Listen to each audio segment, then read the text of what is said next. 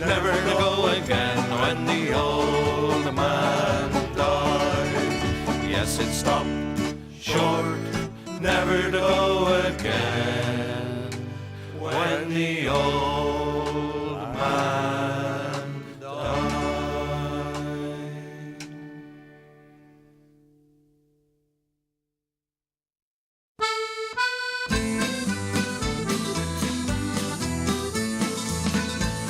As I was going to Derby, 'twas on a market day, I spied the biggest rancer that ever was fed on hay. And indeed, lads, it's true, lads, I never was known to lie. If you'd have been in Derby, you'd have seen the same as I. This ram he had 4 hooves, sir, and on them he did stand, and every step he took, sir, it covered an acre of land. And indeed, lads, it's true, lads, I never was known to lie. If you'd have been in Derby, you'd have seen the same as I. The wool that grew upon him, sir, made 50 packs complete, and that was sent to Flanders to clothe the British fleet. And indeed, lads, it's true, lads, I never was known to lie. If you'd have been in Derby, you'd have seen the same as I. The tail was 50 yards, sir, as near as I can tell, and it was sent to Rome, sir, to ring St. Peter's bell. And indeed, lads, it's true, lads, I never was known to lie.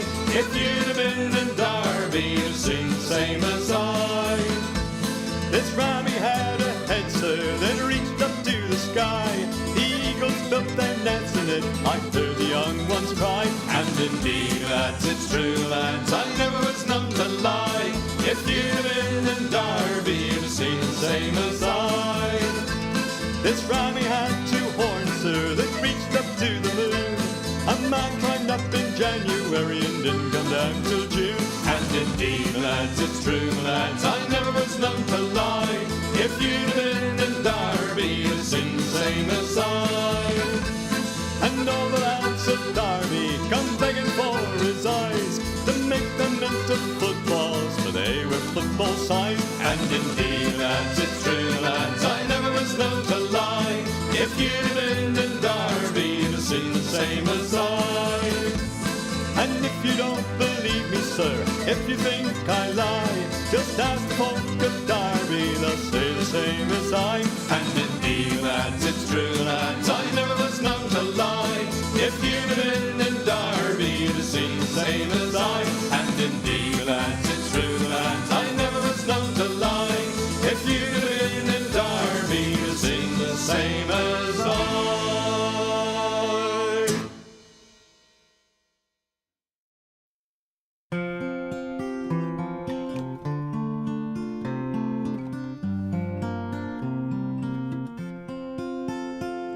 Should old acquaintance be forgot and never brought to mind?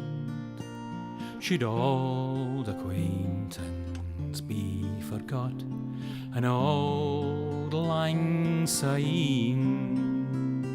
For old lang syne, my Joe, for old lang syne, we'll take a cup o' kindness yet for old lang syne. We twa hae paddled in the burn fae morning sun till dine.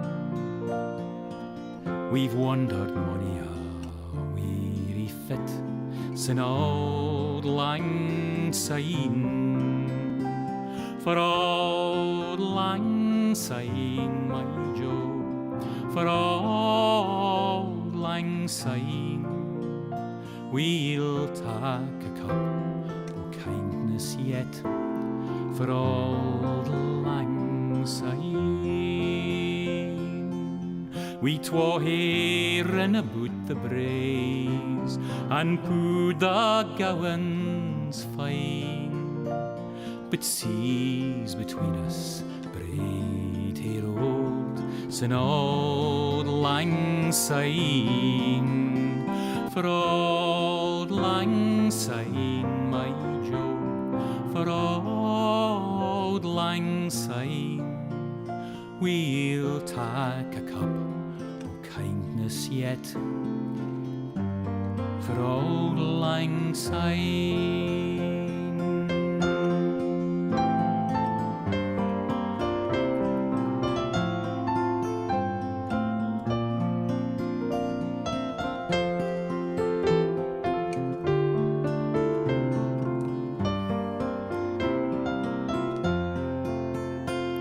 And surely you'll be your pint stoup, as surely I'll be mine. We'll take a recht good wally wacht for auld lang syne, for auld lang syne, my Joe, for auld lang syne. We'll take a cup of kindness yet for auld lang syne. So here's a hand, my trusty fear, and gie's a hand o' thine. We'll take a recht good wally wacht for auld lang syne, for auld lang syne, my Joe, for auld lang syne. We'll take a cup of kindness yet for auld lang syne.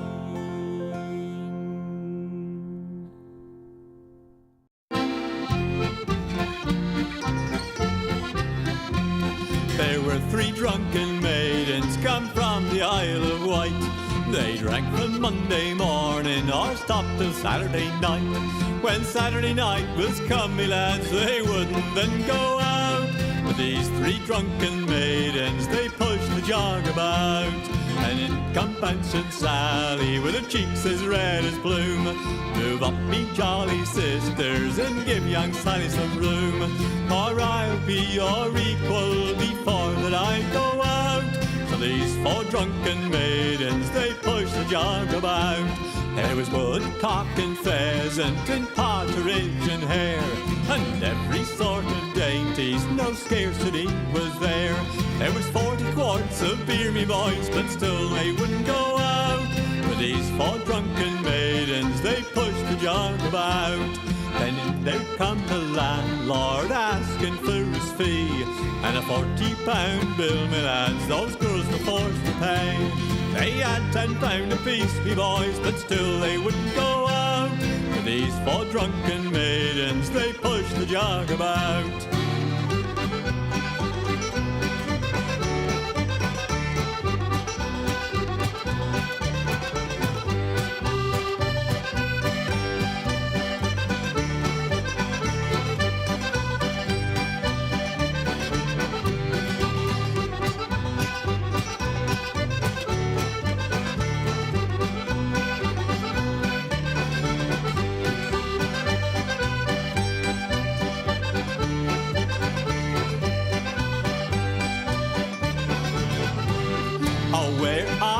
Feathered hats, your mantles rich and fine, they've all been swallowed up in tankards of good wine. And where are your maidenheads, you maidens brisk and gay? We left them in the alehouse and drank them clear away.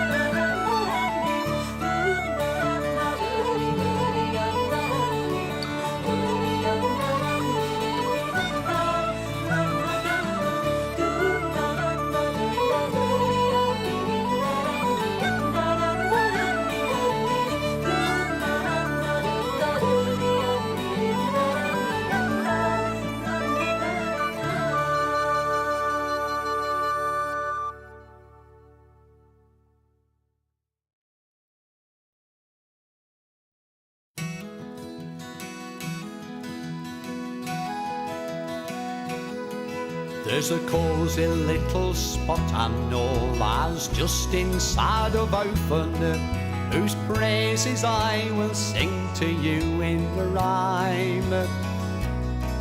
Where lives me dear old grandad, and me granny too, God bless 'em, and many an hour I've spent there in me time. They have a little garden on a slap-up little greenhouse, where Grandad passes many an hour away. He's happy and contented among his plants and flowers, and if I should pop in, he's sure to say,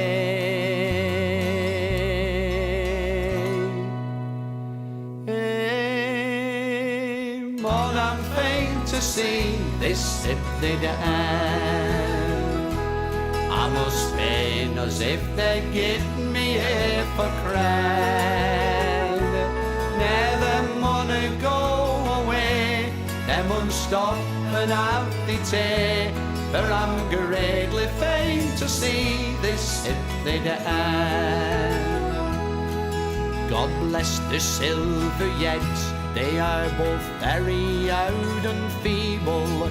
They're getting very near their journey's end. But still I feel quite certain that when death shall separate them, inevitable their lives again will blend. They've always been contented, they've tried to do their duty. No beggar from the door's been turned away. However ragged and tattered, he's always daxed them inside, and then he with a smile to them would say,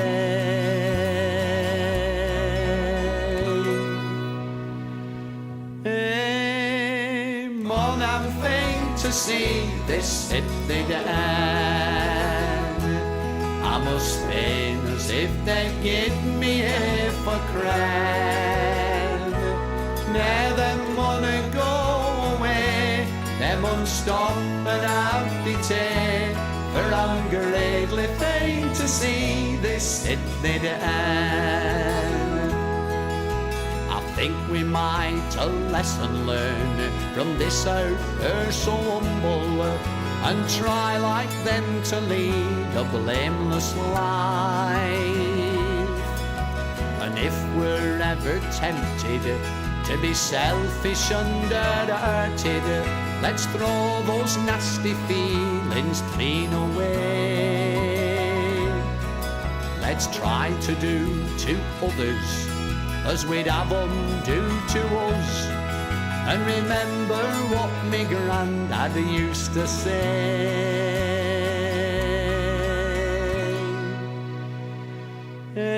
Hey, Mon, I'm fain to see this simply down.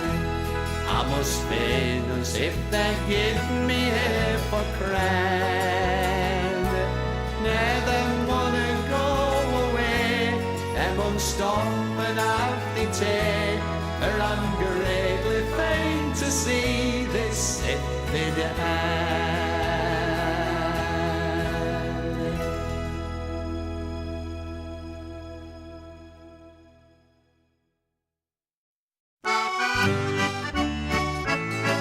T'other day when I was driving down the street, I spied a place to park all nice and neat.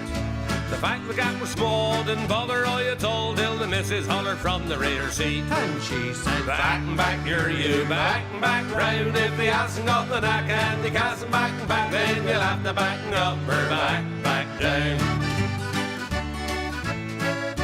Now them's the sort of comments that I dread. They makes I see blue and then see red. So I turned right up a light and said, "Shut your mouth up tight or I'll park the bloomin' car in there instead." Back and back, you're you, back and back round. If he hasn't got the knack and he can't back and back, then you'll have to back up or back down. By this time a queue had formed behind, and me fellow motorists weren't feeling kind. They humped and they swore, which only hurt die more, and these words kept going through me mind. And they were back and back, you back and back round. If they hasn't got the knack and they can't back and back, then you'll have to back up or back down. A copper came along and said, "Hello? You're causing a disturbance, don't you know? What, me? You'll have to stop this racket, so you better start the back end." So I backed it up and parked it on his toe. Back and back, you back and back round. If he hasn't got the knack and he can't back and back, then you'll have to back up or back down. Back and back, you back and back round. If he hasn't got the knack and he can't back and back, then you'll have to back up or back down. You'll have to back up or back down. Yeah.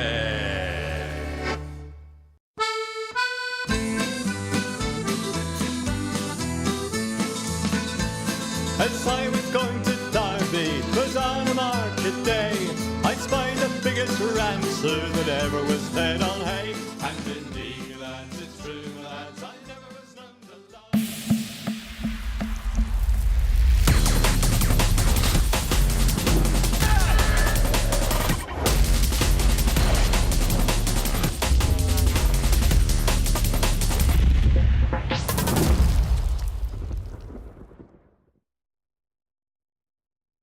Waking up, playing some Dota, it's just been part of my life for 20 years, and I don't think that's going to change anytime soon.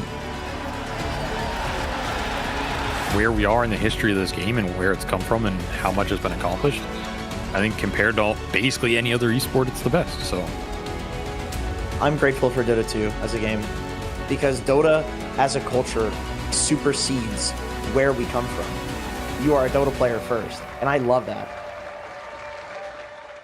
DreamLeague Season 25 is brought to you by Intel Arc, Acer Predator, DHL, Kadia, and 1xBet. It is day 6 of DreamLeague Season 25, and that means we have had a brutal first 5 days because we went from 16 teams to 8 teams. That is such a hard cut. It does mean that we have some fantastic best of 3s coming up, and of course, featuring the PogChamp Panda.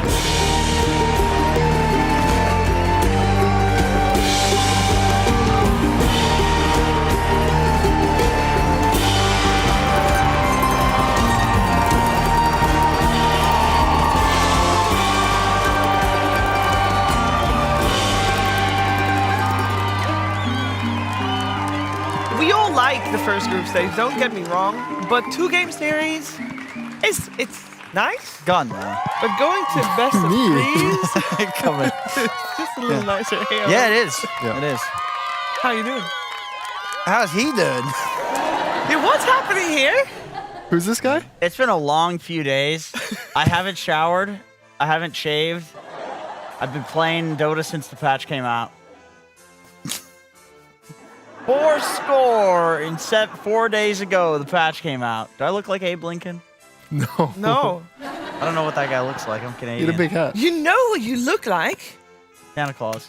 No, Tom Hanks in that movie where he's on an island for a very Cast long Away. time. Oh my God. Eva Wilson? You know he's also Forrest Gump? Really? Yeah. Really? I didn't know that. Yeah, the guy from Castaway. Yeah. Wow. Good for him. Anyway, Shiva, you can go ahead and do hosting if you want. Okay, I'll do hosting. How are you doing, Gunnar? I don't know how to follow this up. I'm great. I'm doing good. Excited for best of 3s. Isn't it only 2 days since the patch came out? I think 2 days. He said 4. It feels like a long time. 4? It feels like a long time. There's been a lot Ryan. of developments. Ryan, can we get the official tech analyst? How long has the patch been out? He doesn't know. Days, minutes, That's a great hours. question, Sheaves. I told believe you. it came out at 1 a.m. CET on Tuesday. So that would be... What?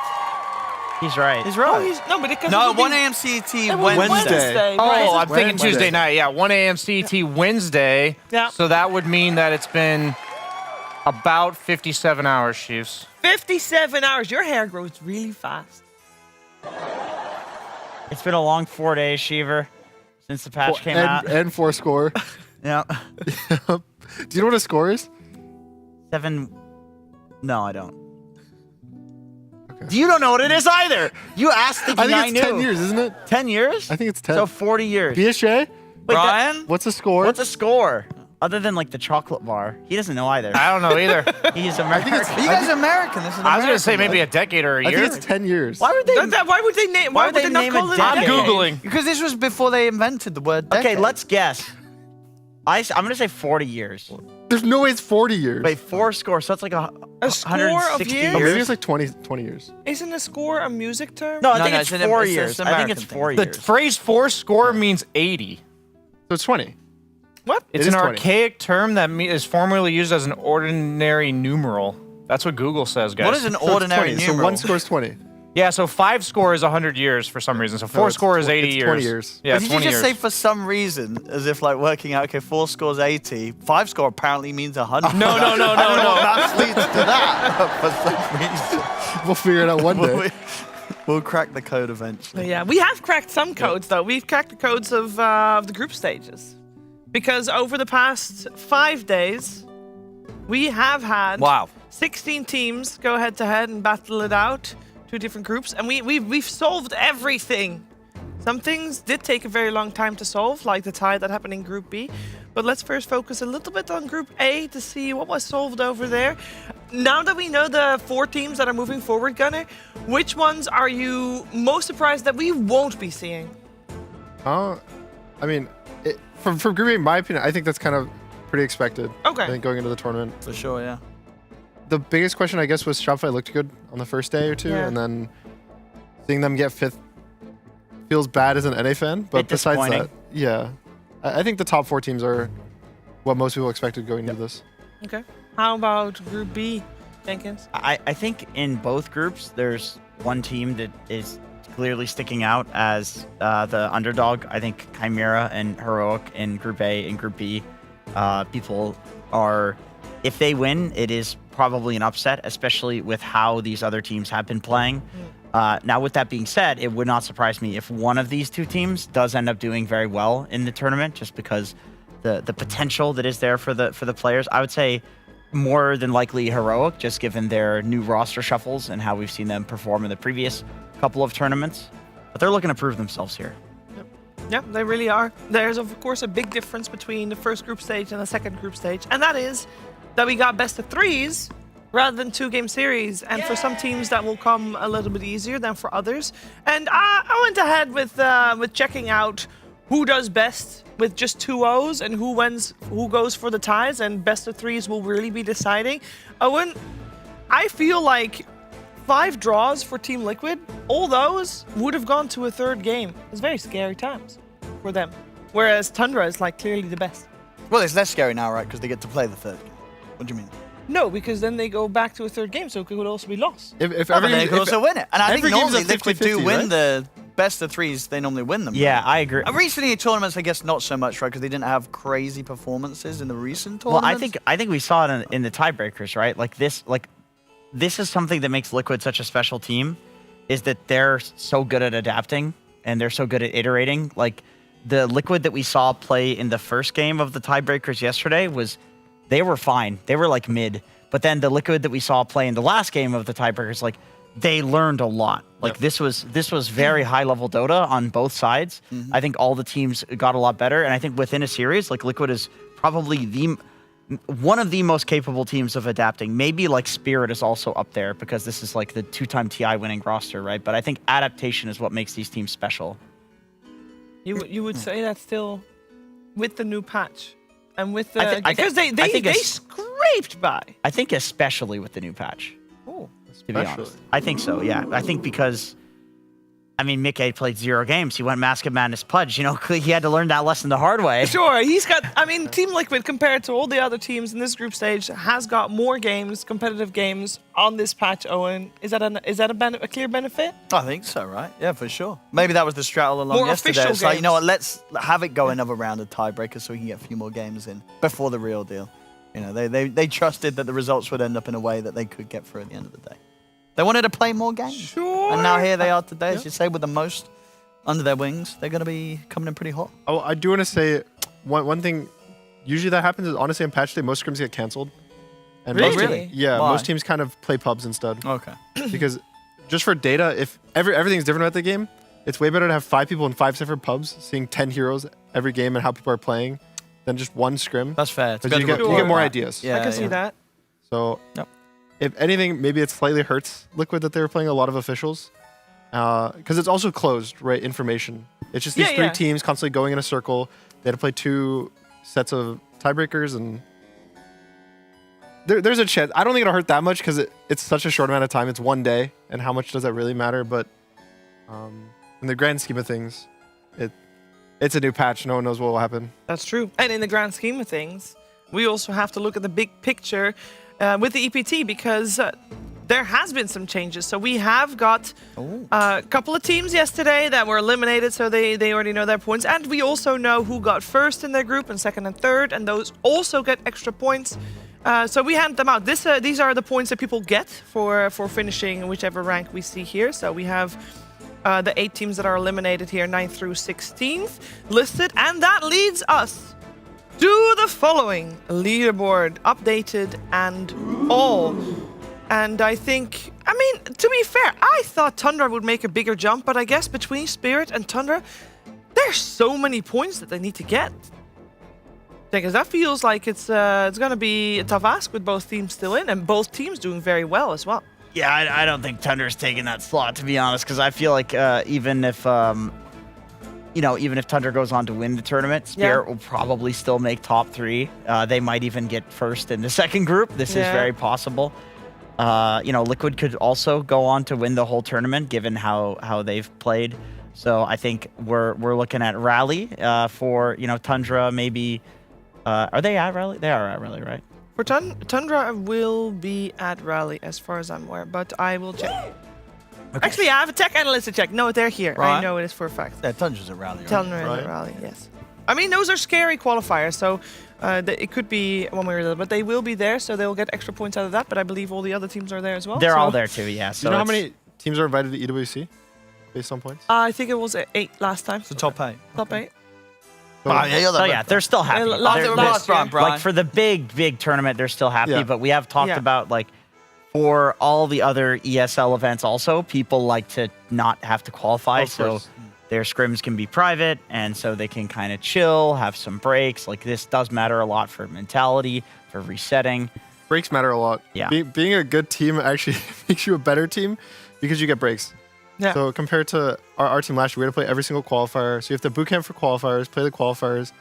Then you have to boot camp for the tournament, play the tournament. If you compare it to say Liquid. After last TI, I think they had an entire month off where they had to play 0 qualifiers. They got invited to everything. And it's just a much nicer cycle of, I want to say life, just quality of life, being able to get invited to every tournament.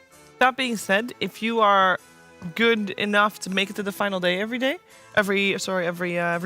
that means you have less breaks than people that just come 4th, 5th. In the tournament itself, Well, and also if there's because right now there's tournament, week off, tournament, week off. It's almost back to back, so it gets you more breaks if you bum out. That is true, but most people watch the entire tournament. Right. We have got 8 teams left in the competition. Those are the ones that can still get points out of this Dream League Season 25. And here they are. Obviously, nobody has any points yet. And we don't know where the teams are going to go. Only 4 teams can make it to the finals weekend. So it's, again, a hard cut. We're just going to remove half of the team zone. Brutal. Yeah. And, who knows who's going to be going out these first series today. Of course, very important from the off. Because we've already had the situation in the group stage 1 where we did go to tiebreakers in one of the groups. High chance that this group stage 2 is going to be just as close. You want to do everything you can to make sure you don't have to deal with the tiebreakers at this level. Yep. So they're playing for everything here. And they are playing every single day because we got 4 best of 3s every day from here until next week, Thursday, and then potentially tiebreakers on the Friday. And we're going to start things up. Let's start at the end, actually. We're going to end things with Chimera versus Heroic. We got Tundra versus Spirit. I think, Gunnar, I'm going to pause right there because that seems to be an absolute blockbuster. I was going to say, if there's 2 teams you'd expect to go through this group stage, it would be Tundra and Spirit, and they I think total dropped 3 games. It was 1 for Tundra, 2 for Spirit. So one of the teams is either doubling their stats of just losses in the tournament.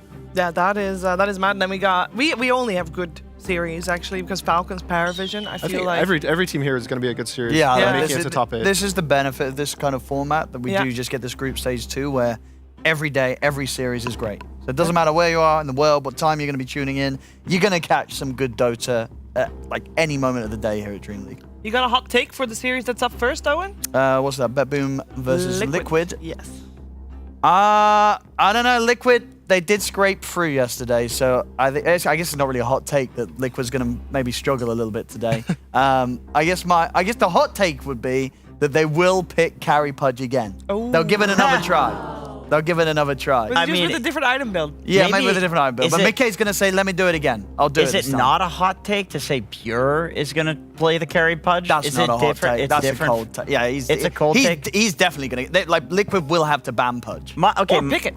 Or pick it, yeah. My I think they're gonna ban it 100%. My pseudo hot take, you don't have to ban it if you're going to pick it. Well, yeah, but then It's a block pick, right? well, that's the hot take, right? Because then Mickey obviously played it yesterday. And Get went, that great. Mask of Madness, silence yourself with Rod on, minus armor. I think Liquid's... I think this is going to be very competitive. It's going to be 2-1 for Liquid. That's my lukewarm take. That's a lukewarm take. I do feel like this is just the sort of way Liquid wins tournaments. Is they barely scrape by. Like this to me just looks like a Liquid tournament from everything that they've done so far. Just a question on the Pudge because we talk about either Pure or Mickey. Is it dead as a support? Yes. I think so. Yeah. Okay. Well, that was a very clear answer. It is for sure because you need the Ags, which obviously, unfortunately, was not what Mickey did yesterday. Like the Ags, I think, is such a key component of Pudge because of the way Rot has been rebalanced. Obviously, which was a while ago when they added the Ags being this increased like effects that Rot applies. At that point, it's like Pudge without Ags is just bad. So you have to be in some sort of position where you're actually going to get They that. also removed the support facet that buffed the hook. time. So now both facets are kind of They're both core facets. Yeah. It's kind of like Dawnbreaker where it feels like they're removing the support aspect of the hero. Well, we're going to find out if we will see the Pudge or if it gets banned or if we'll see it at all because it didn't have great success yesterday, but in the hands period. Well, I'm getting ahead of myself. We'll see it when we see it. First, though, we're gonna wish you good luck on the cast. We'll see you guys later, and we're going to get started with BetBoom versus Liquid.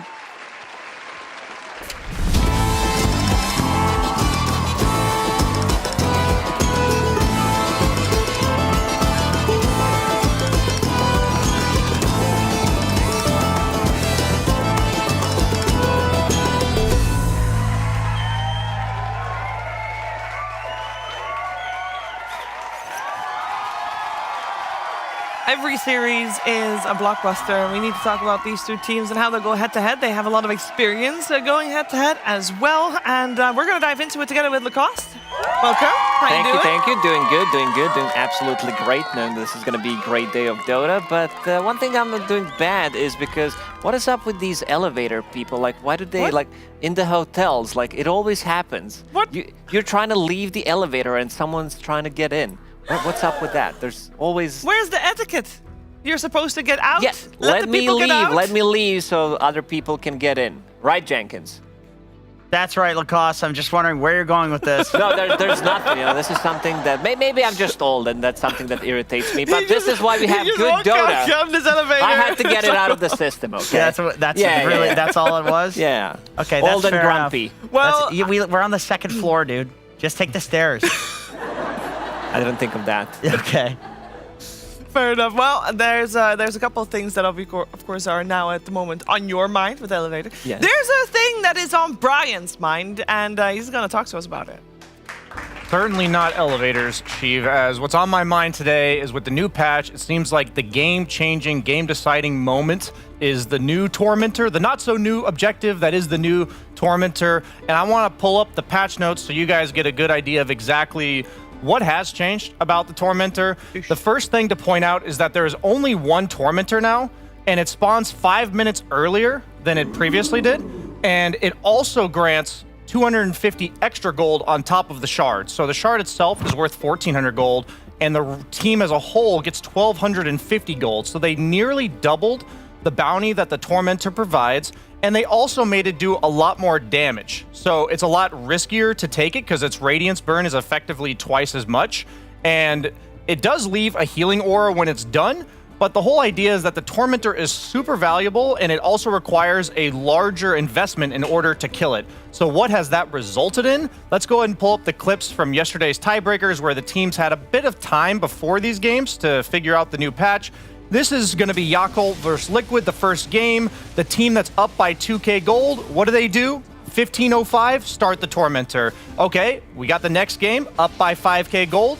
The team that has that lead takes the Tormentor immediately, right? And in this clip, you're going to see that Yakult, they feel the importance of this objective, and even though they were losing by 5k, they felt the need to take a fight afterwards, thinking that the game might just be over if they don't.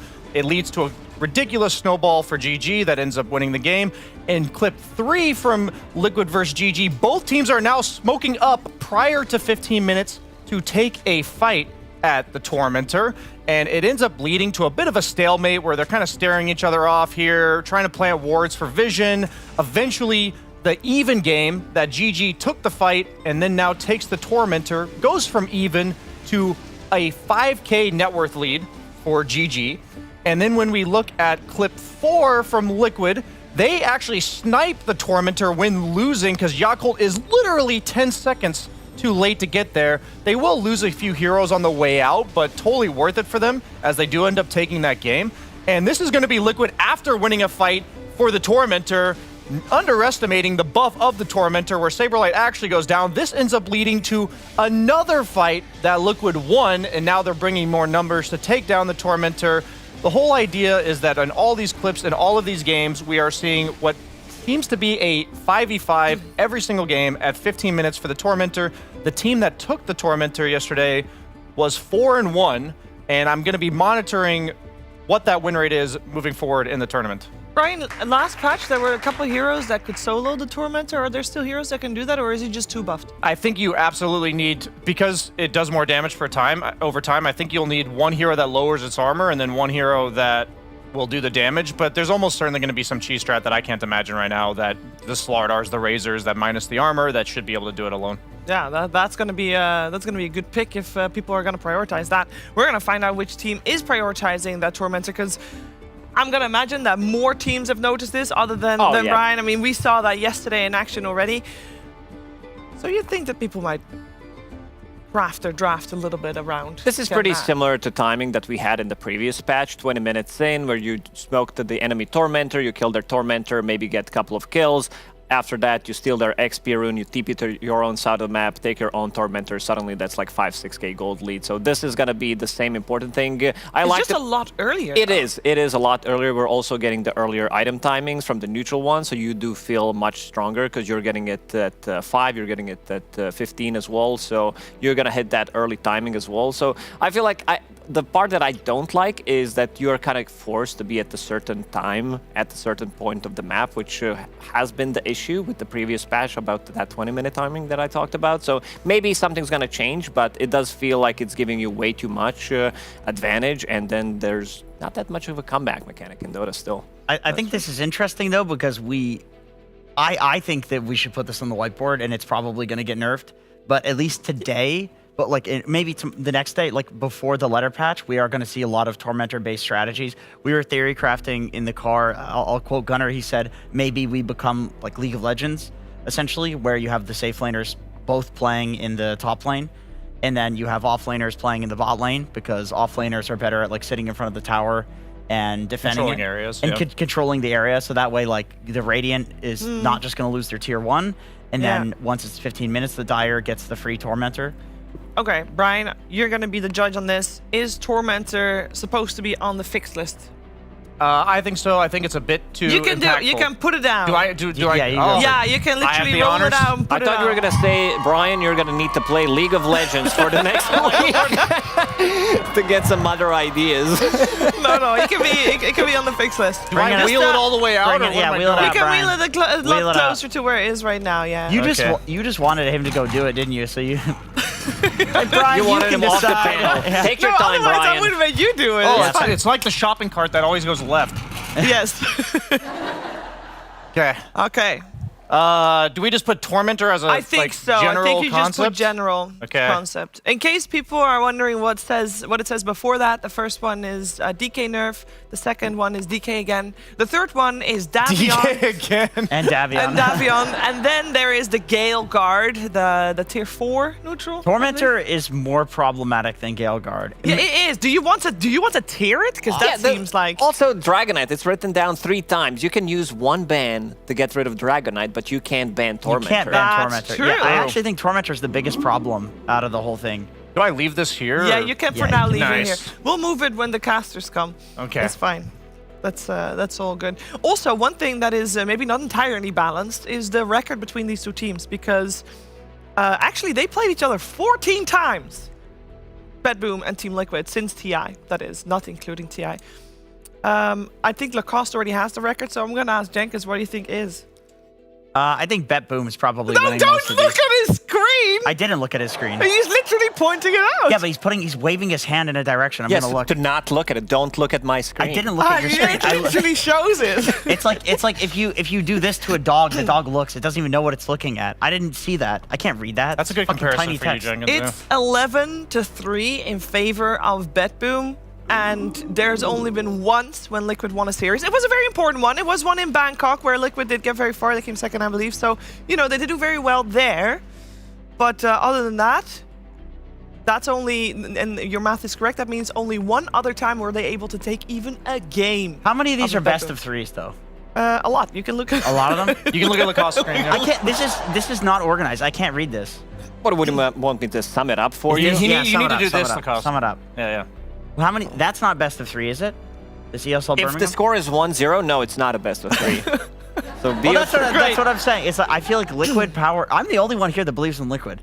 If Liquid Power, you're a Liquid streamer. No, I personally think that the learning curve for a new patch is exponential per game. So if you have even like an extra 4 games in competitive, it's a huge deal. So I actually give any team that's forced to play extra games the upper hand going into like today specifically. There's also the stat that some teams don't really have to change their draft potentially too much based on the heroes they've been playing, Lacoste, and the heroes they like. Yeah, because we are going to be looking at some of their favorite pairs that they did play so far in the tournament, and we can see for BetBoom team, they've been playing a lot of Bloodseeker, which has been in the previous patch. That ability has been removed from the Bloodseeker, the Aghanim Scepter, but this feels like it's a still good right-click. I think this hero has a lot of potential, and Lich, we're not going to be seeing this hero. This hero is completely dead, but there's been the rise of Shadow Shaman for BetBoom. They played it on the previous patch. They're playing it on the new patch with the chicken fingers as well. This hero provides you with the good trading in the lane. This is something that Save loves to play, and on side of Team Liquid, we see the new heroes coming out, especially Jakiro. This has been Insania's classic, especially with the Ice Pet facet, which does allow you to get insane amount of damage, gets that follow-up stun. And the one that is, I'm not going to say the surprising one, but also Dawnbreaker, because Shaker and Monkey, they're still going to be popular as heroes, and not much has changed about them. But Dawnbreaker is a bit of a new one, I would say, with the new facet, something that Gunnar talked about, where we're prioritizing Dawnbreaker to be more of a right-click oriented hero rather than having the support facets, and also the new itemization. No Aghanim Scepter. This item feels kind of lackluster right now, so we're going to see more of a right-click oriented damage coming out from Dawnbreaker. Yeah, and speaking of right-click oriented damage, you just triggered a memory in my mind, because when we talked to Pure after his win, he mentioned that he really was looking forward to playing Chaos Knight. And he got kind of buffed. He wants to play the one with the neutral item facet, where you get 1 tier ahead.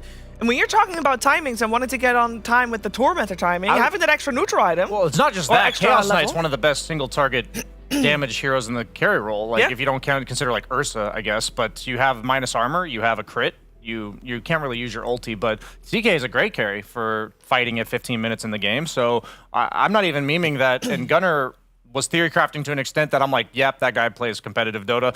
That these teams will be drafting heroes. Like, the stock of the heroes will increase exponentially just because they're good at Tormentor. So I think Chaos Knight will absolutely be seeing. I'm not convinced about Monkey King, though, because I do think the 40% lifesteal, universal change to all heroes that made, like, Monkey King's laning stage was a lot about getting the Jingu stacks with trading and then boundless striking a creep wave back to full. And that being not a part of his kit anymore, I do think significantly gimps the hero's lane. I'll go back to CK as well, because Pure did play 2 games of CK with the facet that we talked about. He won those 2 games, but also to go back to an interview, something that he talked about is Faceless Void. Oh, he was so upset. He was really upset about the Chronosphere. So he tested out 1 game of the Chronosquare facet. He did lose that game. That's the other facet that has been buffed. We're trying to push this to happen, and it feels like it's never gonna happen. For people that missed the interview real quick, he basically, the interview was done, you know, players generally, they don't necessarily like doing interviews. So when I say, you know, thank you for the time, they're like happy to leave. He appears like, no, there's something I need to get off my chest. And he basically went on a rant on how he really wants to play Faceless Void with the Chronosphere facet, and he does not like the square, and he doesn't want to play with the square. To be fair, the win rate of Void went up by 4%. Like this is with which facet? With the Chronosphere facet. The Chronosphere facet is it went from 44 to 48. Yeah, and still pretty bad. Honestly, I think it's because Orb of Corrosion is strong, and this is a good item on Void for like taking a lane that's already good and just demolishing that lane. Also, Chronosphere, it was never about pausing the cooldowns anyway. Like, nobody gave a shit about that. So this, like, nerf doesn't really matter, and they reduced the mana cost. Every time they reduce the mana cost on Faceless Void of Chronosphere, he becomes a good hero again, because you don't really build mana items on him, so it is good. And I feel like probably it just fits this meta. It's like a lot of Invokers being picked as well. Like, you can Chronosphere the Tormentor at 15 minutes and steal it, It's like, this is a good team fighting hero. Like, the win rate's gone up. I think he just needs to knock. The Chronosquare is terrible. This is like just an awful facet even still.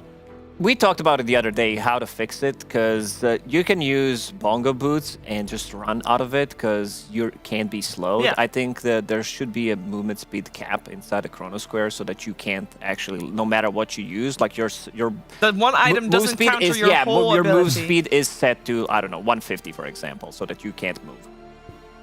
That sounds like a good solution, or would it be too strong?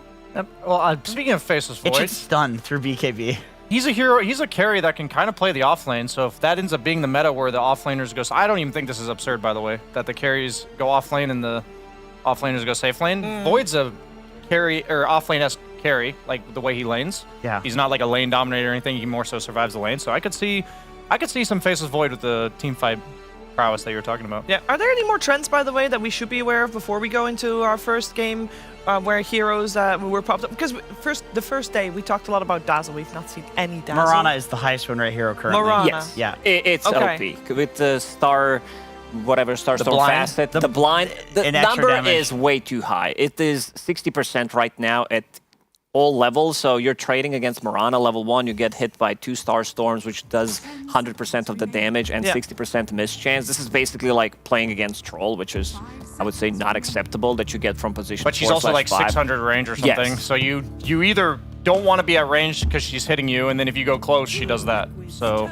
yeah, I could see that being really obnoxious. There are a couple of heroes as well that GPK, for example, started to play recently. He played 3 or 4 games on Huskar as well with the new facet, which does allow you to lose your HP instantly, heal it back, dispel yourself, and also heal back more, 5% more. Was for he each winning with it? dispel. He's winning. Yeah. I'm telling you, that is, oh my god, that is going to be a hero we see coming in the next few days, because that giving Huskar a basic dispel is broken. Yeah, Like, we've seen him banned a couple times, I believe.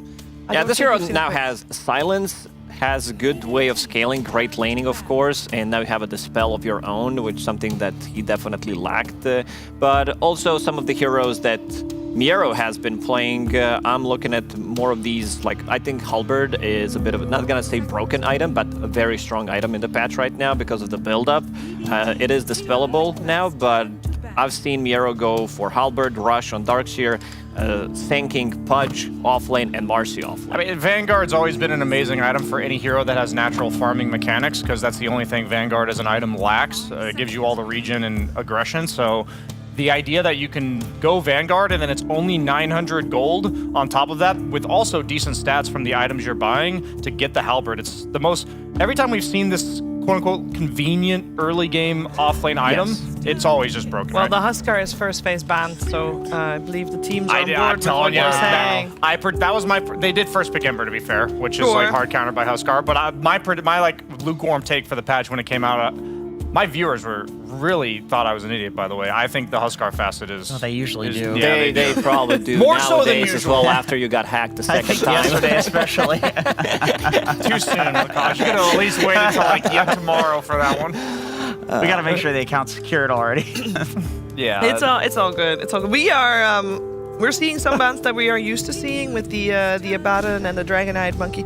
Gyro was used very well yesterday by Team Liquid, so there's a little bit of lesson there. And the Muerta first phase ban. Yeah, that's, both yeah, Save that's and good Boxy respect. are two of the best Muertas, I'd say. Yeah, they are. I have to agree on that one. And Tofu. I would like to add Tofu to that. But They picked Shaker. Brian mentioned Huskar as like the ultimate counter to the mid Ember. I would say, Shaker historically has been one of the better ones as well. Nowadays, even better with the Slugger facet, but traditionally has been counter to Ember. This always has been the problem with Ember Spirit first pick or early pick in the draft, because this hero has so many bad matchups. There is potential. I saw some of the carry players are toying with carry Ember on the side lane. I was about to say that the flex potential. So flex is there, but this hero from the mid lane definitely gets countered by quite a lot of heroes. The Orb of Corrosion is good on every role for Ember, but I'd imagine it makes carry Ember a bit nicer. Yeah, for sure. I think so too. is Pudge not scary for BetBoom without the IO, or would you like to ban both? I think you could just ban the IO. I don't think you need to ban Pudge. The win rates, it went down in pro level pubs and in regular pubs. For Pudge. For Pudge. I mean, every time you add a hero back to the carry role that's a little bit like not an untraditional carry, Yeah. I would say it always goes down, so it's hard to take those strats seriously. It does, but I will just say, like, as a carry, like, rot kills you, it kills you, and this is the thing. Especially if you silence yourself and lower your armor. Yeah. You have to have it on for like 5 seconds to ramp up the damage. I'm not saying there's not a lot of potential there, but I do think the IO makes up for a lot of the risks in that strategy. Agreed. And this is one of the stronger position 5s. We saw Team Liquid loves to run it. We talked about Morana. Jakiro, definitely up there. You got to snipe the Rana now, right? Otherwise, BetBoom's just going to take it. And you have Ember Morana. Ember Morana is a classic. It just seems too good here, unless there's some specific strat that they're going for that they need to double pick. I love how we're back to the pick Jakiro ban. Okay, so we were talking about how Tormentor naturally buffs heroes that are going to take Tormentor. Jakiro, being in meta, automatically buffs Rubik.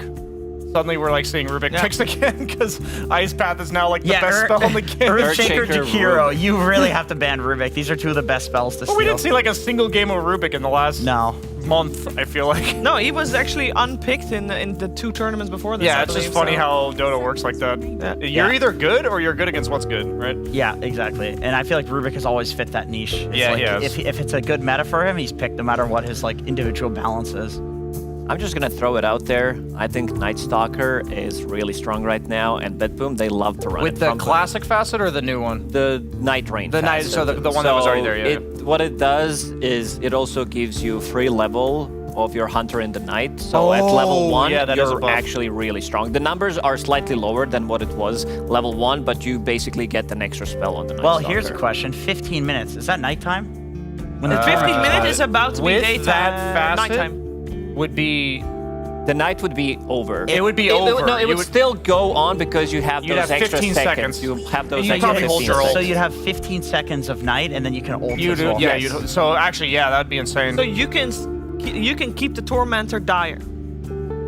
Oh wait, is Tormentor reversed with Night Stalker? The Tormentor is reversed with Roshan, and Roshan doesn't move until 20 minutes. until the day shifts. No, Yeah, 15 minutes. Roshan with Night Rain facet, the Night Stalker doesn't move until 20 minutes. Correct. Yes. So the Tormentor's still But I don't know bottom where the if you have Tormentor is. The Tormentor is the opposite side of Roshan. Always is. There's the Night Stalker that you mentioned, by the way. But if it's opposite, that means the Tormentor spawns dire. I think this is an insanely good Night Stalker yes. pick. Even like before we saw Liquid's pick, you were talking about how good it was. Yeah. I feel like it's insane against Weaver. Just now having the against silence. Weaver even more. Oh, but God, I this is a see horrible Ember Weaver Spirit, I game. see Morana. You can't really itemize, and Boxy we can see on the camera as well. The influence of the Night Stalker. He's in the dark, terrified of this Night Stalker. You need some Saberlight hero that's just a meat shield right now because you've got 3 position-based, somewhat squishy heroes if they all get silenced. So I'm just thinking, man, it looks really hard to execute fights right now in the mid game. And I really do think that 15-minute fight decides the momentum so significantly. And okay, so they go. Is that a carry tiny, you think? Is that a mid tiny? Is this like a flex we're looking at? What is this? I mean, it kind of almost has to be a carry tiny, but then what's Weaver going to do? Does Weaver get relegated to position 4? 5? Baboka with the XP it could be position 4. yesterday. But is normally Boxy playing the Mirana, or do you want... Mirana 5. Mirana 5? Yeah, 5. With tiny, you have the classic avalanche toss into Or arrow. with Ember as a carry, it's honestly good too. True. Yes. Yeah, absolutely. Actually, that's more likely now that you mention it. So yeah. there is definitely a lot of flex potential then, and then the tiny goes mid. Yep, that's more likely. They almost certainly planned this to be a flex Ember because of the fact that they first picked it, and it's Mickey, who's like a pseudo mid player anyway. I think you need to remove Darks here from BetBoom team because they have Bounty Hunter already. I think they have insane amount of damage. You have the combo. You have Jakiro combo with the Ice Bat. You have Earthshaker as well. Most of your damage is physical, so he's going to be buying into early Vanguard / Heaven's Halberd, maybe even Crimson Guard in this game. It really depends how it's going to go. I don't think Crimson is that good of an item compared to Halberd right now, but it would definitely be nice if they can split this combo. Do you think they might go... Like, because they might take Darkseer themselves on Liquid. Perhaps it is a Saberlight hero, and it's also... I'm just thinking if you have Nightstalker at this point, the best way to deal with it is to have a pipe, like Crimson kind of buyer that just, even if they see you, they can't go on you. So I'm thinking Darkseer, Underlord. Yeah, I'm thinking something like this. Tide might be kind of sick. Yeah, Tide. Because of the Dispel. Yeah. I mean, the Dispel doesn't work in lane, but later on against track, against like Earthshaker's Echo Slam and Jakiro stuff. Yeah, I think you need a pipe buyer here because they're gonna see you. They have Earthshaker, they have Jakiro. If you can survive that initial jump, they kind of run out of steam on BetBoom team, so that rhymed. I love that the Bristle. It's very good, Brian. I love that Bristle is completely ignored. All of a sudden, yeah. The hero's We said something yesterday or day before that this hero is going to be slightly overrated for a day or two, maybe even a week until people realize it's still a strong hero with the green facet, but I think there are stronger heroes in the patch right now. Yeah, not first pick material at the moment. There's a lot of time that BetBoom's taken to think about which offlaner still to ban. They already removed the Dawnbreaker. I'm almost surprised they banned Dawn. That's a Darkseer Weaver lane. I don't think it's bad. I feel like Weaver's like pretty good. He's effectively a melee support when it comes to the way he plays the lane. He Sakuchi's on top of you and stuff. It also would probably be pretty good for farming neutrals. Like we saw Yakult Brothers yesterday. Maybe they didn't win the game, but they had like a 4-position Slark that was farming neutral camps and had level 6 at minute 8 or something with the Ion Shell on him. So I think that there's... Yeah, okay, they do ban it. They're not letting that. I really think that they need that Aura buyer, so I think they're gonna pick Underlord. This hero, as I mentioned, probably was on their mind to get him themselves, but they don't have the last pick. They have the last pick, which means that Liquid would pick before them. So I think Darkseer is gonna be very, very good hero in the patch right now because of the Heaven's Halberd and also his new innate ability that allows him to get percentage of the heal and mana back whenever he levels up. That was the most RPG-esque change of the patch that I've ever seen. Because in all RPGs, you always like regain your health and mana when you level up. Yeah. I just imagine myself getting flamed in a pub because I didn't kill a creep and give a guy a level in the fight. And he's like dying to a last. I could have healed. The final ban will be Doom, yeah. What do they think this is carry Nightstalker? Is that what's Yeah, going on? I think so. I think so. Yeah, that's something that Pure has been playing. This fits into our theme of like, I honestly think traditional carries are like kind of dead right now until they fix this Tormentor thing. Until you need to not be online at 15 minutes. Yeah. It's all gonna be heroes that are spiking at 15 minutes right now. And there's the Oh, Tide. they go for the Tide. Okay. So yeah, it looks like our breakdown of the meta seems to be correct. That's why Yeah, 15 you guys minutes. are on fire with the calls. That's why they removed the Doom, so that Tide doesn't have the free entry. Right now, Tide is not going to be afraid of any of these heroes. So except for Nightstalker. There's going to be Silence, or if they can try to burst him, but want to see what the Miero is going to be playing. Timber, I feel like is really solid if you're trying to break the Tide tiny. I think Abba is also fine. This is the hero that... Abaddon is banned. Never mind, Abba is not... It would have been fine if they could get it. That's why I said it. Yeah, of course, naturally. So if we're gonna go for that minute 15 fight, you obviously got a Ravage going for the side of Team Liquid. You got Echo Slam for BetBoom. Are there any more team fighty offlaners that you think BetBoom will want to supplement? Mars seems kind of nice, maybe. Ooh, they actually do go for the TA. I'm surprised they weren't considering the safe lane not being Night Stalker. This is a good area control hero. I mean, it is. Once again, we're going to keep going back to the Tormentor because this thing is broken. Yeah. Having the traps down around the Tormentor at 15 minutes, and it's a minus armor hero able to take it very quickly. Yep. We talked about heroes that can solo Tormentor. I wonder if she still can. I don't think you can solo it with TA, but I think you would just need someone to split the damage. Just with one you, person. Because you have the Radiance burn. Because in the past, you could definitely do it. I mean, I'm curious to see how Pure like adjusts his farming patterns. Because if he spends like the kind of techies minute or two before Tormentor spawns, setting up the traps, and that's really good for sure. Yeah, there's going to be a layer to this meta that these teams are developing. Even though we might see something similar happening every single game, it's going to be interesting to see like the 5D chess as each team kind of ups their game to make sure they secure that objective. Yeah. Do we have a little bit of a preference regarding drafts? Because during the draft, it felt like we were a little bit more excited about BetBoom. Yeah, I still am, but this Tidehunter for me is going to cause a lot of issues for them. Sure, you have Night Stalker to try to silence him, but he's going to be a very tanky boy. This hero can become very difficult to kill. Also, Kraken Shell can now be clicked. It's a clickable ability, which doubles the values. So basically 2 times as strong as it was before. Yeah, let's also hear an opinion from 2 other people sitting at their desk. Yep, zoom in on. Get that zoom in, guys. Hello. Hello. Can we get a zoom in on Yeah, Gunnar? let's get that zoom in going. Do I have a question? Night Stalker, Night Rain Facet, good or bad this game? Very good, huh? That's not a very good. He just slowly nodded. Tidehunter, don't bias him. Tidehunter carry. Oh, he likes that. He was the one saying offlaners in the carry. Yeah. Weaver with the XP Facet. That was an actual genuine laugh from him. All right, Owen, what do you make of this? I mean, I think it's a lot of fun that we're kind of seeing these kind of beefy cores that we didn't always see. Like the Night Stalkers, now the Tidehunter. You know, I feel like it's been a while since I've casted a Tidehunter, so I'm looking forward to see what Sableye can do with it. It's a very entertaining hero to watch because it's one of those ones that's very obvious when you hit your ult or when you don't hit your ult. It's gonna be fun.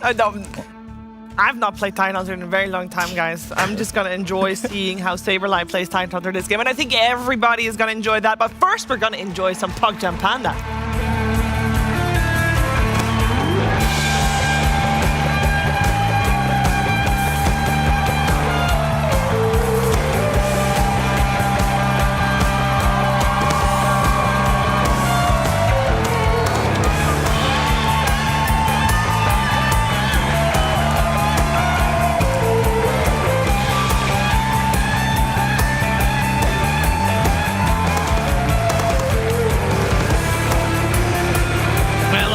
Gentlemen, it's time to get into the action here. Liquid versus BetBoom team. Game 1 of the best of 3s as we start this group stage 2. All very excited to see. I'm ready, Pixel. Here with Gunnar. Gunnar, what do you make of this? What are we getting to see here today, and what direction are we shifting in already in these early days of this new patch? It's already looking a bit about the early game fighting and the Tormentor. Honestly, both teams, so they have minus armor. They have a lot of spells to be cast in this early game. I think the game is going to start speeding up a lot compared to the last patch. I would be surprised if it was even like the average time went down 10 minutes or so. Like 25. I think it's 25 to 30 minutes might be more of a standard game now, which I think is fun. I really like the fast early games because there's a lot of micro you have to do in terms of where you move, what you're doing, what heroes you bring. See him. Okay. Just got to respect the fact that Miro is doing quite a bit of damage to him. I mean, Save can get back in as well, maybe. Boxy's going to come over to help out. Who's going to get the first blood first? The body blocks from Boxy. And Mickey's going to get the space to run. So Boxy gets the first blood. Mickey turns, stands his ground, gets a punch in, survives. Double kill for Boxy as he came over to join the boys just in time there. Cute little body blocks and getting the last touch on both the kills, Gunnar. What a start for him. Yeah, it looked bad. So the new Night Stalker facets, you actually had a point in passive for free. And it still wasn't enough. I actually thought that would be the big difference. But Boxy shows up last second and double kill. Double kills have mattered so much in the lanes. I think a lot of the time we see a first blood happen and their lane wins for free. This lane top, I don't know about if it'll actually matter. Tide versus TA is pretty hard. Yeah. When they're on enemy teams, they don't really give you everything. Sure, they yeah. do on the same team, but... Because what Sableye just wants to make these kind of pulls, right? Doesn't want to actually play the lane. Yeah. The nice thing they did was he basically gave up the entire first wave for Boxy to catch. So Boxy's level 2 instantly, and they got the full wave. So it's going to end up being pretty even for the next minute or two. And the mid lane, we got the Earthshaker versus Ember. Which... It should be, I mean, I feel like there's still one right where the Shaker should come out on top. Yeah. Right? You're going to get the more denies. Sure, the Ember's going to harass you a little bit, but... Nisha's got to get revenge. He counterpicked Ember yesterday, got solo killed, and now he's the Ember who's counterpicked, so he's got some stuff to prove.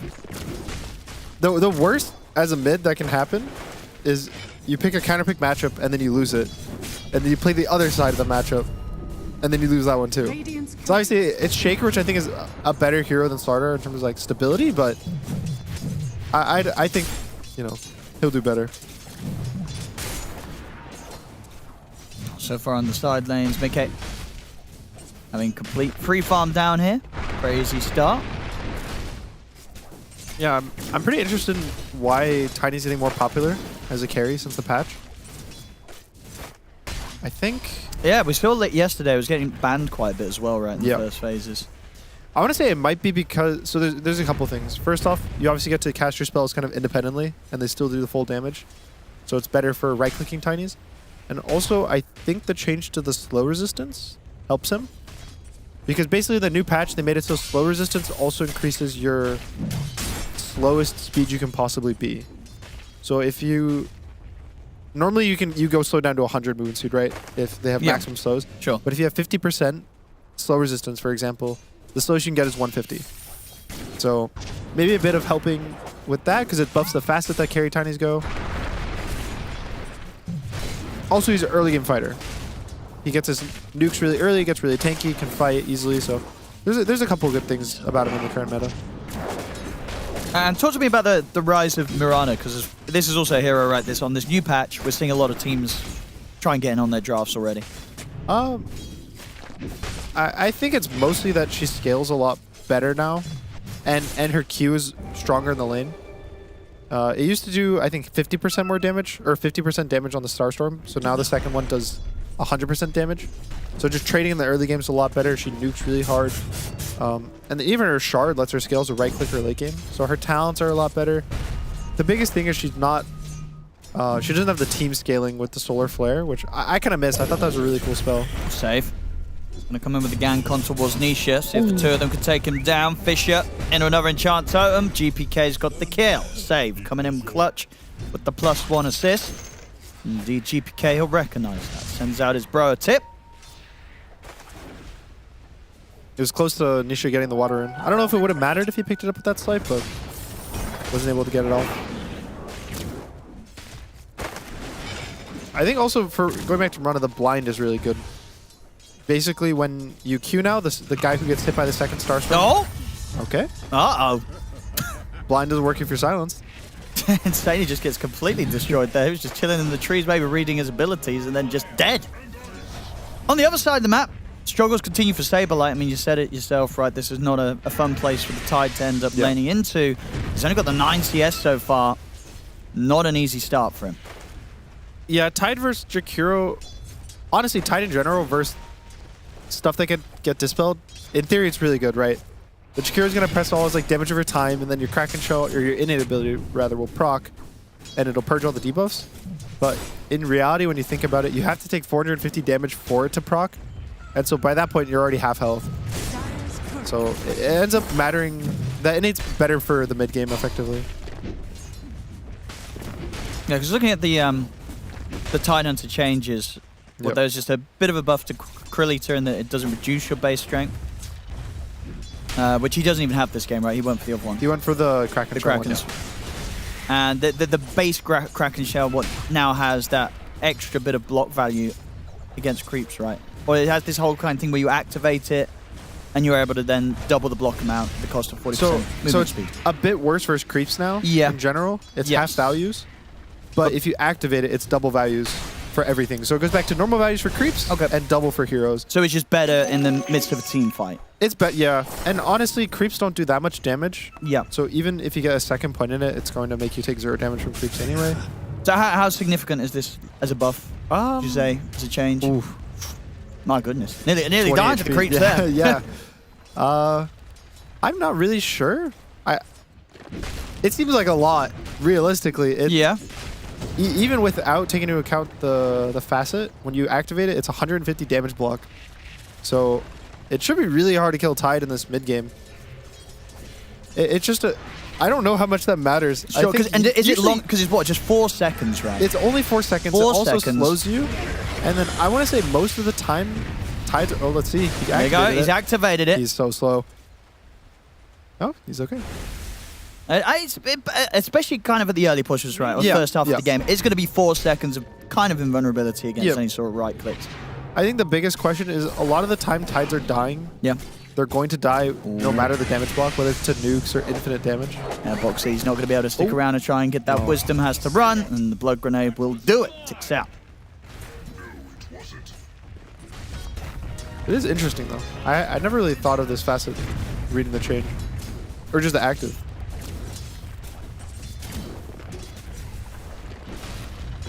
Still a slow start for Saberlight. It's going to take time. Mid lane matchup continues to favor that of BetBoom's.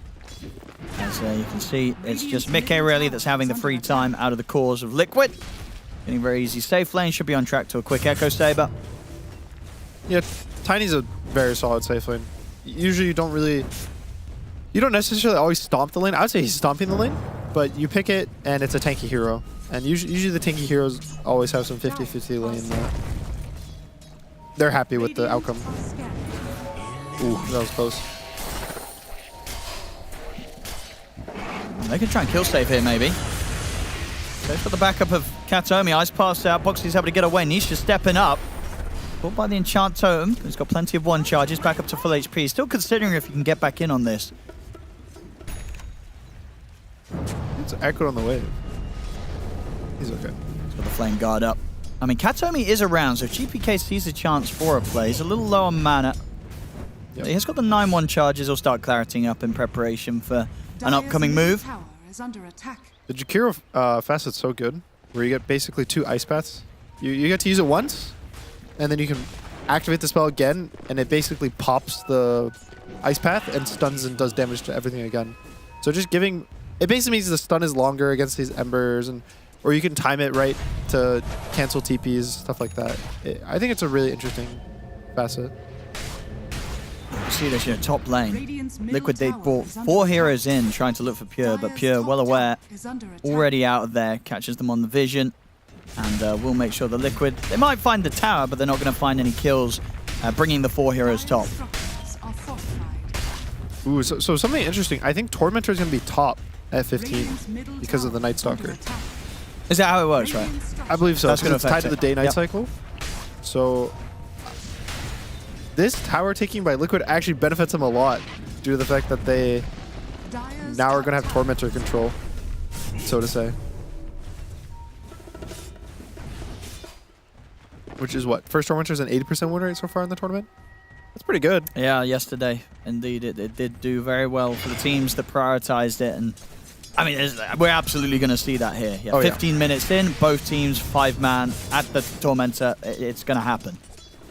And then I guess the question is, because at the moment, overall, obviously the net gain of both teams is pretty equal. Who would you favor at that point in 5 minutes' time when you look at these 2 lineups?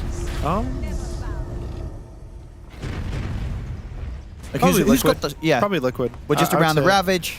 Yeah, the Ravage. Tiny, I think, is a stronger carry than TA at that point. Yep.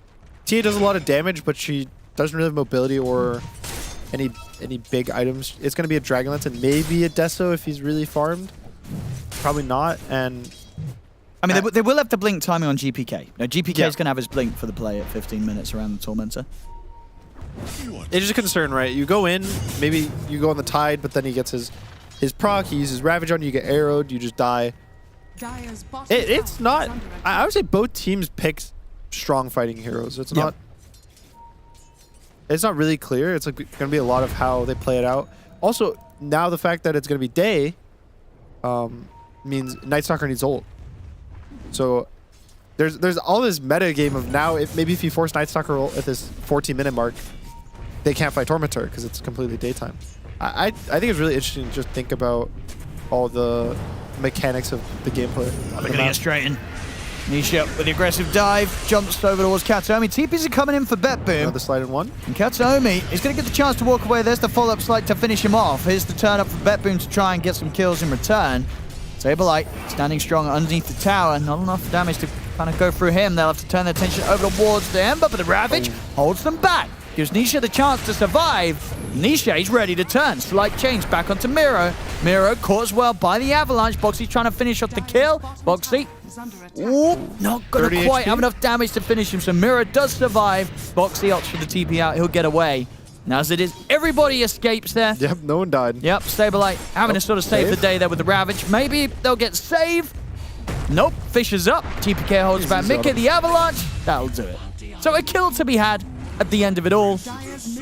Good moves and good reaction there from Liquid and Saberlight to make sure that Nisha doesn't die. Because without that Ravage, Nisha almost certainly was going to be dead. Yeah, and even Miro almost goes down. I thought he was dead when he walked into Boxy at the end. That was a really close fight. It was also just slightly before GPK's blink. Maybe things go differently if he's able to blink on the Ember, follow up. I wouldn't say that favors anyone in particular. A lot of these fights, when everyone walks away, both teams walk away from the fight going, okay, it's fine, guys. We didn't die. And you pressed your spells. The bigger spells were pressed was Ravage, I would say, because Echo wasn't used. The Night Stalker ult doesn't matter too much, especially during the nighttime. So Liquid's, if you want to have a loser, it would be Liquid. Mira has these three heroes of Liquid looking at him. Can these three heroes kill him? He's pretty tanky. Easily. It's enough. If he gets Avalanche into... Well, not if they miss Arrow. Oh. Okay. Never mind. They try, but I guess as it was, Mickey's not quite close enough to be able to set up with an Avalanche, so Insania feels like he just has to shoot his shot. Yep. And now BetBoom's all over here. Yeah, they're turning up.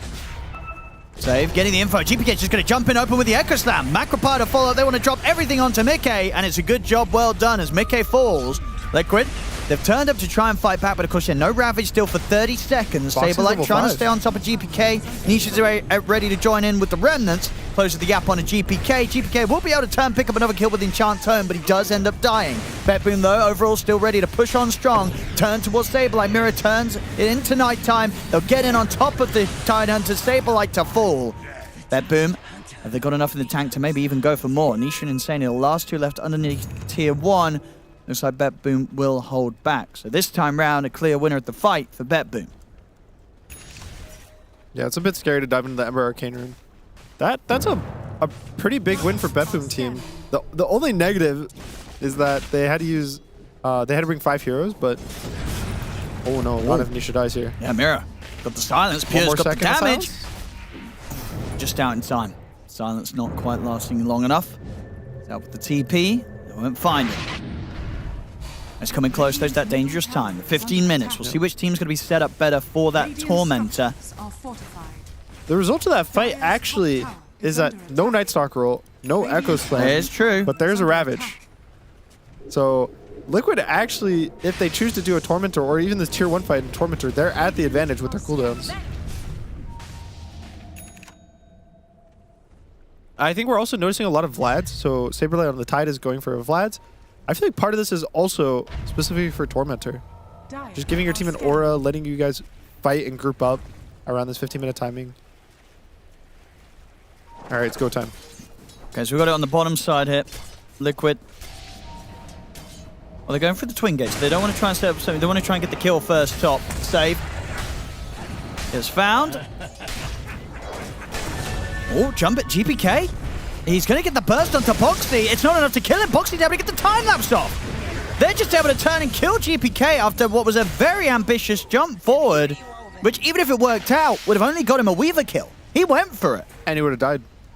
Yeah, he went all out for that. I mean, they were not respecting the Tormentor time because now there's 2 heroes dead. Liquid, they could easily get this 15-minute Tormentor without any contest whatsoever. Look at this gold. So they're down 2k gold right now. Instantly, it's even. Just all of this network lead is gone. And we'll see this again. Now GPK, he really felt that this was his time. It looked a bit... He didn't seem to have Echo, actually. No, Echo wasn't up. Which is probably a good thing. I don't even... Do you want to drop the Echo just to kill this Weaver in the midst of the 5-man of Liquid? They'll get the Weaver back in the real time down on the bottom. Back on with the push, but yeah, Liquid will be the ones, as we saw, getting that first Tormentor. Yeah, and Shard went to Insania. Not the best, I would say. Again, it's basically just a crit. Well, he's critting right now on Kataomi. No Insania? way. Is he going to die for this? Dude, the frog neutral. Did he get ravaged? He got ravaged in the macro pyre. These frog neutrals are scary. Save. Got his eyes on Mickey. The backup's coming in from Miro and Pure. TP's coming over from Liquid, trying to see if they can get Mickey out of it safely, but Miro's able to stay in on top of the target. The Gush will slow Miro down. Mickey able to turn with the avalanche. Mickey's able to walk away. Jump forward for GPK. That's a beautiful echo onto the two of them. Easy kill to take down Boxy. And they get stabilized as well. Still too tanky, and backup TP's coming in for Liquid. They won't be able to finish off the second kill off the back of that echo. Just the one. These are good, though, for a BetBoom team. They can constantly forcing back TPs, forcing out just rotations, and still getting the kills and getting out, right? They're getting literally everything they want. Usually you make those plays and you're completely fine forcing TPs, but they're getting more. They're getting spells, they're getting TPs, they're getting kills. God, Pure's just massive. Already back to 3K gold. So we talked about the Tormentor. It was a 2K gold swing, and then now it's back to already 3K for BetBoom team. Yeah, they have to find this TA. Pure is farming at an insane pace. Is pretty much going to have this Blink, Dragon Lance, Deso timing like 18 minutes in. This is just super barely dodges fast. them. Their smoke just barely doesn't clip it. Look at the tier 1 mid, Liquid. Bottom tower is under attack. Yeah, the definite problems lie within finding and killing the TA. Something that's not going to be easy to do. You know, Pure yet to die this game. Moves have been pretty perfect. They've got the Blink Dagger now on Saberlight, so they can look to try and set up once more. Look to hunt for these aggressive moves. Dire's courier has been killed. Both teams have all of their spells in about 30 seconds. I think Liquid used their smoke. They missed it. It's now basically a question of pushing out lanes effectively for Liquid and not getting caught and trying to find your opportunity. For the most part, they're more of a poke team. You want to like slight change into a Moran arrow. Maybe Tiny goes in, uses his spells, runs out. Their only commitment is going to be Saberlight with a Ravage. And you usually can't just Ravage casually. They can get the quick grabs like this, the chains into the arrow combo. Really simple. I just feel like BetBoom team doesn't care about anything Liquid's doing to some extent. I think Pure's chilling. Yeah, it's like, oh, you know, you can kill save. It's okay. You can kind of push in the lanes to us. We'll collect them. But they know that their draft is way more casual in terms of how they can group and kill heroes. It's like Nightstalker +1 will kill a hero. Earthshaker +1 will kill a hero. Even the bounty can set up all the time. Maybe a TA's there to hit. So I just think that they feel a bit more casual in a good way, and that they can get away with splitting up a bit.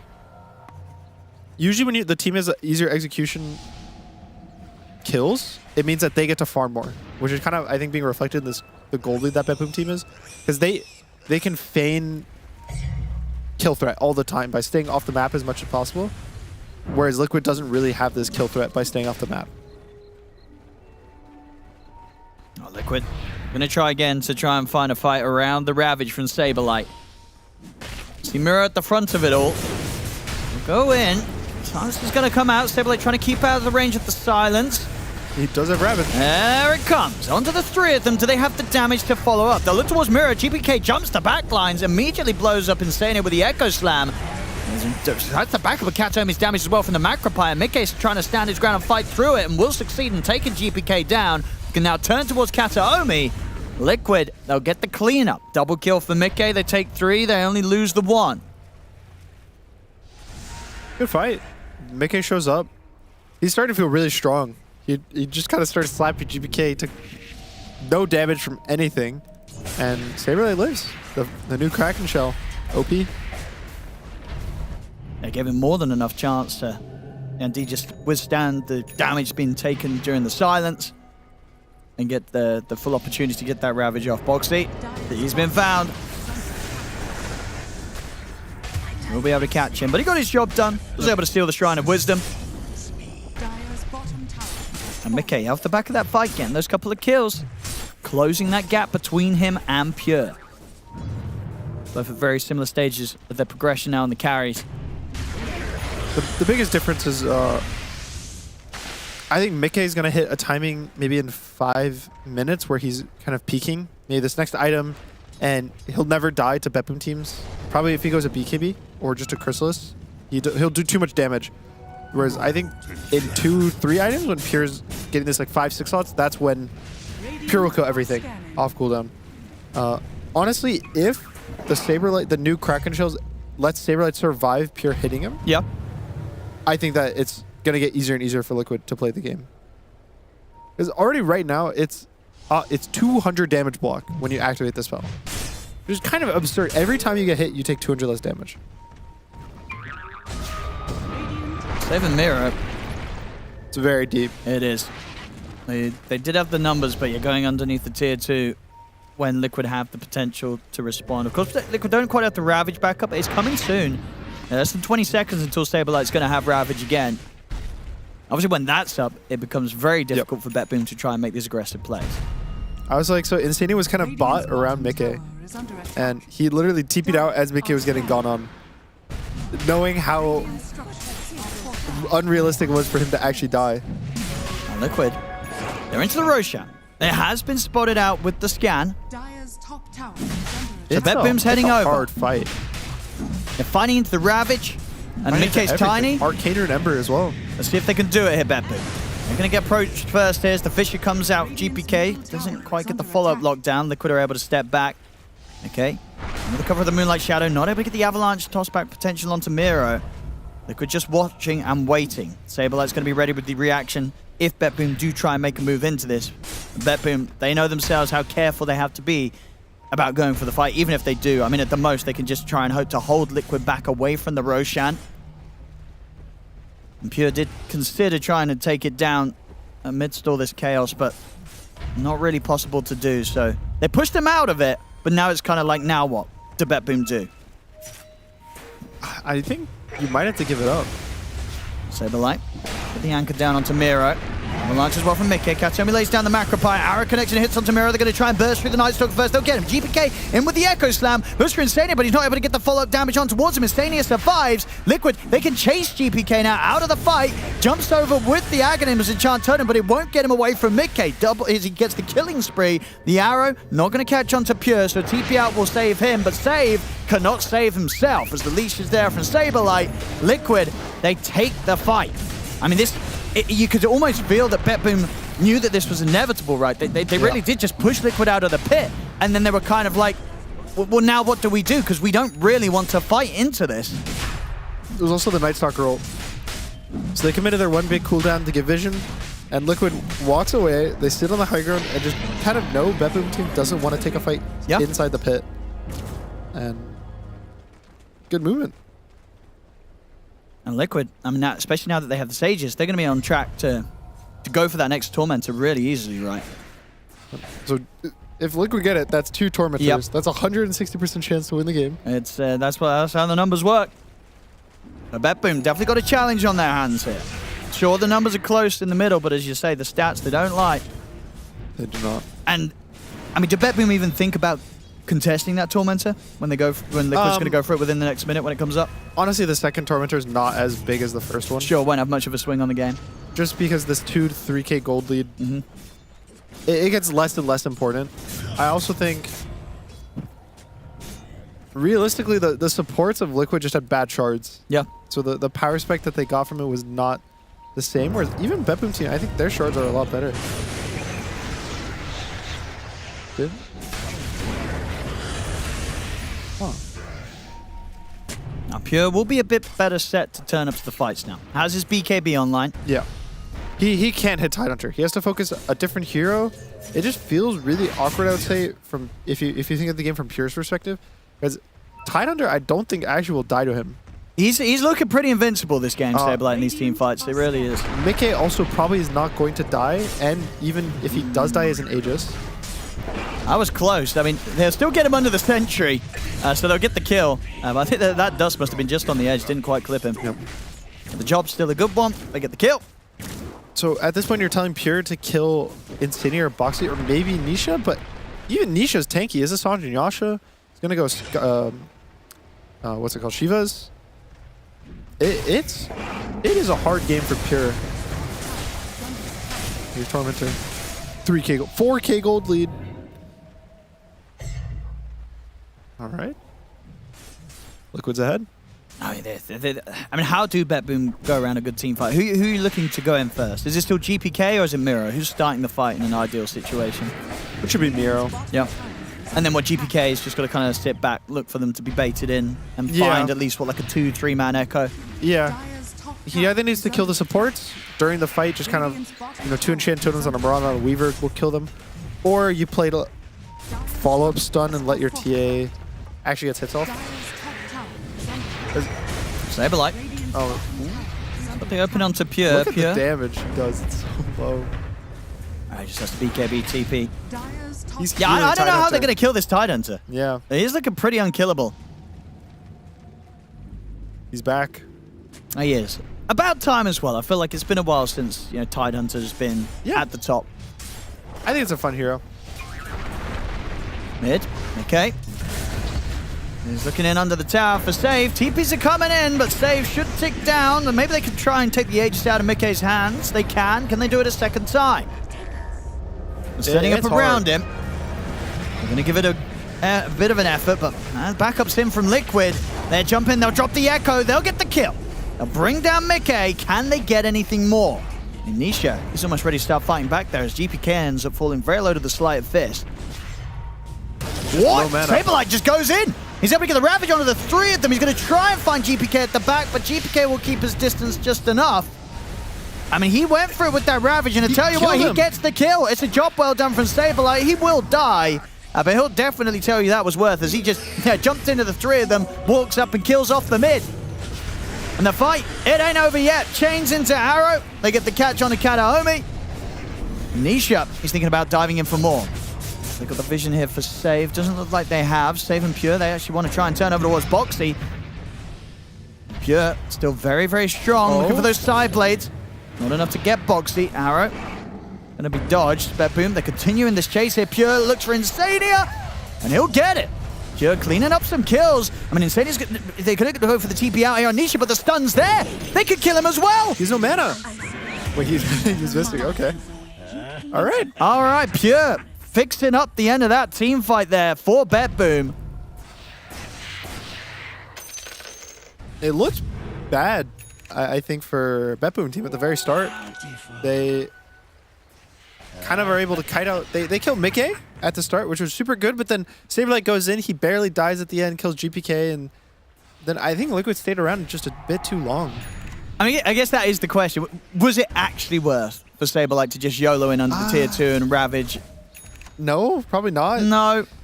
If he was able to do it while Mickey was alive, sure, and protect Mickey, but I think at that point of the fight, you back up, regroup, go again with the Ravage. It's okay if you tell your team, hey guys, I'm doing this alone.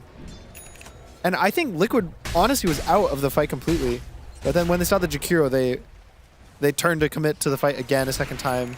And usually these recommitments are they make and break team fights. They're I don't want to say min-maxy, but there's a lot of times you'll do these fights and then after you'll think to yourself, huh, we could have done absolutely nothing and had a better time. I didn't know what he was going to do there. I was excited.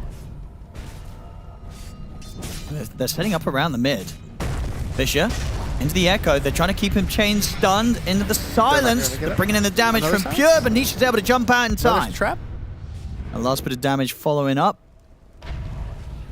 Oh, there it is. You love to see them. The cute little side trap plays. And Pure's got them. That's a massive kill. Especially getting him just like that. We did say Pure, when he gets his, 4th, 5th item. And we've got there. He's there. Daedalus Absolutely. online. And Pure's definitely the key threat that Liquid need to identify and eliminate. As we've seen, it doesn't matter if they're killing the other cores. High chance Pure will clean up a team fight. Especially with the Nemesis curse, so he does even more damage to the heroes he's hitting. Liquid looks like they want to catch, but Saberlight's tracked, so they're not going to go. So Mickey went Revenant's Brooch on the Tiny, which I think is cool. I think it was you. We were talking about it, right? Did you see the Tiny? Yeah. It looks interesting. It's kind of like a crit nowadays, but of magic damage. So it kind of splits your damage between physical and magic. Saberlight jumps They don't in. see save? Doesn't want to blow his Ravage straight away. I mean, is it getting to the point where if Saberlight and Mickey are in position, is it worth them just blink ravaging the TA and going all out on Pure? Or do you not? 100%. You do. You think you blow everything on this TA in the middle of the team fight, If and the you can TA kill her? dies, Yeah. the fight is over, I think. At most, GPK is going to get 1 kill. Miro Yeah. maybe will get 1 kill, but then that's 2, right? There's still 3 more remaining. Boxy will get caught off to the side. I mean, Liquid, I don't know if they want to fight into this now. They're a man down. Probably not, especially with the Night Stalker ult running. Got the full Shivas on Nisha now. There's a gem on Miro that sees Nisha's Invis rune. I don't think they dive this, though. It's tempting. They have to know that there's a Saberlight. Jump forward. Liquid still being a bit cautious about how they fight back with the fact that they don't have Boxy. This could be scary. Both teams poking at one another. Mickey's going to get the drag back with a harpoon. There's the Ravage. It's out onto pretty much the 4 of them. GPK's able to get the BKB off and jump in. The Ravage was enough time to them kill off both supports, and now they can chase for the cores. GPK gets caught. A good, clean Ravage there from Saberlight. Opens up the fight for Liquid to take. I think they stuck around way too long. They have to know that Liquid's not going to be anywhere else. They're chasing across the map. They might even find a chance for Miro as well. Ooh. Slide chains off the mark there. From Nisha, not quite able to get the grab. They're going to try and get some pressure onto this top tower, though. Mickey's in. There's no BKB for Pure if he gets caught randomly. 3 heroes down on BetBoom. See how much damage Liquid is going to be able to do with this. The tier 3 starting to fall. The fortification's out. He can die to his slight chains if he's not careful. He's going to be careful. He's going to be careful. Surely. Yeah, he's being careful. They're letting the top racks go. Liquid will take the first set of barracks here. All right. I think that's all just on BetBoom, honestly. Liquid just kind of sat there around their tier 2. They're like, you want to have some? We'll give it you. And they did. All right, Roshan has 1 minute to spawn, minute 20. Ravage will be up, which is, again, that's Liquid's only cooldown. It's just Ravage, so everything's going to be ready. They get the jump on Nisha. Force to the side. They're trying to get Nisha out of He's here. Liquid, can they keep him alive? They can. Nisha's going to be fine, and now they can turn slight chains on Miro. Miro's dead. Liquid, they bail Nisha out of there beautifully. As BetBoom, I mean, they're trying to just kind of jump in, throw everything down onto Hero, but even Nisha now at this point, they don't quite kill him. Yep. He has the Shivas now. Are they going to get another Roche? Yeah. I mean, his objectives go so far this game. Liquid, was it 2 Tormentors and now on track for 2 Roshans? Yep, getting everything. I mean, they can probably use Tormentor too. Can BetBoom do anything about this? They don't have Mirror, No. they don't have Echo Slam. They're still looking for a fight. I don't know if they want to look for this. I think BetBoom just have to stay away. This is a really hard fight. Yeah, Liquid's Ravaging chasing them 7. down. Pure's got to put the BKB. They'll get the catch on towards the bounty as Save is left behind. Should at least give enough time for Pure to escape. The rest of BetBoom can back off. And at this point, even though it's a close game on the numbers, everything does have to be kind of perfect for BetBoom to take a fight into this. As at the moment, it just seems kind of the threat at the Ravage on this Tide is just king in all of these situations. I think it's a lot about the amount of damage BetBoom team has compared to Liquid's HP. It almost feels like this is a single core draft for BetBoom team. Even though I know Shaker usually has this very high damage numbers, pretty absurd hero. It just doesn't feel versus Tide Tiny. They have so much HP. Ember has a Shiva's Guard, Sergeant Yasha, so he's not going to go down. Yeah. It's just the echoes we've seen this game. They've only like deleted heroes early on, right? And that's only just been the supports. You know, maybe Boxy gets blown up by an Echo, but outside of that, none of these Echoes seem to really have that much of an effect. Yeah, the damage dealt, the teams had very similar damages dealt. I just think that Liquid has more HP, so the damage numbers don't matter. I'm making the jump over to Pure. Pure's got BKB back up in 3 seconds if he needs it for this fight. And might have to just leave Katomi behind, stabilizes him with the Ravage, gets the opening on towards Pure. He's got to put the BKB on the TA. Jump forward, TPK with the Echo. This time it's enough for them to kill Nisha. Pure turns over towards Mickey. Mickey, of course, still incredibly tanky though. Turns towards Sableye. He's got the Kraken Shell helping him survive damage for now. Forced to the side, they're looking to get him out of it. The arrow comes out from Insania, catches onto Pure. Pure will be held back for now. Mickey standing his ground against Mira. Mira has to fly away. BetBoom, do they really want to keep pushing into this? They do have the numbers advantage.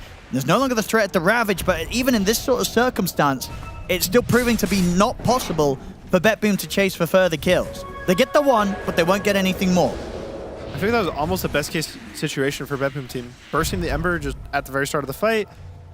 They do have to use a lot though. They're using Echo Slam just to kill him. They're using BKB on TA to survive. They're using BKB on Earthshaker to survive.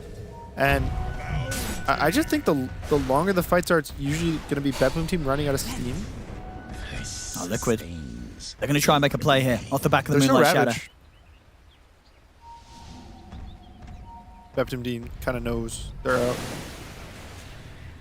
No BKB, 30 seconds on Pure if they find him. He should just be out. Katomi. I got the toss forward. Anything to stop it. Not enough damage. Katomi will live. Pure gets all the info he needs to get out of there. Start working towards his next item. Pretty much that 6th one, looking for the silver edge on himself.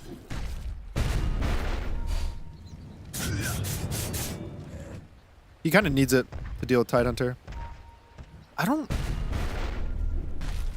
I'm just thinking of what he should buy. I think Silver Edge is... It makes sense for his Tide, but I don't think it'll be enough.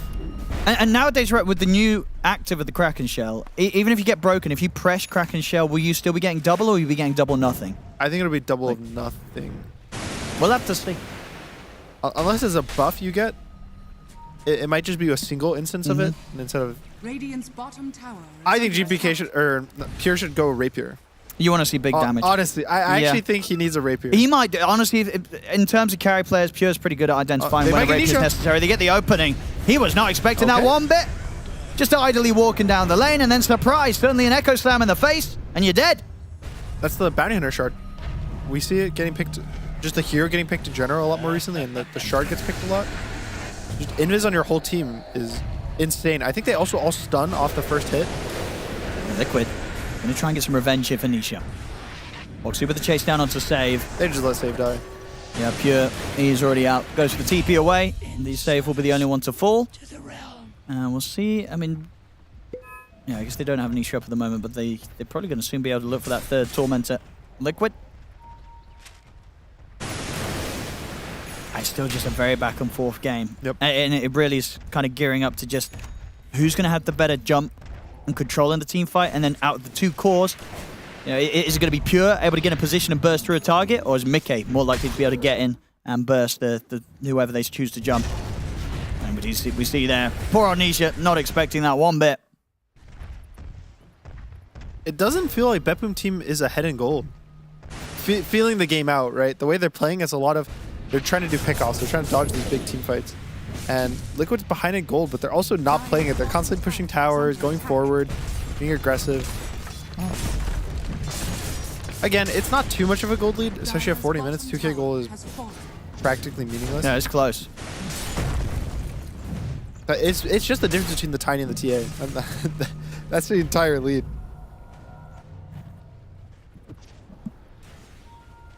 Liquid. I do have the refresher now, Saberlight, so ready with the double Ravages.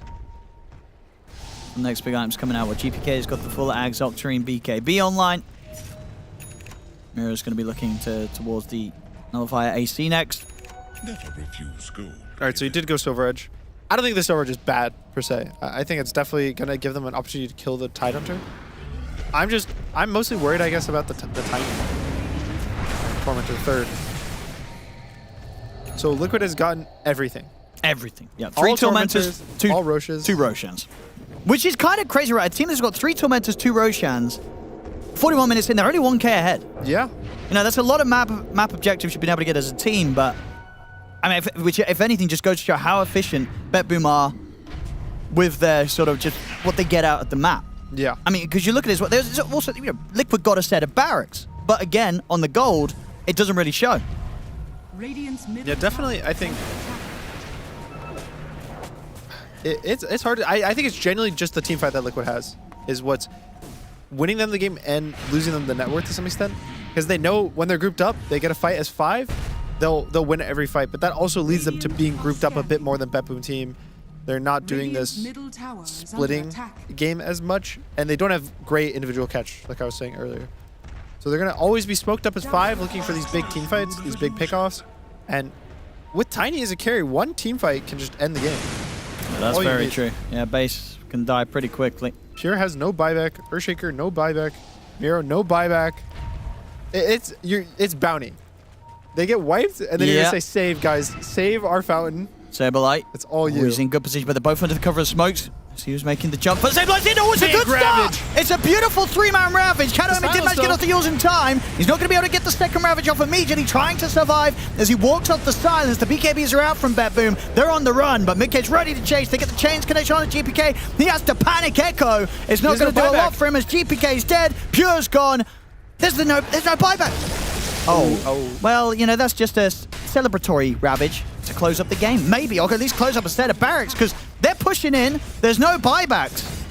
If they know this, they can just throw it. Yeah. There's nothing that Liquid's going to get a lot out of this. They don't have the gold.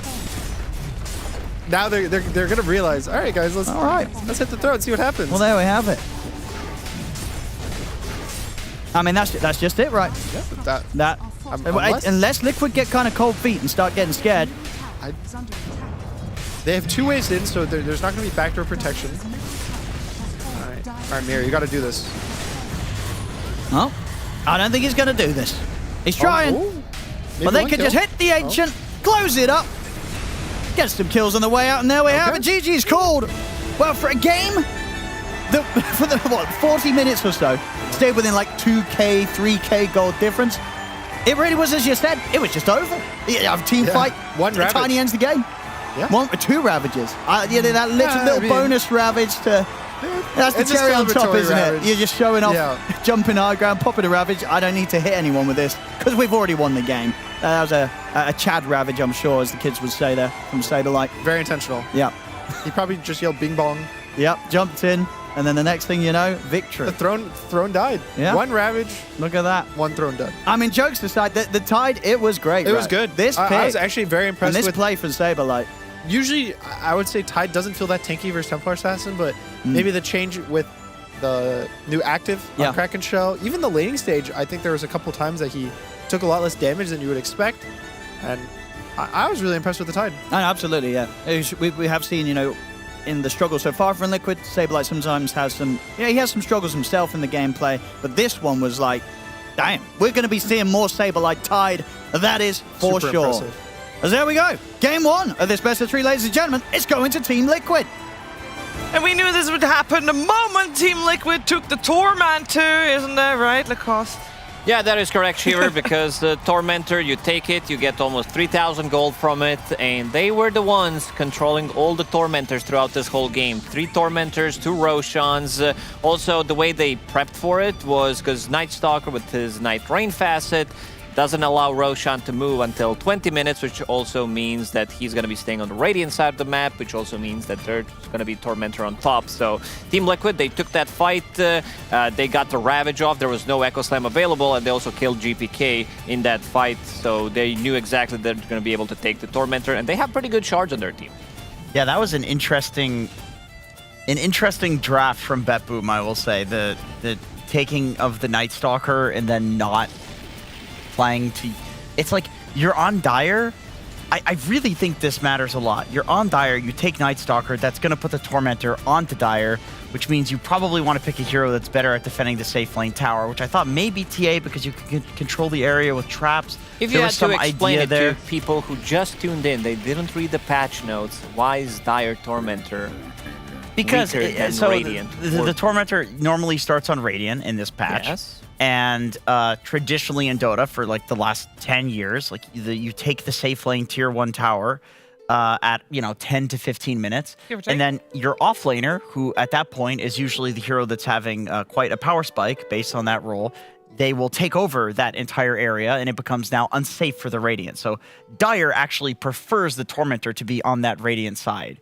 But if you pick Night Stalker, the day-night cycle switches, which means the Tormentor is on the other side, which means it now favors the Radiant that the Tormentor is like this. So it's if you're Dire and you pick Night Stalker, and then you go for that facet, you're handing the Tormentor to Radiant. Well, definitely if you don't properly protect it. They didn't have any Unless you wards protect How out. would you spin it if they won the fight? If BetBoom won that fight and took Tormentor? How would you But they spin the didn't. story? It wasn't even a fight. It was just a Yeah, it was pick-off. just like one pick-off into Tormentor. The 15-minute timing is just way too valuable right now. Yeah, and it didn't feel like we saw.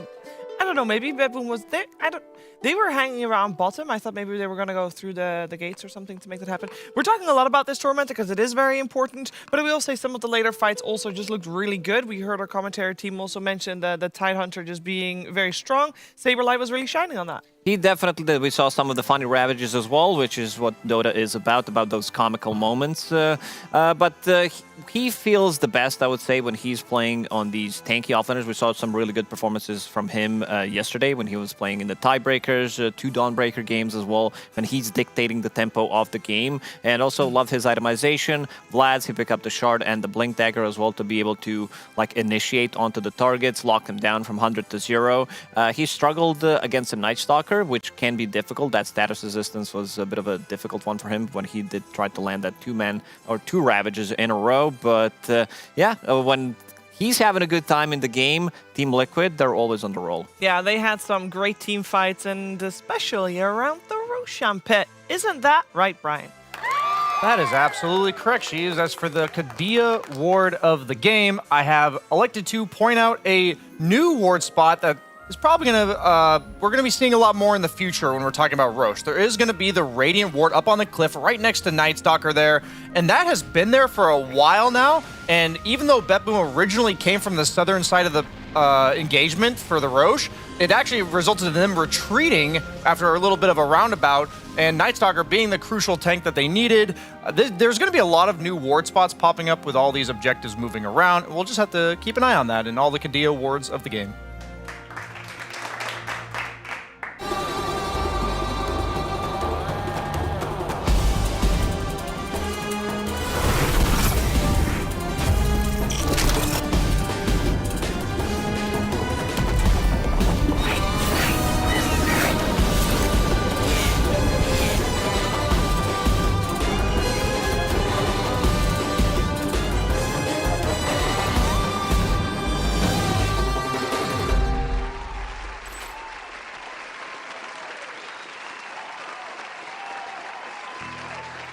We're gonna be seeing if BetBoom can potentially force out a third game because we're in the best of 3s. Game 1 taken by Team Liquid, and hold. What is that? Is that a chest? This is the chest that has a costume in it.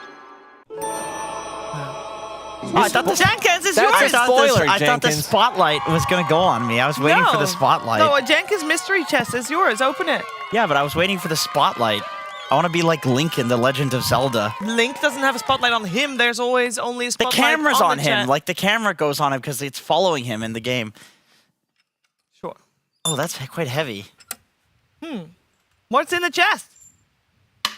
Who's in the box? Hey! Oh, that's an actual weapon. That isn't. Yeah, It's heavy. Please be careful. I saw it in actually heavy. Daredevil. Are you sure that not tied proper? I would. That's a good question. I probably should check that. Just No, in I case take- it crashes into anything. Here, you did Boy Scouts. Does that look like a? That looks like an actual weapon, judging by the weight of it. So, gotta be careful, Janky. tune. I'm getting a tune. Here, you can try. You were in Girl Scouts, weren't you? I wasn't a Girl Scout. This is a very good knot. This is not what I was expecting when they Which said hero anchor, are you? to be honest. Scorpion? No, I'm Tidehunter, dumbass. What? Tidehunter. You're Pudge, dumbass. Oh, yeah, that is like Pudge, isn't it? No, this is Tidehunter. What? Yeah, this is Tide. This Then is you're like... not supposed to circle it. No, then you're just supposed to drag it behind you. Get over here. Put Wait, it down on the floor, and then start walking and drag it behind you. I'm going to ruin the floor. No, you're not. I'm going to go up here. Brian, go to your thing. We're going to use you in a Jenkins, second. Jenkins, how many games of Pudge do you have? 2,000. 2,000. Give me 5 voice lines of Pudge. I bet you. I'm Tidehunter. He is actually apparently supposed to be Tidehunter. Your hook is going in when you're dragging it. Oh, that's what... What were you gonna say? I was not going to say anything. There, do I look like Tidehunter now? It looks like I'm walking a dog. What's his name? Come here, let me anchor you. Let me anchor you, It's a Lacoste. cute Come boy. here. What? He's not getting up. Okay. He wanted to anchor you if you could get up so that he could anchor you. Give me a tide line. Here, you hold this into a tide line. I don't know any of the Tidehunter. Oh, I know. I could eat a krill right now. That's pretty good. That's pretty good. Where are you going? What do you want me to do? Oh, do whatever you want, dude. Go ahead. I'll walk your dog. Okay. You owe me $50. Brian, can we load Come up? here, Skippy. Can we load up Tidehunter.png on Brian's computer? There is lovely Brian. Have you loaded it up?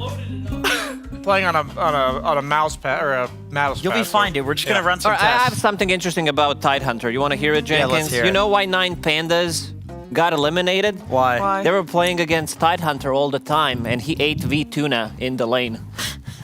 That's their carry player. That's really good, dude. How many days have you prepped that one You for? must have thought about that a long I time. did, and then I we did didn't have before. 9 pandas on the Yeah, mainstream, and they unfortunately were we like, didn't. can't use that. Do a tide line. You play Tidehunter. No. Okay, we got the Wait, you can just set it so that it actually stays. Why don't you do that?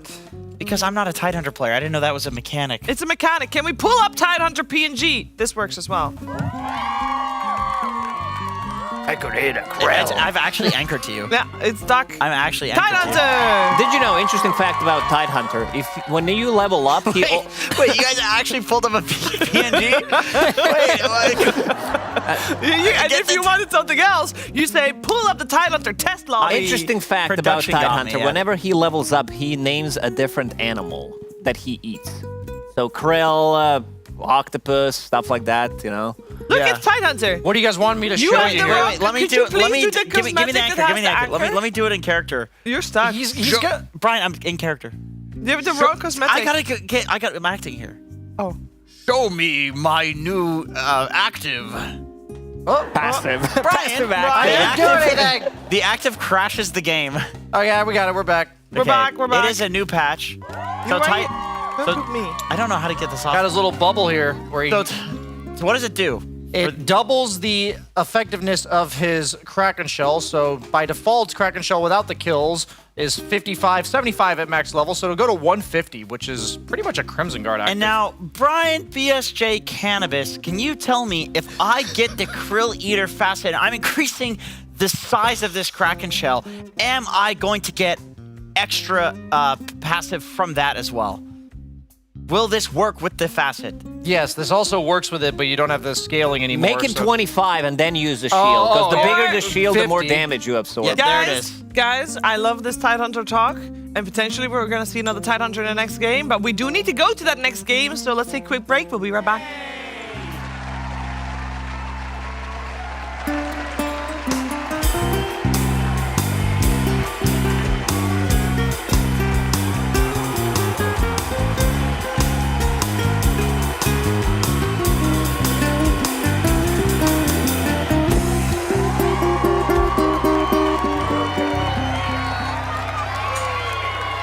Waking up, playing some Dota, it's just been part of my life for 20 years, and I don't think that's going to change anytime soon. Where we are in the history of this game and where it's come from and how much has been accomplished, I think compared to basically any other esport, it's the best. So I'm grateful for Dota 2 as a game because Dota as a culture supersedes where we come from. You are a Dota player first, and I love that.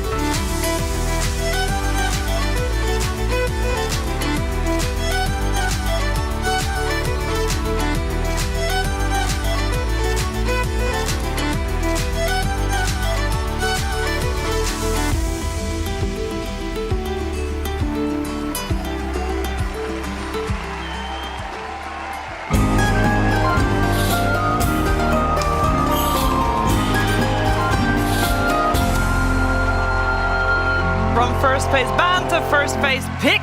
We have a magnet on the board. Liquid was first pick, and we are already almost into the second pick phase here with Lacoste, Jenkins, and BSJ breaking it all down. Slight adjustments with the Tiny band, Jakiro band, Lacoste. Where are they going to go from here? Oh, that's a good question, Shiver. We don't know, but we can only try to theory craft what's going to happen. I want to touch upon Tiny slightly more, because he did go for the other facet as well. He did play on the insurmountable facet rather than crash landing, because that's the one that got nerfed as well. So now you have on a carry Tiny status resistance, which now also does work on attack speed resistance. So that's going to be great. And also you're getting status resistance plus slow resistance based on your strength. So all of these items that you are buying makes you super tanky, plus your innate ability, so the stacking damage is not effective against Tiny as some other heroes. I didn't even think about it, but your facet also since it reduces attack speed slows on you, it's not just the self-inflicted attack speed slow, right? It's also stuff like Jakiro, Nightstalker Q. I think so. Yes. So that makes it really solid against Jakiro then, in theory. And that's been one of Tiny's biggest issues for quite some time. Honestly, this might be a big reason why we saw the win rate increase. Interesting from Liquid picking the Lycan. Maybe Mirana comes next. I feel like it looked pretty good. It's good with the Magnus. It's solid with Lycan in lane. It's kind of a very strong laner to make up for his, weaker laning. He got a double kill at the previous game start. He did. Very good. I feel like I'd rather see something like Willow. Just a hero that can buy like Yule Scepter, kind of play in the back. The Nightstalker jumps you, but you have a natural item build that protects you. Yeah. Like, Mirana ult's okay, but when I'm thinking about Lycan, I would like a little bit of control coming from the... Either that or Muerta. I'm fine with Willow. I think this hero, with the recent buff... Banned, yeah, Muerta. Muerta's banned. I'm fine with Dark Willow. I think that's a really good suggestion. It gives you the control when Nightstalker goes in. And also Lycan against Shadow Shaman. This is not the hero that loves to play against any summons. A lot of the times when Shaman was popular, he needed a little bit of a protection coming out from his offlaner. Back in the days when China was great when it comes down to Dota, they were the ones pairing up Shadow Shaman with Tidehunter a lot, so you would have some kind of protection for Shaman. Nowadays, he feels slightly better because of his innate ability. Ooh. Okay. That's an interesting one. Most played heroes like in his entire career. We haven't really talked about it though. Yeah. I feel like they mainly nerfed this hero unless he goes for the pain facet, which I think they buffed the quality They buffed of it. life. You can see how it curves now. Okay. Also, Inkswall is not a strong dispel. It also doesn't proc at the end. Now it's a basic dispel when you use it. Like at the time when you use it, it applies. Would that be better for lane matchups potentially? Probably, because you don't have to wait it out. So it dispels instantly, but it's not a strong dispel. This hero has always been great. His win rate was always shitty. Problem with this hero is that you want to max out all of your spells because everything is good. You want to get to that 3 points of your Phantom. You want to have your nuke, but most importantly, you want to have your Inkswall, something that you're going to be playing off. So we're going to see what the combo is going to be, whether that's going to be... I think they already have the combo. I think it's Inkswall with the Wolves. That's the combo? I think that's the combo. I remember people used to do that, and it was kind of annoying, and it was like, oh, this is actually pretty good. But now that the Alpha Wolves are, busted, I think this could be a genuinely sick combo. My other thought is that Nightstalker in lane, maybe the best way they want to punish it is a kill combo, and that's what Grimstroke's always done. Might they go like CK carry, for instance? Like when I think of Grimstroke, he's one of the best. There's the block pick on the CK, though. That's true. It's also good against Lycan. Yeah. I'm It's not also sure I like Katomi's this. specialty. Back when he was playing position 4, he was the one scaling. This hero did receive good amount of buffs. It's great against Lycan because you have that insane amount of damage. If the wolves are going to be around you, you're going to be getting the kill. And with the new facet, which does allow you to deal 125% of the damage when you're using your ulti, and also reapply it to the closest target with the lowest HP for 50% of the duration. So basically, with Winter Wyvern ulti, you can kill 2 heroes. My one thought about Lycan in this matchup is, isn't he just never near his wolves anymore? Yeah, that's the tricky part. Yeah, so I feel like in theory it's only really good in lane, as opposed meaning you have a slow, you can Lycan is very killable in lane. I think both of these offlaners are susceptible to kill lanes, so both teams I wouldn't you got Grimstroke already, very aggressive support, and now you've got Wyvern PA.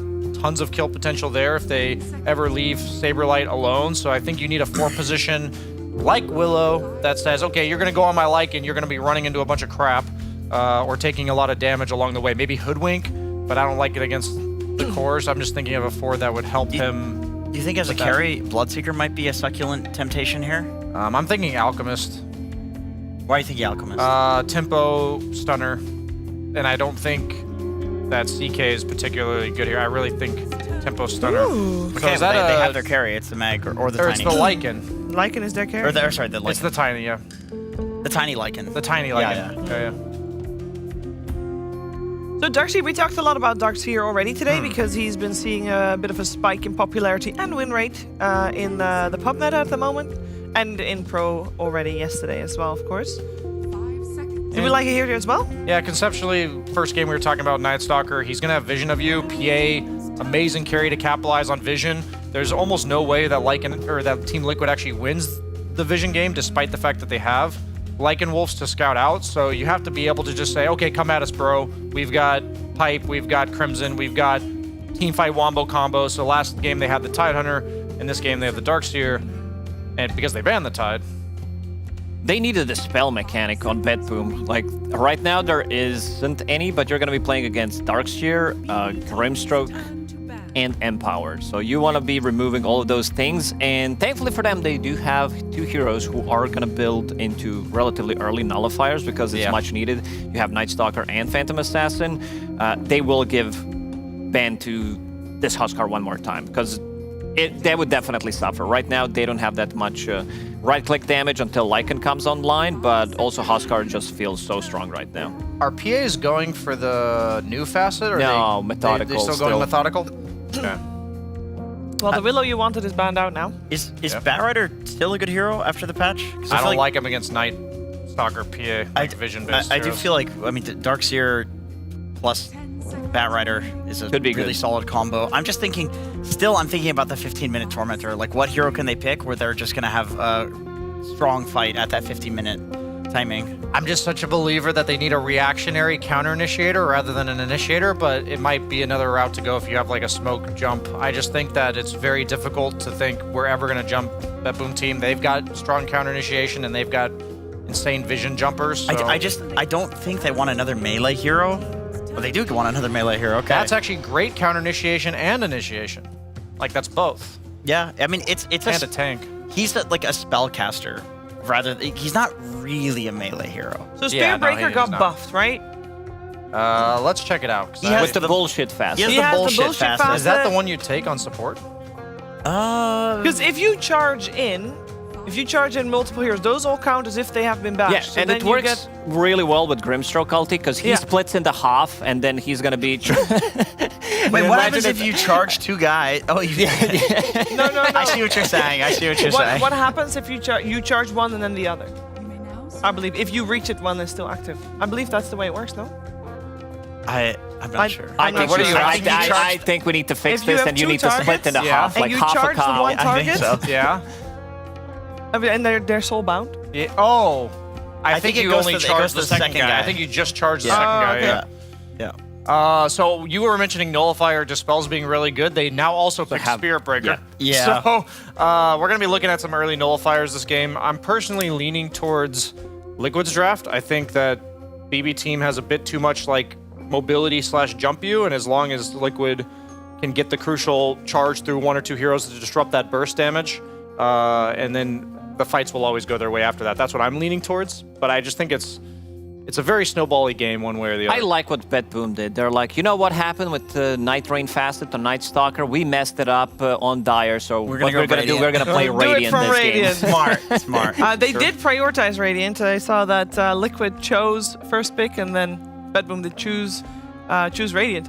And we are going to be able to bring in our commentary team as well to hear what they have to say. Owen, what do you make of this one? I'm looking forward to this again. We're getting kind of some different heroes, but still some stuff that we're going to see if it's still as strong as it was last patch, right? We're getting PA on one side, we're getting Lycan on the other side. Yep. I also think, so Winter Wyvern, the new facet, is her ult, when the guy dies, it goes to a next target. Yes. And I think that is actually really good, because if you get it next to like Lycan, he'll kill one person, kill the next, kill the next. Because it specifically goes to the lowest HP target. It does. It's recursive.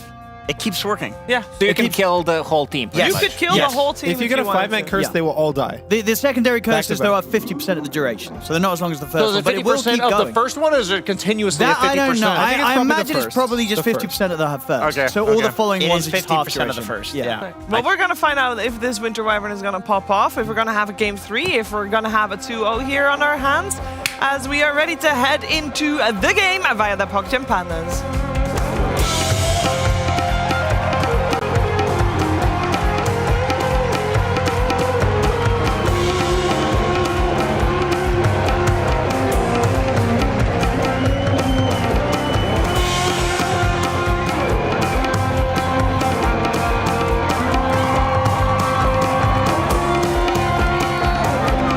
Here we go, ladies and gentlemen. Game 2 time between BetBoom Team and Team Liquid. Of course, in this best of 3, Team Liquid at the moment up 1 game. This game 2 draft, though, I don't know about you, Gunnar, but I kind of like what BetBoom's doing, mainly because I'm seeing a PA. And PA, it's still as strong as ever. I feel sure. Well, not as strong as it would, but it's still very, very It's strong. still strong. It's very, very You didn't go the dagger facet. He, unfortunately, not. One day we'll see someone try it and probably lose with it. But until that day, methodical is still the way. And then in terms of facets, I don't know if there's anything else really exciting. Okay, so Miro actually changed up his facet, funny enough. So he went Voidbringer. Wait, I feel like shouldn't it be reversed? That you'd want the Tormentor, because if you're going to think about the day-night cycle, sure, wouldn't you want it to be top instead of bot because on you're Radiant? Or, I mean, bot. No, but I mean, last game it was bot. Yes. No, Yeah. it was top. No, it was bot. 15 minutes in, it was bot. At 15-15, though, it swaps Oh, to top. that's true. 15-15, it did move Yeah, top. Okay, so So I'm I see saying, what isn't you're it? saying, yeah. I don't know. Yeah. I don't know if that's an intentional choice or is more he picked that fast. I was like, ooh. I mean, well, obviously, it's not that good. As we saw from last game, Liquid were definitely more in tune with the Tormentor's tactics, you know. So maybe BetBoom just aren't quite there Maybe yet he's with not thinking Tormentors. about it Yeah. with his facet. There's a lot in the patch, right? It's There is hard a to lot. just say, oh, you have to think about all these Little 30 different things. Yeah. Yeah. We'll see. And we'll see what Mirror does. Because last game, on the Night Stalker, it seemed a tough one for him. I did feel like It was a last bit hard. game, GPK and Mirror, they were kind of lagging behind, right, whilst Pure was doing his best to carry. Yeah. I think this game is a slightly better Night Stalker game. Yep. He has easier heroes to kill. The cores aren't that tanky compared to last game. Especially Grimstroke. Grimstroke will just die. He's not a core, but I think the supports weren't really food for a Night Stalker either, so hopefully Mirror's a better game. And also, I think, like the panel was saying, his team has better ways to use the vision he's providing. With the Phantom Assassin getting jumps off, with the Quap kind of knowing how to blink in and where to fight. So I like it more this game than last.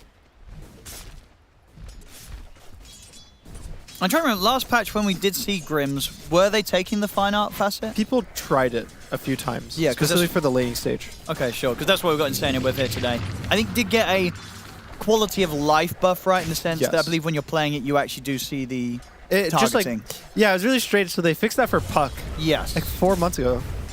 He's Oh, dead. he blinked in. That's first blood for Pure, and he's under no And he's- threat yeah, whatsoever. he's okay. So he's totally fine. So they changed it for Puck. Yeah. And they were like, oh, you know, Puck is allowed to see the orb. But for some reason, they didn't change it with Grim, even though it's the exact same mechanic. But finally changing it, they did nerf, I want to say, the Inkswell. Technically, they increase like the damage and the healing, but it doesn't do a strong dispel. It's only a soft dispel. So the save from Inkswell is not the same. It's also at the start it dispels, not at the end. Okay. So in terms of this like kind of save support that Grimstroke was, I think he's a bit worse. But they buffed specifically the Q, which I think, again, Grimstroke's worst part was the laning stage. So anything that helps the laning stage just is going to help the hero be a better hero. Because scaling-wise, he's crazy. You get an Ags.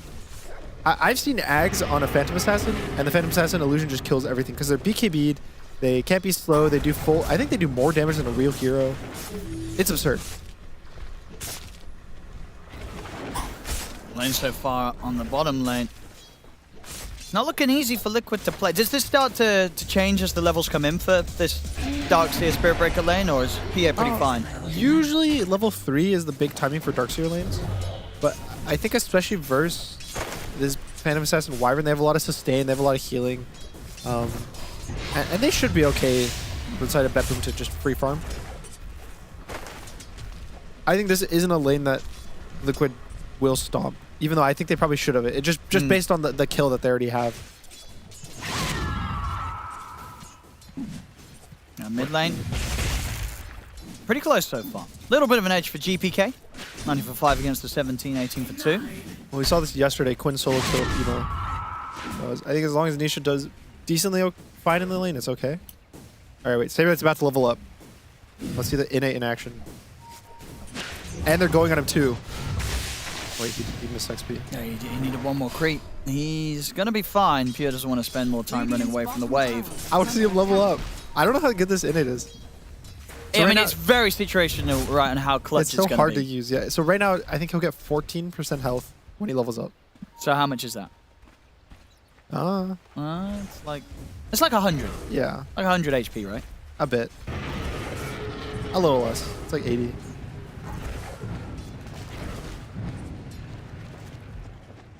We're pausing. Yeah, we're gonna watch this. It's gonna happen with this creep. Very exciting. Watch his health. Okay. Oh! Okay. Dude, that was actually way more than I was way expecting. more. That was like 170. Yeah. Yeah. Okay. Look at that. Easy heals. He's back. He's full health, full resources. Save. Not full health, full resources. Well, he might actually I think he's survive. okay. He has the innate. Okay. He's out of there. He's good. Top lane so far, what's the outcome? We've got 20 for 3 on Miro. Midgate, 25 for 5. And what's going on with the Lycan anyway? So Lycan got a bit of a nerf. A little bit of a nerf. Yeah, so interesting things, he got changed back to a strength hero. So he's no longer universal.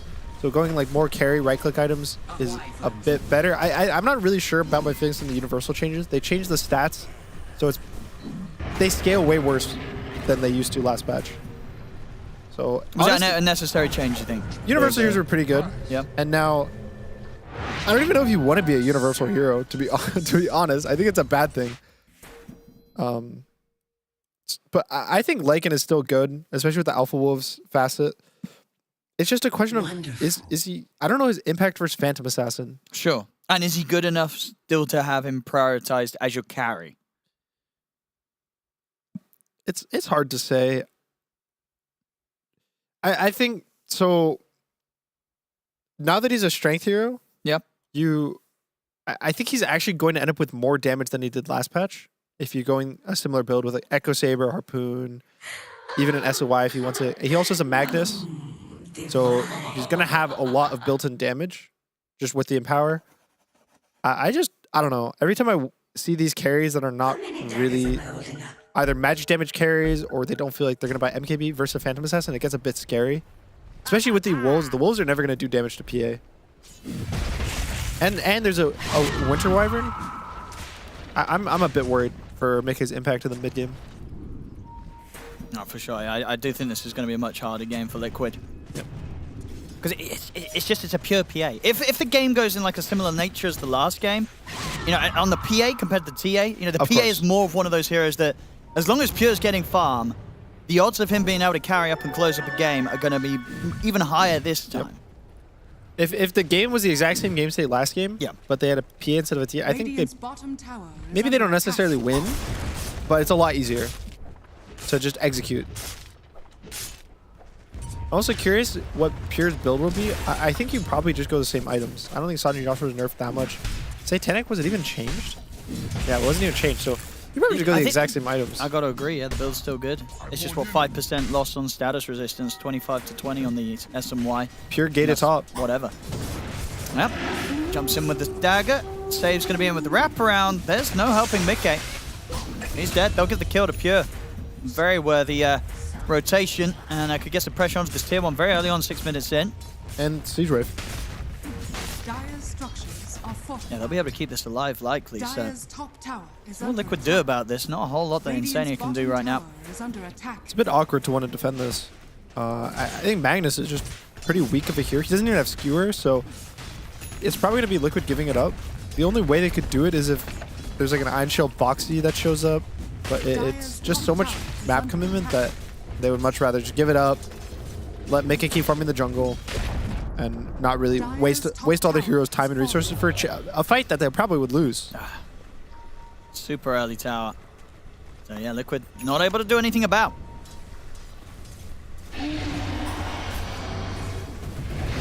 Charge.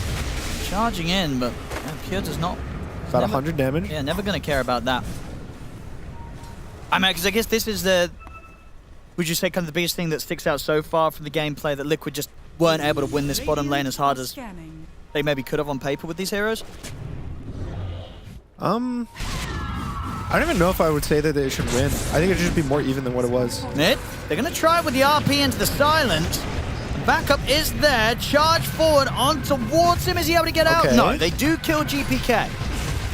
So if they can get themselves another kill, Katomi's come over with the rotation. Miro, he's out of there. Not quite able to reach him there. Katomi, he will get dragged back. Has the cold embrace. A lot of magic damage. Oh, yeah, there's no one helping him out. So Liquid bring the numbers around the mid. They get the big kill, and they get themselves a bit of a bonus, taking down Katomi and his courier as well. Grimshark's so nice for the mobility heroes, because if you give that Queen of Pain a few like half oh yeah, good bash is hit. That'll get the job done. She's just dead. That big damage coming out from that combo. You know, Boxy just charging in, and with that bit of a bonus from the Inkswell from Insania, there's a big kill. They get Pure off the map. Yeah, that's a massive kill. It's just a lot of gold, a lot of XP. Look how much damage it took. This is so Ion Shell, Inkswell, a first hit bash, and just he's dead. And then yeah, with the stun from the Inkswell coming out at the very end, so it completely locks him down.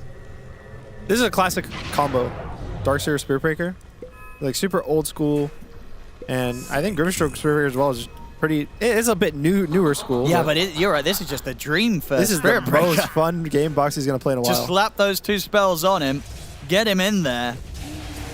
It's a lot. Here we go. Okay, this time they'll be able to put a stop with the Hex, but he's still able to close the gap. Nisha's got the drag back with the Shockwave. Okay, man, maybe Liquid's cooking something here with these Spirit Breaker plays. This could, you know, these are just going to continue, really. You know, there's going to be no sign of slowing down from Liquid when it comes to making these plays around Boxy. Yep. We'll see how BetBoom deal with this. He doesn't have the Bull's hit facet, unfortunately. You want the Bull Rush.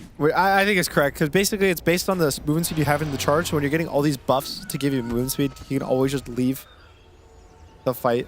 And he's also not really going to hit or scale into being a right clicker. It's just unfortunate. I am sad. I like when the Spirit Breakers get bashed 80% of the time. He's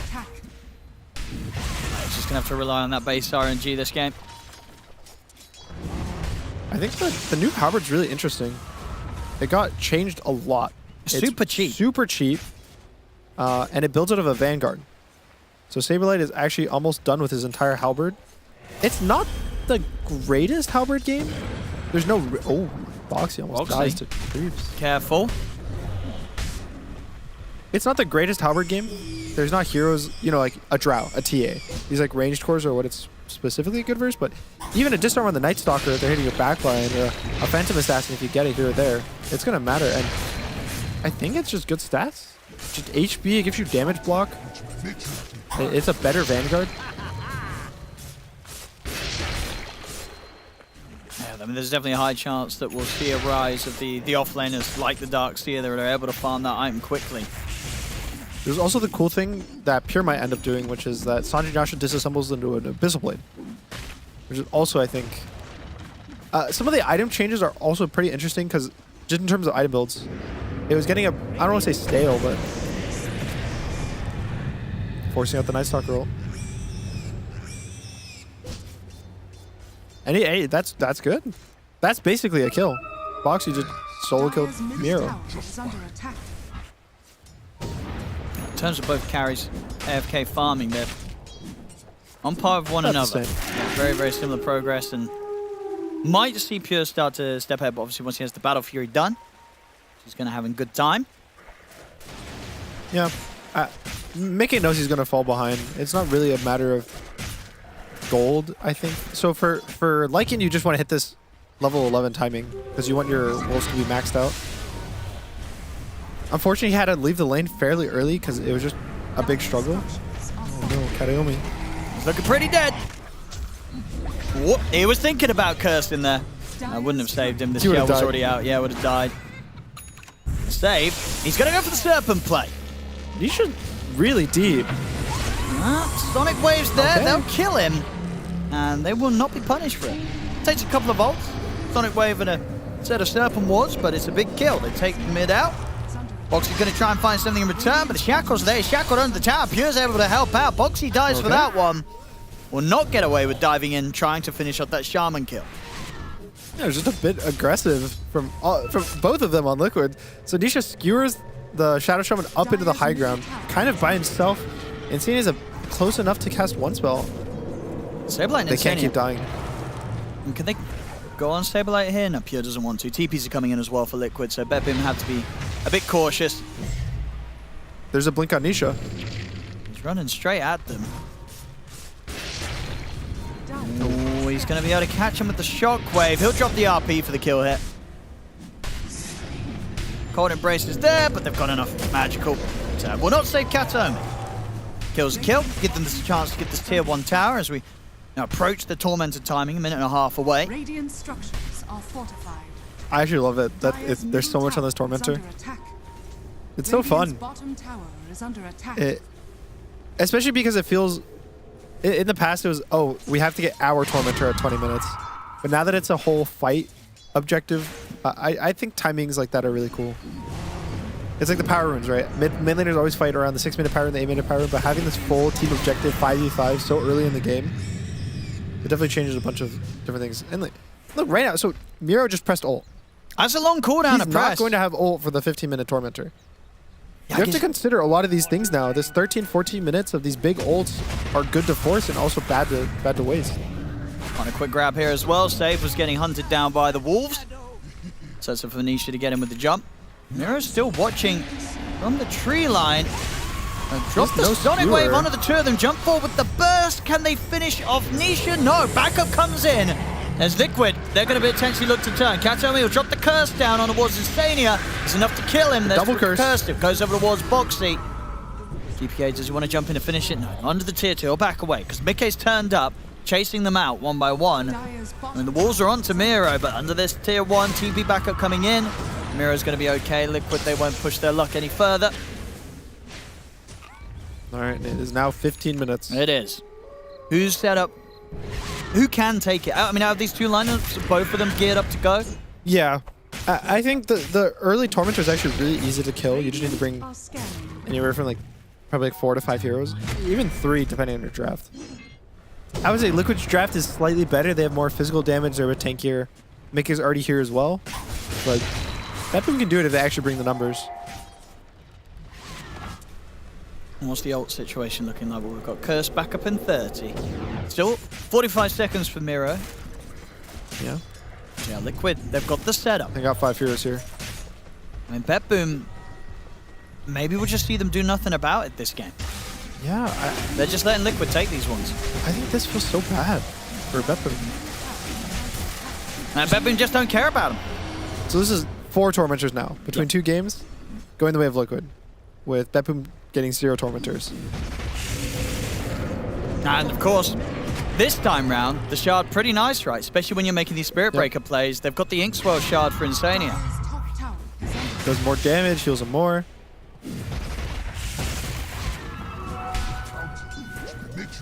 That's Omi. Not going to be able to get the setup onto Nisha. Still, obviously, the farm for Pure. Very, very good. Yeah.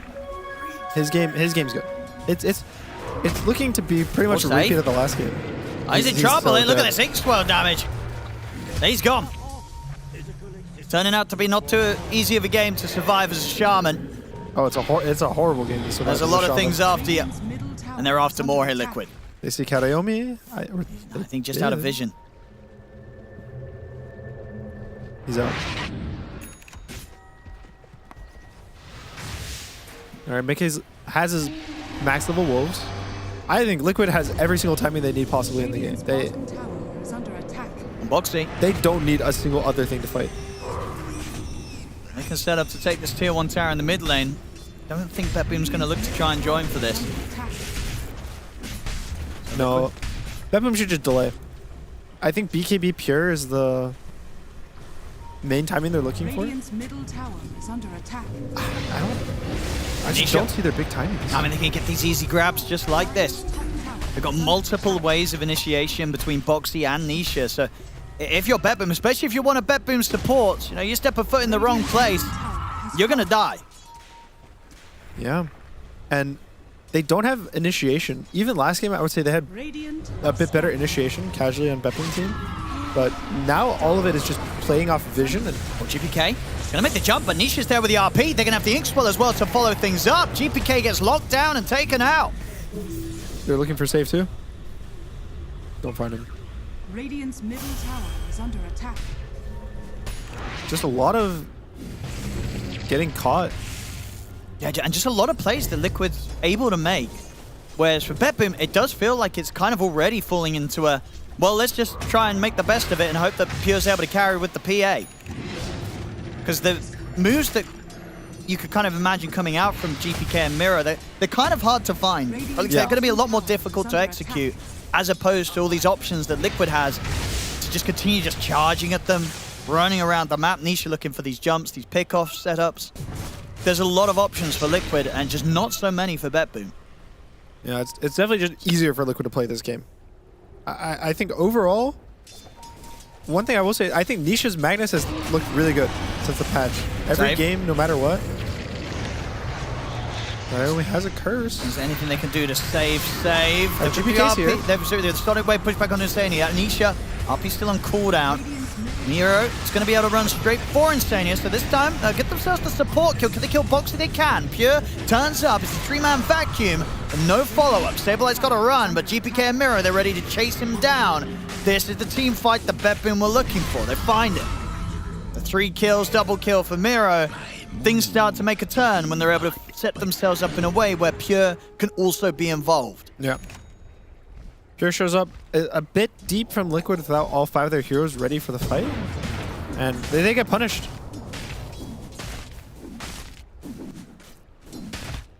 I think that's what BetBoom needs. They need their PA to show up to the fights. He has a BKB now. And again, like we said earlier, Phantom Assassin, sure, she got nerfed a bit. But she's still Phantom Assassin at the end of the day. She's still going to be able to kill you with crits. She's still going to outscale you for the most part.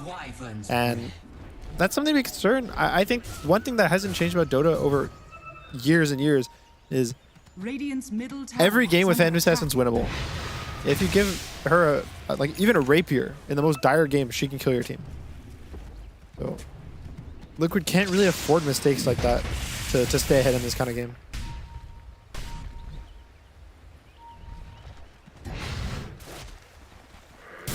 Nisha likes his build. I've started to like his build a lot more too, which is just rushing the Ags. Going Blink, he goes maybe a Glimmer Cape if he needs it for the magic resistance, and then basically like a Spellcaster Magnus. I think for the past year or longer, it's always been, if Magnus is a carrier mid, he goes Echo, he goes Harpoon, he goes this right click. But especially with the new facet that it upgrades your Shockwave, I think this utility is really good. Can they go for Pure? He does have the BKB. I don't think he dies.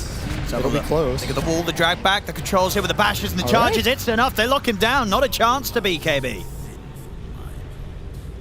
Massive kill. Yeah, very well executed there. They used exactly as much as they needed to take him out. It wasn't even that hard. He is still super squishy on the Phantom Assassin, even with this BKB. So.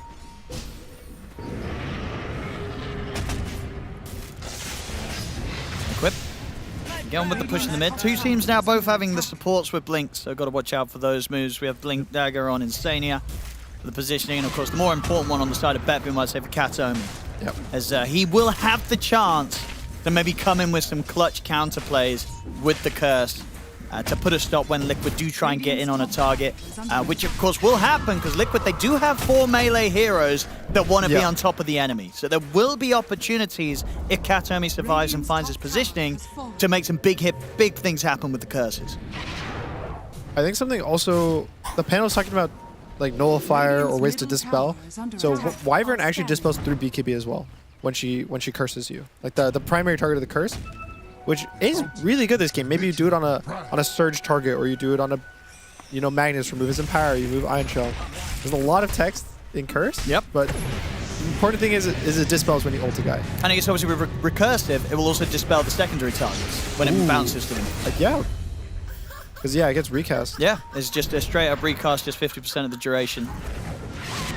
Oh. That's actually, I think this facet is super good. It's definitely. What even is the other facet? I think it's something about your freeze. You can freeze towers or something. Oh, that's true. You can cast it on buildings, but it doesn't heal the buildings. It's just like a mini fortification, basically. Yeah, it's basically a 6-second glyph. And they get a bit of bonus attack damage when they come out of it. Yeah, they do. Yeah, you've got to take the recursive every time, I feel like. This is way better. Because it also is the one, right, that increases the damage you do to the curse target. Yes. It also makes you do 125% damage, that at least the Wyverns do, which obviously matters less when it's like a support, but it's still a little bit more. You're still doing some damage. So I feel like out of the fastest, this is going to be hard not to take recursive. The Cold Embrace one seems so silly. I don't know what use cases are for it. I guess, okay, so your allies also get attack damage when they come out the Cold Embrace. Cold Embrace. Oh, okay. 60% is quite a lot. 60% is a lot of damage. But I feel like there has to be a very situation in which you want to embrace someone in the middle of a team fight and then know that they're going to come out of that and kill people. And keep fighting. Yeah, because it's like a long kind of loading time of like, all right, that guy's just been Cold Embraced. When he comes out of there, he's going to be a threat, but he's got to wait 6 seconds or whatever it is to come out of it. You tell your carries to sit in the trees. You freeze your guy, and then he blinks in after. Yeah, it would be very situational to make that one work. Whereas Recursive, I mean, Recursive has a lot of benefits, especially, I believe, against like illusion heroes like PL.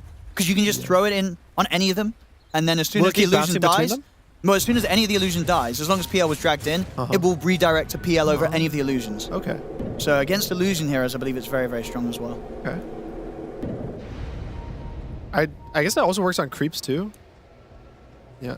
Like you can target a creep and then it'll bounce to the hero next. Yes. It basically makes it kind of hard to do a bad Winter's Curse. Because it will likely always turn into something that is going to be a useful part of the team fight.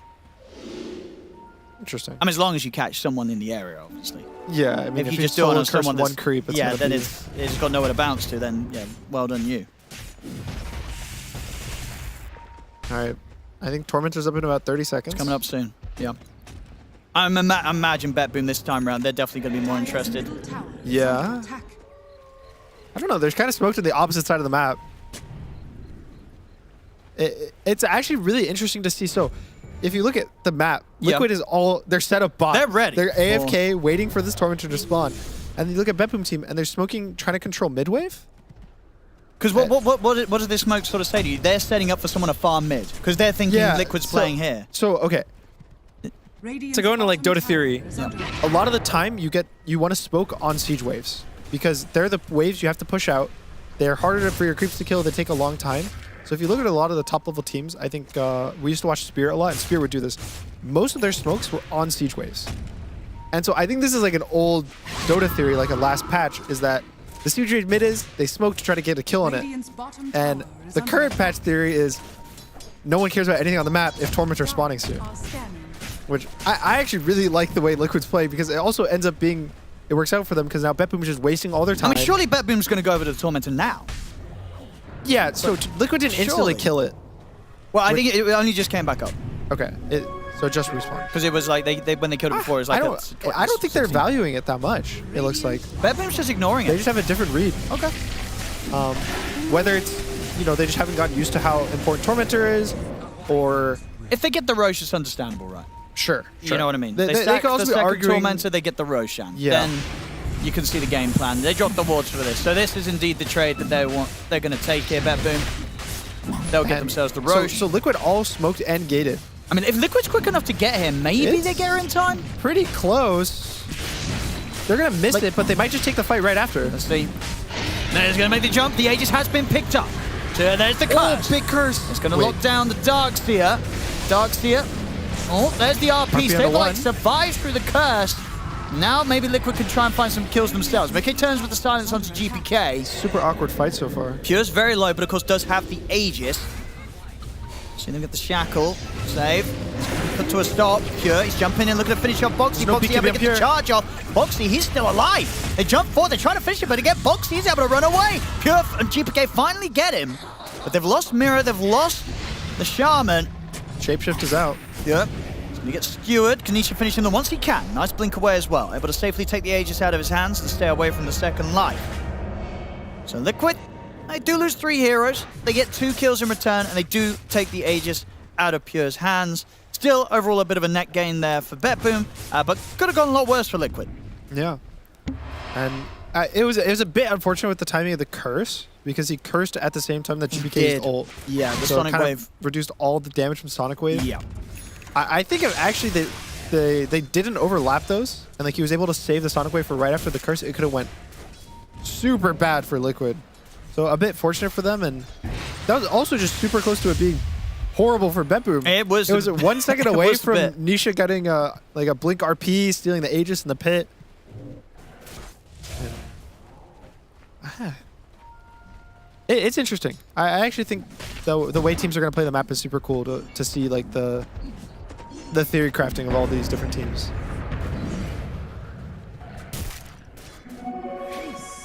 Big item. So we have in that last fight, Nisha had his Ags, Saberlight had his Ags, and then I think that's it for like cool items. Yeah, it's just the 2 Ags, and Miro actually does have a nullifier queued up, so he will have this big timing. The panel is talking about it. He has 2 queued up. In fact, he really wants to dispel the enemy. Yeah, I think it's good. It's a super good nullifier game. It's pretty much mandatory for Spirit Breaker and Darkseer to some extent. I think, like, you see Boxy, he lives that fight for, what, 30 seconds? Just getting attacked, getting stunned constantly, but he's running away with the bulldoze. And killing Boxy matters a lot for just a few things. It's AoE stuns. Like, he's stunning the whole team. He's giving an Inkswell target. Nisha. Top lane. He's going to get him in underneath the tower. BKB Right. has to come out from Pure. And he's charged, so they have full vision of him. Okay, Boxy's going to show up. We definitely try and make something happen with this. BetBoom, can they get away from this? Boxy charging on for 2. Look at the wall drop down. Nisha jumps in. He's going to charge forward. Gets caught by the Hex and the Curse.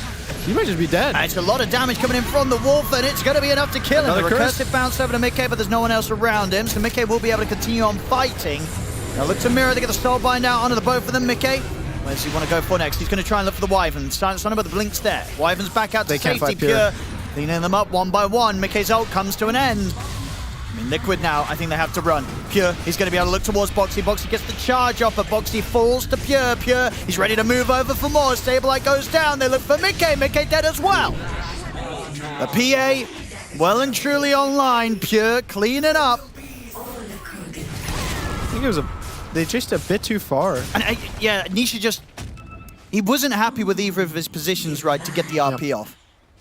Kind of hesitated. And initially, on that skewer back on Pure, he did have RP up, so he did have the option to RP underneath his tier 2, but that wouldn't have been good. I think you don't want to RP the second they BKB instantly. I think here the fight looks super good. Yep. His blink is still cooldown for like 3 or 4 seconds. I think realistically here you take the support kills. You take save, you take Kataomi, but he skewers in as well. Probably Mickey not realizing the skewer instantly. It's really hard to make these reads. Like, Yeah, this was a crazy fight. I mean, Pure obviously plays it perfectly there because when Nisha does move forward to get that 2-man RP, Pure, he blinks out at the same time.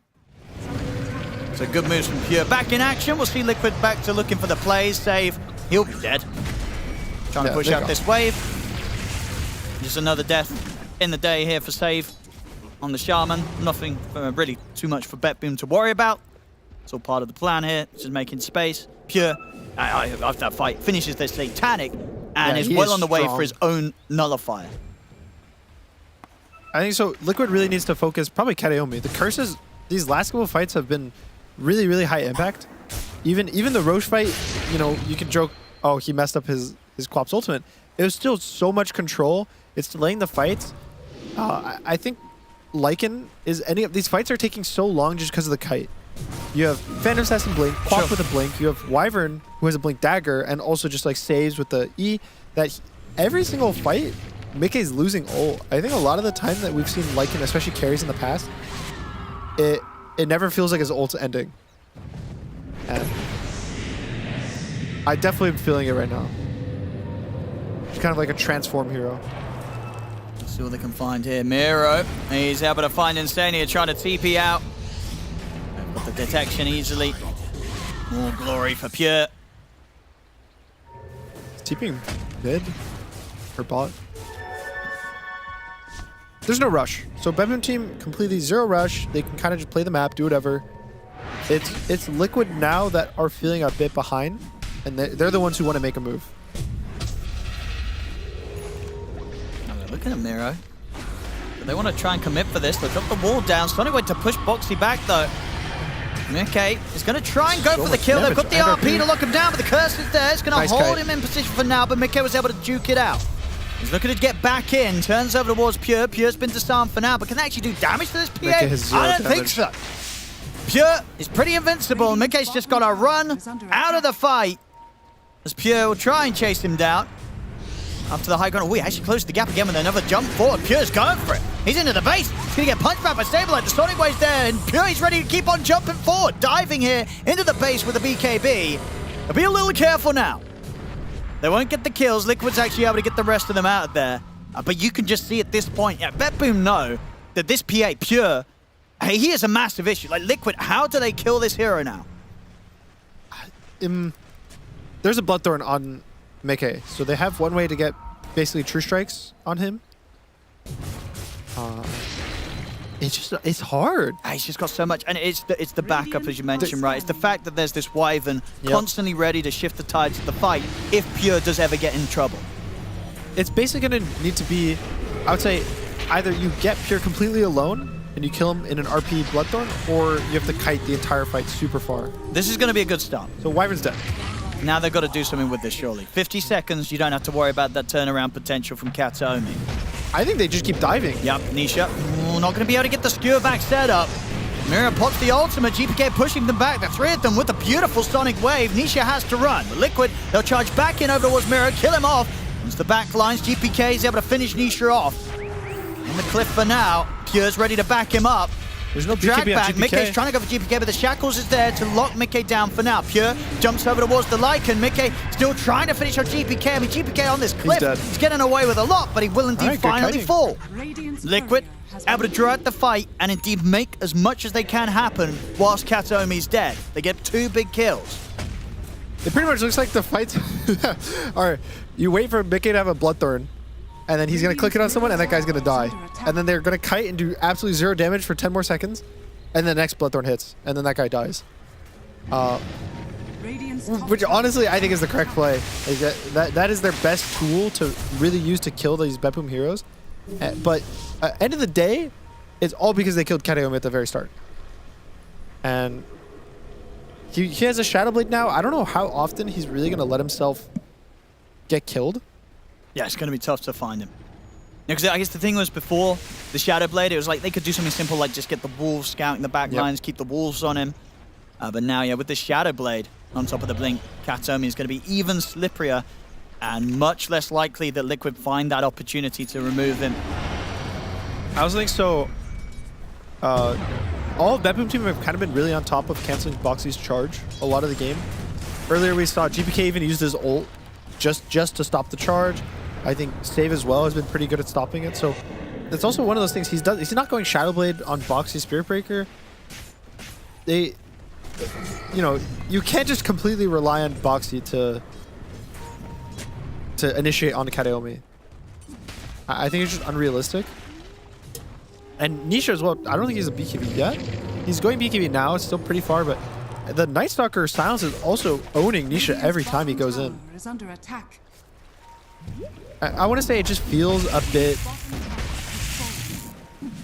like they're fighting an uphill battle on the side of Liquid, that they need to do so many things right, because everything we've been talking about is Liquid needs to do this, this, and this to win the fights. And if you look at it from BetBoom perspective, it's just don't die randomly on Pure. Yeah, because it's kind of turned on its head, right? Because in the early game, it was very much like Liquid, they can do all of these things, and BetBoom can't really do a lot. They just got to kind of make sure they kind of stop the bleeding, let Pure farm, and they're able to do that. And now, BetBoom's at the point where it's completely turned around in the sense that, they've got many ways to tackle a fight head on. And Liquid, the options that were so great for them earlier are not quite as effective as this stage of the game. Yeah, Pure is a monster. He's 6-slotted. He can only get stronger with an Ags, I think. And this is the scary. It's 37 minutes, and you're saying this Phantom Assassin just full slotted. So going into the Roche, Liquid is smoked up. They want to contest again. All the entire fight for Liquid is if you jump the Wyvern, you have a chance to win the fight. Someone's got to find Kataomi. Yeah. Radiant's bottom tower. He's just so far. They're all so far back. All right, so Wall got placed by Saberlight. He thought they were Roshing. Well, no, Mickey has to pop the ult. Yeah, he does. Shows himself on the mid wave. That might make things a bit more tricky for Liquid now. I mean, they're going to still try and fight back. Quick charge onto Miro. Pure's ready to jump in and finish off the kills. Makes the move over towards Insania. They're trying to drag him back. Saberlight attempting to keep Pure off Insania, but Pure's going to continue to push forward, finish off the kill. Insania's there. They use the curse to hold Mika in position. They're ready to turn for him. Jump forward for Nisha, but the silence is out. Nisha can't get off the RP. They're all dying on Liquid. Foxy goes for the TP out, but the damage is done. Triple kill for Pure. And it just seems at this point, it really is just too tough for Liquid. Yep. They can't fight into this. BetBoom, they're playing it perfectly. And the execution from Liquid, it has to be flawless. But BetBoom, they're finding the flaws. Yeah, I think there's a lot of things that kind of went wrong in that fight. So Liquid, they smoke. They think that they're going to get them in the pit, but they don't. And then here, Insania just dies. I think to some extent, just let him die. There's a curse in the backline into a shackle. Nisha tries to go in, gets silenced. There's just so many things. I feel like it just feels like the odds are stacked against Liquid right now.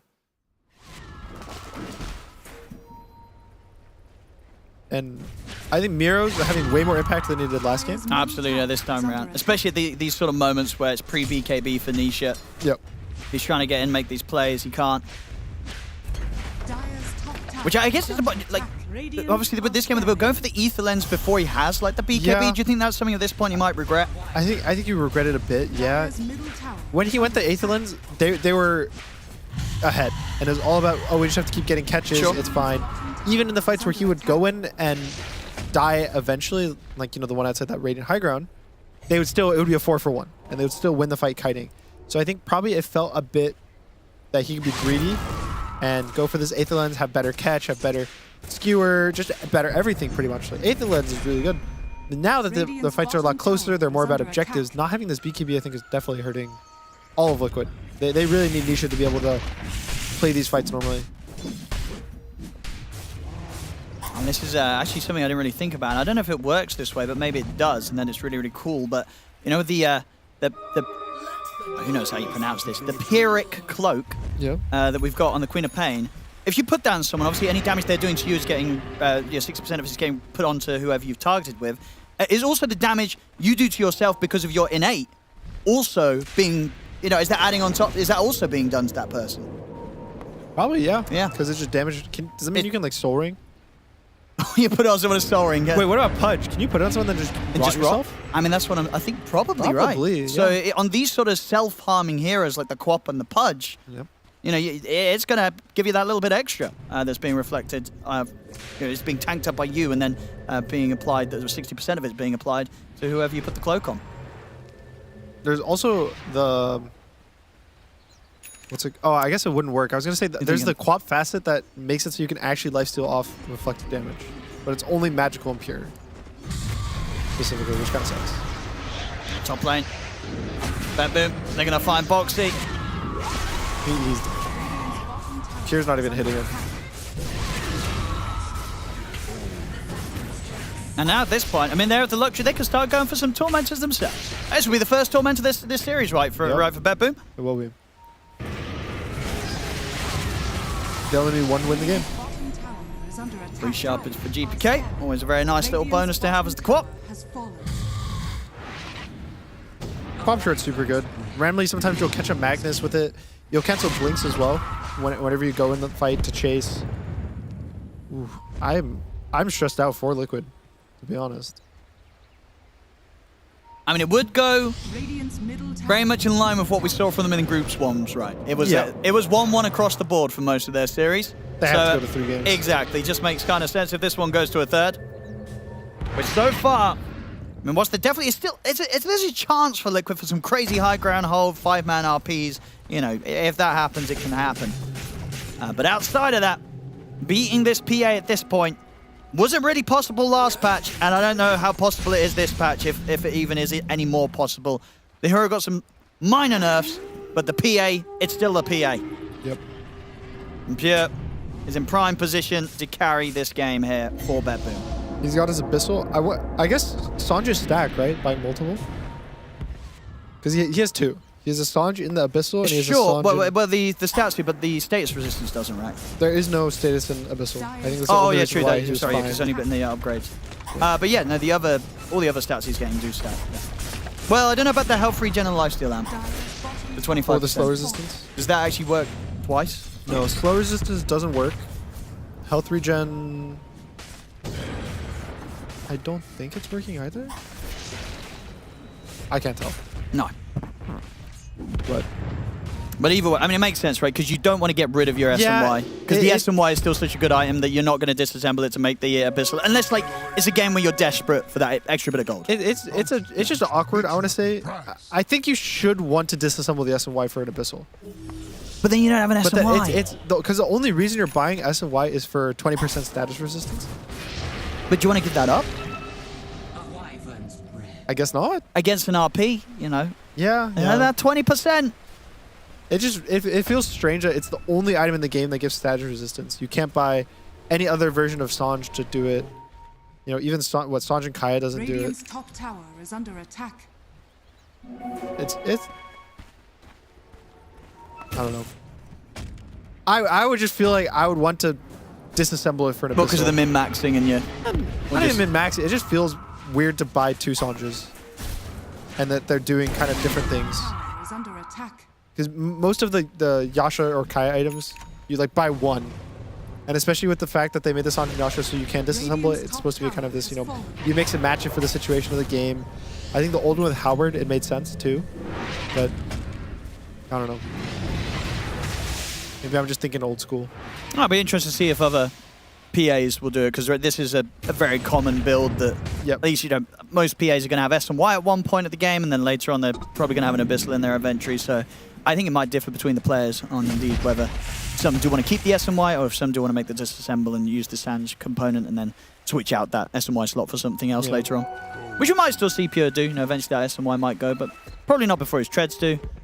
And until he has the Ag's Blessing, which he's trying to go for next. Which at the moment looks like he's going to have the luxury and the time to do. I mean, his BKB is backpacked. I just feel like the item slots. He's just so many. He has too many items. It's hard to talk about what he should do because he can do anything. Liquid, they did smoke up, but yeah, I can't find it. I don't know. I think finding a fight outside of the base seems so hard. You know, maybe you just got all in for the high ground defense if you're Liquid. Yeah, they have Magnus high ground. It's definitely good. Yeah, and that's obviously one of the benefits with the Ether Lens now at this point. You know, you can get those really deep skewer backs under the tier 4s. He's looking mid.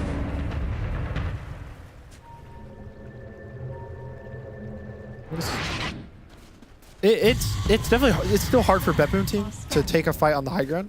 I think any fight right now they take outside of pushing high ground, they should win. It should be easier for them to execute. But going high ground is still to a point Liquid favored, I would say.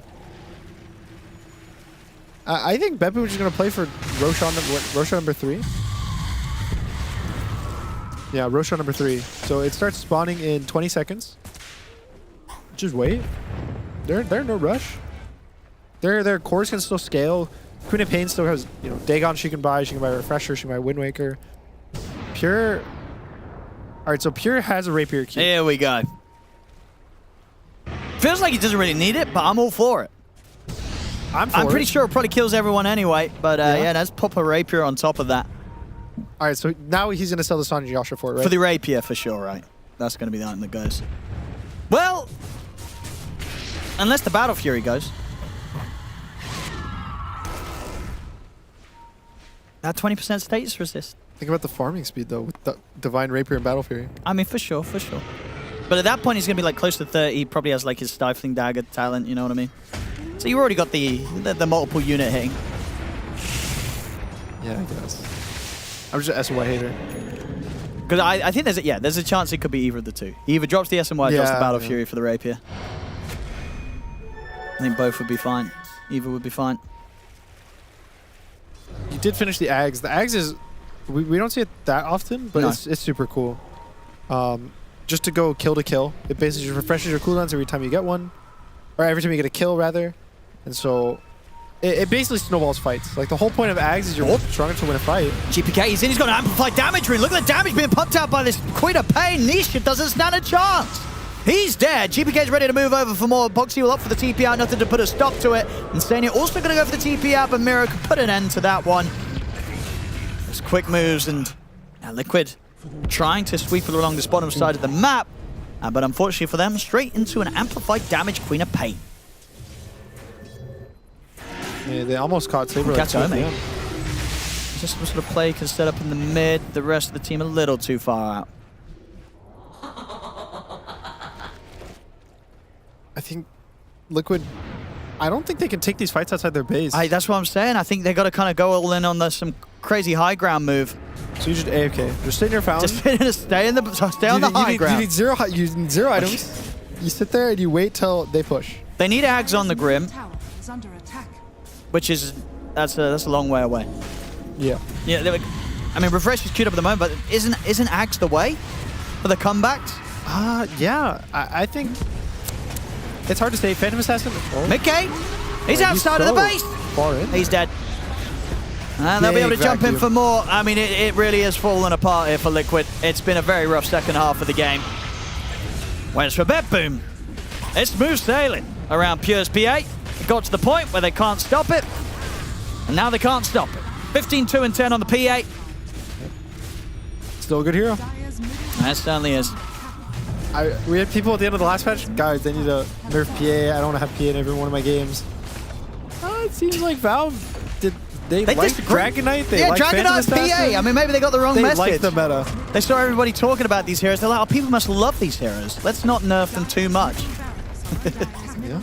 And PA and DK. I mean, this is it's very rare, really, in a big patch, right, where two at the top heroes get away with just like a minor scratch to their power level. Well, at least Dragon Knight. At least she got scratched. Sure. Dragon Knight got a buff. Well, good news for Pure.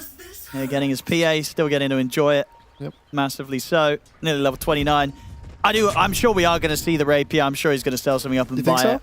Just for fun? Because at this point, he feels untouchable. He's like, this game is over. Let's just get the Rapier out, get some big deeps. Okay. I'm just imagining he's randomly gets alone.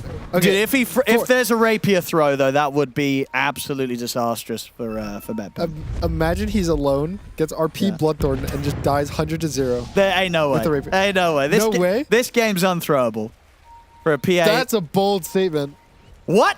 How's this given 18% to Liquid? Wait, what? That's sure a it big wasn't 80% to BetBoom? No, 18. No, I mean, just say the fact they're still giving 19. That's generous. Oh, yeah, that's 20%? Would you give a 20% chance for Dire right now? No, I would say 5 or less. Well, we'll see. I was going to say... Maybe Gaben knows something that we don't. Yeah, maybe he sees the future. I was going to say about the Ags Grimstroke. It's kind of bad versus Phantom Assassin because she doesn't build MKB. And so right now, she currently has 64% free evasion. Yep. Just by being Phantom Assassin. So even if you make this illusion of her, it'll never damage herself because she's going to be missing herself all the time. It really is only going to be used to kill the rest of her team. And so it's kind of the same way as Darkseer. Darkseer is not that good versus Phantom Assassin. Amazing early game. You saw like every single surge charge of the Spirit Breaker in the first like 15 minutes would lead to a kill. Ooh. All right, they forced Mirror ult.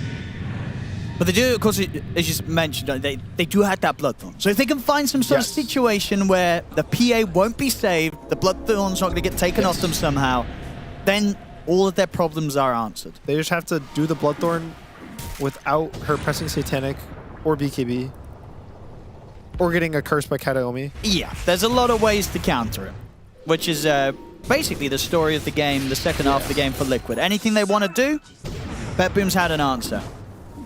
And yeah, quite a large part of it has been the presence of Kataomi on the Wyvern this game. Also now got the Lincolns, so something else to save himself if he gets found, or something else to save whoever needs saving. A lot of moves Kataomi can do to ensure that all of these fights are smooth sailing for his cause. You need to just put it on his Phantom Assassin. Yep. I think definitely late game, I like this trend that some people do where for Spirit Breaker specifically, they buy like 3, 4, 5 Lincolns, and it makes it impossible for him to play the game. I would say in this game it matters a bit less because there's, I would say like Nisha's initiation is the big and the scary one, which Lincoln doesn't work on, but I'm trying to think of what they need to do to defend this, like to come back in this game. It's got to be the 5-mans. 5-man RP, 5-man vacuum, 5-man charge, 5-man Inkswell. Okay. 5-man Stroke of Fate. Yep. Anything less? It's probably going to be easy game for PA. 5-man Shivas. Do they? Okay, honestly, do they win the fight? They have to win the fight if they do that right. If they get all the 5-mans, everything was 5-man. They if have everything's to win the 5-man, 5-man. They will fight. it does feel like there's still a chance that even if everything's 5-man, maybe Pure doesn't die. Unless they can 5-man and indeed get the Bloodthorn down onto Pure, nothing else taking it off. But the problem at the moment is that, of course, there's still the Sages. So, at the moment, they would the 5-man wouldn't do it because the PA would respawn and kill all of them. They would literally use all of their spells, kill 4 heroes, Pure would respawn, press BKB. And kill everyone. And just have fun.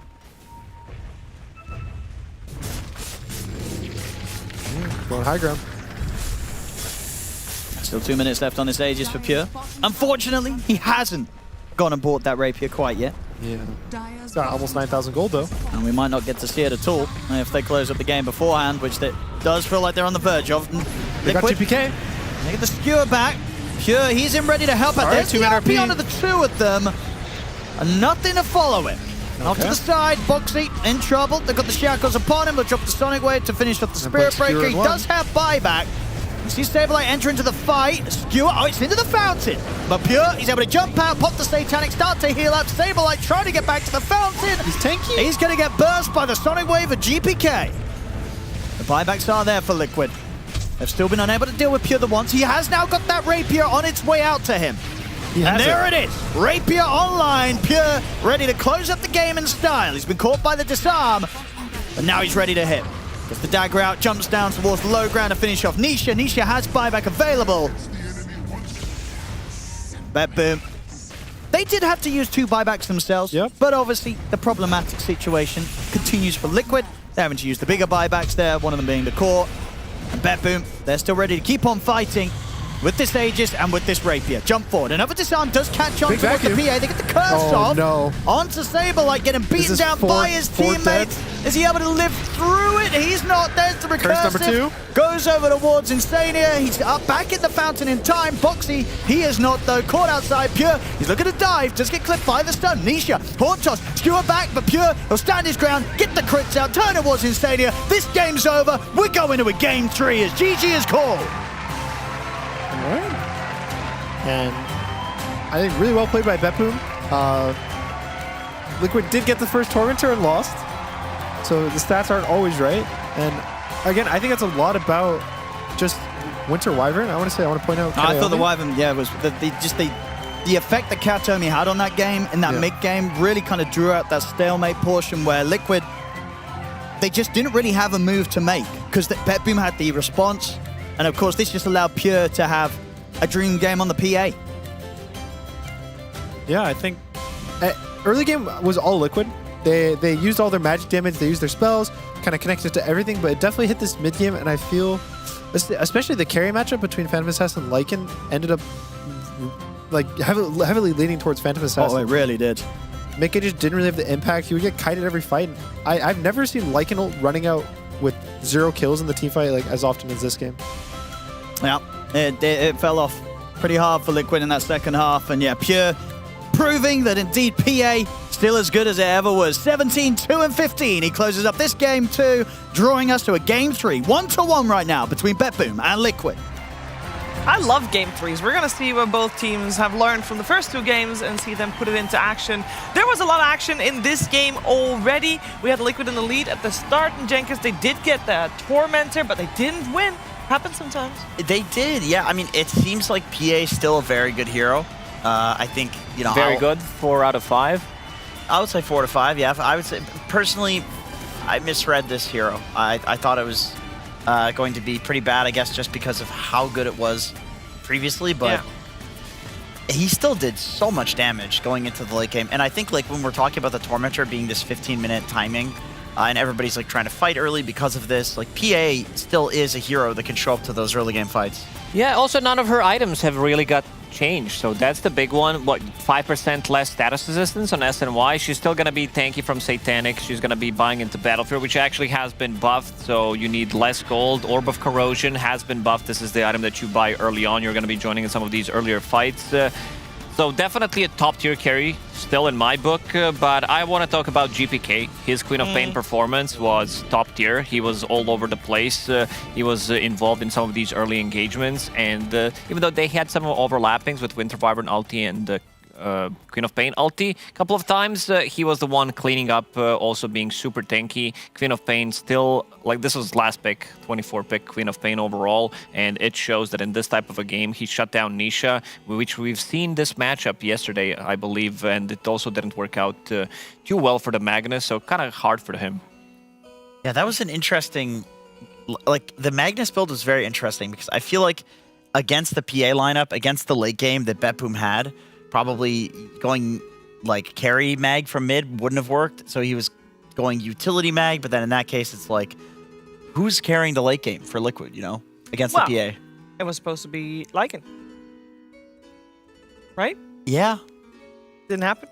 Yeah, a little bit old meta vibes right there. Yeah, he definitely gets kited playing into Winter Wyvern. Kataomi on his Siggy, his signature hero, definitely Winter Wyvern, because he was the one playing it when he was playing it from position 4, and also had some great curses. And something that we didn't talk about, we said some of the early nullifiers, they didn't come in as early as I expected them, but also Winter Wyvern ulti does have that dispel mechanic, which is great. And he was like, we also see the new facet in the play where you're killing one guy and then you're getting another curse on top of it. So very good facet overall. And if you compare that to the supports on the other side, I do want to touch upon the Spirit Breaker here, Jenkins, because I was having high expectations from Spirit Breaker. I heard it was very good right now, but it didn't really deliver. Yeah, I mean, he went for the old facet, the one where you keep the move not speed. The bullshit. Yeah, not the bullshit facet. But, you know, speaking of the nullifiers, this is another hero who does indeed get nullified, and another hero who, I mean, they had 4 melee heroes versus Kataomi Winter Wyvern. You know, this guy's been buying Shadowblade on Winter Wyvern before it was meta. He invented the Shadowblade Winter Wyvern, and now we look at this, and we didn't even mention it yet. Shadowblade Winter Wyvern, imagine like 4 years ago seeing this, you'd be like, what? This guy's trolling. But it's so meta because of him. Yeah, it was incredibly strong. I'm sure we're going to see more Winter Wyvern as well, or maybe it's going to be banned. But for a large portion of this game, and especially the end portion of this game, the story was about the carries, in particular the Phantom Assassin. But speaking of carries, those are the roles that Ryan would like to highlight for his Acer Predator head-to-head, isn't that right? That is correct, Cheever. As for my Acer head-to-head, I chose Kataomi. No, I'm kidding. Pure and Mickey. The Lycan versus the PA. I wanted to kind of show like how much of the map each of these heroes were consuming with these last hits. So you see it's about the same. It's probably the Lycan Wolves in lane and obviously the PA with the Battle Fury. But were the result or the damage yield the same? No. Pure, I'd say almost doubling up Mickey's hero damage, especially a lot later on in the game. And then I was thinking maybe Mickey made up for it with the building damage because Lycan can be more of a building damage hero, but no. Pure was pretty much doing it all with the PA. We are all, I'm sure, hoping at home that this was going to be a 3 or 4 week terror that PA gave us, but Pure is showing us that there's more PA to come, and looking forward to seeing it as the meta progresses over the course of this tournament. Brian, was PA just really good this game, or was Lycan just pretty bad this game? I think the Lycan plus Mag combo, just like 2 melee right-clickers, that's pretty much all of their damage with the RP against Wyvern is specifically hard countered. And then PA, utilizes the vision from the Night Stalker probably better than any other carry in the game. So I think there was a lot more counterplay against the Lycan and a lot more synergy with the PA. So kind of a little bit of both. Okay, thank you very much, because I don't know how much Lycan carry we have seen or after this are gonna see. Normally you'd expect Lycan to go on the offlane, right? Most of the time, but also in the previous patch, Lycan didn't really change that much. A lot of people wanted to play it as a carry to have that flex between them. But I also want to point out something that Pure did in the end, because there's a reason why I keep telling that this guy is the best carry player in the world. Because if he feels like he can get away with Divine, there's no need to go for the Divine Rapier in the end, but he's still gonna risk it, and he's that type of the player that, I would say 95% of the time, his aggressiveness and willingness to be able to just buy the items, something more aggressive, does pay off. Yeah. Play to win. Yeah, exactly. That's what it does, regardless of if he's ahead I mean, or behind. I'm a fan of Rapier PA. I will always get behind the Rapier PA. I respect that Pure does that. I mean, he has such a gold lead in these games where he makes these decisions that I feel like his take is like, if I die, I deserve to lose anyway. You know, because he's got like the Sanjin Yasha. Like he was 7 slotted at that point. So yeah, I do respect that gameplay from him. The question is, because this was a second phase PA pick. At the end of the last patch, we had gone to first phase ban PA after it being first phase pick. Are we moving PA up in priority? Well, there's only one way to find out. Bring on game number 3.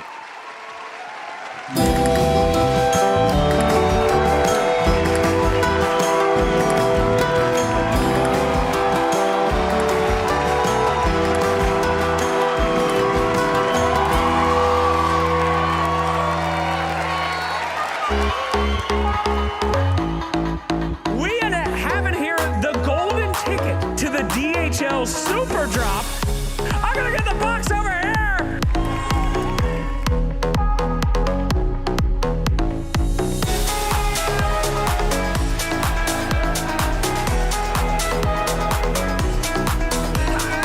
Choose your own adventure, man. Are you ready? I'm shaking. Good. That's absolutely correct.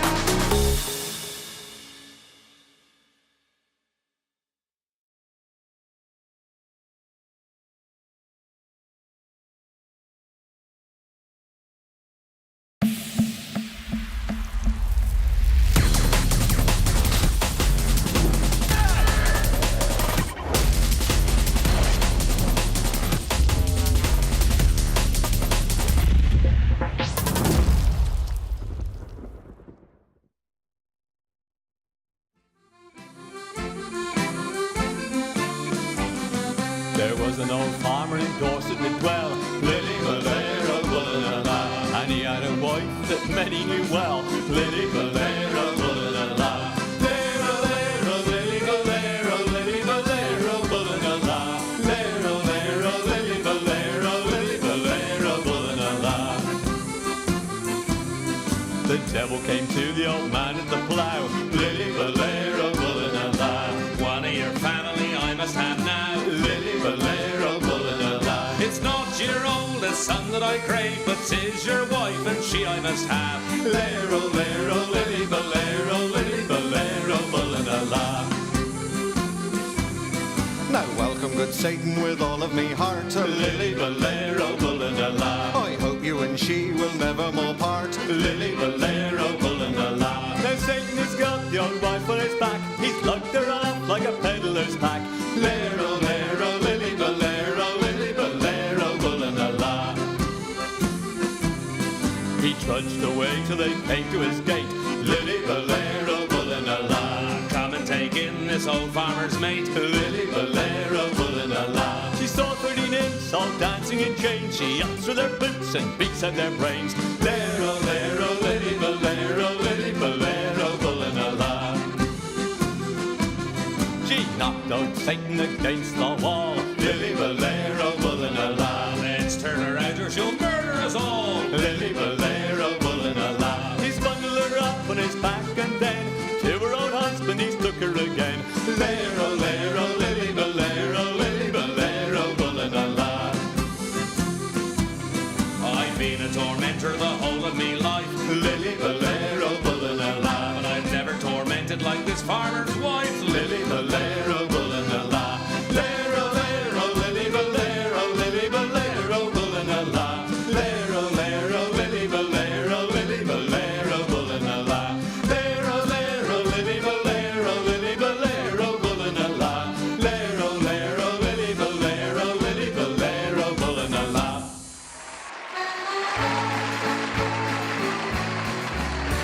As I was walking down Paradise Street, to me way, hey, love ran down. A pretty young dam that I can't more than me.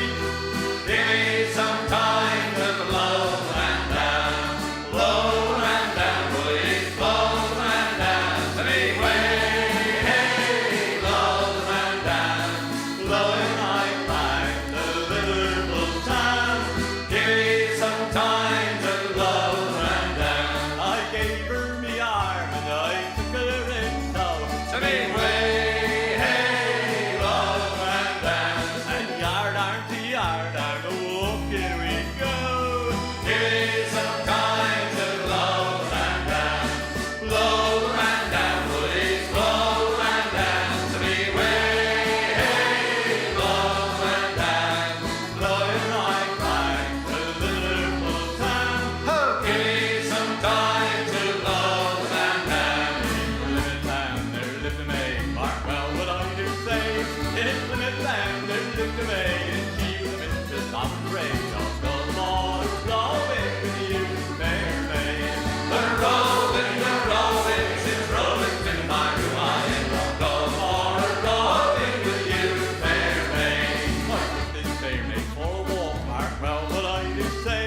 I took this fair maid for a walk, and we had such a loving talk. I'll go them all rolling with you, fair maid. They're rolling, since rolling's in my mind. I'll go them all rolling with you, fair maid. Oh, didn't I tell her stories true, Mark well what I do say. Oh, didn't I tell her stories true, and didn't I tell her walkers too? Go them all rolling with you, fair maid. They're rolling, since rolling's in my mind. I'll go them all rolling with you, fair maid. What do we do with the drunken sailor? What do we do with the drunken sailor? What do we do with the drunken sailor? Early in the morning. Way, hey, up she rises, way, hey, up she rises, way, hey, up she rises early in the morning. Put him in the cupboard and hold my bonnet. Put him in the cupboard and hold my bonnet. Put him in the cupboard and hold my bonnet early in the morning. Way, hey, up she rises, way, hey, up she rises, way, hey, up she rises early in the morning. That's what we do with the drunken sailor. That's what we do with the drunken sailor. That's what we do with the drunken sailor early in the morning. Way, hey, up she rises, way, hey, up she rises, way, hey, up she rises early in the morning. Way, hey, up she rises, way, hey, up she rises, way, hey, up she rises early in the morning.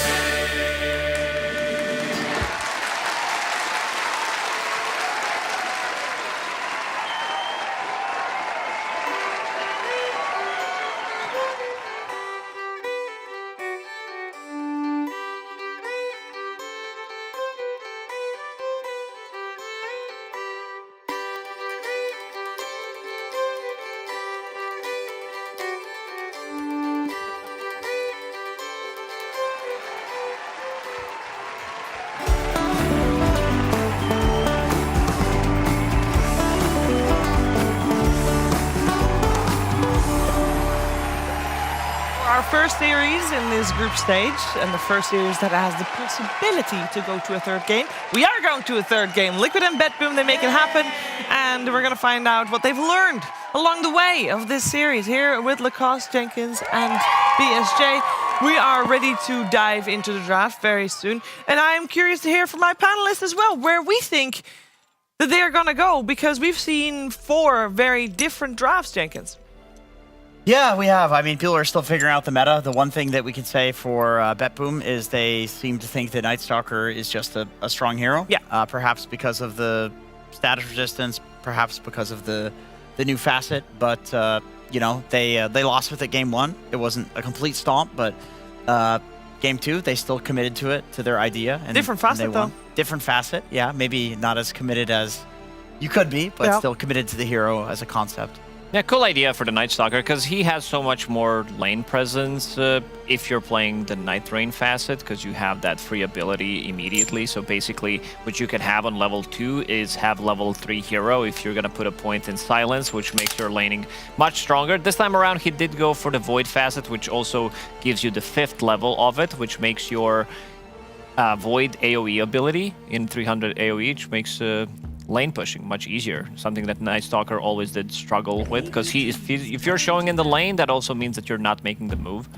Yeah, I think against Darkseer, Ion Shell spam, and Lycan Shard in the late stages of the game, my issue with the AoE Void facet is that you get the AoE at level 9, and at that point in the game, it's now about 10 minutes or so you're not experiencing the benefit of it until 15 minutes, and that's usually when kind of the early game farming portion is already over. Yeah. But so it makes sense that as a late game wave clear, I felt like Miera was able to scale much better on Night Stalker and also deal with that pressure, allowing them to make more moves on the map. It made sense a lot to me, and I think the fact that he has 2 very different facets that aim for 2 very different portions of the game make the hero that much more versatile, and Night Stalker I think has always kind of been one-dimensional, so adding versatility to any hero like that is very powerful. A lot of talk about Night Stalker for a hero to be first phase banned. Liquid has had enough of Miera's Night Stalker. Does mean that the Abada make it through, which Liquid pick up straight away. Beastmaster also made it through, and now also picked up. It's very interesting to see that simply having one hero in the first round bans be different, then you see a different first round ban on the other team. So now we've got 2 heroes that we haven't seen yet that are both relatively popular. It's just the impact of having one hero stock rise can be so pivotal in the draft. They also picked Beastmaster into ABBA, because Beastmaster is not about his ulti as much, even though it can get dispelled. It's more about him being super tanky, clearing the stacks as well, being the front line for the team, being the one who can take Roche early on as well. We've seen pretty much every single game Beastmaster. Sometimes he can do it solo, sometimes he's gonna get +1 just for the protection, where he takes Roshan between like 12 and 15 minutes into the game. Yeah, I also think that Beastmaster, you said it's not about the roar anymore. I completely agree. I think you pick it more for tempo now, not necessarily for a fast tempo, because like you said, he is going to be clearing stacks at that point. At a certain point where, like, obviously he doesn't have tempo at that point because he's clearing stacks, but you pick it for the specific tempo which he provides, which is you are going to have a giga-fat offlaner who is top net worth at about 15 minutes, 14 minutes into the game. Guess what also spawns at about that time into the game? Normie! That's the Tormentor. So, and the hero just can't really be outlaned, since like you can go for Axe's build, you can go for the boar, you can max that out, and the bird is now, you know, a spellcasting ability essentially, because it's flying around you and rooting you rather than this thing you can control. So Beast is just such a versatile hero with this tempo. I also want to see if this ABBA is going to be played as core. Maybe we're going to see the new facet in action. Mephitic Shroud has been the chosen facet for the last couple of months, but the new one has been buffed.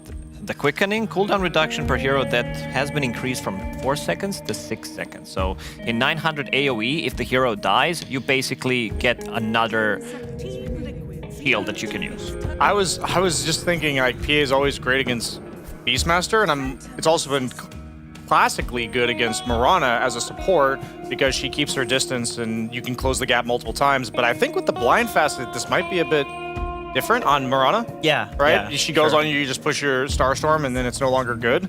But against Beastmaster as a carry, you're always getting axe spammed. It's super annoying. So the Warlock is going to enable that. We were seeing a lot of Warlock PA in 7.37. I don't think the heroes got changed enough. I was on the same page as you, Jenkins, where I thought PA was going to be relatively bad with all the changes, but clearly still strong, still good against Beastmaster. I like this approach from Team Liquid safely. Yeah, one Warlock PA was literally the answer to Beastmaster on the previous patch, and nothing has changed enough. Even, I will say though, picking Mirana once again into the Abaddon is another interesting choice. Yeah. This is another, like, if you go back to historical Dota, Abaddon counters both of these heroes, but things have changed so much since, especially the Facets patch, that it's like, are you really picking Mirana for the arrow? No, you're picking it for the Starstorm. This is what you're playing around. So the Abaddon doesn't counter the Mirana as much either. I would also love to see maybe Oracle.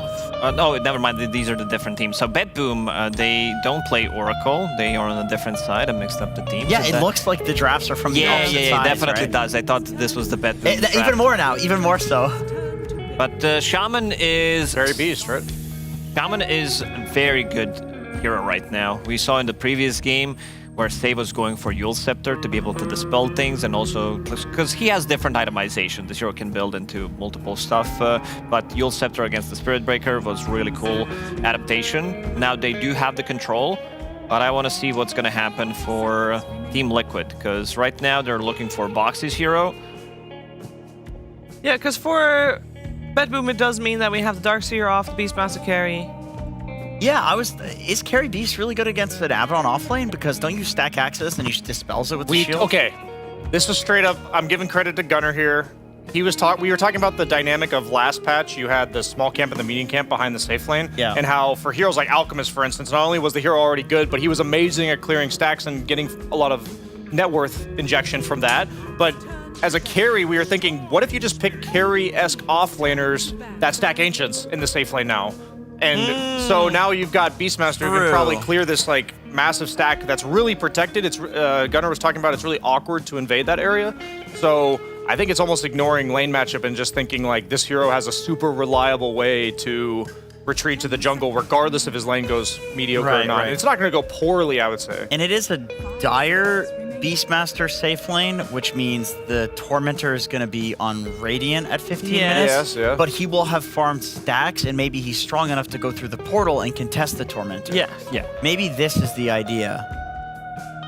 But you're also going to be fighting into Abba, into Warlock. Abba, 15 minutes in, he can walk up high ground, be like, what up, guys? I'm going to provide vision for the team, and fighting into Warlock in certain areas of the map, like in Roshan pits before, now near the Tormentors. These type of the fights are very difficult to take against Warlock. I think it's important to keep in mind that we're going to see most likely a Beastmaster or the mid laner, whatever they end up going for on BB team, go for a Bloodthorn Orchid or Orchid Bloodthorn, because now you have the Hex Breaks talent at level 15 on Shadow Shaman. So, or actually no, Hex alone silences. Yeah. They have a very easy way to burst the Abaddon as the game goes on, now that I think about it. So just Hex and kill him? Yeah, Hex and kill him. The fact that it's that low investment, you're just taking a talent, you don't have to even itemize around it.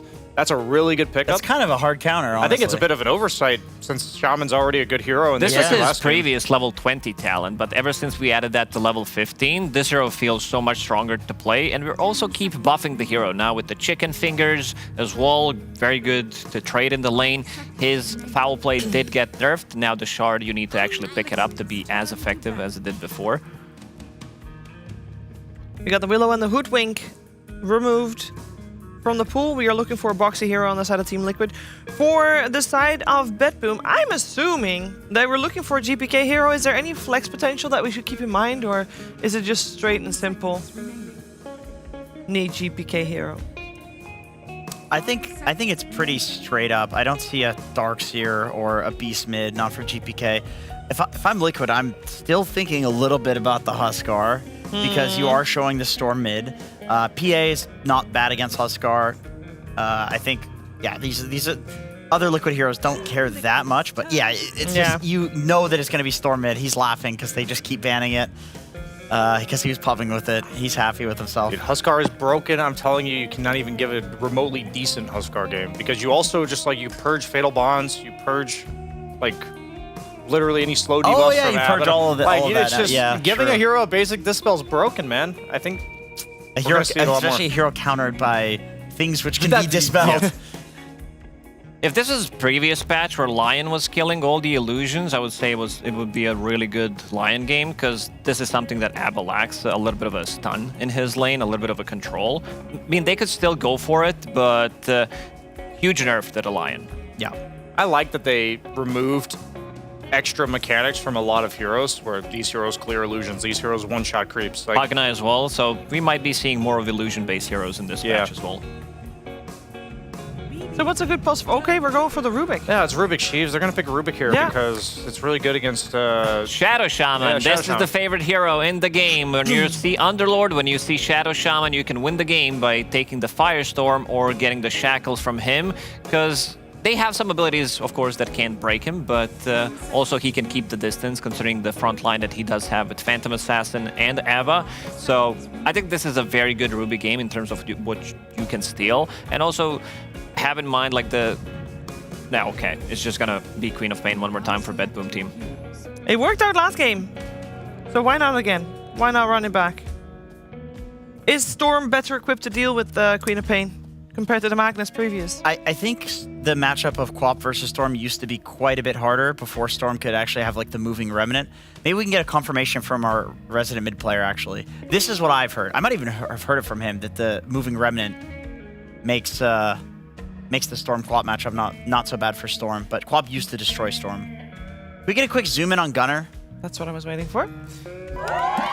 I'm sure we can get a quick zoom in on. Boom. Gunner, can you tell the camera to zoom in on OD Pixel, please? Oh, and how's the Quap versus Storm matchup? I think Quap's still happier. Sure, it's a little better for Storm than it was, but I think Quap still wins. Zoom in on Gunner. I have a question for Gunner. In this matchup, Shadow Strike for Queen of Pain, or you completely skip it? How do you feel? Queen of Pain, Shadow Strike? You're gonna zip it? Not as good? Yeah, Kill it? I don't know if I would do that. You gotta get that scream. Any other questions for our resident experts? No, that's it. That's all we got. Let's talk about the other lanes. Mid's not interesting. What were the other heroes? Can one of you guys? Yes. PA versus PA versus Darkseer again, but reverse teams. PA Darkseer with PA with the Warlock and the Darkseer with the Shaman. I'm really just going to pay attention to the fact that Beastmaster may have like a 7 stack of Ancients at 8 minutes into the game. So I think that might be a point of contention. That's what I'm saying. There might be some extra Tormentor fight on the side of the map. I would say Liquid might not even have a great lineup to take the stacks, but we're going to find out. Keep your eyes peeled for the stacks of the Beastmaster for game number 3 coming at you via the PugChamp Pandas.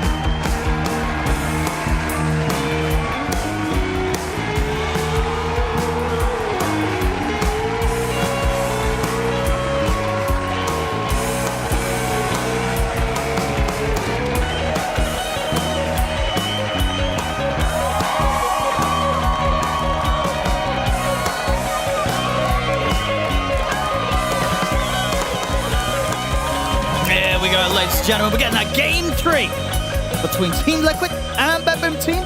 And we're going to see what Liquid can do this time around with the PA in their hands, in Mickey's hands, after Pure had quite the game 2 on the Phantom Assassin. Now, here's the question is, Gunner, do you think BetBoom have got a good approach, a good lineup to play this game out in a way that Liquid couldn't against Pure's PA in that game 2?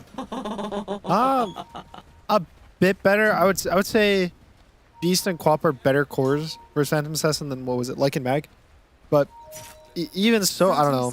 I feel like it's a bit of the last patch conundrum where Phantom Assassin gets picked every single game and then just wins. At least it's not first phase. Now it's being picked second phase. It's a bit. It feels better than just the first pick PA every single game. I think also the lane should be. I think it's easier. It's gonna be easier for Phantom Assassin in this game. There's no. He's a Warlock in the lane to sustain. Sure. Just better sustain than Wyvern. The Shaman doesn't really pressure as hard either as a Spirit Breaker. Oh, might have chance for first blood here. They've got the shackles. Saberlight will be able to get the shield off, but the blood grenade's down. A few more right clicks, another blood grenade. They'll get first blood for Pure. All right, and then so we do have the the Beastmaster carry, sorry, which I think, like the panel was saying, I think it got buffed. Basically, just based on the map changes. There's now, the creeps behind the tower are a bit different now. I think instead of having 2 camps, you basically only have 1, but it's an ancient camp. Which, you know, Beastmaster, a carrier who can take it at level 5. It's going to be really good. We'll see if they'll like accelerate him with that. I'd assume they would. Mickey. This is a lot of damage. No. Going to be fine with the stick charges, but still very much put under threat. Same to be said though for Mira, did take a lot of damage himself as well as the Darkseer. I mean, and how is this Darkseer lane into the PA? Where you just feel overall it's just, because it is this classic from the last patch, PA Warlock duo, the PA doesn't care? I don't think the PA cares. Yeah. There's worlds where, so Shaman is actually a really good support versus these ranged 5s that don't have a stun. So you think of Enchantress. We used to counterpick Enchantress with Shadow Shaman. Yep. Because when Enchantress does the thing where she walks past the wave, you shackle her, and they can't do anything. It's the same with Warlock. If you go on the Phantom Assassin, the Warlock can never cancel, or you go on the Warlock, and the Phantom Assassin can't cancel it. So it's a pretty nice Shadow Shaman lane, but at the same time, I don't think that they really are going to have this damage that just burst through heroes like 100 to 0 between Darkseer and Shadow Shaman. I think this lane is just going to be a farm fest. If people are dying, it should be BetBoom are the ones dying. Mickey looks so strong right now. He's trying to make the move here. Can he finish off the kill though? It's getting risky. He gets in there. He's going to go for it. Mickey, can he clean up both? He can, by the looks of it. I mean, there we have it. PA Warlock. It ain't 7.37, it's 7.38, but it's still looking as good as ever. Gunner. Yeah. So this is now 2 lanes that we've seen Phantom Assassin versus Darkseer, and the Darkseers died to the Phantom Assassin. So maybe we switch it up, guys. Let's not do the Darkseer versus Phantom Assassin, or just ban the Phantom Assassin. Look, I said it last time. I said it 4 days ago. I said, can we just start banning the PA? I mean, I think they were doing it yesterday in the drafts, right? Yeah, they were still banning it. But today, PA getting through a couple of times, and this time it's not even as the first phase pick. It was coming from a 3rd pick. Sometimes it's hard. So the meta heroes, drafting is... There's a lot of depth to drafting, and it's really hard to think about drafting in a very simple way. But a common thing is that the meta heroes are really hard to ban 2nd phase. Because usually your 2nd phase ban, you have to ban to protect either what you picked before or what you're going to pick next. And so here's like Phantom Assassin that are just default good. If you don't ban them in this first phase, there's so much damage. Every time the Starstorm is insane. I mean, yeah, I did think Sableye caught by surprise there. I guess he thought he was fine. It's a 300 damage nuke at level 3, which is just like an absurd number. That's a level 7 spell usually does 300 damage. And you're getting this at level 3. How does that compare to some of the other early nukes? I remember, like, if you compared to like what's Shaman's nuke at level 2?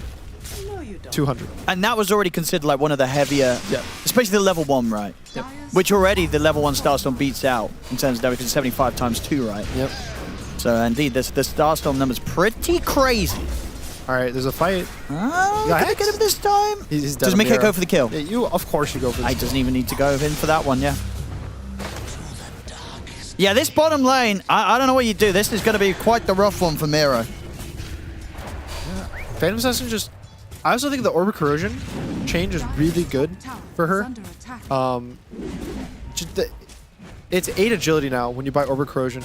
So for these agility, they're going to get on save. There's just nothing that BetBoom can do in this lane. Mickey can heal through the Iron Shell damage pretty much fully. Probably has to play safe here, yeah. Yeah. I mean, you take these trades. Basically, Warlock's mana is Mickey's health.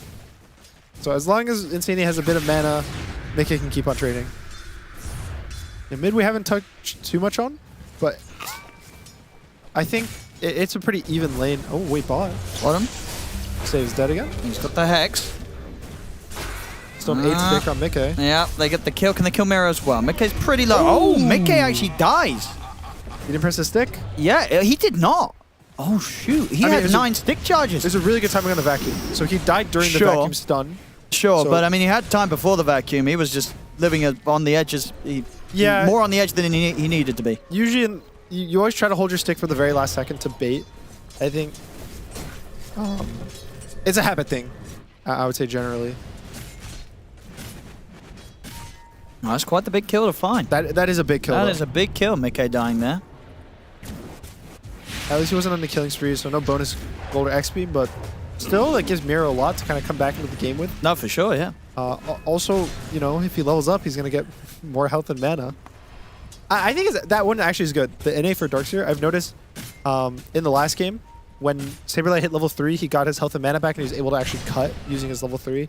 So when Miro hits 5, he'll also kind of get that ability to just keep farming, keep playing the game, keep being aggressive. I think it's pretty cool. And they're going him right now. He might have to TP. Yeah, he probably does. Yeah, got TP out. TP's the tower. Yeah, he's got the wave pushing into him as well, so all things said and done after the first few scenarios in which Miro did go down, things are you know, settling quite nicely for him in that lane despite those early deaths. Yep, he kind of is fully recovering. Phantom Assassin's game is still super good. Mick is having a great game, but Miro's going to have a game. It was looking to the point where maybe if he died one more time, usually when you hit this third death as an offlaner, that's when the lanes start getting awkward. And they should have him hit. Oh. Ooh, he didn't get the lift off. I was going to say, did he not have telekinesis ready? He did. He might still get dove. They're going to certainly want to go for it. They do, and there we go. He saved the telekinesis so they could get save as well. GPK's TPing. Let's see what he can do to shut this down. They get the Sonic Wave out. Two of them, and the arrow comes through, clips on a Boxy. So they do dive, get the kill on Miro, but now BetBoom, they're ready to put an answer into that with GPK turning up and, of course, continuing his performance on the Quap after that last game, Game 2, where he did do spectacular. There was some really, really solid Sonic Waves in that game, too. I was like the panel, we're actually asking about this. So GPK went for 3 points in Dagger. He did this time. Which is, I think, so last game he went 0 for 4 if I'm not mistaken. And this is also, most Quaps are opting to not go for Dagger. This is mostly the laning stage one. But it paid off. He's up almost 1,000 gold on Tanisha. So this skill build is, you know, you're happy with this. If you're up 1,000 gold, it's fine to go the skill build because even though you're going to farm a bit slower now that you don't have your max Scream, you're still going to be at this 1k gold advantage for the next couple minutes. Anisha. Full mana. Not actually going to get Vision of Save quite yet. So hasn't seen his target yet, and he won't see it at all. Save. Just a step away in the darkness so that Anisha doesn't see a chance to jump him, doesn't know he's there. They've been taking all of GPK's runes. I think they denied his Arcane rune earlier. Boxy steals his shield rune. Not really getting this acceleration that he would want, especially after a free lane. And speaking of acceleration, look at Pure's net worth. He's currently 4.2k.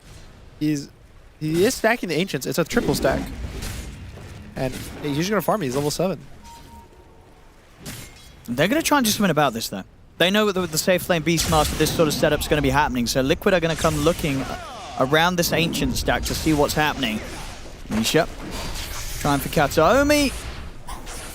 And the dagger coming out. They'll be able to slow and get him. So and they're able to push Pure away from this section before he's able to clear the Ancients. So the Ancients are still there for now. And they'll take away this tower. So definitely going to set up this area of the map to be a bit more tricky for Pure to feel safe to go and farm these. The other thing, I don't think Liquid can really do it safely. Nisha can. He would just take so much damage doing it. I don't even think it's worth it for the gold. So it's probably just going to sit there until eventually Pure takes it. Save. Saberlight's TPing. There's a gate as well for Backup's coming in, and Insania does have the rock ready to drop if he wants to. He's Nice caught arrow. by the stun, but here comes the rock. Mickey, So much damage. he's able to turn kill off Mirror. Indeed, Mickey ends up dying off the back of this. Liquid, they will take the numbers, though. They get both Mirror and they get save. But yeah, Mickey does die. Kataomi's thinking about poking back in. Maybe seeing if he can burst someone. He doesn't die. He'll go down to like 100 health. Oh, GPK's here. Get themselves another. Kataomi's kind of dying to the golem, though. Nah, he's fine.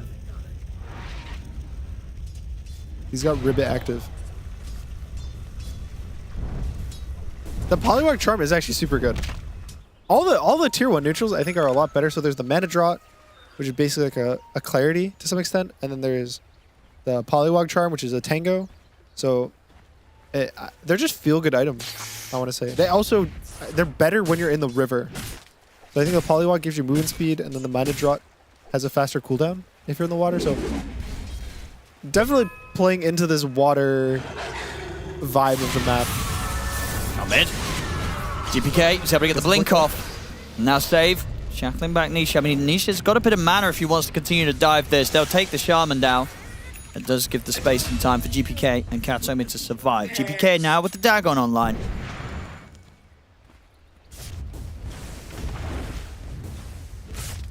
A close early game. 10 minutes in, sure, Pure. Still very much at the top after being able to clear that Ancient stack. It's going to be quick timings from him, but... And Mickey also likely to have a good time on the Battle Fury pickup. Yep. I mean, Mickey's game is gonna accelerate pretty much the same way we saw Pure accelerate last game. I think Mickey will kind of have a similar timeline. Oh! Ooh, the Ravage. Is that gonna help him get the kill? Yeah, he has to use the Roar to run. Because of that little Ravage allowing Saberlight to close in and get another touch in onto him with the slow. That's Roar down the drain. The Boglet.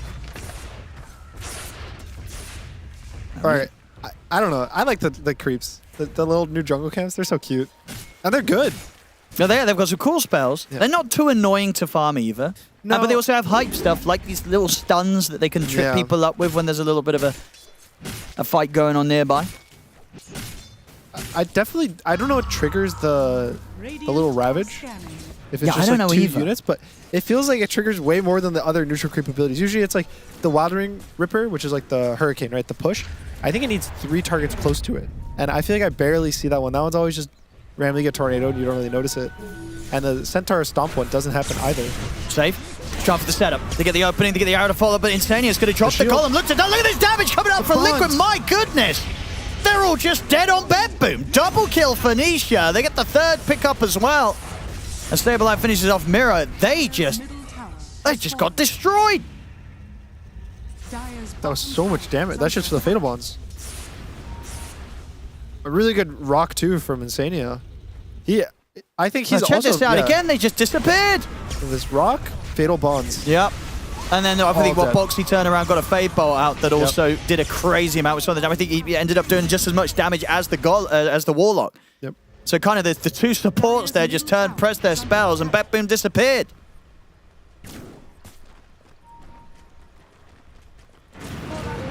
All right.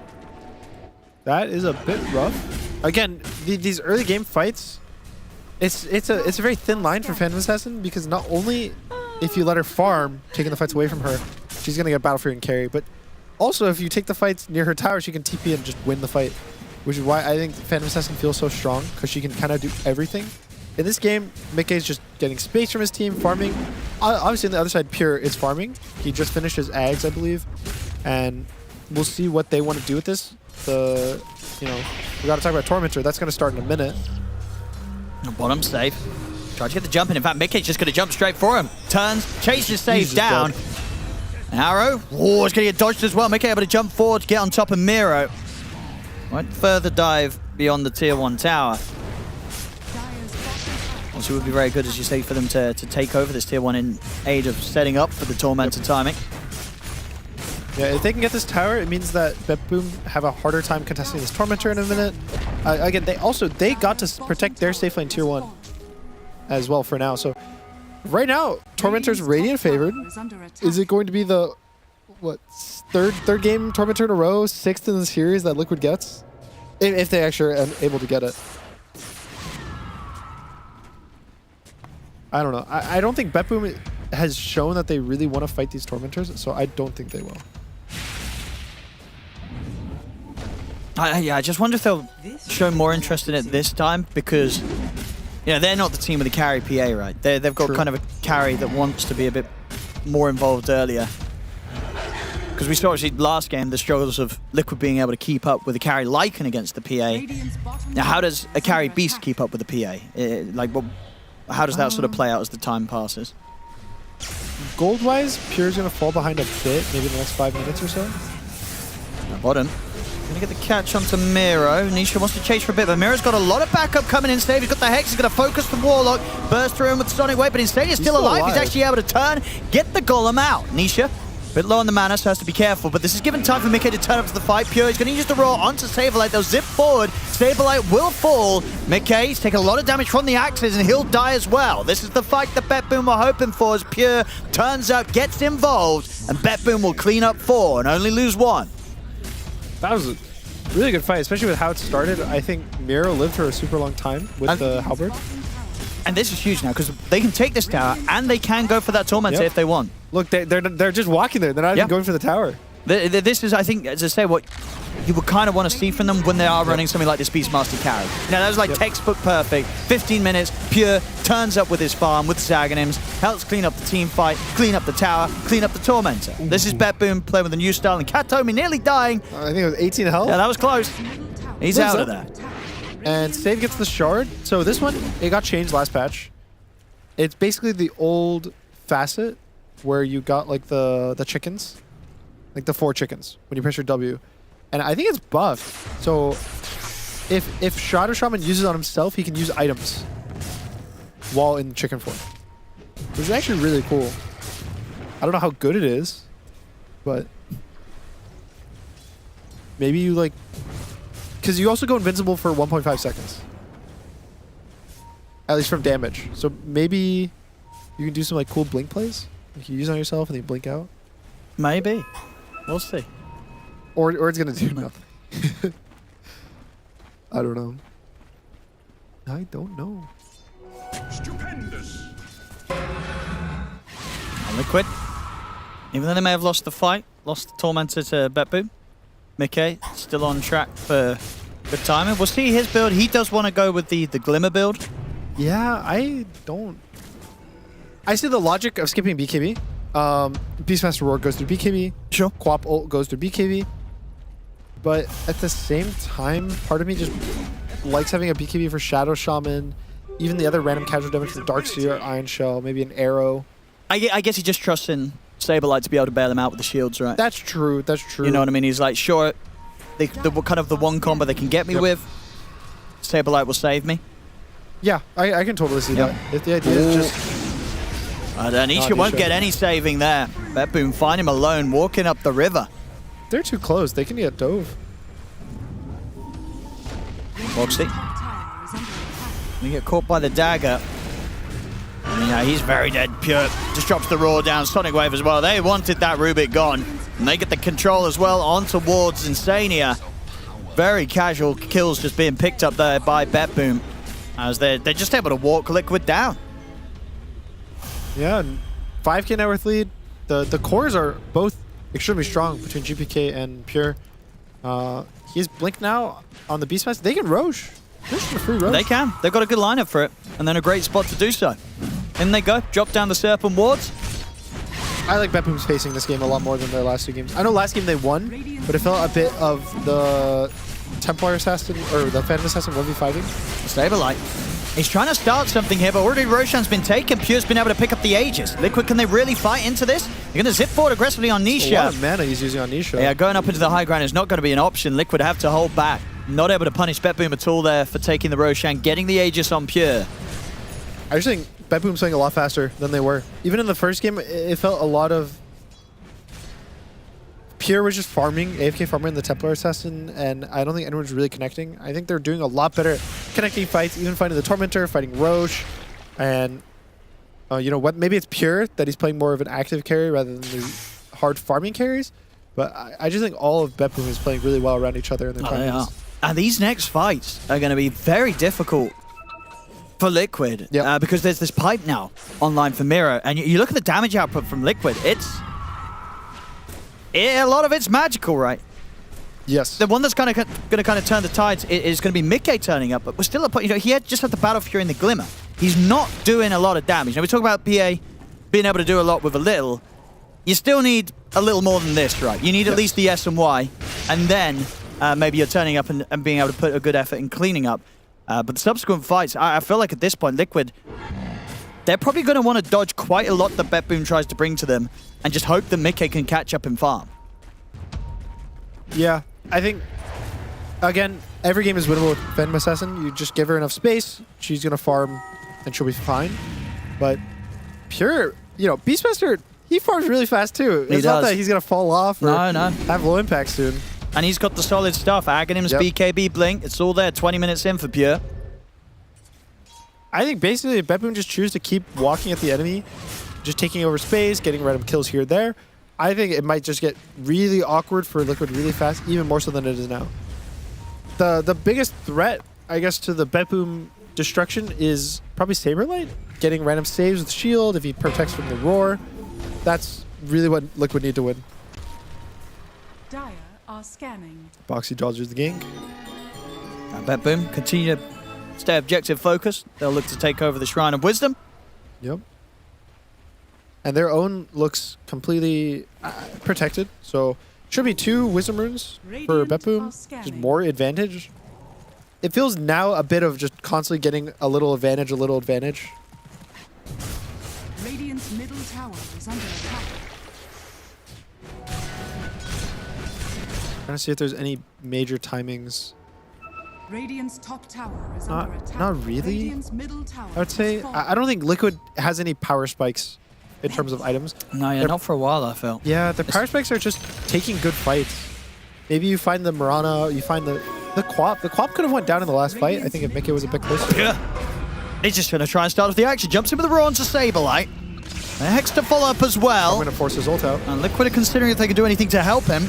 And there's Nisha. And with the jump forward, looks to try and focus down the Mirana first. They'll get him, but Pure pots the BKB. He's ready to stand toe-to-toe with Mickey. They get the Hex on him. Mickey shields there from Saberlight to get Mickey out, and then Mickey's able to jump away. But Saberlight's dead. Pure, he'll stay on top of Boxy. Nisha's trying to play around with GPK, but GPK is pretty tanky. GPK was even considering jumping back in on this. Pure, he's going to continue to chase down Boxy. Yeah, Nisha can't finish off these kills. He's not got enough mana. Surely he's going to try again to zip forward, but GPK's got the kill. The shackle from Save's there, locking Nisha down. Can Nisha even finish off the Save kill? No, Nisha has to TP out. Save will survive. But again, it's just Liquid having to scramble out of the team fight. They lose 3. They only get the 1. They only get the Mirana. Yep. It's also super close to getting the chicken fingers off on Save. And that would have been really bad if Nisha went down. So thankfully Nisha actually lives. But a bit of a strange initiation, I would say, from Pure, just going in on the ABBA. I think he recognized that the shield on the Roar is really annoying.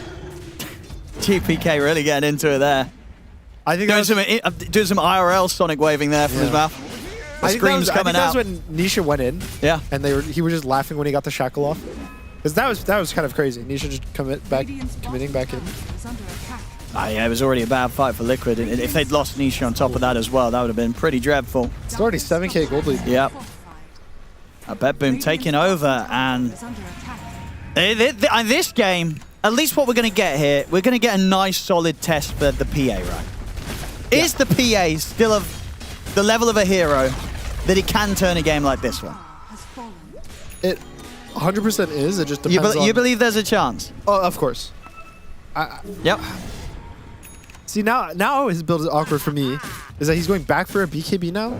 So he went Glimmer Cape, and now he's going for BKB. That does, yeah, having to go, if you go Glimmer and then you still need to buy a BKB, that's got to feel bad. It's the same thing to some extent where when people would buy Mage Slayer and then buy BKB right after. Sure. You're kind of doubling down on these items that do the same thing.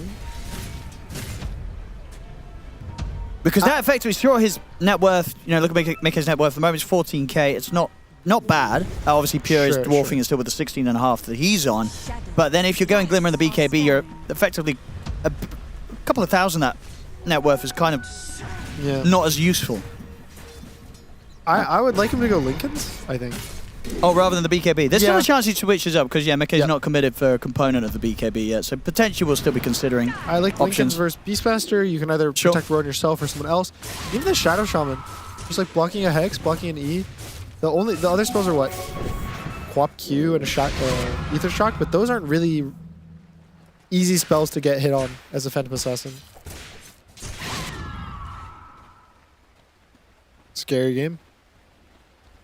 It is. Can Mickey and the PA do it?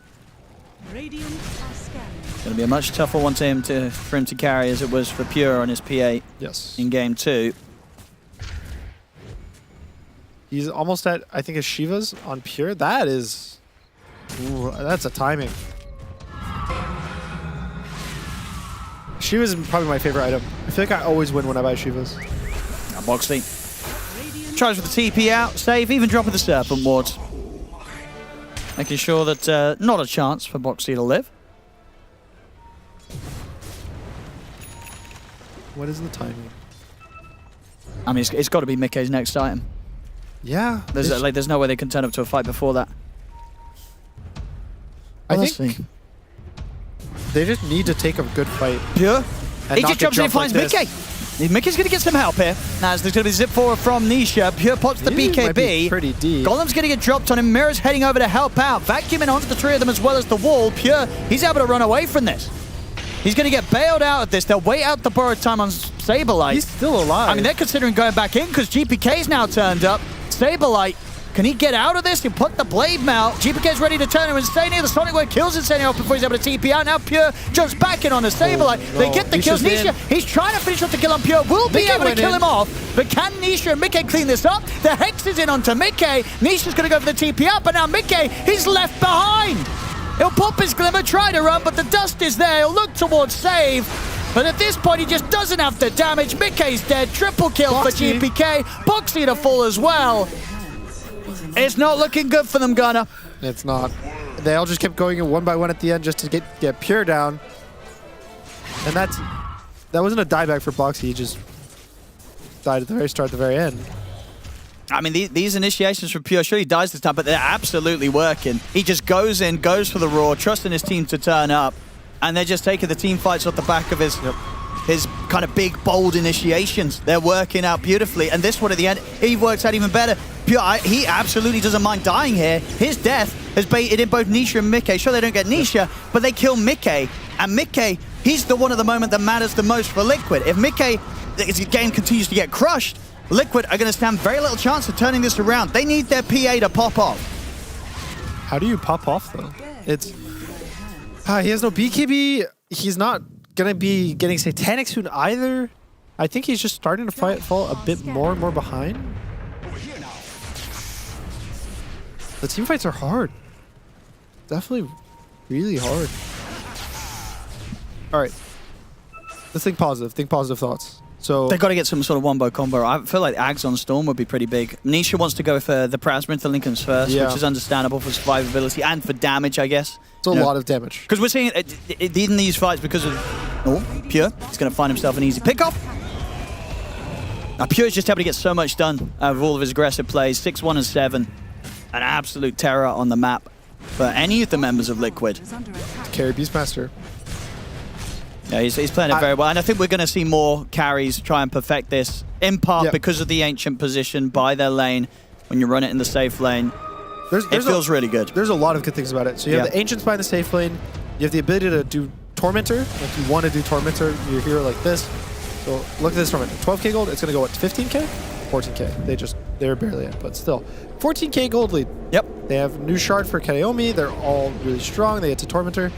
It just is so much of a reward for killing Tormentor. Oh, and save. He finds the opening. He's no roar, but doesn't need it. Save, he's been getting away with a lot of great catches this game. Not only the ones where he's jumping and making the initiation, ones where they've been trying to go on him and he still gets the chance to press his buttons, turn things around. And another one. The kills continue to roll in here for BetBoom. Save is cooking. He's kind of catching everywhere. He's just getting kills for his team back to back. 2, 6, and 16. He's been in 18 of their kills.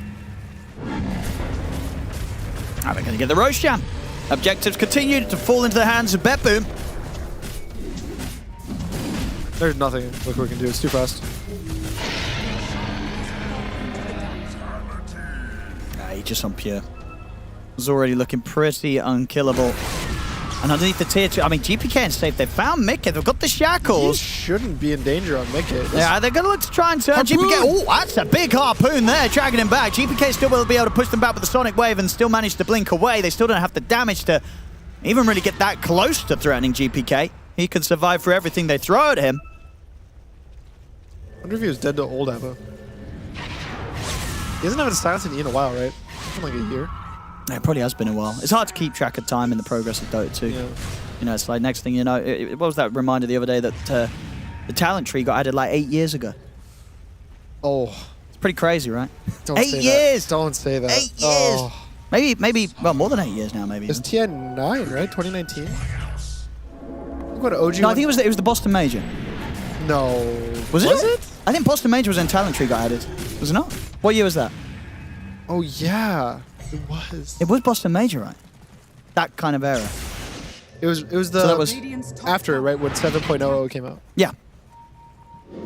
A long time ago. I'm so time old. passes. I'm it's so impossible. old, guys. You know, you can ask any players like, when did this patch happen? How long has this been in the game? It was like a year ago. It's all a blur. It's all just Dota. You made me. I actually feel so old. I didn't think about the Boston Major. Were you at the Boston Major? I was at the Boston Major. I have a picture with you. You do? Yeah, I was a fan. I was like... Wait, you weren't even on a team? No, I was like 5k MMR. No, you weren't. Yeah. You were 5k MMR back then? Yeah. That's crazy.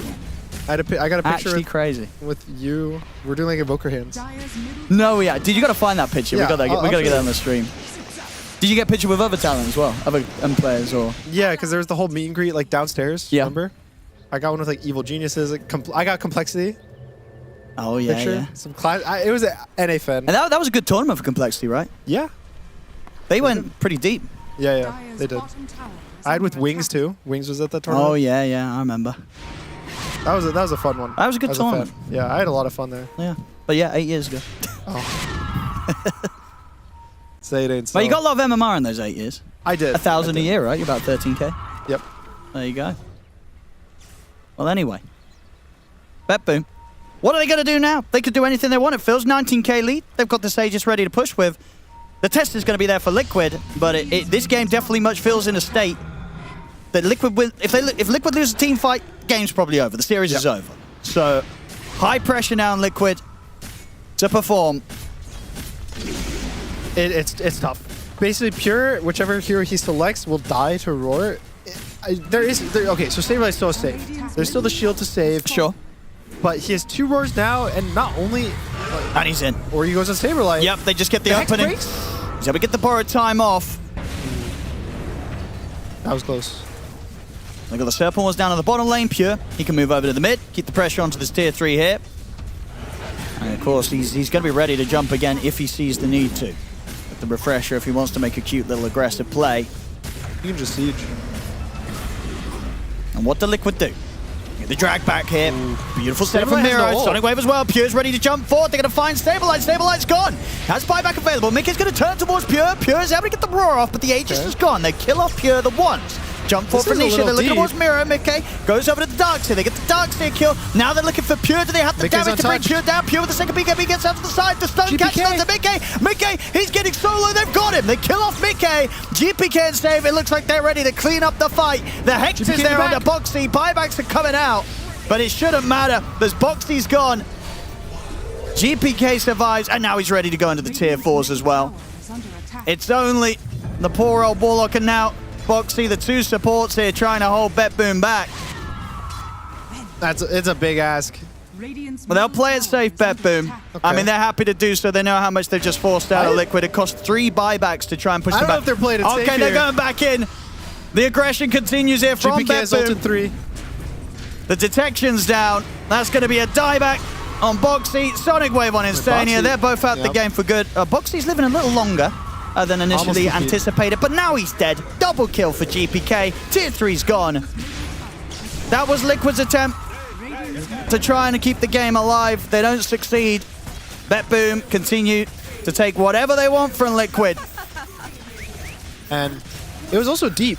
It wasn't a clean fight from BetBoom. I think Pure went a little too far in. GPK. He's loving loving a it. good time. I mean, he's popped off 2 games back to back now on his Queen of Pain. He really has. It's been a fantastic show from him. Sonic Waves, the initiations, the positioning. It hasn't been punished. 17-1-9. GPK pushing this hero to its limits. Making it look good. I don't think this hero's even changed that much, I want to say. They buffed the Q slightly. So it does like 20 more damage every level, which probably helps the fact that he maxed it. Just, 20 more damage for free. I think that's it. They changed the whole reflect thing. Sure. But it doesn't really matter. Still, making it look good. Making it look better than it probably should be. And BetBoom showing us that the PA can definitely be beaten. Yeah. At least for now. So there's still a little chance, maybe, if... Of course, yep. Probably requires Mickey to somehow find, like, the Satanic and then a Rapier. And that's a lot of money. I think you just skip the Satanic. You should go Rapier. Get that Rapier. Yeah. They need the damage somehow. Because in these fights, they're managing to kill, like, one hero. They're all going out on Pure. But at this point, that's not going to be enough to turn a team fight. All right, he's going Satanic, unfortunately. How would you commit to the Rapier? I would tell my team, guys, I have 6 deaths right now. Their throne's gonna die with me having 6 deaths, or we're gonna lose with me having 7. I genuinely think that the Satanic's not really gonna change much. You kind of need something crazy. Radiant's top tower is under attack. I mean, Pure won it last game. He won. He did. Maybe the situation was a bit different. They were they were kind of winning already. They were kind of winning. They were kind of throning when he bought the rapier. It was a bit for fun. It's the mentality. You get this rapier, you're the king of the game.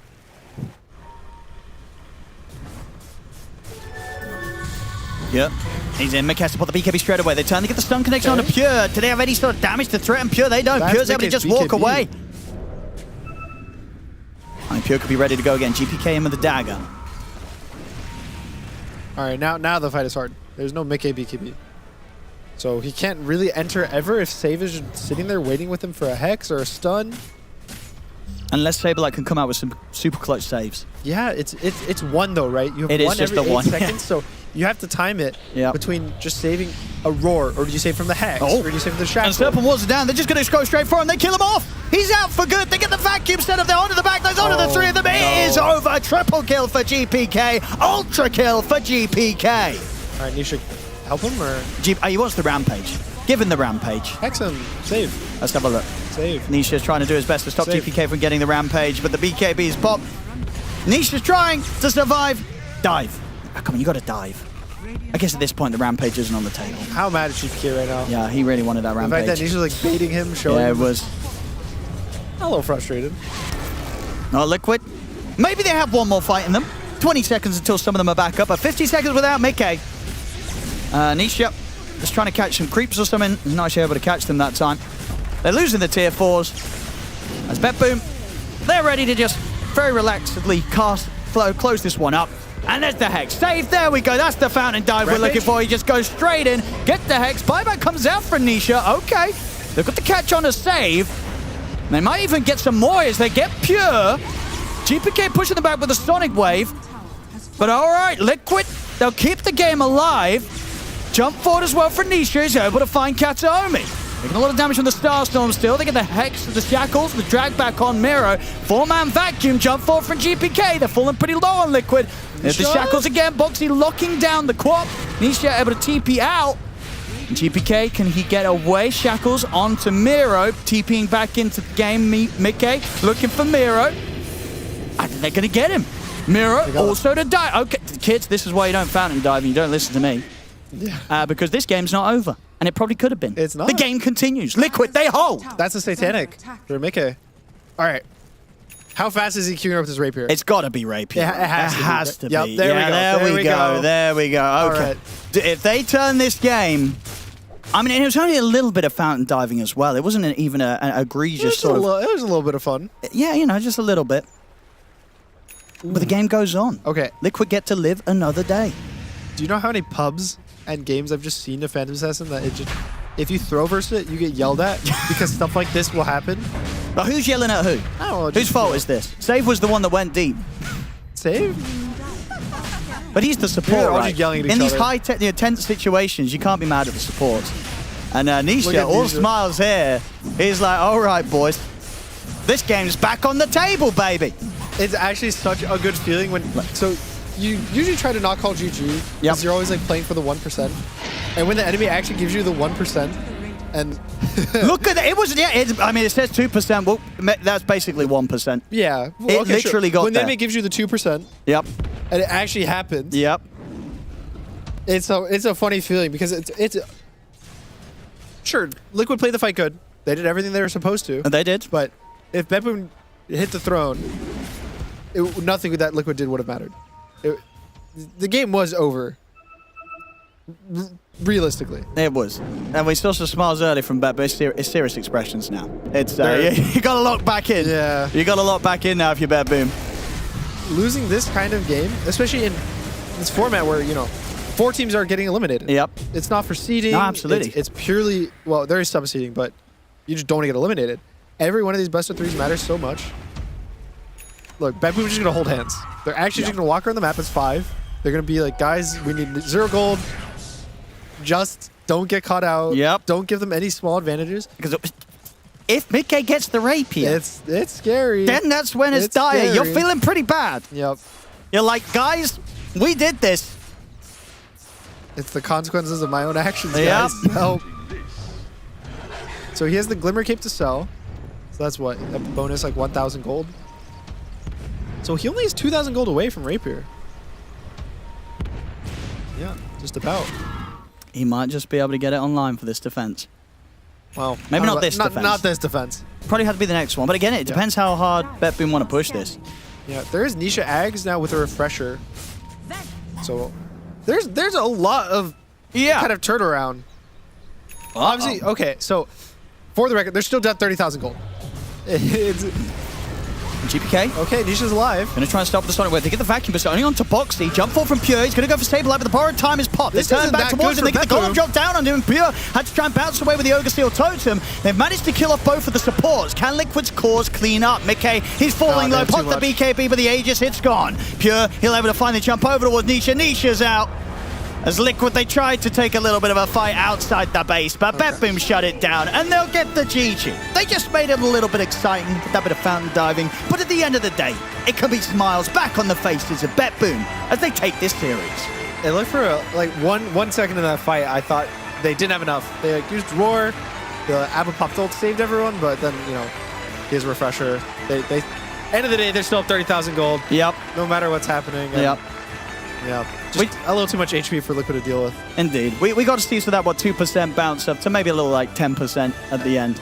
But yeah, overall, smooth one for BetBoom, rough one from Liquid. Yeah, GPK Quap, that's got to kind of shoot up in priority in these drafts. We've seen 2 games now back-to-back. He's played absolutely insane. 25, 1, and 11. I mean, this already game 2 is like kind of one of the best quad performances we've seen in a while. I feel like this one is definitely the best one we've seen in a while. 25, 1, and 11 on the quad. That's crazy. Yeah, he absolutely owned. Crazy stuff from him. And of course, Pure showing very much the power of the Beastmaster in the carry position that we did start to see in the last patch. But I say even more so in this patch with some of the map changes, the Ancient position, the Tormentor setup. Yeah, they knew how to do it all here, BetBoom. Liquid, they struggled. Mickey, not able to pop off on the PA this game, had a rough one. BetBoom, the series, it's theirs, 2-1 against Liquid. Yeah, BetBoom taking it very convincingly at the end after they almost threw as well. But there's a bit of theory crafting going on here. Queen of Pain, is it just GPK or is it the hero, Brian? Well, what I was theory crafting is that they gave her innate lifesteal, spell lifesteal that used to be on her facet, I believe, and now they made it reflect more damage on the Masochist facet that she is using, so it's meant to counterbalance. But once you get Sanj and Kaya, once you get potentially one of the neutral item enchantments that you no longer have to commit to the full item anymore, it's just a little buff. I think that could easily tip the scales on a hero like Queen of Pain, who's very snowbally, who has hyper damage mobility in the late game. She scales really hard, so I wouldn't be surprised if it's a combination of GPK being GPK, and these little numbers things, indirect buffs to Quap paying off. I do think with how the map looks right now, past the early stages of the game, there's a lot of chasing that's going on. True. And Queen of Pain with Blink in general is good at chasing, but also with the Aghanim Scepter build, which before it was kind of like a 50-50, whether you would go for the Ags or go for the ult talents. And then skip the Ags and go for like a refresher orb, something like that. But in this game, he did go for the Ags. And I honestly think on this patch, that's the build. And you were saying probably the neutral items are better for Quap as well. Like, I know her win rate went up. So a ceremonial robe, that's what GPK has. Yeah, but you can also get like a spell lifesteal enchantment to that. Sure. I didn't see that. That's really nice. Or something that's better. So in this game, he dealt 65,000 damage, and all 3 cores of Team Liquid, I did the math, did the combined damage of 67,000, almost 68,000. So he was popping off, and I think you have a really good point about these maneuverable heroes, or the chase heroes, especially when there is limited amount of stuns on their side, where they also said, you know what? Phantom Assassin, she seems like a broken hero still. We'll let you pick it, and we're going to pick Queen of Pain, and we're going to pick Shadow Shaman one more time with that break mechanic as well coming out from Shadow Shaman, the burst damage. Also, if you have a BKB carry and you're playing against Queen of Pain, you're going to get pushed back during that duration, so you're not going to be able to like get the full thing out of the BKB, which kind of makes it awkward in a team fight because you're getting pushed back, you're not dealing the damage as well. So yeah, I think we're going to be definitely seeing more of a Shadow Shaman. This hero seems really, really strong right now. Yeah, and on top of that, ooh, never mind, Jenkins, this one's yours. On top of that, we have, hey, Big M, it's good to see you, brother. Hello. My offlane brother. Before we talk about the games, I got to ask you about something in specific. What is going on with the nasal things that you guys have going on your team? There's some nose stuff going on with, I believe, GPK and Save. I think it's just our trick. We saw the pro player from CSGO are using it, and we just buy a couple of things. Is it like you get more oxygen to the brain that way? Is that the idea? Yeah, that's correct. That's kind of awesome. Is that one of your ideas? Because I know you do the cold showers. You're kind of like a meditative type guy. Is that one of your ideas? No, I think it's a safe idea. Okay, cool. That's very sweet. He's watching a lot of TikTok. Okay. And yeah. Yeah, he's got a really good TikTok, I've heard. Okay. I want to ask you some offlane questions about this patch. You played Night Stalker 2 games in a row. You tried both of the facets. Number 1, why did you go for the other facet in game 2, and which one do you think is better? I think first game I did the wrong build. I could buy Kanda against Tide Hunter, and I just tested this facet. And the second game, because of Lycan, I took this facet, also with Bringer. And if you play against Lycan, the Howl works from level 1 with Knight, so it can be not the best one laning stage, and that's why I took this facet. Try this. Okay, there's a lot of things I think, we have a list of things that we want to get fixed in like a letter patch. Is there anything right now that you consider just incredibly broken that needs to be fixed? I think some items are a little bit broken. The Steel Glimmer Cape is a good item, and they didn't touch it. Maybe some heroes get more stronger, so it's like Dragonite and Abaddon. They stay the same, so I think that's it. What about the Tormentor? Are you fine with like everybody running to the Tormentor at 15 minutes and just a 5v5 brawl? Yeah, I think it makes Dota more funny. It's okay. Okay, so this does not need to be changed then. Yeah, that's okay. Okay, have you been yeeted by Roshan yet? Has he thrown you across the map? Yeah, we was playing the group stage on the new patch against Shopify, and we just tested the damage. It's really huge. Yeah, I think it's glitched right now. I think he like slams you 3 times into the ground. Yeah. Did you know you can solo Roshan with techies now if you put mines all the way down the river? No, didn't test it. Is it true? It is true. Yeah, you guys can use that strategy. Okay, it will die right in the middle though. So we should use it. Yeah, it's not that good. Brian, do you have any questions for our boy Miro? I was gonna ask the Night Stalker facet question. So I guess my question would be, we were talking about GPK's Queen of Pain, and we were kind of theory crafting that it might be like item changes or like the facet innate getting swapped. How often do you think in the new patch, it's not necessarily, if I were to read Queen of Pain's patch notes, right, I wouldn't see too much. How often do you think like the items and the gameplay will heavily affect the meta and what heroes are good? If you think if you compare facets with that, with the new items, what hero is good, you mean? Yeah, I guess I'm saying like when you're reading patch notes, rather than looking at the hero-specific changes, how often are you looking at general changes and think this hero is going to be good because that general change happened? I think even the small changes can buff the hero. Like we can take a look on Visage. They just give him a little bit of assets changes, and now it's becomes more stronger, so like 20% more, and also the great talents can change the hero. Thank you. Thank you, Miro. Appreciate it. I'm sure we'll see you quite a lot here. You guys have been doing a lot of winning lately. Congratulations, and we'll see you in the next one. That's Big M, fantastic guy. What a great guy. That's a really interesting thing, that what he thought about and why he chose the facet on the Night Stalker, because Howl during nighttime becomes global, and he did not want to see that influence, that minus damage and minus armor on 2 other lanes as well. Yeah. So he's really thinking ahead. Out of all we the things hadn't we even did. considered that. No, that was not even in the We were thinking about the Tormentor Yeah. and where that one would spawn. So that's Although cool. I will say, like, I feel like BetBoom did not prioritize the Tormentor super highly. Sure, but they still in this won, series. you know? They still won, and I question, like, are they just the better team in terms of their individual skill right now or their team play, etc.? But Liquid has the better idea going for the Tormentor.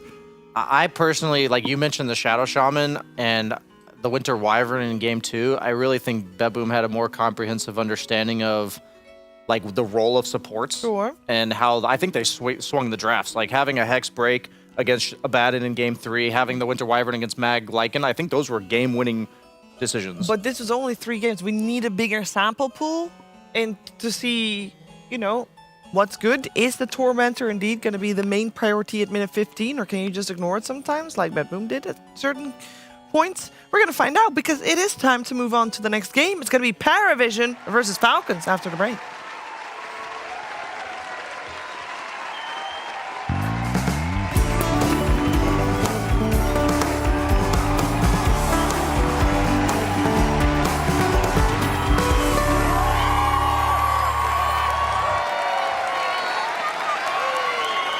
Waking up, playing some Dota. It's just been part of my life for 20 years, and I don't think that's going to change anytime soon. Where we are in the history of this game and where it's come from and how much has been accomplished, I think compared to basically any other esport, it's the best. So I'm grateful for Dota 2 as a game, because Dota as a culture supersedes where we come from. You are a Dota player first, and I love that.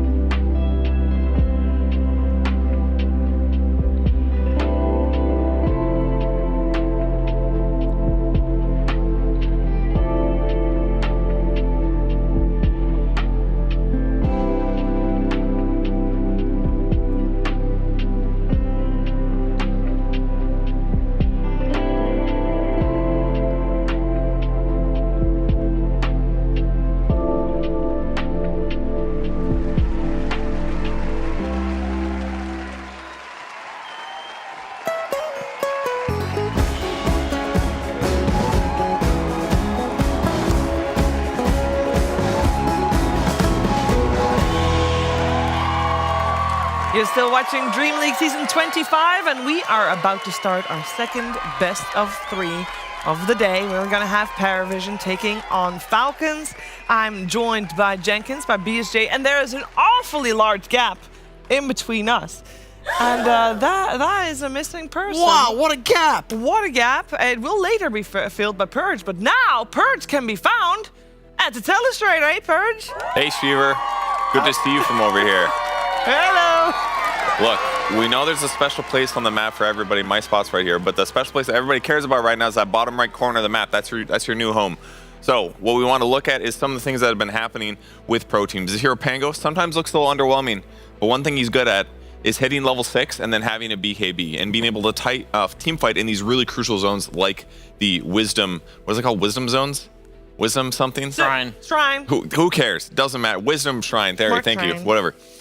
So what ends up happening is that almost all stages of the game, this is the bottom right of the map, teams will set up wards and sentries, getting ready to team fight in these areas. And then when the 15-minute mark rolls around, every single person on the map stops what they're doing and they walk over here because they know there's going to be a big fight. So the heroes that teams are encouraged to pick are heroes that don't need a lot of time to get ready, that are ready to rumble the second the 15-minute mark hits. And if this team fight does go well because you picked good heroes and you had good laning stages and you have a gold advantage, and you have your sentries and your observer wards, then you get the benefit of snagging that 1400 gold advantage towards your team. So this is something that we've been seeing consistently for every team here.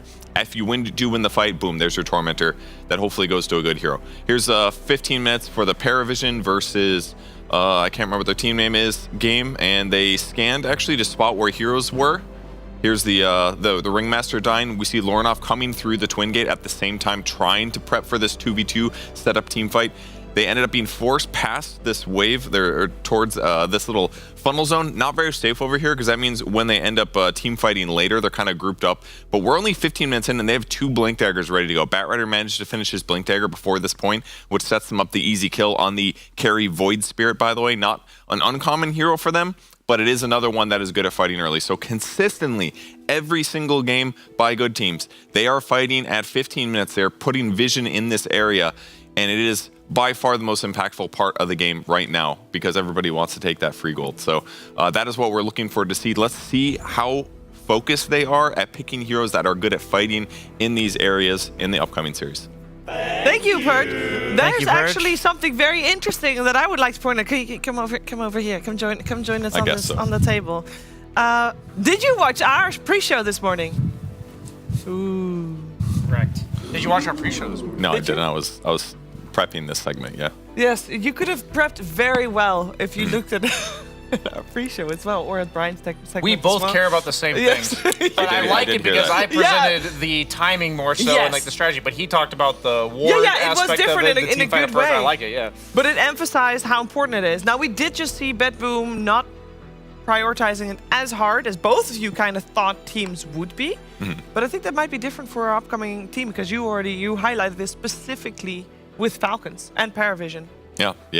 I mean, they're both going to do probably the same thing. They really want to get those free shards, and you know your opponents are going to be there, so it's easier to plan around it. And frankly, I kind of like it right now because it's earlier in the game than before. It's not like so early that you're completely dismantling lanes. It's late enough that it's like, okay, people have their levels, they have some items, and then from there they can kind of like cascade and do other things. Yeah, my emphasis for the rework of these objectives, the Shrines of Wisdom, the Tormentors being only one of them rather than 2, is I feel like in the past it was, okay, 14 minutes, each team goes to their own Wisdom rune, 20 minutes, each team goes to their own Tormentor. Yeah. But now it's freaking brawls, like everywhere you go, like it's survival of the fittest inside of the Shrine of Wisdom little circle, and now both teams are 5v5 at the Tormentor. And even Miro was saying, like, it makes Dota sillier, you know? There's a lot more fights, a lot more ability casting, so I don't mind it either. But even for the Lotuses at 3 minutes, you got a brawl that's happening. I've seen people just man up 20% HP against a 100% HP guy. There. You just stand there and you fight for it. You duke it out. Yeah, I like that. I think what makes Dota fun is like the overall strategy, but then the economy side of things. But then the other 50% is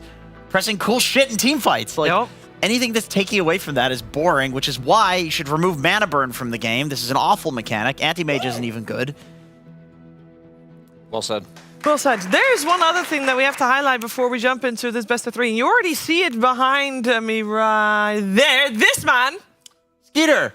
Yeah, crit. the middle guy. There was a statement coming out from Falcons, and because Malrine is finishing up his visa thing for Rally, the mid lane will be vacated by him for a little bit. And to take his place, they called in stand-in Supreme, Jenkins. He was the king before, and now he's the king of standing in for teams. And I feel like every time he does stand in, he's always duking it out with these like top mid laners. Like he looks genuinely very good. I mean, it's hard to. Sumail is the ultimate instinct player. Like he doesn't think, he just acts. And this is like one of the most annoying things to play against in the mid lane. Now I will say, that's less important now than it was like back in his heyday of the Dota 2 Asia Championships. But it's still very important, and especially for a stand-in. You want an instinct player because he doesn't have to fit in. He's just going to play on instinct either way. Through Purge, though, Sumail is going to be going up against an opponent that he was also up against in his heyday. We got no one versus Sumail. It is a bit of a Classic. throwback. Yeah, the caster was talking about Boston Major earlier. It's made me think of some of the old days.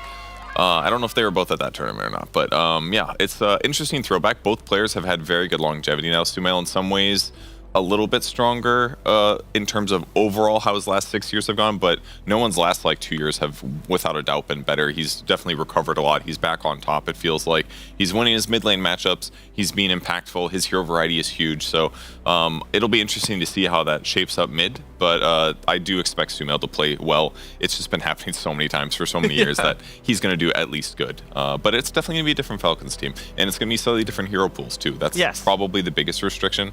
Yeah, they also don't have the flex potential that I think they really abuse between ATF and Malrine sharing the same hero pool. Like, I'm imagining Sumail playing Razor, Viper, Timber mid. Like, that's just not happening. Leshrac?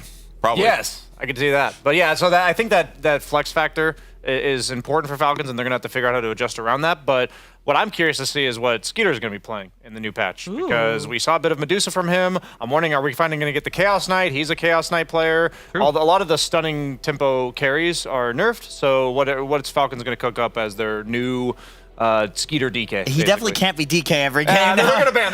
This is not getting through, not even remotely. No, and both of these teams haven't had that many officials on the new patch, so there's not a lot of data to go off of. Data. We had Data. Sorry, inside joke. Wait, no, that was it on wasn't broadcast inside. network. It happened right here on this very panel. It was inside, but for everyone that was watching. It's hard to tell sometimes because we spend so much time talking off camera and on camera. So that's fair. Well, Dota. And I think for this series in particular, one thing that I find interesting is to see what Astini and AY came up with, because I feel like both of those coaches, we heard it. Who was that? Gunnar was the one that said that Astini is the type of coach that he's the one that brings up the ideas that the players are shutting down. I wonder if that would be the case. Ideas. Yeah. In a good way, but I wonder if that would be the case for, when there's a new patch. Surely you listen a little bit more. Probably. Astini's he doesn't play much. Like, he's just fiending replays. Like, he's an ideas guy, like, through and through. Now, I'm curious, like, because Aoi, he does play a lot, but he's also an ideas guy through and through. So this is kind of a battle of, like, two different types of geniuses here, and we'll see which one is better on a brand new patch.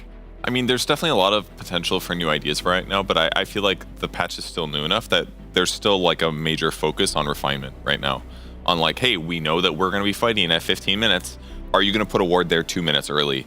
And are you guys all going to get here at the exact same time instead of staggered a little bit, which could lead to like one hero dying, lead to a 4v5 lose? Like it's new enough, but it's not different enough. The map is different, but I just feel like there's a lot of like going to be a lot of communication and focus on fixing coordination right now. I love this because I disagree with you, but it just I think it's just the way that I play the game versus how you play the game, because I think that the Astini type of guy who's got some crazy ideas could figure out one thing that is different enough. Overall, I agree it's not different enough, but if he figures out one thing, like if you find the next Revenant's Brooch PL and you do this first, you're taking a free series off of Falcons. At least a free game. Potentially, yeah. But if there's nothing like that, then the refinement is better. So it's just how do you want to like gamble here, essentially, which is super interesting. I'm hearing all about these ideas, and I think when I read the patch notes, the one thing that is not theory craftable and just has to be felt by playing is the heroes that got swapped between Universal and other stats.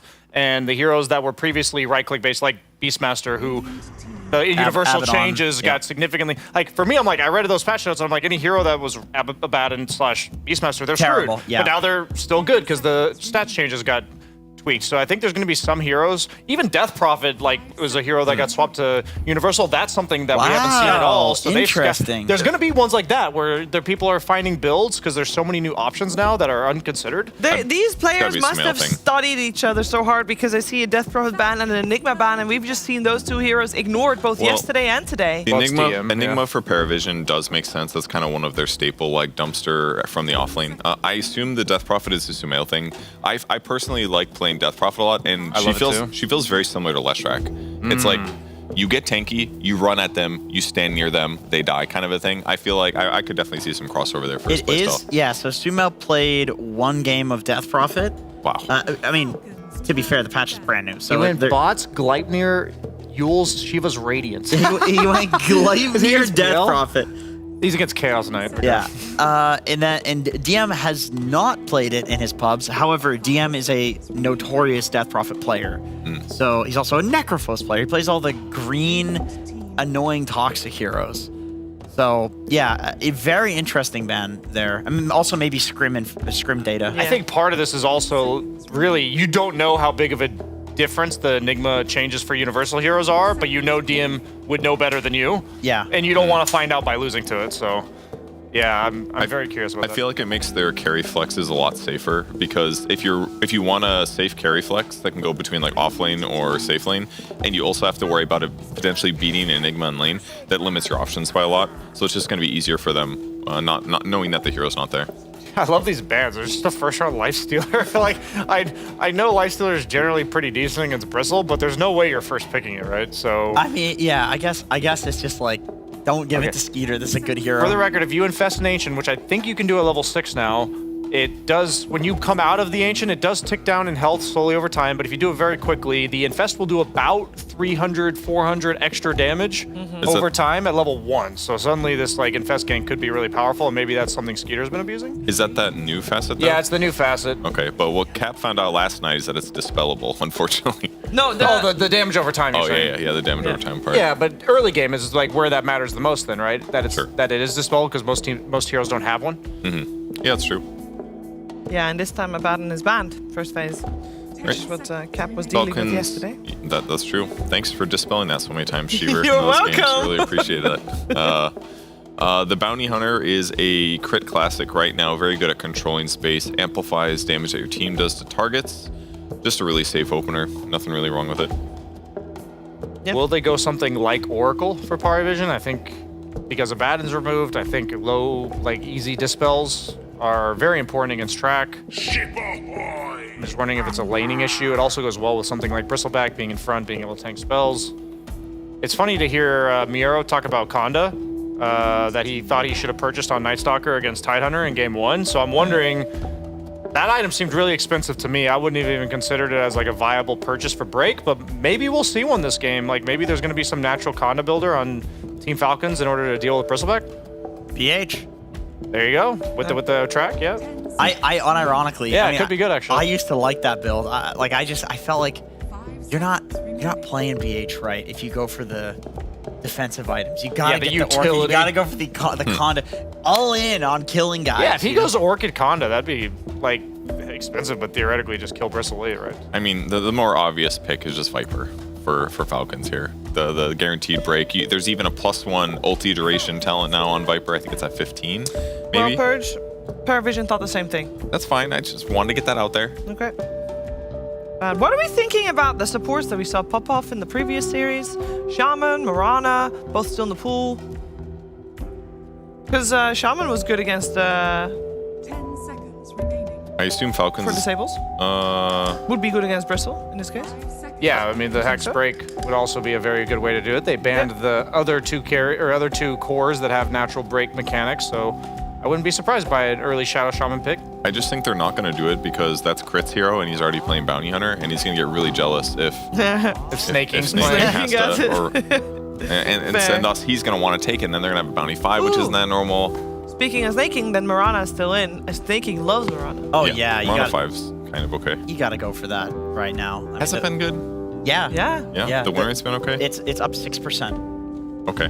The win rate, and people have been spamming it. They've realized that the Starstorm facet is overpowered for trading and for killing people. Yeah. So yeah, I think as a 5, it's very strong. Pango, another one of these universal heroes that I really thought was going to be gutted. Yeah. Did not be that good. What's his win rate doing in pubs? Check. It's really just the Blightstone and the Orb of Corrosion. It's a significant change. Yeah, and Diffusal with it is still really solid. Rotating into these side lane fights is very powerful. Area control, guaranteed team fight. He just does all of that stuff. Down So 0.82%. So about the same yeah, heroes essentially before. the same. Yeah, this is not significant enough. And Pango, I would imagine, is one of those heroes that you would still see as a flex between Samil and Amar. can see Surely it. Samil Yeah, can play as well. definitely. Yeah. Standard Ducalis hero here with the Jakiro. Hero's officially back, that's for sure. Multiple teams already picking him. That Ice Path seems really strong. The fact that you have the choice between the two, Liquid Fire and Liquid Frost at any point in the game. The Frost generally better for the lane. The Fire usually better for tower taking. I feel like this hero was probably the most significantly buffed support. Maybe Mirana numbers-wise, but I think Jakiro, the quality of life and just options and versatility this hero has now is like off the charts for a support. When I read the patch, that was the most obvious like big buff hero. Yeah. I thought he just got more stuff. All right, guys, hear me out on this. Yeah, hear me out. So I was testing this in a lobby. The Techies level 2 mine can solo kill the Tormentor at about the time you would get the Level 2 mine? Yes. However, the level 1 mine gets the Tormentor to like 200 HP or something. And it pops up and dies immediately? Like it doesn't trigger them until it comes out of the ground? Yes. Okay. So if you put a bunch of mines down there, you are going to need a teammate now. You're not going to be able to solo it, but it gets it very low. And I dare say it would be very hard to contest into Techies who's put a bunch of mines around the Tormentor. All it takes is like 9 mines, something like that, where you put them in a circle. All you need is 1 core with a buyback, and you just run through there and just... Yeah, that's it. Or Naga Siren. Or a summon. That also works. Yeah. I'm almost surprised they aren't picking a summon so far. I mean, I'm not surprised that Falcons is picking Razor, but I'm wondering if they consider the importance of this territorial control coming out from the Techies as all these objectives that are getting contested. Is there going to be Shrine of Wisdom mines placed around? Is this how big of an impact? Are we going to see the little Roche kill himself across the river? You were talking to me about that. I would love to see that. That one actually looks cool. Play. Yeah. But how many mines do you need for that? A lot more than 9. When you're level 12, it doesn't take that many mines. Yeah. Like how many is that many? Are we talking like 18? It's like 12 to 15 mines. That's not actually too bad. It's not too bad, but also you can just run down the river and kill the mines. So if you know he's setting up for it, nobody. Don't tell the other team. And with the new facet, you can stack the enhancements from your neutral items. So when I played Techies, I think 2 days ago, I got up to like 6-8 mana regen from my neutral item as by the time I got to tier 3. So you have really good ways to facilitate mana gain now that you don't have to get from null talismans. Which facet was that? The one where you used to be able to backpack. put stuff in backpack? Yep. Okay. So you can't backpack items anymore, but it's kind of okay anyways because it's like having 2 null talismans. If you're going for it to blow up the Tormentor, you stand a little bit too close. Do you die? If who stands close? Anybody. Techies dies no matter what. You have to Yules. Oh no. Okay. Just checking. But you could have a teammate near it that would save you from dying, probably, right? Yeah, Okay. of course. This, by the way, am I crazy? This looks like the godliest of godly morph games. Yeah, it's a very good morph. You have like no disable on the side of Falcons, and then you have the morph into Razor matchup, which like I play this in pubs against good carries. I have a 20% morph win rate, and I win these games. That's how easy it is. You morph into Razor, you suck the Razor, you morph back into Morph, and then you get to auto attack him as Morphling while you're also sucking him for all of his damage. So even if he's sucking you at the same time, your base damage is so high, you just kill him. He's dead. You also don't have to transform back now, right? Because your stats are based on Morphling and not the hero you transform into. Yeah, Am I wrong? so you could theoretically be a 600 HP Razor. You could be a Razor attacking a Razor. They changed that in the patch? Yeah, believe so. it's really funny to see Morphling morph into Strength heroes and just have like 600 health. That's hilarious. It's technically better if you morph into a support and you have like a bit of strength on. Oh wow, his win rate went down by 6%. That's well, I think Morphling got hit by Conda really hard. Yeah, he did. And also, I think this is an incredibly hard hero. And now that you're staying low stats when you morph, it makes you have to think a bit more when you're casting your ult. So you know, Morphling's already got enough to think about. If anybody is gonna be able to play this, though, it is Satanic. I think they can recover the win rate. It's just going to be like a big item shift, personally. Like right-click Morphling was still sometimes done in pro games. I think the teams that do Conda are going to stop. I'm not saying it's going to jump 6, but maybe like 3. It'll recover. The way I think about Morph is what changes in the patch add like that 1 or 2% extra times where he randomly dies. I think, you know what I mean? Where Morphling either dies full to 0 instantly at the start of the fight, or he gets his abilities off and he takes 5,000 damage to kill. So I'm thinking the ult change is probably going to cause 1 or 2 deaths every couple hundred games, like minimum, like maybe even more. Yeah. But then on top of that, his innate that people were taking for stats used to be 2 all stats, and now it's just 3 agi. Which that's a good point. is significantly worse, and it affects his mid game, I think. So with the Vlad's build being, he was effectively getting 4 agi before because the 2 strength could be morphed. I just think these little number things do add up a lot, and with other heroes getting buffed, there's a reason Morphling's win rate went down significantly, but I also see how it's a really good Morphling game, so it doesn't mean it's unpickable. Okay, so they go for the last pick Storm to block the Sumail Storm from Yeah, coming it's out really last good. pick. Then he's going to pick Leshrac. Oh, that would be such a classic S Yeah, dog. that'd be really nice. But they do need a stun probably, so it's probably not going to be Leshrac. They need a lot of damage, Yeah, what's too. a good... Seem to be lacking a lot. Could this be an Amar hero? I mean, or could it be a Skeeter it hero? could be carry. Yeah, it could be CK. I still like CK. I actually still like CK Against a lot. Jakiro and Techies. Not against Jakiro and Techies, but against the 3 cores, I like CK. What about Sven?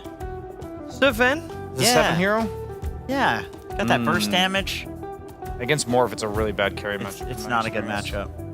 Generally, carries or some hero that buys Orchid would be nice. I'm just trying to think from Oh, no, They actually do go Leshrac. You got Sumail on your team, I you wasn't gotta really go that serious. Leshrac. But I hope Pango, I guess, or maybe Bounty, as you were mentioning, Jenkins, you like the Orchid build. They definitely need this against the Morphling Storm cores. Oh, yeah. I guess I'm just a bit skeptical of the Leshrac pick because they're lacking hard lockdown on the side of Team Falcons, and I think that Storm should have a heyday in fights. It's not going to be the Nisha Storm that we saw last game where he's against Shadow Shaman with a Hex and he has to pre-TP out every single time he's farming camps. I think there's going to be too much space on the map for Parivision this game unless they snowball the lanes on Team Falcons. What if you get Rod of Atos on Lesh? Obviously, it's not much mana regen, but the Gleipnir, yeah, you're right. Does your passive scale as a percentage, or is it like a raw increase? So it's a raw increase. So it'd be like 2 raw AoE increases together. But still, the like you get a Gleipnir and then you just get more AoE increase now, right? It's like they buffed the AoE increase on the int to make up for the Bloodstone nerf, but then people are just probably going to go Gleipnir anyway. So it's like overall you get more AoE now, and then this also scales with the action. Do you want to get some extra opinions in? Yeah, we can do that. Can we zoom in on? Can we get a zoom in on Purge, please? Ooh. Oh. Curveball. I'm over here. Purge, can you tell them to zoom in on Gunner? Can you zoom in on Jenkins, please? We don't have that much time, guys. Just go to Gunner. No, just go to Gunner. Just go to Gunner. Just get this. Yeah, go to Gunner. There we go. There you go. Hello, gentlemen. Gleipnir Leshrac. W. Sumail Gleipnir Leshrac. Ooh, guys, Falcons is an NA team. Yeah. Sumail NA. Snaking NA. Yeah. Crits NA. Owie. Owie's NA. Mm-hmm. They're the pride of North America. Falcons 2-0 the series. Sing the Star Spangled Banner, Gunner. I don't know if I should do that on Anything to add to that? The Canadians will boo. No, they're looking forward to it. Yeah, Sumail on his The left. Americans, you mean. It's this has got to be the dream, right? If you're having Sumail stand in for your team and you get the chance to put him on his left track, I think you're going to be feeling pretty good. However, those last couple of picks, like these slippery heroes, these slippery cores that Paravision have, they're going to feel pretty good at playing this game. Yeah, I think the jury's not out on this one. We're gonna have to see this be played out before we award a winner. So let's head over to game number 1 by the PogChamp Pandas.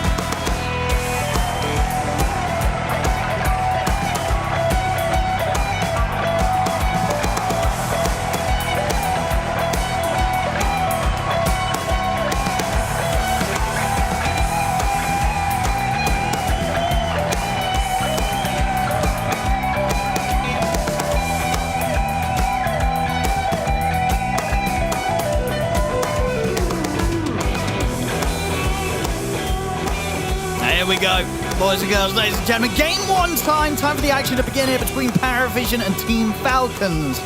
And yeah, I'm here with Gunner. Gunner, let's have a look at this one. As we say, we have got Lesh, Sumail Lesh coming in as our last pick here for Falcons. But you look at the Paravision last two, I kind of like them. It's 2 heroes, 2 Grandmaster tier heroes. You know, Satanic Morph, No One Storm, in a game where it looks kind of hard to hold these people in place. Yeah, there's definitely a lack of stuns and kind of control for Falcons. I actually really did like the Orchid suggestion. I know Amar has gone it before, so I hope he goes for that, just so they have kind of some control. And then the other cool one is 9 class. He went techies. He didn't go the cool facet, the enchantment facet. Skeeter actually might be in trouble. I think he's pretty dead. I think he's dead. This is going to be first blood for 9 class. Okay. Easy start here for Paravision. It's going to give that extra bit of bounty for 9 class to play off on this top lane. And let's have a look at these lanes. So some of the setups, you got the classic one here, Storm versus the Lesh. How's that one? Still a bit of an edge for the Lesh, but not too bad for the Storm? Yeah, it's an advantage for the Lesh. Yeah. Maybe like 60-40 at the worst if he outplays him, but I think usually like 55-45. We saw the Lesh is really good at diving Storm specifically with this facet, so it's a skill matchup. If Sumail plays better than no one, he'll win. I think if no one plays better than Sumail, it'll be even. It's kind of how it's going to play out. Okay, top lane, you've got the Razor carry here. Skeeter backed up by the safety of Snake King's Warlock. How are these two going to fare? Is this going to be enough to keep the Razor pretty safe against what DM and 9 class try and throw at him in the lane? Yeah, I think the first one's kind of going to skew a bit towards Paravision, but at the end of the day, they should both free farm for the most part. I think Warlock lanes are usually just 50-50. Like, you play the lane to just go even. With this pull, this pull is actually look at this. Can they he go actually for might this? be in danger. They're going to get the jump in. He's a 10 stick. I mean, he's dead. Okay. All right. I mean, can they go for Snake King as well? He has nothing. Well, this top lane, quite the start here for Paravision. Okay. First blood, and then into the lane, they get a double kill. And look at all these creeps that are getting like missed fully because Skeeter TP is cooldown for 4 more seconds. You're right. Yeah, he's missing an extra few creeps. 1. Oh. He has currently 45 XP. This lane could get pretty rough. Right, we're gonna see how well Skeeter and Snake King can recover this, because this is one of the roughest starts you'll get as a safe laner. Yeah, so when I said that this lane should be even because the world, so that was before that there were 3 kills for Paravision and like 4 waves missed. This is bad. So now there's not even a lane you play for. You're playing to survive. Yeah. And kind of just move on forward. And then bot, I think.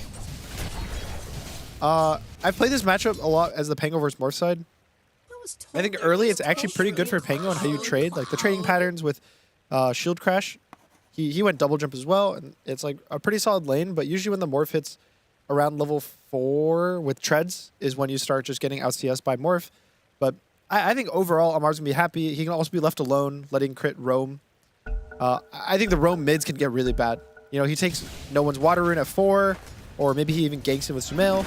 That's how the mid matchup kind of favors Falcons. It's more about the support rotation, I would say. Top lane, and every single time every time you hear the goo, you get scared. I mean, okay, doesn't have blast. Oh, he does have blast. And they still have to be careful. 9 class. Gonna get the blast off connection onto Skeeter. And then this time static links there. DM will be able to break it. Wait. Doesn't want to commit fully back. It is actually really scary. Every time I look here and he has like 2 or 3 goos on him. They got to give the Lotus up. They still just only 4 last hits so far in Skeeter. Yeah. It's also, I would say, it's a bad Razor carry game. Like, it's a really bad Razor carry game. It's super bad versus Morph because you kind of are forced to max static link as a carry. Otherwise, you can't carry the game. And then Morph turns into you, steals your damage, and he's just a better version of you because he has mobility. It's bad versus Storm because he jumps you. And the Bristle matchup's decent because you have minus armor, but you know, if Bristle's up 2,000 gold on you, 3,000 gold, it doesn't matter the counter pick match for Bristle. He's also he's a utility core. Ooh, no one's so low. Oh, yeah, he's gonna have to take a walk back to base. Get dove. He has raindrops. Can he stick around for a water rune? Yeah, they really want to contest this water rune. So Crit's going to go for bot. 9 class. Can't jump in for that. Wouldn't be quite enough. All right, so the fine thing about this is that no one did get a water rune. So even with 9 class being there, it doesn't secure the water rune. Snaking TPs gets it, and Sumail gets his own. It's a pretty... Lanes are pretty good for... I think, honestly, the lanes are good going better for Pari right now. Yeah, I think even with this mid advantage, it's kind of somewhat to be expected. And it's not too crazy, but especially for top, the amount of... like, it's just the XP, I think, is the biggest thing. Even gold, Skeeter's kind of caught up to the Bristle, and he's not too far behind. But in terms of levels, he's almost a full level behind. And... Razor, you don't want to play from behind, like, ever. You always want to be ahead on this hero. You want to be able to go in and be tanky. You don't have a farming tool. Scary times. It's going to take a bit of time for him to recover. I mean, for now, like, if you're power efficient, are we going to have 9 class continue to focus on this top lane? Like, is there still kill opportunity to be had here in this laning phase with the lead that DM has? Yeah, 100%. Yeah, I think if they just go at him like this, I mean, what do you do? TP's coming in. I guess he can do a lot. Okay, he's doing quite a lot indeed. What can you do? He's doing it. I mean, yeah, he's doing enough. He's able to live. Okay. That's what you can do. You just killed him. Does he get in range? I don't think he'll catch. It's close. No. He's... Oh, he dropped a ward. Nope. Little moves like that. DM. No, super good. Is indeed going to kind of lose up on the matchup now against Skeeter. Skeeter's getting the space. Catch up on these waves. So an attempt gone wrong. And Skeeter is going to be well on the track to recovery. Yeah, it's really big kill just for XP. A lot of the early game is more about getting enough experience, getting enough levels than just the gold. Oh, mid. Just hit the sticks off that creep.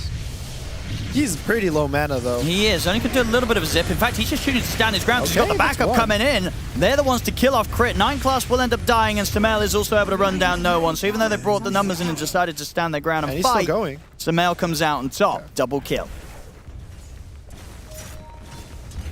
And they might even pressure the tower really hard. There's a glyph still, so they're not going to take the tower, but even getting it to this like halfway point on the first siege, just like super casually, helps the rest of it out, because it means that someone's always forced to be there or you'll lose the tower. And they're looking to go again here, Falcons. They've got the smoke up off the back of Crit turning up. Snaking and Sumail. They're absolutely looking for a fight around this, and obviously can do so with the fact that Crit got that ward laid down early, so they've got good information here, Falcons. They're going to find DM.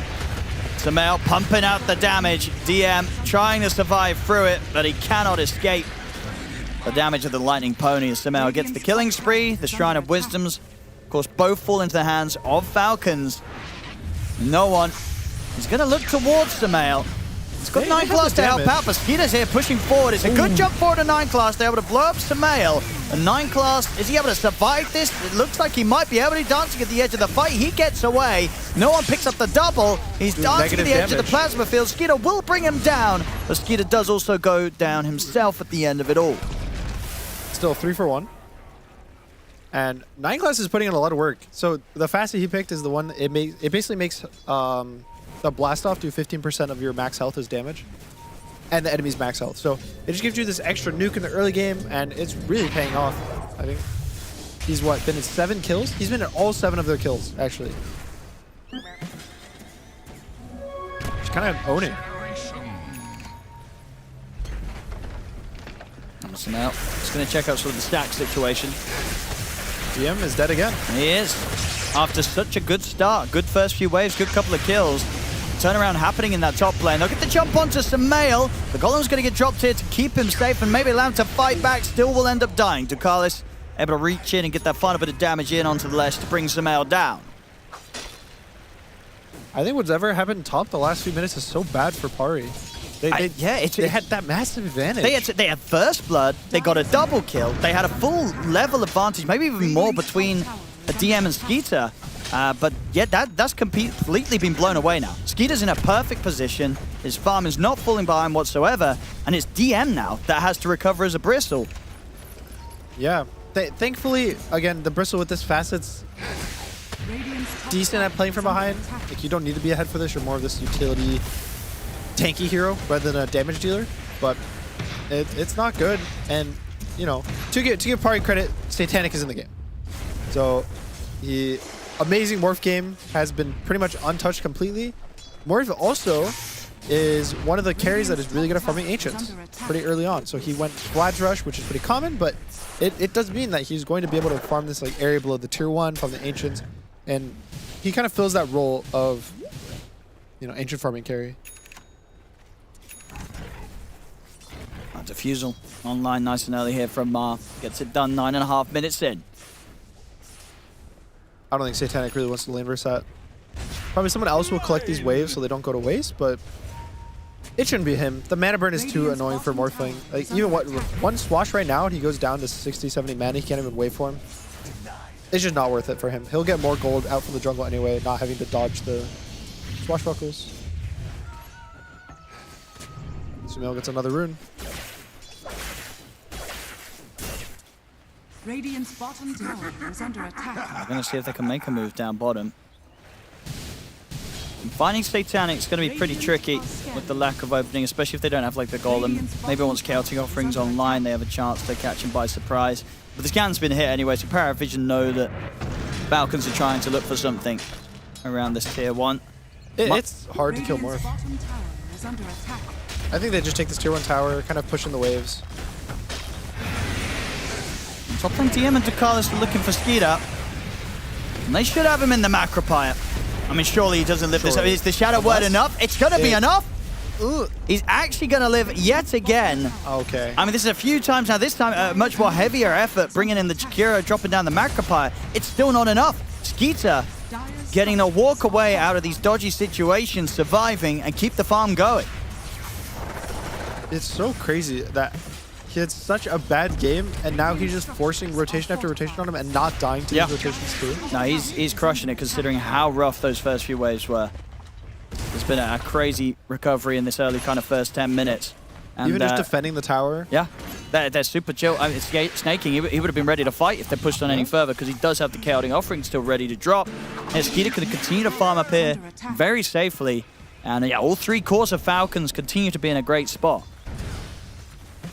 And now they're going to get mid tower for free, so that's 2 towers back to back. Game looks really good for Falcons. It's a really nice position. Radiant's middle tower has fallen. I would say, at the end of the day, the concern is the Morphling. You know, to reiterate, it's a super good Morphling game. And I think Satanic's probably one of the best Morphlings in the world, just overall. And if there was a Morph that would carry the game, it would be Satanic. Class. He's thinking about sending something up here. He's able to get the blast off, jump on towards Amar. They come in with a further bit of burst from Satanic's. Not enough to kill Amar straight away, and Amar's able to get the Rolling Thunder off. And he's able to roll away or roll back in if he wishes to do so. Satanic's trying to stand his ground against Crypt. Sumail catches him with the stun. The Rolling Thunder from Amar catches Satanic again, but Satanic is just able to get the waveform away. Amar does end up going down to the tick damage of Ducalis, but no one, he's fully committed, has no mana left. He will die for that. So ends up being the 1-for-1. And sure, Amar dies, but he got a lot done before he did. Yep. I think actually no one saved Satanic's life because he went in and he started tanking the Diabolic Edict. That if Satanic was solo tanking it, he probably would have died. Yeah, for sure. Yeah, it was like one more tick on towards the Morph and they would have got that kill. So Satanic lucky to walk out of that one alive. That was close. He didn't get a Strength Morph off because it was an Invis Rune, right, from Sumail or Glimmer Cape, and then caught him with the stun. Still only a 1k gold lead. It's nothing crazy yet. Skeeter top, but he's set up onto DM. DM's going to go straight for the TP. They don't have a way to stop it in range. Radiant's top tower is under attack. Radiant's top tower has These towers continuing to fall. I mean, we're 13 minutes in. Yet to lose a tower themselves, Falcons. Whereas they have managed to take all 3 tier 1s away from Paravision. All right, look at 9-class bot on the techies. He's setting up the mines for Tormentor. 2 minutes in advance, he's actually just setting up mines.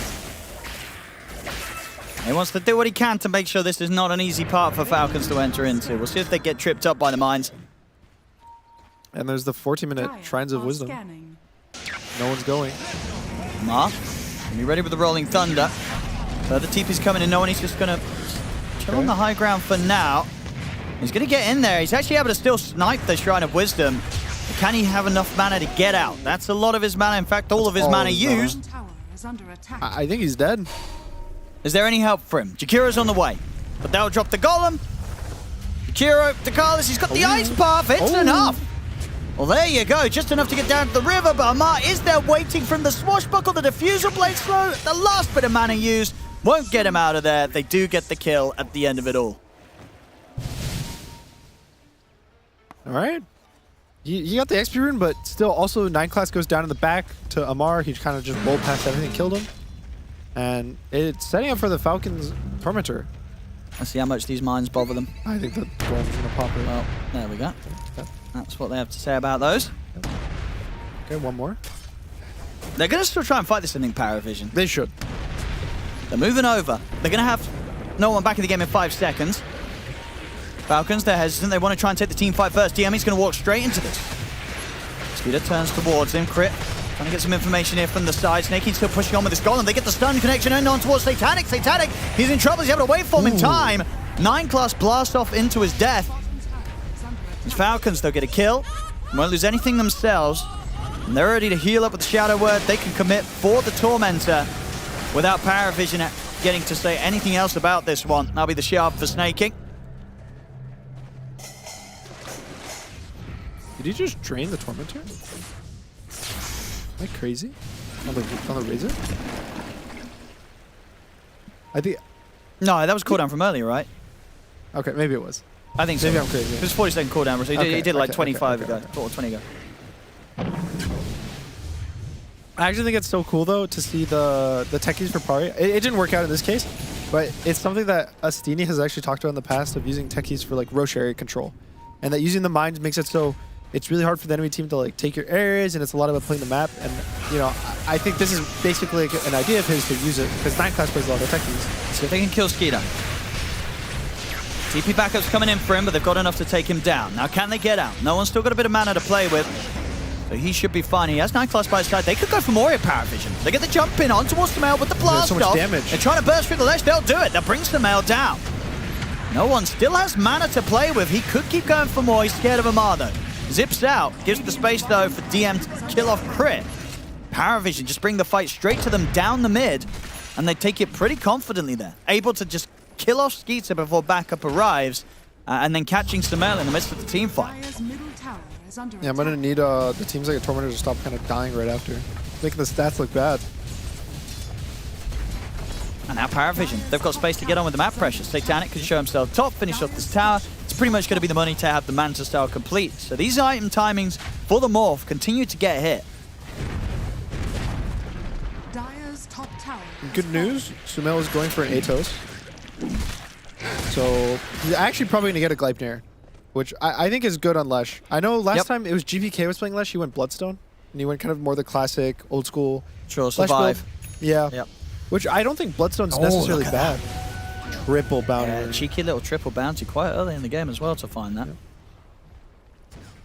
That's a big gold swing. That's almost, I think, like 800 gold for his team he just got. That's the thing, if you're trying to keep up with the new mechanics, sometimes the old ones, you forget about them. The interesting is no one went Yules. Which is honestly a bit strange. I don't... So I guess it's reading that Crit's going for an Orchid is the only explanation I can see for it. Which he's close to his Orchid, but it's just kind of surprising to see Storm just first item rush at Yules. I don't think I've seen that in a long time. Usually they go for a Witchblade or a Kaya, like the Kaya Shard build was really popular. And Yules didn't really get any changes. I think it's a little bit cheaper. It's 25 gold cheaper. 25 gold. Yep.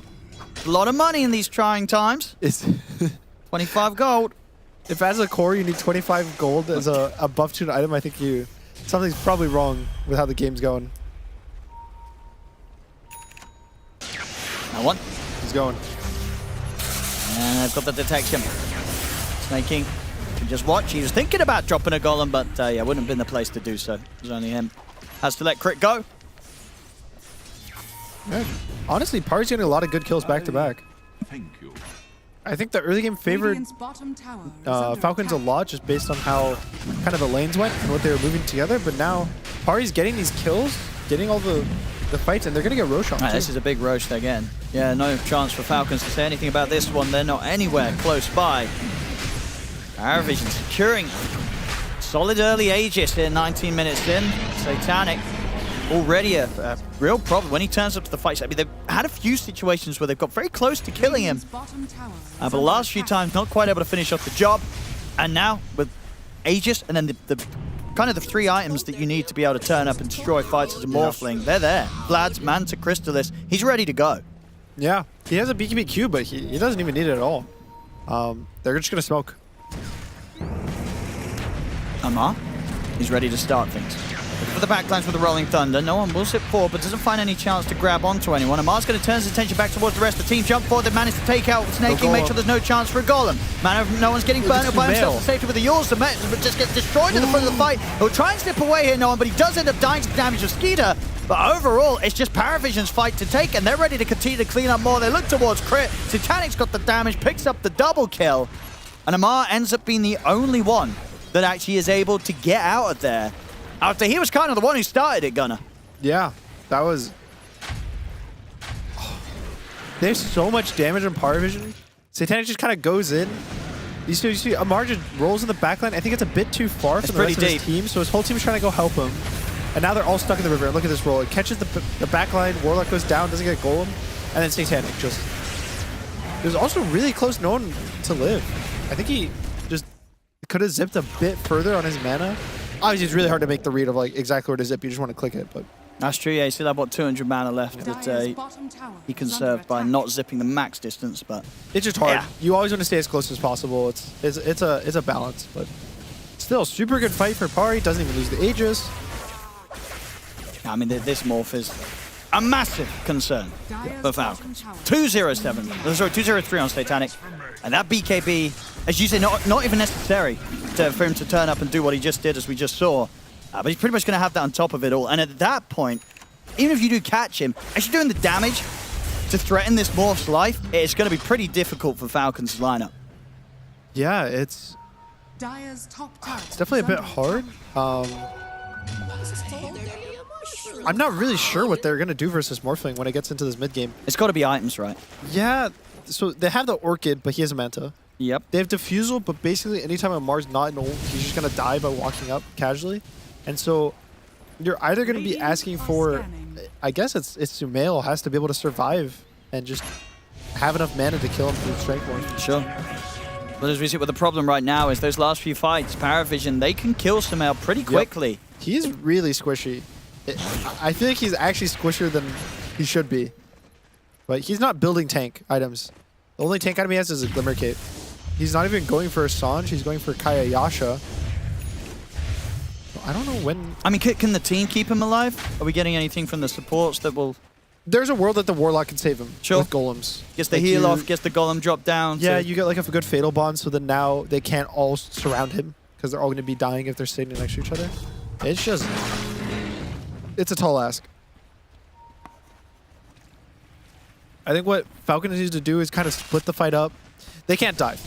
Amar needs to be able to protect the backline with roll and not let Storm and Morph and even the Techies jump commit to his team. He just has to be there to save rather than to stun. I think their cores are kind of independent, that they don't require stuns to do damage. Like, Leshrax's fast, has its own stun. Razor's also fast, links the guy, it doesn't matter if they're stunned or not, he's going to be on top of him. I think you play for that and just make sure Warlock has to get ult off. If Warlock doesn't get ult off, Falcons will never win a fight. Bottom tower is under attack.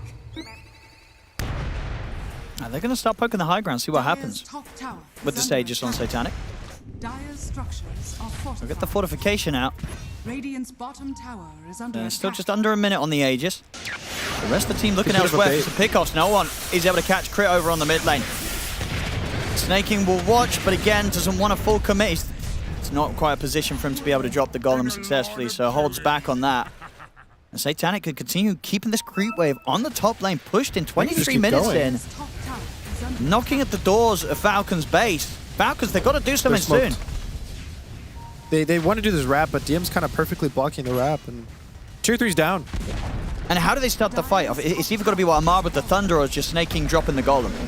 But the range racks are gone. Oh, they're just losing this barracks 24 minutes in.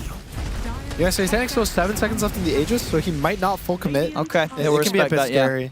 Look at the range racks, the melee racks will survive for now.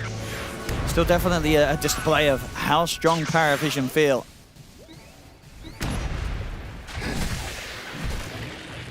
They're still smoked on... they're not going to go. The smoke's kind of ending.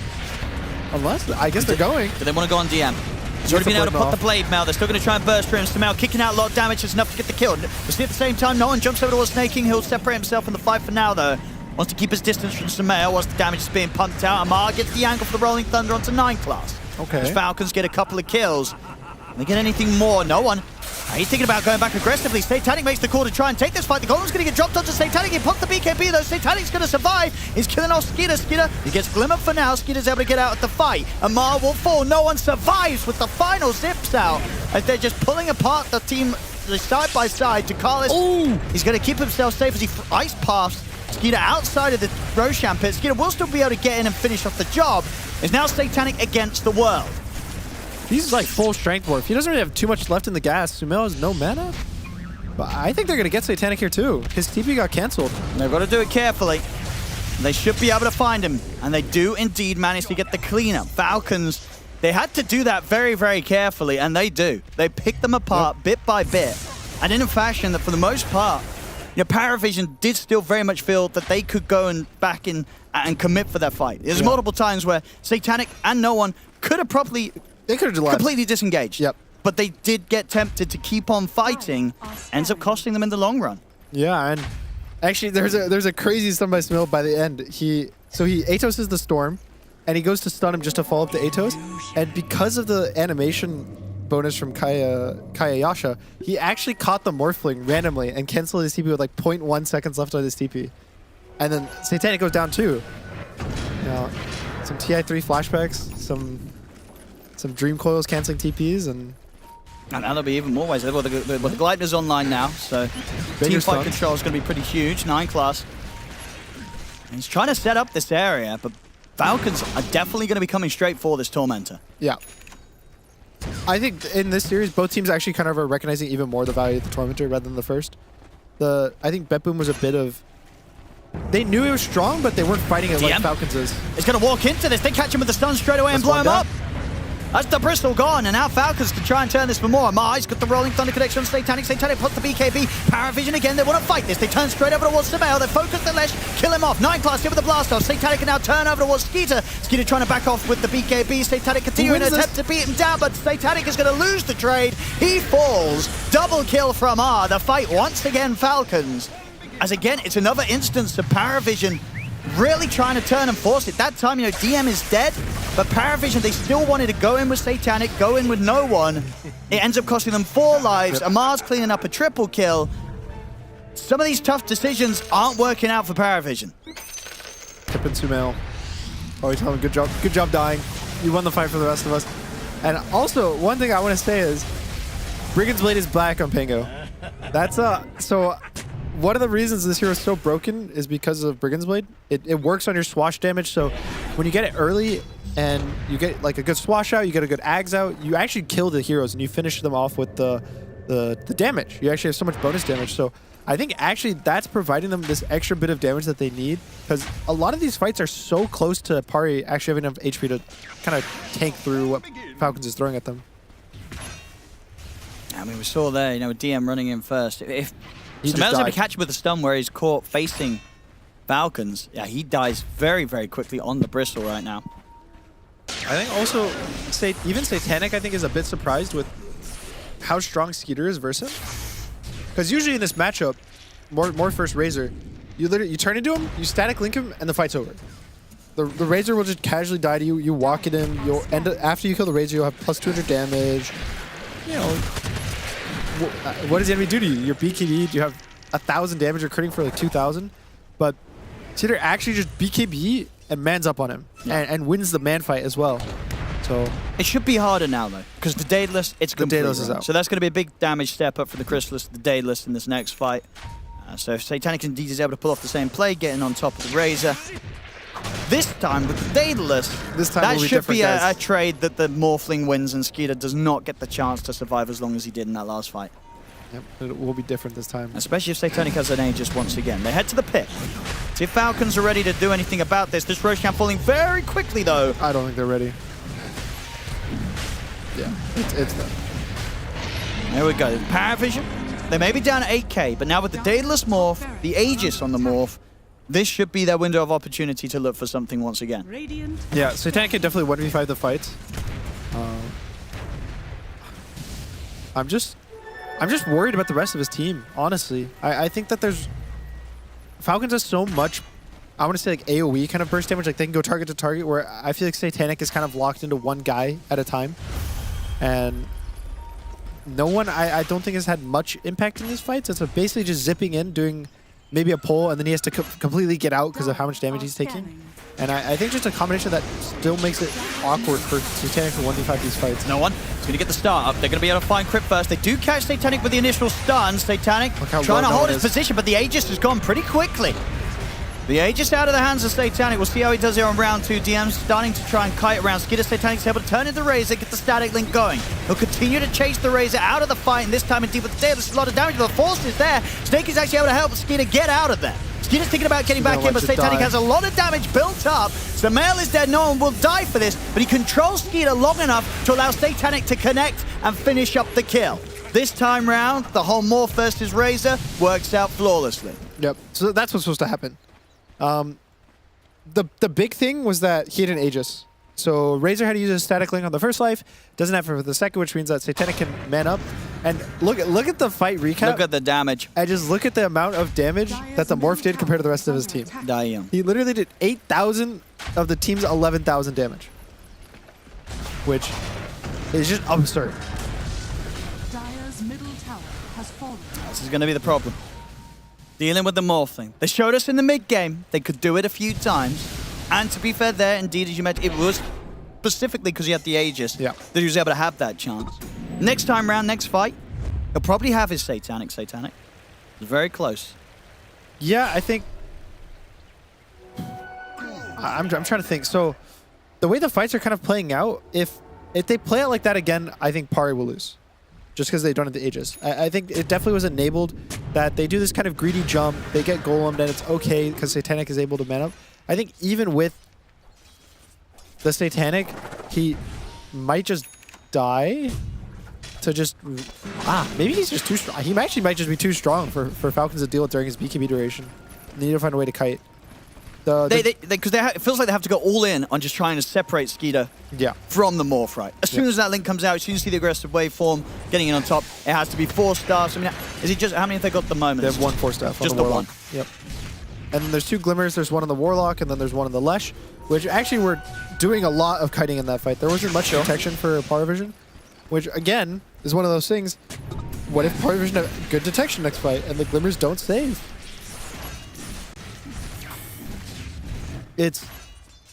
There's a lot of small things that can happen in the fight that kind of lead to one team winning or another. Dire's top barracks Back on with the barracks push. See how they look to start this. They have to be a bit careful. I mean, they're able to force out the fortification. Looks like they'll respect that pretty heavily, that Paravision, as soon as Falcons start to back up. They don't want to push into them at the moment. I think all they wanted was the glyph. I honestly think they were a bit surprised that they glyphed, just because Morphling waveformed out right before they glyphed, so it was a bit bad timing. But it's still a win for Pari. And they're good to go again. Smoke up here for the team. Paravision. Seeing if they can catch anyone for Falcons out on the map. They have absolutely no cooldowns for Pari. They can just go as long as they're all... Pretty much it's just the Storm's mana. And no one is ready to make the jump. Straight away looks towards the Male. Pots the BKB here as he's ready to continue to commit for the Lesh. They'll force him out to the side. The Golem's been dropped for this. They'll kill up the Golem very quickly. Okay, this is a window. The Golem is mostly important just to cancel the BKB stuns. Like, you know, kind of a fight reset, and so the fact that BKBs are cooldown, it's a perfectly good trade for Falcons. I think so. Power Vision instant recognizes that Satanic TP's out. He goes to bot, push the wave. They don't want to fight Falcons without their BKBs. DM's going to tease around here in the mid. And now for Falcons, how much do they want to get on the aggressive now? Are you looking to enter into this half of the map? Yeah. I think especially with no BKBs, they have how much time? They have. It's only about 20 seconds now. Amar gonna find the opening here for Carlos to be caught. DM's gonna look. Does he want to do anything about this? No, they just gotta let Carlos go. It's only the pause 5. If you waste double BKBs like that, and the only thing on the map you lose is your pause 5, it's a perfectly fine trade. Yeah, they do want to try and get more Falcons, but Paravision aren't giving it to them.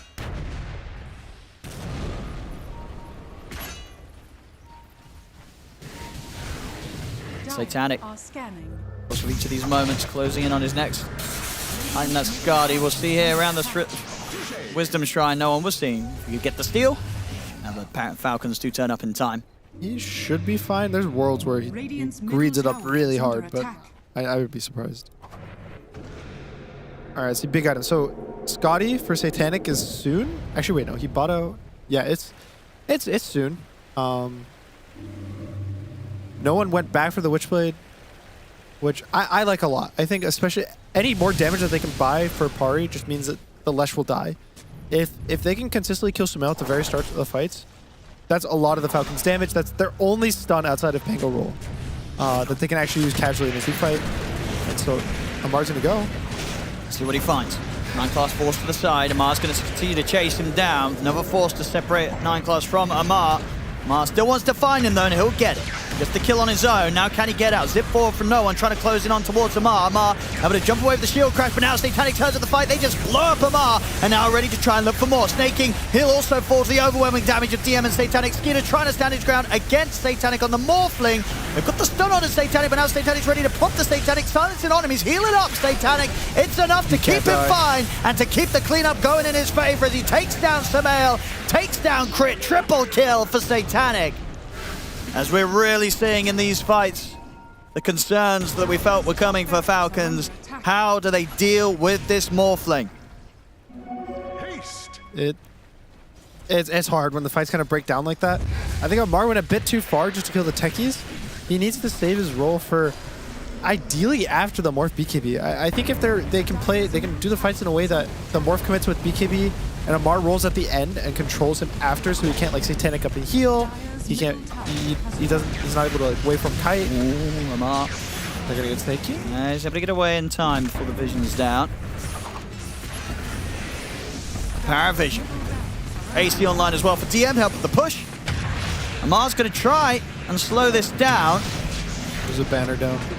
Indeed, the damage has already been done. The racks in the mid taken. Satanic also going to look to see if he can try and clean up the top set as well. Amar, blink off in time, but the space is there for Paravision to get a second set of barracks. Now have this game under pretty good control. And I think Tormentor's about to spawn. So even more nothing, guys, the racks doesn't matter. The fact that Pari now has map control to do Tormentor for free when it spawns. Roshan's still going to be a 2.5 minute cooldown this time round. Falcons. How now? Like, because at this point you can't even just kill everyone else, right? Because the Morphling will kill all of you solo. Yes. Morphling will absolutely just 1v5 these fights if not controlled. And they didn't draft control. They didn't draft a line with a Hex or a Shadow Shaman. They didn't even draft many stuns. It's just a Lesh stun. So there's a lot is riding on Sumail, not only because he has to stun the Morph, but also because everyone on Pari is focusing every single fight. Anytime he shows, it's 5 heroes trying to kill him. And I think that just makes it a really hard game for him. I think Sumail is just kind of struggling with the way the draft played out.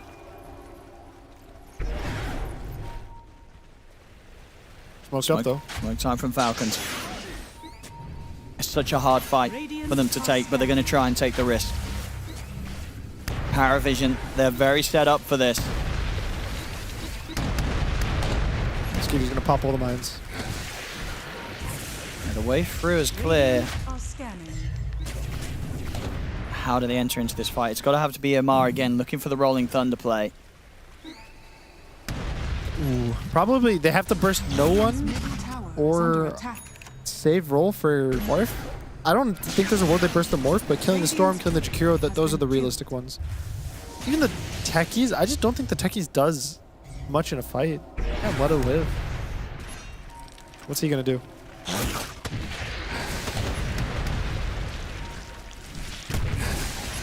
The Falcons, they just can't find a way into this play. Yep. They have to head back. Base is under attack from the creeps. Paravision just played it cool. They knew that they were in such a strong position to just hold the area and keep this set up for them to get that next Roshan. Yeah, they know that the game is kind of in the bag for them. They don't need to do anything crazy. Once you get to this point, the biggest goal is not losing to yourself. You know, not fountain diving. We've seen a few fountain dives, not throwing, being caught alone. So just basically, Par needs to just smoothly play the game. They can make 0 cool plays, have a very boring game. They push all the waves to 5, and it should be pretty easy. Looks like Falcons is smoked up. I think they want to fight this Roche, and I think it's the correct call. Oh, but no one. He's going to find Crit first. Not a Crit's dead. They have to fight this. They want to go all in on this Roshan to try and go for a steal, some sort of crazy play. They've got to take a risk here, and they're going to try it. They look towards Satanic. They're getting pretty low, but now he's ready to go straight in with the BKB. Looks towards Snaking. Snaking's gone. Somehow just doesn't stand a chance. Even as Skeeter, the damage too high here, surely. Maybe with the Rolling Thunder, they can lock Satanic down. They can't. It's over. GG is called. Paravision will take this game 1. The Morphling, too strong. The performance from Satanic, too perfect. Falcons, they just couldn't shut him down. Yeah, I think super impressive by, I want to say specifically Satanic. I think the whole team played really well, especially 9 class in the early game. He was in every single kill in the early game. He killed his lane 3 times.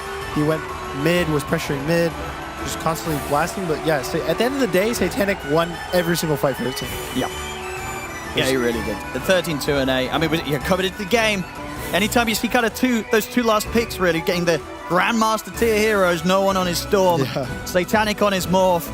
You know you're going to be in for a tough time. And, you know, as mentioned by the panel in the draft and by ourselves, they just didn't have anyone really to deal with a Morph after a certain point. We saw, obviously, up to, like, what, the halfway point, Falcons were able to give this game a pretty good fight, keep it even.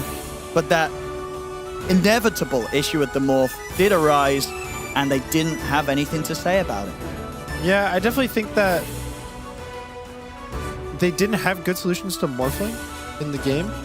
And it's also awkward because it's not a hero that you can go into this next draft and say, hey guys, we have to ban the Morphling, because it was picked in response to your entire team. But when you feel that it's a single hero destroying your whole team and you don't ban it, and then, you know, maybe we see a Satanic Morph next game, it might get in the heads of Falcons.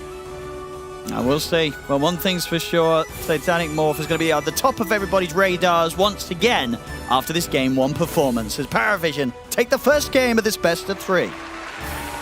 Yeah, Satanic Morphling. I thought also the Jakiro by Ducalis played an absolute important role in a lot of these fights, but it was fairly back and forth. Here to break it down, I got Jenkins and BSJ.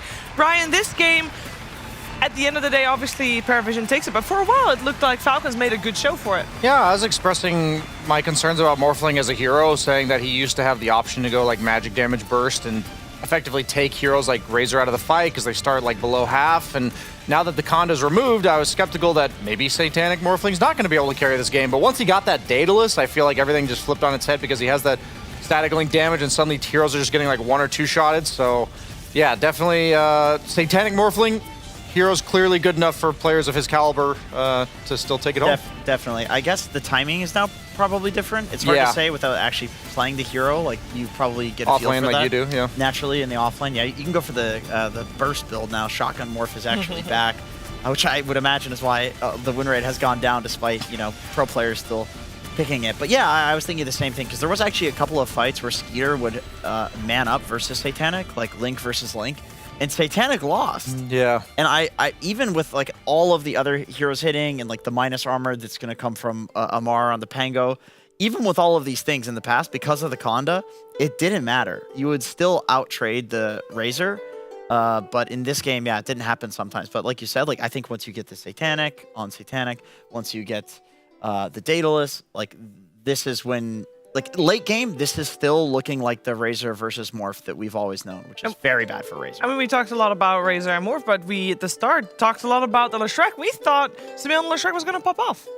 Yeah, he was owning for quite some time. He was. But it's the way I think about Leshrac is the heroes that are killing you need to be doing like point blank sustainable damage. It's usually like illusion heroes or like offlaners that are up in your face consistently. And all they have is Storm, Morph, even Bristle with the Goof Acid is much more of a kite back, force you on him, kite back again. Like none of these heroes are really ever going to be point blank range, which means the Bloodstone build's not really viable. It felt like Sumail was running out of steam over the course of fights. So I think it was a comfort zone pick. He gathered a lot of momentum early game. It made sense, but it also just didn't scale the way that we were looking for. And since they had the Morphling into Razor matchup going against them, I think they did need to kind of address the scalability of their lineup. Yeah. How sad were you, Jenkins, that techies didn't do the kill the Tormentor or kill the Roshan? We were laughing in the green room because I thought that I was being stupid because I was like, oh my god, 9 class. Yeah, 9 class. 9 class. I'm getting Soxa in 9 class because the Tundra thing. Yeah. Anyway, 9 class was putting the mines in the Roche pit that Roche was gonna spawn in. And I thought that he was putting it in the one that Roche was gonna run to. And I was like, that's genius. So that way, Roche runs over there. The Aegis is not spawning in the middle of the river. Even if you miscalculate, it's going to be low HP in an area that you now control. He was just doing it like I do it, where like the mines leading to the mid would leave the Aegis right in the middle of the river. Like it would create this like really chaotic scenario, which I guess it didn't matter that they were wasting all of this time like killing his mines because they won. Yeah, so like he made some space.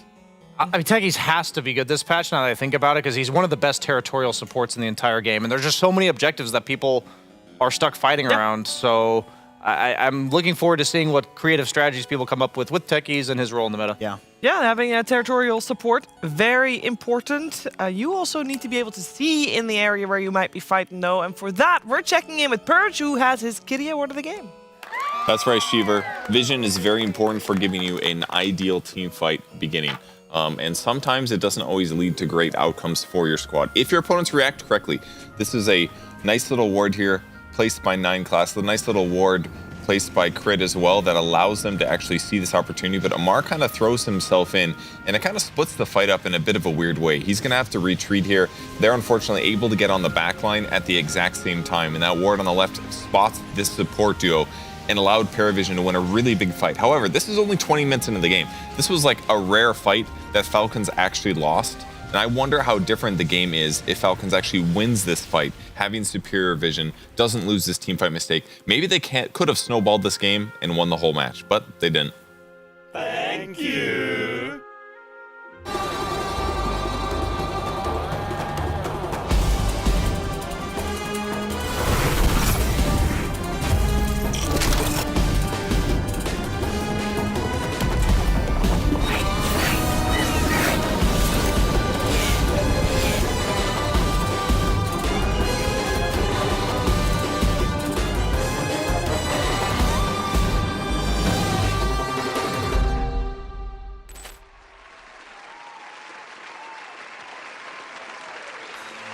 In between games must be so stressful for teams right now, or rather, there must be so much to discuss because how much of this game was based on, oh, there's these new interactions or these new heroes with different flares that are good versus how do we play the map and we just go again? Go ahead, you first. Just big adjustments. It's always going to be big adjustments between the games. I don't think they're talking about the Roshan strategy, but I do genuinely think that the Morph versus Razor thing is something that they discussed because Conda was such an integral part of the carry Morph build for like pretty much the last 2 years. Since Conda has existed. Long time. So I feel like this is part of the identity of the hero, and they thought maybe like, okay, Razor versus Morph, whatever. Like they left it in the pool. Maybe it's fine. Maybe that's not going to happen this next game. Yeah, that last game would have been confirmation that Morphling's garbage if Satanic can lose in that matchup. Yeah. I guess my thoughts on the draft for both these teams, specifically for Sumail here, is that it feels like every time I've ever watched Sumail standing in, the answer is like, hey man, how are you going to win mid? And then they just pick that hero. And I think this game that caused their draft cohesion as the game goes on to be missing some key portions of it. So I'd almost just rather say, hey, Sumail, what do you feel like playing this game? What do you need banned in the first round? And just jam it, and then allow your other two cores to like pick standard heroes for themselves that fit their entire game plan. Yeah. And the lack of bottle refills, biggest buff to Sumail in the entire patch, because he's such a bully, and we saw it happen to no one in that game, and it might happen again in game 2. Yeah, let's find out what's happening in game 2 of the series after a break.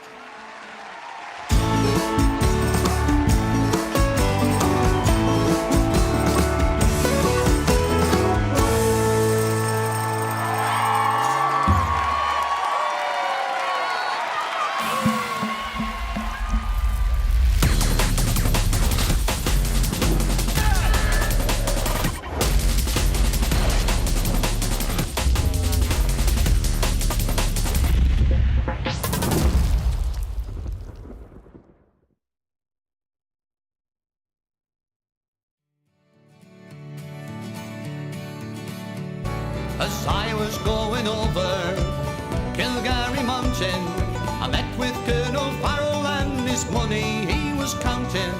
First I drew my pistol and produced my rapier, saying, stand and deliver, for I am a bold deceiver. Mushering dum-a-doo Ramadan, whack for my daddy-o, whack for my daddy-o, there's whiskey in the jar.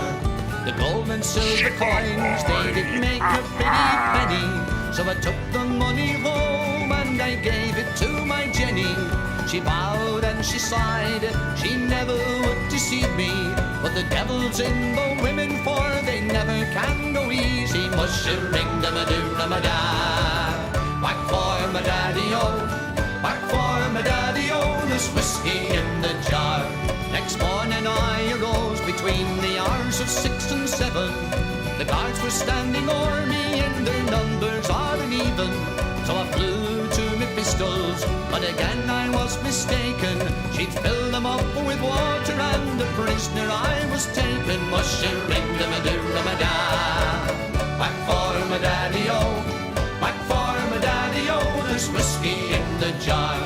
They took me to the jailhouse and summons me in writing, robbing Colonel Farrell down on Kilgary Mountain. But they couldn't take my fists, so I knocked down the sentry and bid upon farewell to the captain and the gentry. Mushering dum-a-doo Ramadan, whack for my daddy-o, whack for my daddy-o, there's whiskey in the jar. Now some take delight in a fishing and a bowling, and others take delight in a carriage fine and rolling. But I take delight in the juice of the barley, and courting pretty maidens in the morning bright and early. Mushering dum-a-doo Ramadan, whack for my daddy-o, whack for my daddy-o, there's whiskey in the jar. Mushering dum-a-doo Ramadan, whack for my daddy-o, whack for my daddy-o, there's whiskey in the jar.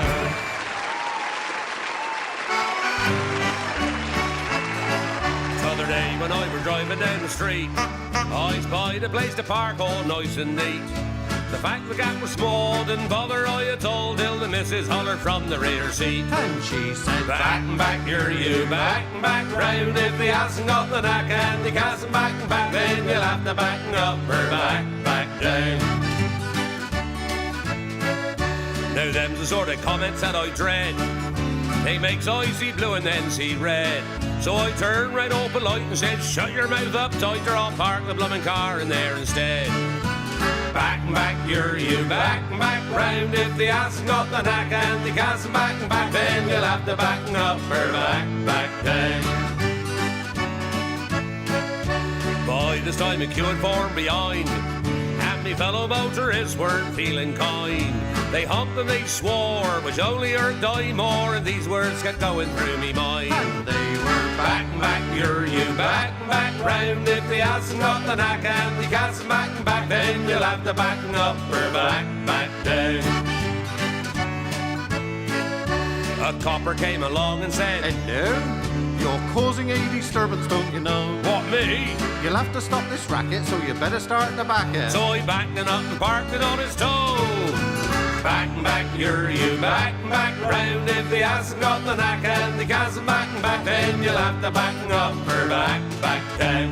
Back and back, you're you, back and back round. If they hasn't got the knack and they can't back and back, then you'll have to back up or back down. You'll have to back up or back down. Yeah.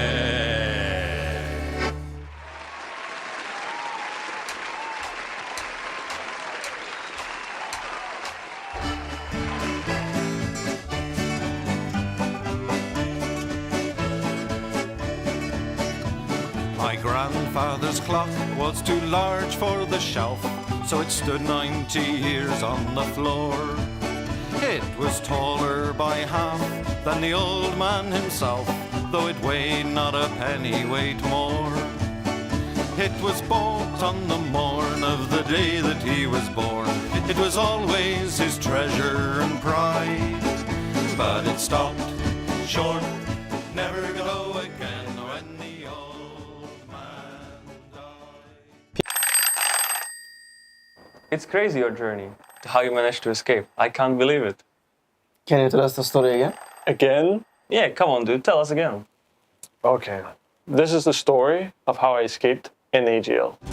So there I was, locked up. I hadn't seen my home in 5 years. Apart from in between tournament. Are you gonna let me tell the story or what? Apologies. So there I was, sitting all alone, until this bird flies right near me. And it was a falcon. It dropped the key right into my hands. And just like that, I was out. What a delightful story. Well, I think I speak for everyone when I say that we are happy to have you here. To crit. To crit. Crit. Are you okay? We gotta play soon. Oh, sorry. Can you believe this guy? We're about to play. Yo, Crit. Wake up.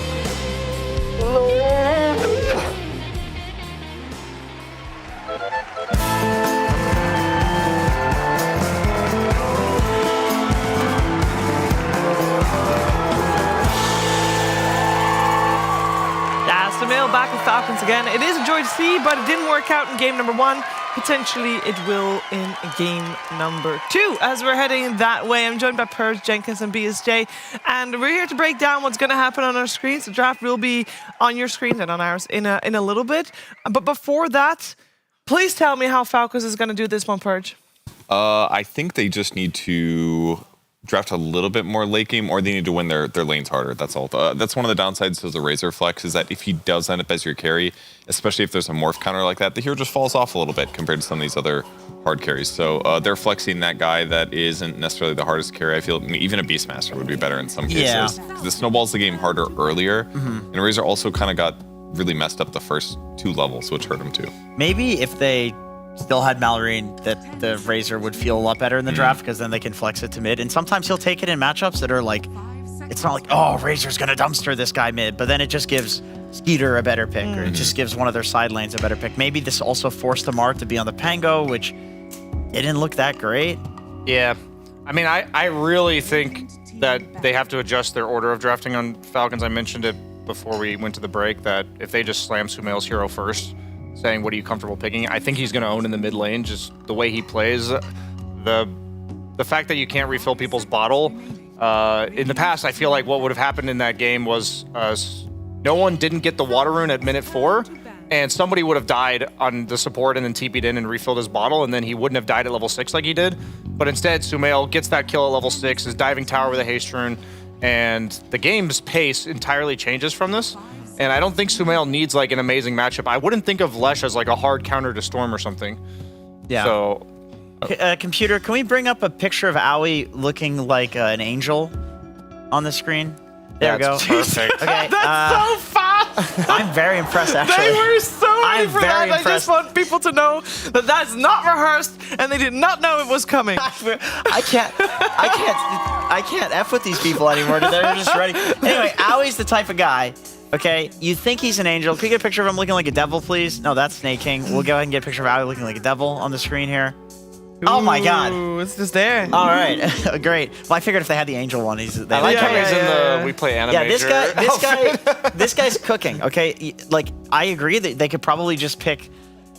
They could probably just pick Sumail's hero first. He's cooking. I don't see them as like I was the type of guy where like he can figure out how to integrate a stand-in to a roster and he can make those quick adjustments between the games.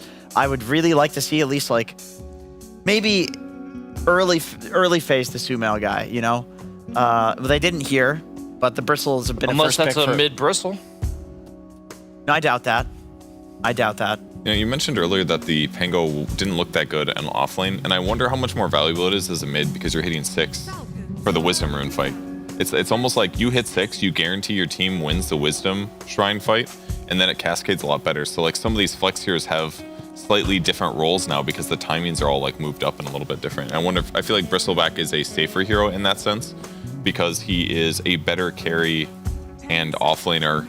Put both roles together. You know, it's like your average performance for the role is just a little bit stronger. Yeah. So I feel like it's a good place for Falcons to be here.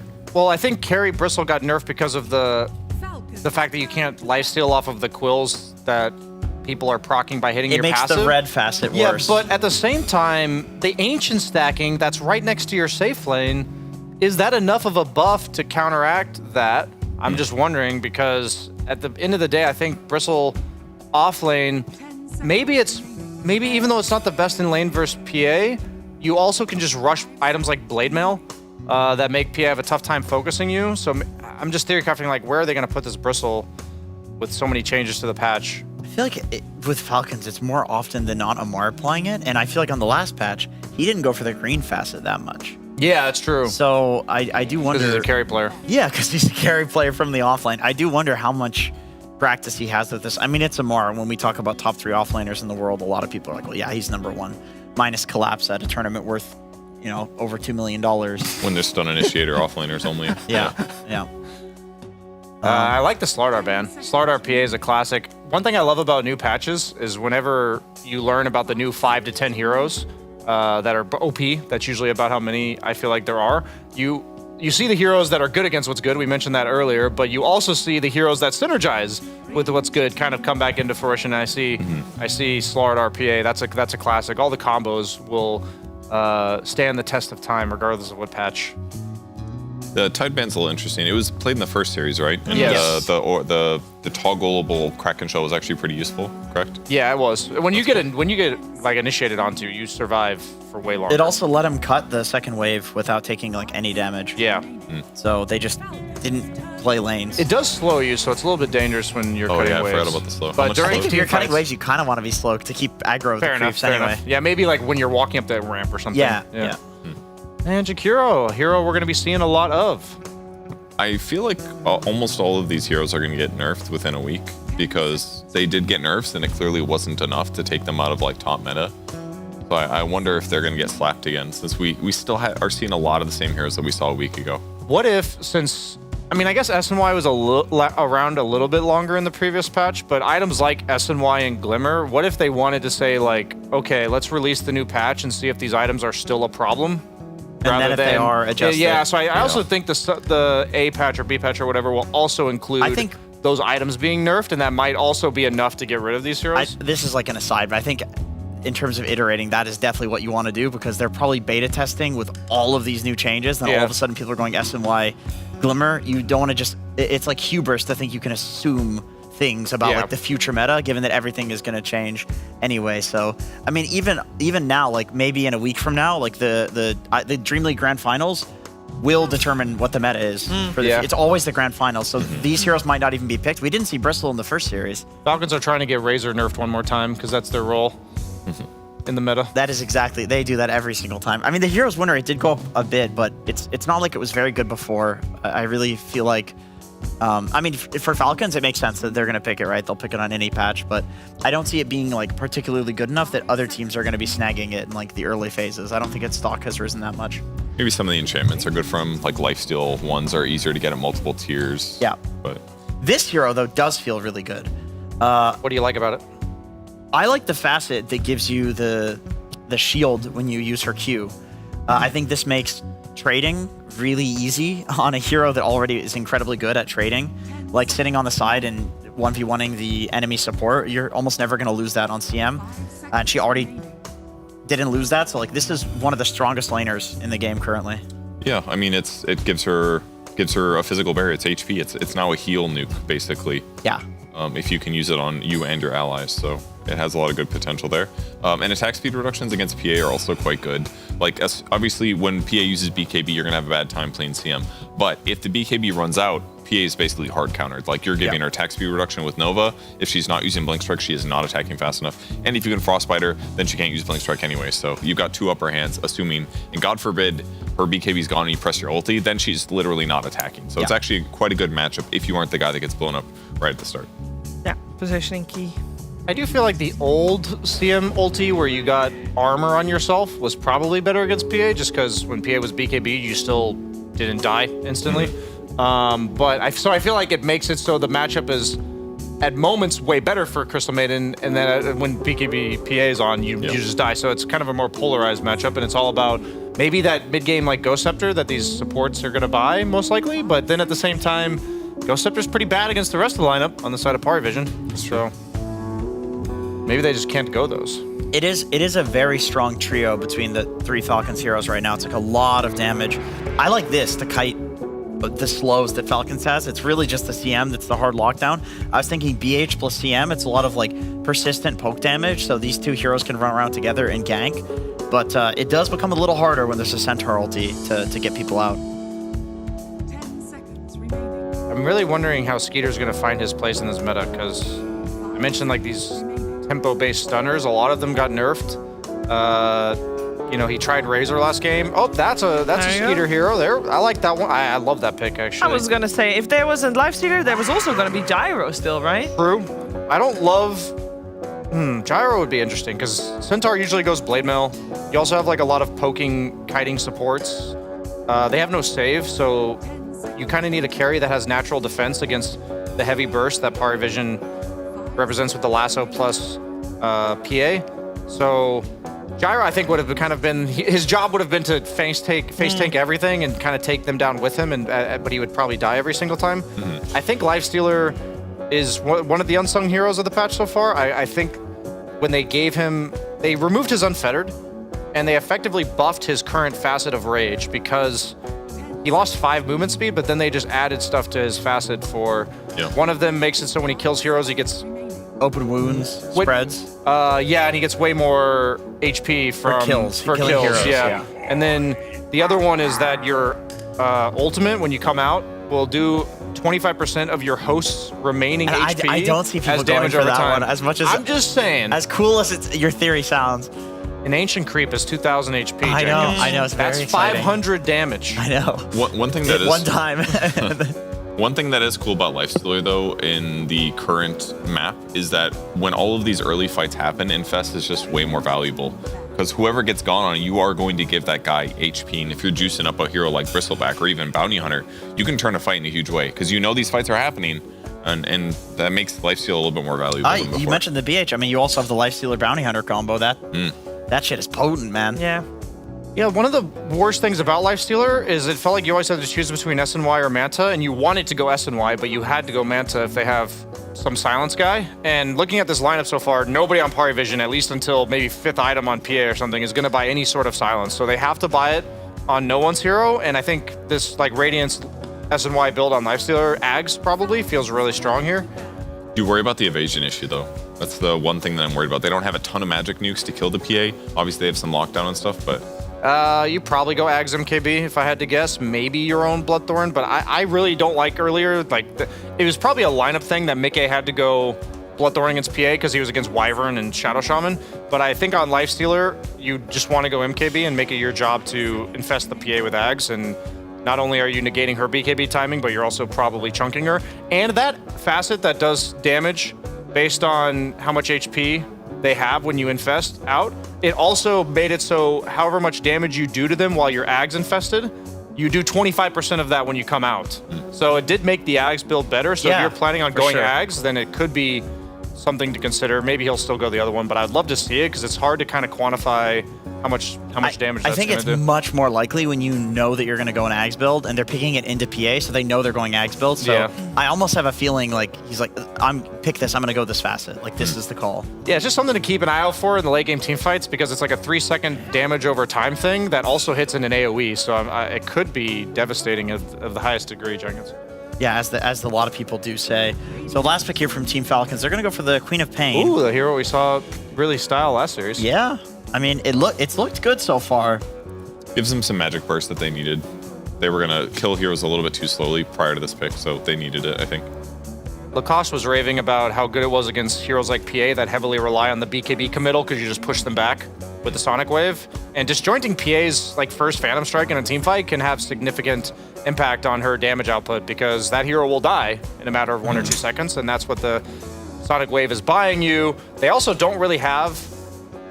Their lineup's just not that great against mobility heroes. If they chain stun one guy, that's nice and all, but if you have a Lotus Orb on Bristle and a Lifestealer ready to infest, I'm imagining it's going to be very difficult for Pari Vision's heroes to chain stun burst this Queen of Pain. They got the Jakiro, he'll have the Ice Path, he'll have the Aghanims, and they'll go back for Pango.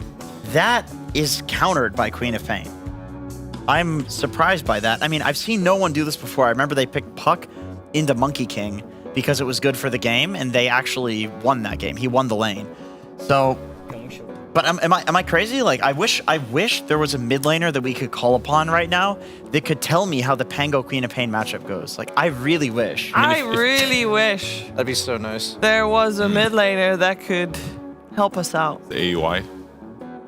No. Can we get a zoom in on Gunnar, please? Can you get a quick zoom in? Gunnar, can you just tell me how shitty is this Quap matchup versus the Pango for the Pango? Can I use my words? Yeah, you can use words. Okay, yeah. It's honestly not as bad as it used to be. I think, I actually think it's 50-50 these days. Ooh. Really? Because you don't go Dagger? Yeah, you don't go Dagger. And Pango's just kind of been buffed in the lane a bit so that he's better at 50-50 with Universal heroes, so I think he'll be fine. Okay. No one's a Chad. Okay. He is a Chad. He has won very unfavorable matchups in the past. Are we going to game 3, Owen? I don't know. There's a PA, and whilst we have seen PA be beaten today, I don't know if we're going to see PA get beaten twice today. I think that hero is still pretty crazy. The Satanic PA will do it. I'll just make the bold claim that I think Falcons has them hard outdrafted here. Ooh, I think this is hard the perfect Lifestealer game. Oh, no way. Absolutely, it is. We're gonna see an Ags MKB on Skeeter, and he's gonna own this game. And Sumail Quap. Okay. Nobody believes in the Sumail Quap, huh? I don't think anybody is opposed to a game 3. No, we want a game 3. I would love a game 3. Yeah, hell There yeah, you let's go. keep 'em So there coming. you go. So there's chance for that, and especially if you believe the street cred that Brian just put behind the Lifestealer. Let's see how things are going to play out. We're heading over to game number 2 via the PogGen Panda.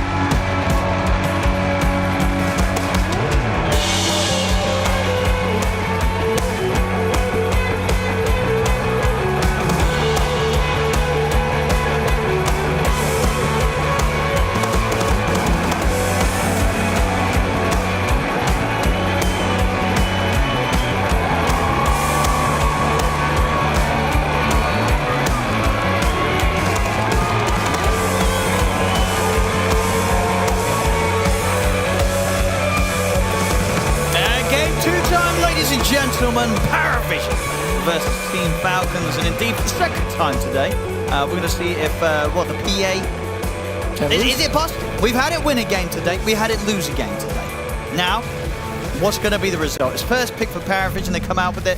I'm not going to get a chance for the first blood there. Skeeter's going to be fine. And indeed, as Brian did point out, obviously Lifestealer does have some aspects to the hero. When you get there with the items that can really ruin a PA in the middle of a team fight. But it takes a lot to get there, and the lot that it takes to get there is going to give PA to get a lot as well out of that time, you know what I mean? Where she wants. Yes. So she might kill everyone else, yep. unless the Lifestealer is able to clutch it up and stop her at the right time in those fights. Obviously, outside of that, what else is sort of standing out to you from these drafts, Gunnar? I mean, the Pango last pick I think was a bit bold, but a lot of the time, Astini and Power Vision in general, they pick heroes more for the game rather than the lane, which I think for mid is probably the best lane to do that for. Well, maybe that was more in the past. Now, so the big concern with mid, you can't bottle fill anymore. So in these hard lanes like Pango versus Quap, there are worlds where you just can't get help mid, you can't secure the runes, and so in theory, this patch actually matters way more about the laning stage of mid. You can't get these free 50-50s, but I definitely think no one's the type of player that even in a hard matchup, he can get away with it. I also do want to point out, much to the dismay of Brian, Lifestealer did not get the Infest facet. He just went the health one. Maybe one day. Maybe one day, Brian, you'll get the facet you choose. It's like the same with the PA, right? Maybe one day we'll get the dagger facet. Yeah. You just gotta play in these tournaments, Owen. Then you can pick the dagger facet. That's never gonna happen. Oh. Someone else will do it. Someone else will carry the flag of picking the bad facets, I'm sure. Yeah. That'll be one of these carries facets. are gonna be like, I got a plan. It's gonna go awfully. Because indeed, on both of these, the PA and the Lifestealer, there is quite clearly one facet that's a little bit better than the other right now. At least more consistent. Yeah. Right. And that's what matters. You want the variables to be as little as possible so that all you have to do is play like the most standard game you need. The more chaos you inject into a game, it's harder for you, even if it's harder for the enemy too. So, what do you make of these lane matchups? This is bottom lane. What are we expecting out of this one? I don't know. Every time I kind of say something about the PA just wins the lane. So I think PA will win the lane. Bristleback in the last game the laning went really good early, specifically versus Razor, but I think in this kind of lane, Satanic will be happy. Other big thing, so Bristleback didn't go the green facet. Amar went the red one. Okay. So he's seeing red. That means that we'll likely see him go for an Aghanim Scepter, go for more of a kind of damaging build rather than a tank utility, which a bit surprising. This won on day one of the patch. So Collapse went for Ag's Bloodstone, I believe, on day one of the patch. I don't know if he actually knew that Bloodstone didn't work on the passive quills. So I'll see. I'm assuming Amar knows that, because AUI probably told him 15 times that it doesn't work. And if he goes Ags, it's probably just a casual Ags for like a bonus damage amp. It's not for this lifesteal. Nope. They're going in on him though. Amar's going to be fine. Looking at the lane so far, I mean, Jenkins was concerned, but this mid lane matchup, no one. He's owning. He's 14-4 against the 8-1. Yeah. This doesn't look like a Pango having a sad time, and that it's going to be first blood. Amar gets it first before dying himself, so of course obviously worth it for him there. Yep. Gets the kill, gets the bounty, gets the XP. Yeah, and I think the Quills are just kind of out-harassing the Phantom Assassin in these trades. Basically, Amar just turns his back and just goes AFK and just lets the PA hit him, and he's winning the trades like this. So Bristle, if you're able to just trade your life for the enemy and you constantly do like 1-for-1s or sometimes even 1-for-2s, it's good because you're usually getting CS in the creep wave by pushing it in, and you're always going back to full mana, which is the most important thing as Bristle, and so you're not really losing anything by getting a kill first. So any trades like this, super good for Bristle lanes, and they're usually even better than kind of having these like 50-50 lanes where you just farm. You end up getting just more overall. So far, the state at the top lane, Mosquito 14 for 0 against the 15-3. So both cores having a fine time up here. I mean, is it going to be kill threat from either of these sort of duos? Really shouldn't be, I think. Honestly, this lane is really even. I think in the past, the Lifestealer versus Centaur was worse, but nowadays I think it's pretty fine. They're going in DM, but yeah. You know, they full commit, they use open wounds, they slow him, and he takes, what, 300 damage? So top lane is just going to be a farm fest. Mid, so Sumail has caught up. They're back to being even on CS. But even then, right, you get to this point, it's 4 minutes in the game, you're completely even in a Pango Quad matchup. You're happy. This is exactly what no one wanted, so I would say overall lane's going decent for Pari, but again, the biggest advantage is probably going to be bot. Just with Amar being top of the net worth already. And at this point, now the levels are starting to come in, I imagine it's just getting harder and less likely for them to find a chance to go on Amar. Yeah, usually level 3 is this like the stopping point of when you want to go on Bristle. When it's at 4 timing, Either he goes goo and he just full trades with you. Sometimes they go 2 points of passive. I don't like that one, but I've seen some people do it. Yeah, I think bot is now gonna just eventually just be a slight farm advantage for Amar. Pretty much out the lane. He's consistently just gonna be 200, 300 gold above Satanic, and while playable, it's a win for him. All right, so with that sort of said and done, I mean, where do you imagine we're gonna see the action come out first? Where does the game get hype? Yeah, who's getting killed? Probably a 6-rune fight. I think both mids are gonna want to contest it and fight each other. 9 class. Okay. Radiant are scared. He got spotted, I believe, by crit. I'm gonna try for Amar with the help of 9 class, see if it's Those enough. are stacking up. It's gonna TP backup coming in, but they'll kill him off. They are pretty low themselves. Crit. Trying to look for the setup onto Satanic, but the jump's there. Satanic able to get back to safety. Crit, he gets caught by the ice path. They'll get themselves a second kill here, Paravision. They'll sure lose to Carlos, but they'll take that. They keep it safe and set up Satanic to get involved in some action there with 9 class coming over to help out. Yeah. I don't know if they did. I thought Crit saw 9 class. Maybe Amar was just too far up and wasn't able to get out in time, but that's a really big double kill for them to just get both kills bought. It looked kind of close. If Snaking was there a second earlier, maybe they get a double kill. Oh, no one? Is he actually going to live there? He's going to tick pretty low, but he's going to be fine. Okay. Able to use the invis and sort of during the cast time of that, he was able to also get the shield crash off, so he was also able to benefit from that shield and survive through the AoE burst that was being thrown down on him. Good escape there from no one. I wonder if that was actually the invis rune change. So invis now actually gives damage reduction when it's active on you. I think that, that so combined with the barrier. With the shield rune, yeah. Yeah. I think that actually might have saved him. So there was a 6 rune, someone was supposed to die there, but I think most of the supports were kind of focused on the bot lane fighting. And yeah, now Falcons top 3 networks in the game. All 3 of their lanes are going really good. The mid advantage is now showing for the Quap Pango, but again, it's not the worst, I would say. Like it's completely fine. The biggest one is definitely bot, I think, is the not drafting advantage with just Amar getting a really good time. Radiant are scanning. No one? I mean, they might want to try and do something bottom. I mean, they're bringing in the backup here from 9 class once again. They definitely want to go on him again, but Crit spots him out. They'll go for Crit. Yeah, they just drop down the detection. Crit's very dead. We do still have no one around, but Falcons are aware, so Amar won't put himself in any dangerous position.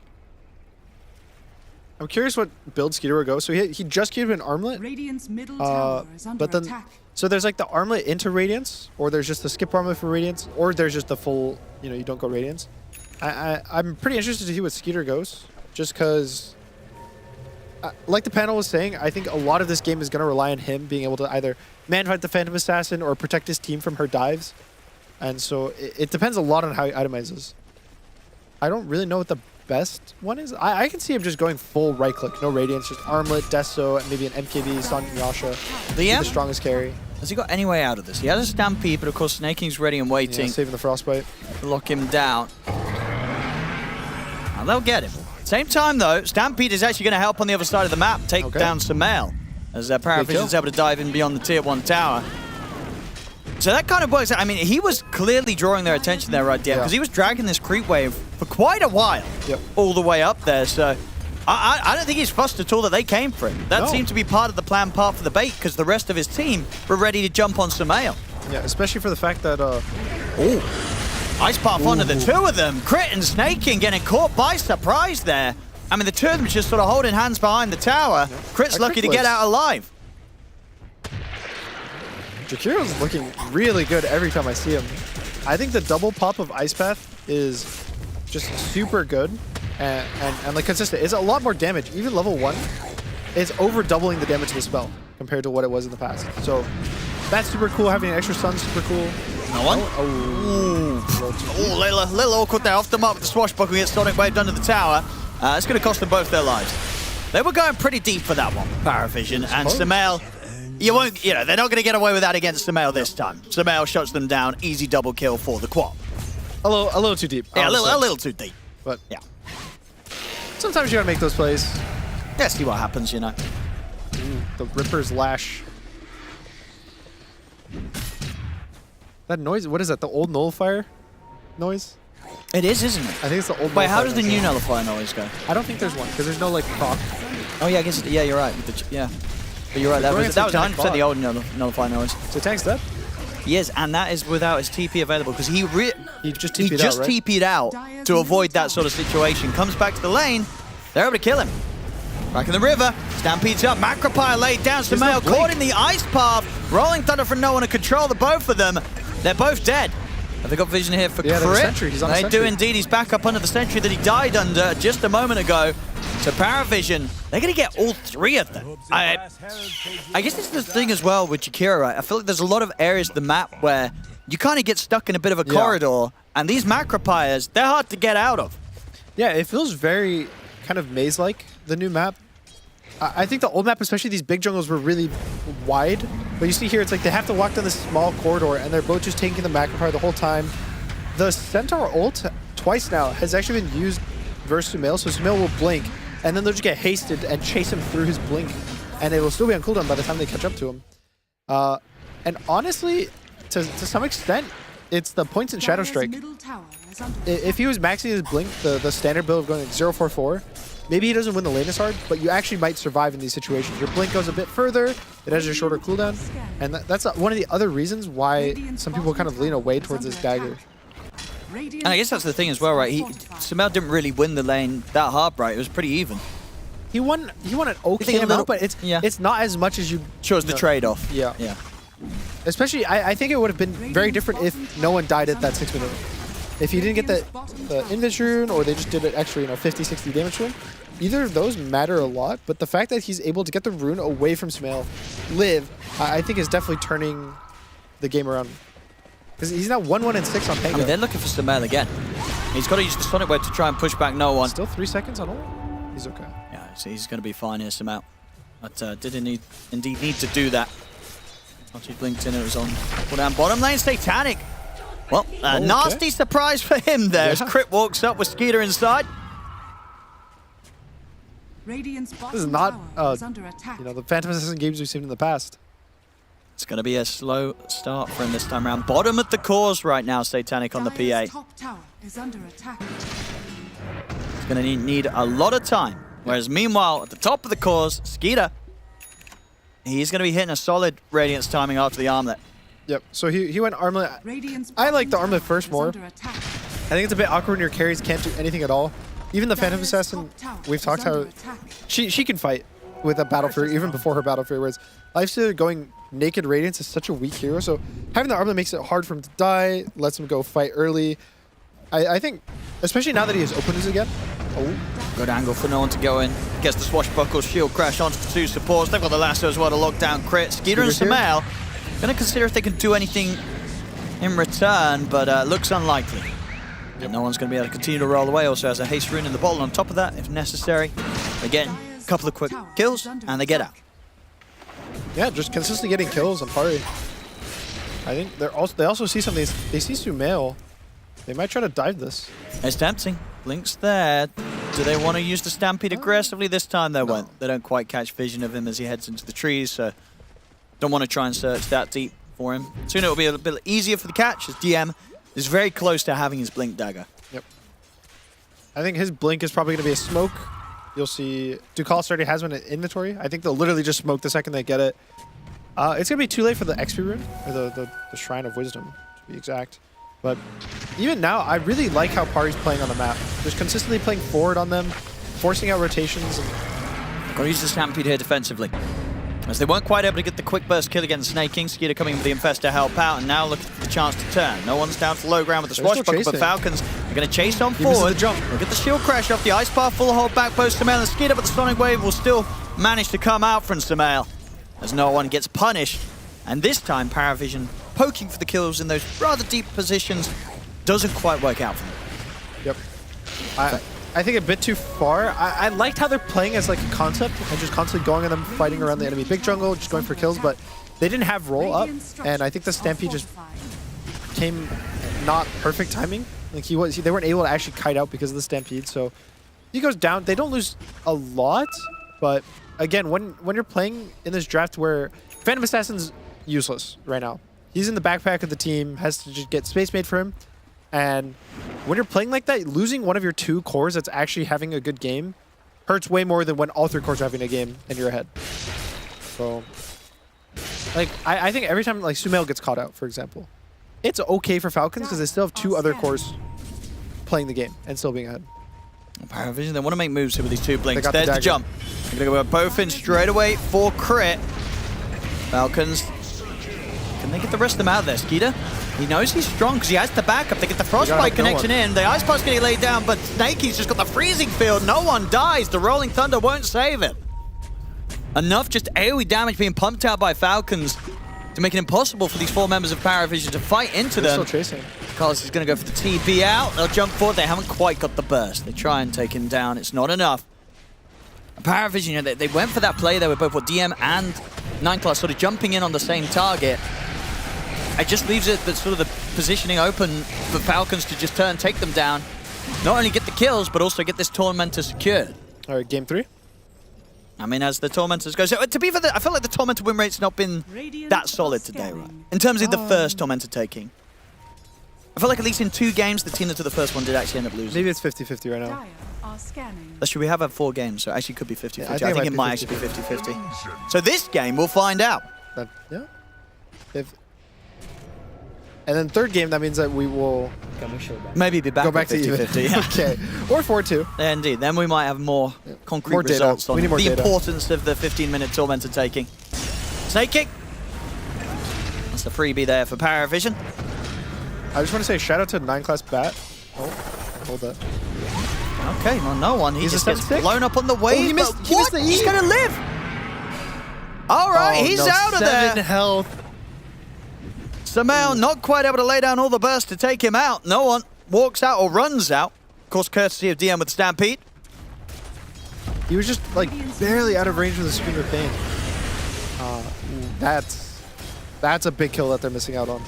Especially dropping the Queen of Pain. Look at this mid. They're going to try and set up onto Skeeter. It's still a very hard kill to find. It's really hard. He's got the Rage. He's got the Infest. No one's going to try and chase, but Crit's already here to pick him up and take him out of there. They don't know where Bounty went. Well, they know now. Oh, they do. Crit trying to poke back at them there. They give them the chance to get the Who Stomp initiation on towards it. Freezing Field comes out for Snaking. A Crit goes down. Skeeter and Snaking trying to stand their ground and fight back at DM, but Satanic, he's ready to join the fight. Jumps over, cleans up the CM, now turns over towards Skeeter. The Ice Path, it catches him. Have they got the damage to bring him out? Yeah, they certainly do. Double kill for Satanic. The perfect time for a struggling PA to turn up and get some big kills. And look at his net worth. He's already 3rd in the net worth, has his Battle Fury. Just because of that one fight, he gets 2 kills. They're back. And I guess the way that all kind of started, do you think Skeeter's like, bro, next time Crit, take me out of here? Yeah, it looked like Crit was kind of dancing around the fight, like he wanted to keep playing, keep tracks. I guess he just walked on the dust or a sentry and he goes down. Ooh. They can't go on this. I mean, Falcons want to try and fight this, but TPs are coming in. DM's ready to turn up. Obviously, Amar's still very strong on the Bristol, so not really something that Paravision can look to jump. Amar's having a really good game. We haven't seen him too much, I think, in these fights. He's been kind of farming. He finishes Blade Mail, and now he's going for the eggs. Ooh, they've got the dust again. They're able to make the jump on towards Crit. And he's going to try and run, but the Stampede's there from DM to chase him down. They're moving in onto no one. Blink forward, but he's jumped straight into the Ice Path. The lasso's there as well. As Sumail, he might still find the chance to live. Turns, stands his ground with the Sonic Wave. He's going to jump over. No one has to Rolling Thunder away. Satanic got Sumail jumped in aggressively onto the high ground on Radiant's side, so Satanic was able to kill him. Falcons might still be able to take the overwhelming fight, though. They kill off Ducalis. It ends up just being the 2 for 2. I mean, Satanic, again, he's going to be pretty happy with that. He's now top net worth because he was just able to kill the top net worth hero on the side of Falcons. Kills Sumail after Sumail blinks up. And he's almost at his BKB. And the other really sad thing is, so 9class was destroying this game. He's 8-1-9. That was his first death of the game after being 8-0. And who got the last hit? It was Snake King. So all of this like bonus gold from 9class, 700 gold went to Snake King, which sure, Falcons got the gold. It's on their team, but you really would have wanted that on like Sumail or Amar, or just any of the cores. Basically, Snake King's the worst one to kind of get that gold.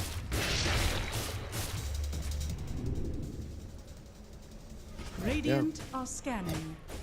I was gonna say earlier. I was gonna say I really like the 9-class bat. I think consistently he plays like amazing. He's always finding kills. His lasso feels like it's always on cooldown, just because he's always getting a kill every time it's up. He's going for Witchblade, which you know, that's like the old school barrier build from 2 years ago that they would just go try to go carry and right click. I think honestly I might prefer a Force Staff, just because it's so good versus Lifestealer and Bristol and even Quad. But I think maybe just recognizing that he's so far ahead, he can basically become a 4th core. 20-minute power in. It's going to be the shield rune at the top. Falcons will have their hands on that. Roshan's walking. I get scared of Rosh. When you're like walking in the river and you see him next to you, you just want to give him such this big circle. If you get thrown. I don't think it's bugged. I think it just does a lot of damage. That's the Radiance timing. Now here for Skeeter, so see how he's able to sort of match the farm pace of Satanic on the PA. It's going to be looking for the S and Y next, and then yeah, we'll see where he goes, because it's going to be what, S and Y into the Aghanims? Probably the Aghs. Aghs is super good versus these BKB cores that kind of needed to fight. I would consider. Because are you getting the Aghs first in the build, or are you getting the MKB first against the PA, or are you not even getting that? You're going for something like a Silver Edge or a Bloodthorn. How are you playing? MKB is fine. Yep. I think the Aghs is just good for. It's good for all the heroes. You can use it on Pango Roll to follow him and do damage. You can use it on PA because it's a disarm the entire duration, so she can't use her BKB. Centaur, you can just follow him during a stampede. So I just like the Aghs. But definitely needs a Sanji Yasha first.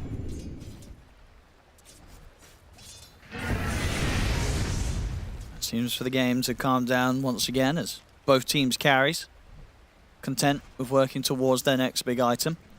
And, ooh, a little bit of a switch up, a bit of an ode to the past, I feel like. We're actually seeing a PA bar and a Deso. Is under attack. Has it? No one's bought it recently, right? When was the last time we got some good old Desolator PA? With all these S and Ys, it feels like an age ago. S and Y every single game, and then by the time you get S and Y, you just want to skip it because Deso's better the earlier you get it. I mean, I'm happy. I hope he commits for this. I feel like he might change it and we won't see the Deso because we just don't see Deso PA anymore. All right, they're roshing. This is, I mean, I'm scared. Snaking. I'm lay scared down the ult. He misses the ice path. He missed the ice path. He's going to pay for that as he ends up just dying at the start of the fight. Might go down too. They've got the Stampede, 9-class and Satanic. They're looking to get back in on this. They'll take down Snaking, but the Sonic Wave's in onto Satanic. And put the BKB, jump forward aggressively on towards Samael. The crits come out. They take Samael down. Now they turn towards Skeeter. They're going to be able to kill the Lifestealer as well. Triple kill for Satanic. Oh, Satanic's dead. They got the stun. Crit. Look at a big cleanup kill. Amar is trying to tank it all, but he won't survive. Crit. Can he kill anyone else here? Crit's trying his best to carry the fight here for Falcons. There's a blinking one. But he's the last one left to light the Shuriken. Be able to disjoint it. Crit goes down. Paravision take the fight. Just a little bit of a balance there that Falcons did have Crit killing Satanic off the triple kill. But outside of that, it's all bad news for Falcons. Yeah, that was... it looked honestly really scary for Pari to just be in that Rosh pit. I think it was really good on them. They recognized, okay, Falcons want to fight. If we're in the Rosh pit, we're going to lose. And so they all instantly back into the Rosh pit. Ducalis does go down to Snaking, but then I think the initiation where they come in on Satanic and he gets a BKB off, doesn't get bursted, and just kills Sumail. The second that you see him here not get bursted, I think it was kind of obvious the fight was won. That was here. Satanic, no fear. Knows that he can go in. See, right here, right? He BKBs. He has 500 health still. A PA with 500 health, BKB'd at this point of the game, invincible. Yeah. You can't kill him. And then here we have, well, the Crit MVP here for Falcons in this fight. Bam! Easily just kills this carry that has been killing everyone. He's like, you guys died to this. I'll kill him easy. But unfortunately for Crit, not the kind of team fight outcome that the team as a whole would have hoped for. It's Paravision. Continue to build that lead and keep this PA in prime position. As I said, I'm looking forward to this Deso. We'll see, because there's got to be a reason, right, why people stop buying it, and it's just because what the S and Y is that hot. Meanwhile, back in the mid, the fight's actually kicking off. The last one's down to Amar. 2 dead already. 9-class, he'll be able to force him away. Does still end up ticking out. No one. He slides in, kills off Samael, and he's got shield crash back up, so jumps over, triple kill for him. They're in with the break. They're going to be able to kill Amar as well. Skeeter's dead. Okay, that's a team fight. And they only lost one hero. They're just going to go Roche. They certainly are. 2 fights back to back that have overwhelmingly favored Paravision. This Roshan's theirs. And Falcons, they've got some fixing up to do in this game. Like, how do they fix this? Oh, and I thought we had a patch to nerf Phantom Assassin. Was this you first picked again? This was a first pick PA. Okay. It was. Oh, so we're back? I mean, she didn't even have a good game. She was lowest of the net worth, the cores after the laning stage. She had a farm back. She barely got into the game just because of 1 double kill. So it feels to me, you watch this game and you say, okay, you have to play versus Phantom Assassin and make absolutely 0 mistakes while beating her in the lane to win the game. And even then, there's probably a chance she buys a rapier and still wins the game, even if you make 0 mistakes. It's not going to be easy for Falcons to try and force out that game 3. Satanic PA, especially after, Satanic Morph performance in game 1. Yeah. You know that this guy's locked in and ready to win. And on a PA in this patch still, what better hero to have him on, especially with this sort of lead now. He has earned his position, and it's going to be tough for Falcons to knock him down. All right, crits invis on the Tormentor. Will they see because of the lightning? Yeah, they might. Yeah, they will. Yeah, well, okay, they're going to pick up a kill as well as the Tormentor. Easy one for Satanic, another kill for him. +1. Yep. And so Satanic actually did go Deso. Hell yeah. Deso. Let's go. I mean, obviously, if people tuning in that haven't followed Dota for a year are going to be like, what are these guys talking about? You get Deso all the time on PA. The only build. But, just looking for some numbers, I believe like on the Pro Tracker, to give an example of the last 2 weeks of PA, including last patch and this patch, you get Deso in like 5% of the games. It just was not the build anymore because of how powerful SNY was, and the fact that it was just a hero, right? And it still kind of is. I don't think we're going to see other PAs necessarily get the death. So most of the time, you're just building to live, and then the damage just comes naturally because of the hero. Satanic, though, he's a cool guy. He knows, get the death, so have some fun, do the big damage, do the big DPS numbers. I think basically Falcons have no stuns or spells. Because he's not dying, right? We saw that last fight. He lives on 500 HP, as you said. So, Lifestealer, SOY doesn't really do anything first. Quappa doesn't do anything first. Bristol doesn't do anything first. You're going to do what? For like a track or a stun from Bounty, doesn't really matter. And then all of Steam spells, that's what we bought a BKB for. So in this specific game, it makes sense that you don't need to be tanky, you just need to kill them. Amar. And he's tried to walk into the high ground. He is on his own. Yeah, he's dead. They got 9 class. They did. They got something. But Amar was leading into an area of the map where he had no backup behind him. Yeah, and each and every time, he's getting completely destroyed, obviously, by the fact that, Satanic's been playing this game a pretty early shard. This break has been really destroying him every fight. Too. Yeah. It's super nice for Bristol. And that's the other weird thing. I think this is like the 3rd time or 4th time I've seen Bristol picked into a Phantom Assassin, which just seems strange to me. I don't know. I think there's definitely... So it's really hard to say from an outside perspective because a lot of stuff goes into drafting, into heroes, or even into the fastest. And, Falcons is AY.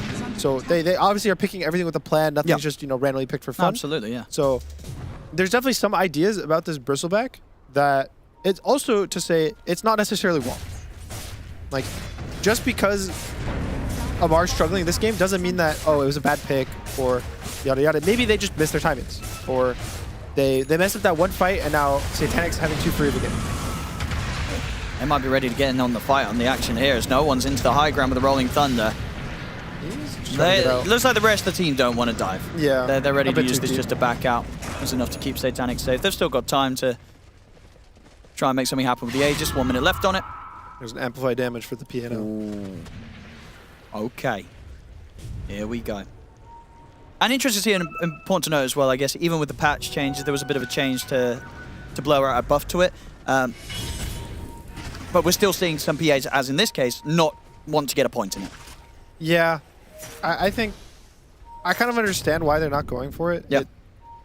It doesn't do that much. If you look at the minimap, you see the waves just get pushed by a ghost. You're like, I wonder where the Phantom Assassin is. So, and even in the fights, you don't have to... It doesn't do anything either in the early game, so it just freaks stats. 9 class. Is he able to get the lasso? Skeeter. He's able to get the infest off, but Crit's getting focused to do the disarm. It will stop Satanic for a little bit, but now he's out. He kills off Snaking, and now He can maybe look for more. He's a bit low on the HP, Satanic. In 20 seconds, that Aegis will expire. The buyback on snaking. It was just the one kill they could find there. Quick plays, as you say, with that Infest, that Aghanim's Infest from Skeeter to survive.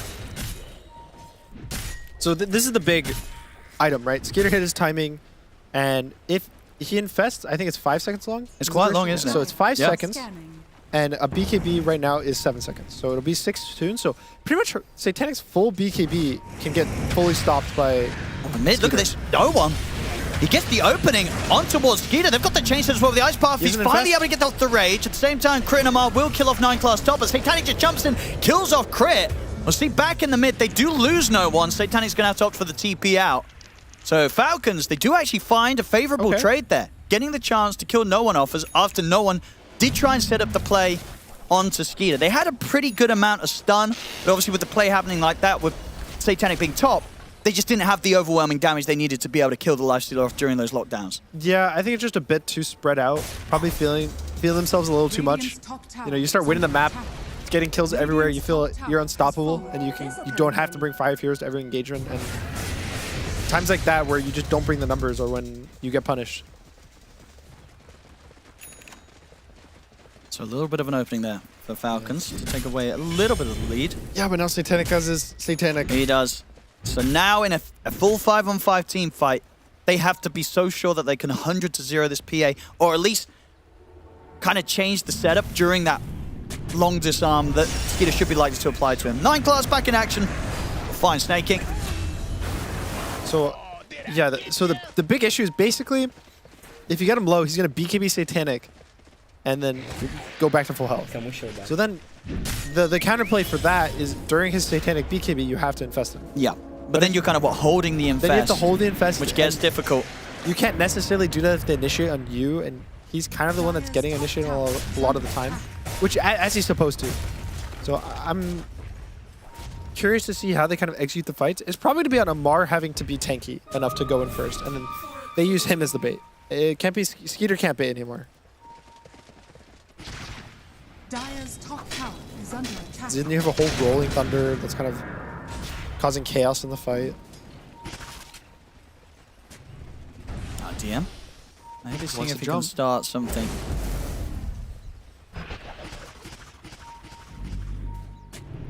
Satanic very ready to go.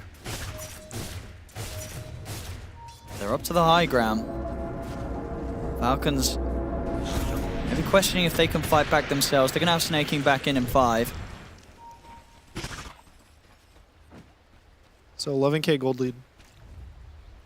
For the team with the PA. Oh. We've seen many a time how that has ended up. Radiant are scanning. They're going to smoke. Let Satanic kind of show, push the wave out. I mean, any hero shows mid, probably besides CM. I don't know if they'll full commit on a Crystal Maiden. It's not really worth it, but yeah. They might.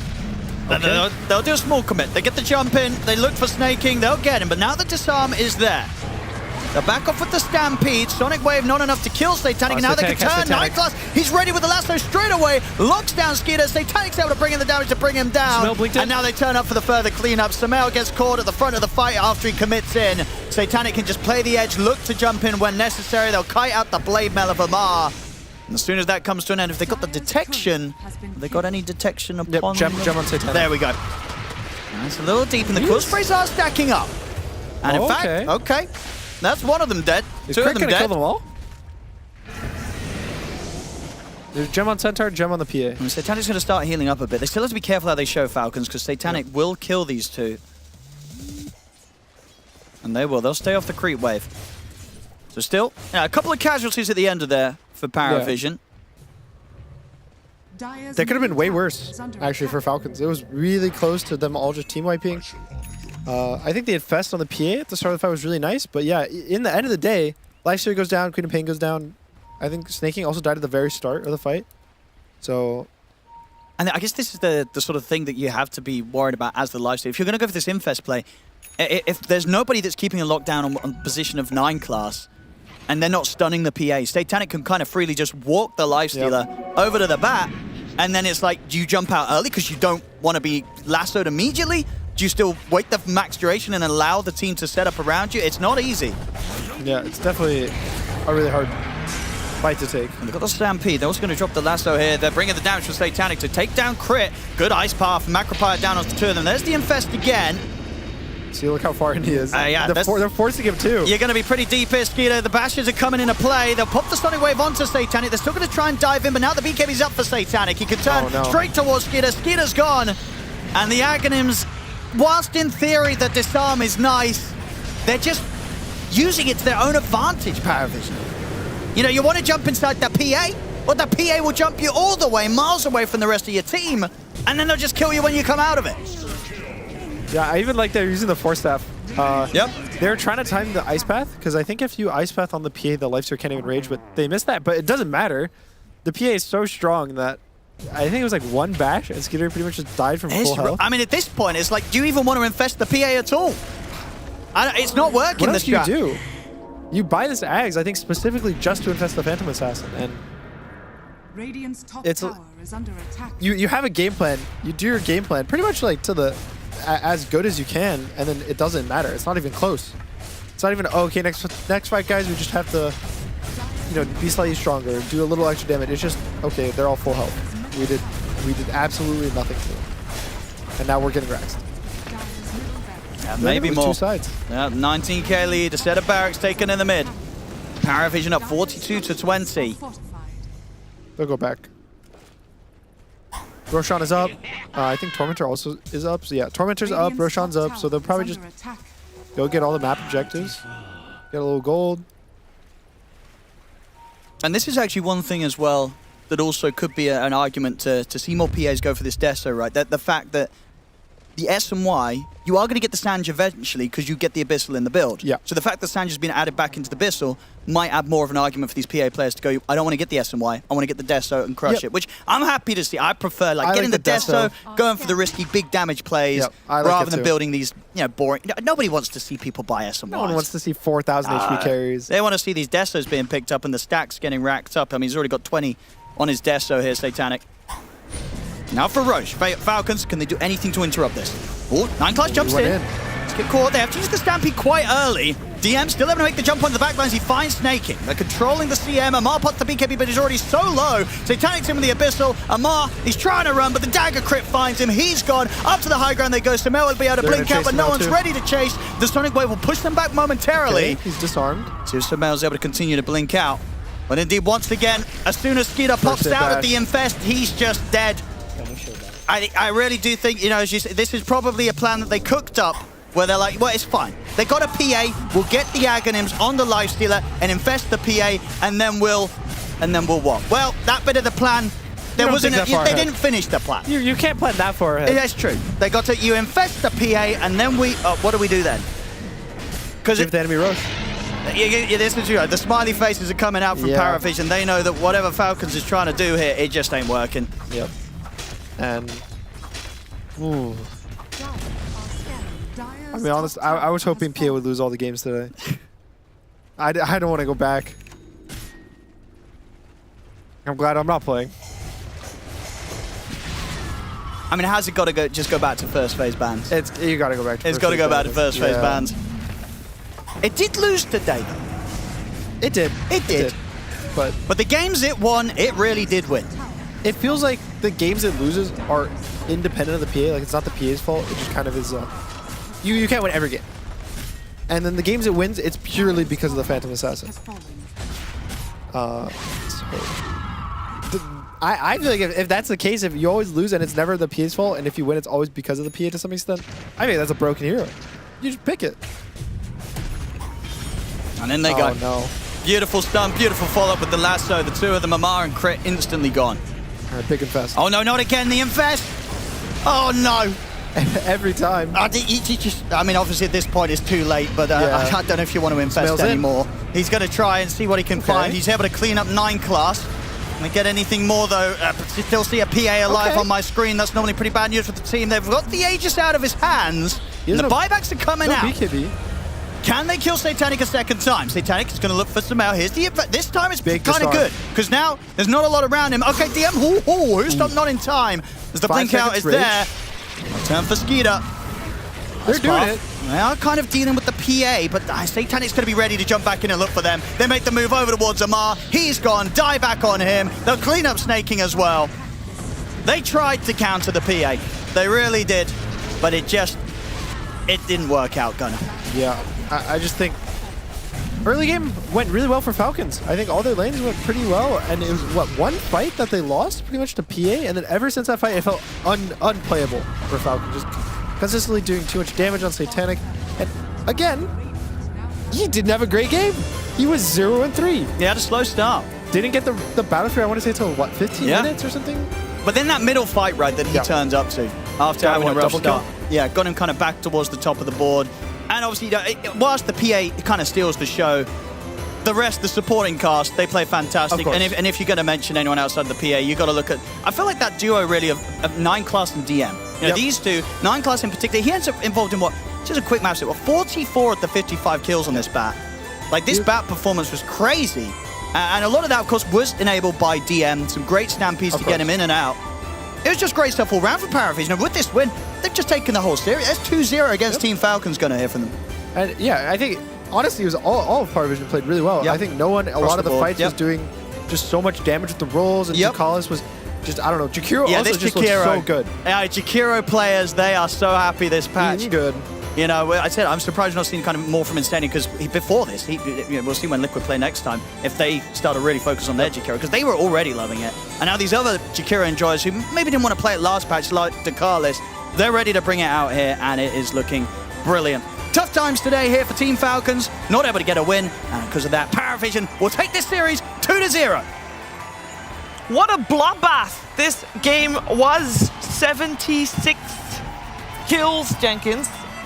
That's pretty high. Yeah, that's a lot of fighting, and you know, I hate to beat that dead horse, but I'm gonna take that horse, I'm gonna beat the crap out of it right now and say that whenever you have a meta that is defined by a 15-minute Tormentor and 15-minute heroes and carries that can fight early, etc., the drafts are gonna reflect that, and the game is gonna reflect that as well. Even if the Tormentor is not an objective that people are fighting over, you still have fighting heroes. And I also think that something about this map, other than the Tormentor, also makes it feel like fighting. I mean, there's the objectives that you want to fight over as well, but the fights are happening not even over the objectives. I think the camps on the south and north part of the map are just significantly worse now, like to farm back there recovering in like the mid game, so there's just not as many options other than playing for objectives and heroes. Do you mean worse in terms of positioning or in terms of goals? Like I mean, there used to be 5 camps along that way, and it felt pretty efficient to do the whole rotation for many heroes because they were the same type of camp. You know, meaning they're all mediums. Yeah, it was like the catch-up zone for carries. Yeah, now I feel like that's not really a thing Yeah, anymore. You're killing these fish, and you're like, well, some of these are ancients, and then some of them are real far away from each other. And because I think they took one of the camps, they put the ancients in the safe lane, and then they took the ancients that were by the triangle, one of them, and then they changed that to small camps. So it does feel like things are quite a bit spread now. It just feels like kills are the way to go in Dota currently. Yeah, you take absolutely. the Tormentor, you 5-man. When I saw the bat, I was a bit suspicious initially, but they had Bounty Hunter Crystal Maiden supports already revealed, so I think he saw 9class. They have no save. They have no way to protect whatever hero I'm going to lasso. And then you see a freaking Treads Witchblade end up being a Parasma Bat Rider. I also significantly underestimated, because I obviously said there's a free Lifestealer game, I significantly underestimated DM Centaur and just the effect of the Stampede. I feel like that might be the most impactful first 4 or 5 Stampedes I've ever seen in a Dota game. Just run away from Skeeter? Yeah, disengage and then re-engage afterwards with like the Pango ulti and stuff. Yeah, that's always been the weird thing about the Centaur and Lifestealer matchup, is that, like, yes, Lifestealer will kind of own him in lane, and if you can hit him for the damage, like, he's a big tanky guy, Lifestealer likes to hit big tanky guys. But Lifestealer also doesn't like when you run away from him real fast, and even with the Aghanim Scepter, you get inside of somebody, he stampedes you into his team. How many times did we see Satanic get infested, and then he blink strikes into the team with PA, and then Skeeter just comes out and he's like, well, I'm dead, I guess. Because he already used Rage to get the infest off in the first place. Exactly. It's just devastation of the highest degree, Brian. Absolutely, Jenkins. Very good. It was a 2-0, and even though it felt a little bit close at some point, once the brawling really began, I kind of felt like most of the brawls were either in the middle or on the side of Falcons. Is that fair to say? Like, I feel like Falcons, they were trying to play aggressive, but they were not able to gain any ground. Yeah, on their physical side of the map. Yeah, Yes, yeah, for sure, that's for what I sure. meant, yeah. Yeah, or yeah, closer to the mid. And Either in the mid or on the side of Falcons. And I find that that's a lot of the time, at least in the pubs that I've played, is also where things are tending to end up, other than like around the Tormentor time, which I guess it makes sense. Like Roshan is now a mid lane objective. There's not the outposts on the side. The side camps are worse to farm. So yeah, everything is just huddled around mid, which it's fun. Like these games are fun as hell to watch. We were saying back in the green room, like, this is fun. Like, this is a good series. It's like a 2-0, and people usually don't like that, but it's like an entertaining 2-0 because they're just fighting nonstop. Yeah, it's why we wanted the game 3. Thank you, Paravision. That's probably the best part about this meta. I think the average amount of hero-on-hero clashes is 2.5x what it was previous patch. And a lot of times you can chop that up to like the chaos of people not knowing the perfect way to play the game or whatever. But I think people are already kind of figuring out these are the objectives we play for. These are the important part of the map. These parts of the map don't feel all that great anymore. So I think this is just going to keep happening despite people learning more and more about the patch. Yeah, especially if you have carries. They can join fights so early, like the PA, or potentially even Lifestealer. How about a Purge? That's right, Cheever. Now that we've discussed the carries almost to their death, I'm going to put the final nail in the coffin because I really wanted to see who did the good DPS numbers between these two players. On one side, 17 kills. 4 deaths, 19 assists. That's the Phantom Assassin, that built-in evasion, even though it got nerfed by a little bit. And the built-in damage and all of the good things coming from that. There's a net worth difference. I think we're going to see a disparity in the damage dealt numbers that will be displayed very shortly because look at the difference there. Still pretty good considering for Skitter to be able to do Radiance Burn and right clicks against all of these heroes, but the numbers just were not quite good enough. The Infest was helpful. In these early skirmishes, he's able to stretch the HP of his teammates to potentially get a kill here. But even when going on a center disabled for this long, it took a long time for him to score this kill, and escaping afterwards was just not really in the cards. Whereas PA can kind of just blink to safety. And once she gets a BKB, she has a little bit longer survival duration here. Even this fight that kind of looked like Satanic dying, it's way too early to get an MKB. Lifestealer's not able to commit to these kills, and it results in her almost living. The bounty hunter had to clean that one up. So even like disarms, goos, sonic waves, the PA is just kind of tanking everything and dishing the damage. And there's so many carry to carry matchups that don't even look close. So maybe a good Lifestealer game, but the Lifestealer versus PA matchup is still looking iffy. And this Satanic Phantom Assassin, is anybody's Phantom Assassin, just keeps winning games. It's really strong.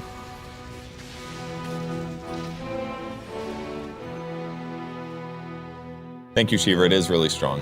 I did hear you say that, but I don't think I was live for that. I said you weren't. I know, but I heard it with my real ear. It is very strong. Really That's what I strong. said. And it is, once again, in the first phase picked. I know, it's against the Bristleback, so it's slightly different, but to me, it's the same. Optics.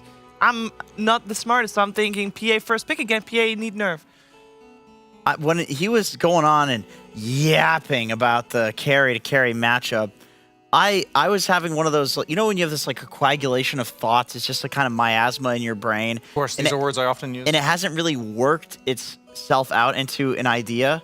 I had that about PA, where like there's a chance that based on the tempo of this meta, that PA is actually better than the previous version.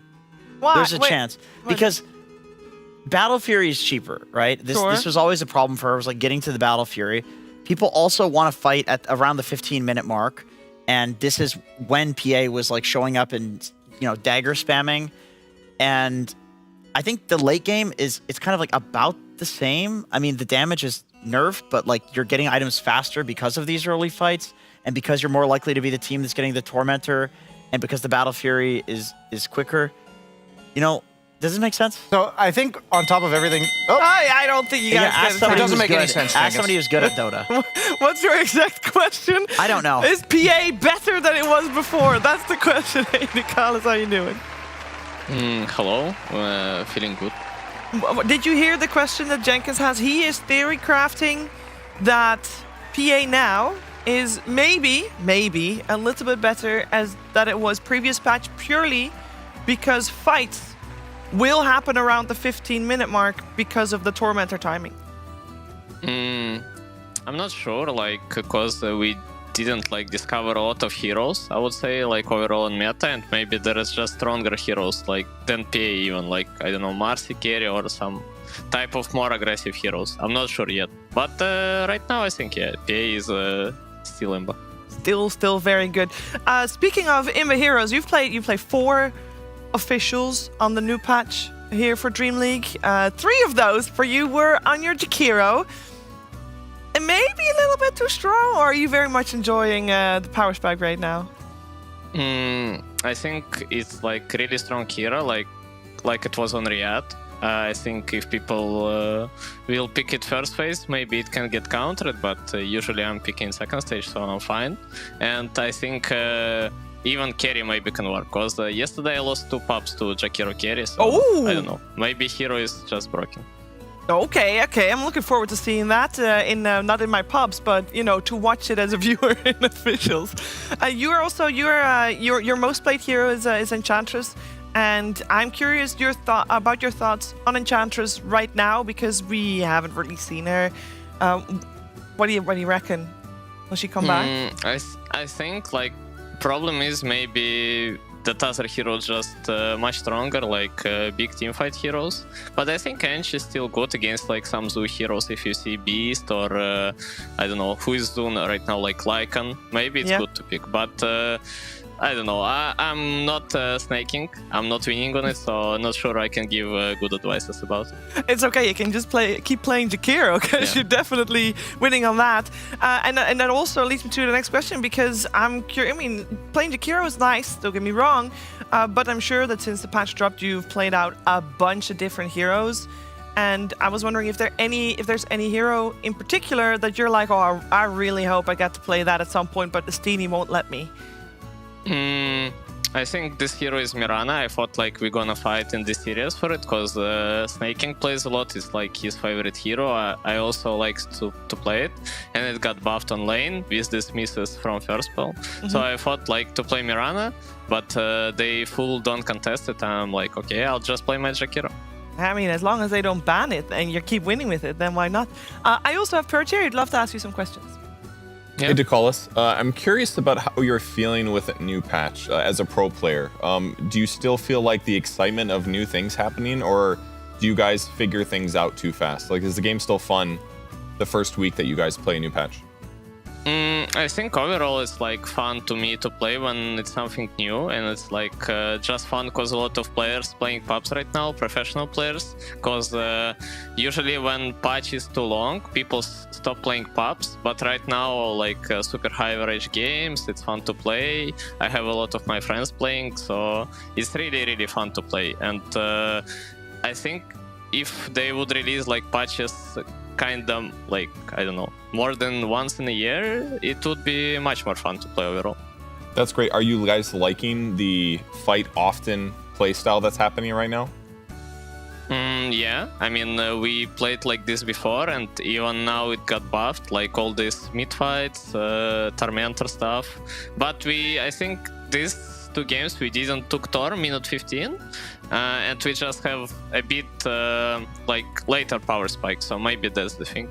Okay, and my last quick question, how are you liking the neutral items changes? Oh, it's really good, because now you can just take some mana item, and you're also getting it faster than usual on support. Like before on support, you might get it minute 10, but now you can even get it like, I don't know, minute 6.5. So it's actually OP. That's great, thanks. I got one more question, because you say that you play a lot of pubs, your friends play a lot of pubs, all the pros are playing a lot of pubs. What's the balance been like? It's been like, 2 full days since the patch was out, and obviously you had to play some officials, and you played a lot of pubs, but I would imagine you also maybe need to scrim, or maybe need to talk with your team about crazy ideas that people have. What's the balance been like to discover what will work for you guys? We just sitting with guys non-stop in Discord, like as a team, and just streaming like our games. Are we playing, like against who we playing, what heroes, trying to get more info. And scrims we didn't play, because like it's too much stuff you need to figure out by yourself. And I think it's important to just understand what you need to do by yourself, and then you bring it to the team, you discuss and do it together. So I think scrims are a bit useless when patch just came out. Yeah. Okay, that makes a lot of things sense. Thank you so much, Nicholas. Good luck in your series tomorrow against Tundra, I believe, and I'm sure we'll talk again. Thank you. Yeah, thank you. Bye-bye. And we're actually heading over to... Are we heading over to Lacoste? Lacoste, yes, we are. We're heading out immediately, straight from this interview. Not? Yeah, you took me out by surprise, Shiver. Nobody saw that shit. We're going to be talking about the biggest losers. I'm not talking about me and Jenkins. We're going to be talking about the biggest losers of the patch, because we had some really interesting stuff that has been going on. And I think also a lot of people in the pubs are going to be the biggest losers, because they are going to be playing against Dragon Knight. This hero does look insane. After reading the patch notes first, I thought, all right, this hero is actually nerfed. But after seeing the win rate, after getting a couple of tests, you're playing against Dragon Knight, who has 83% pick rate, and he also is sitting at 73% win rate, so that's pretty high. We can also pull up the graphic. Computer, can we pull the graphic on screen? Where's someone? Was I too fast? I was too fast. Yeah, I really threw people under the bus here. Dragon Knight.png. Yeah. So basically, what I'm saying is that you have 26% chance of winning a Dota game when you queue it up if you're playing against Dragon Knight. Surely you're gonna ban it, but you have only 25% chance of ban because you have your 4 heroes that you can ban. I'm having a really hard time visualizing this, Lacoste. Can you pull up the graphic? We're trying to pull up the graphic. Computer doesn't seem to work at the moment.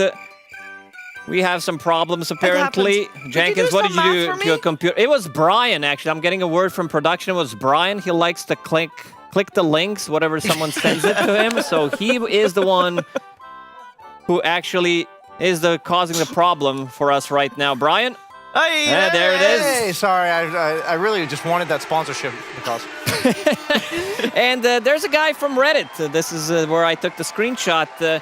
Spectre AQ, of course he has Spectre, this is the guy that spams Spectre, complaining about other stuff. So what he's saying right now is, yeah, I just lost my game to Dragon Knight, gonna chill and watch DreamLeague for some time until some follow-up bug fix and balance patch arise. But this guy That's a great choice, by the way, to watch DreamLeague. Yeah, that's a good stuff. Yeah, that's why I pull it out, Shiver. Yeah, no Dragon Knight here. No, full ban. Not in this one. And also, I think we can pull up the next picture if it works.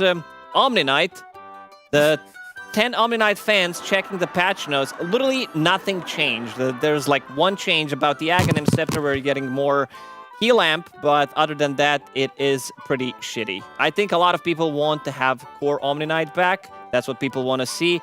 People did enjoy that for a good 2 months or so, but the best we can do right now is give you Dawnbreaker instead. They're pretty similar in terms of what they do, so keep playing Dawnbreaker instead of Omni Knight, because I don't think we're going to be seeing too much of this hero. Fine by me. Yeah, and I have an interesting one for you, Jenkins. Keeper of the Light. I don't know how you feel about the hero. Have you read the patch notes? I have read the patch notes. I don't remember what they changed for him. I'm talking about his innate ability, that he always has 75 mana. I saw that. Oh, that's cool. So he can always cast Chakra. Which is Chakra free. doesn't even cost mana, so yeah, but joke's on you. That's true. So what are you That's going to still do with the 75 mana? You can always cast BKB.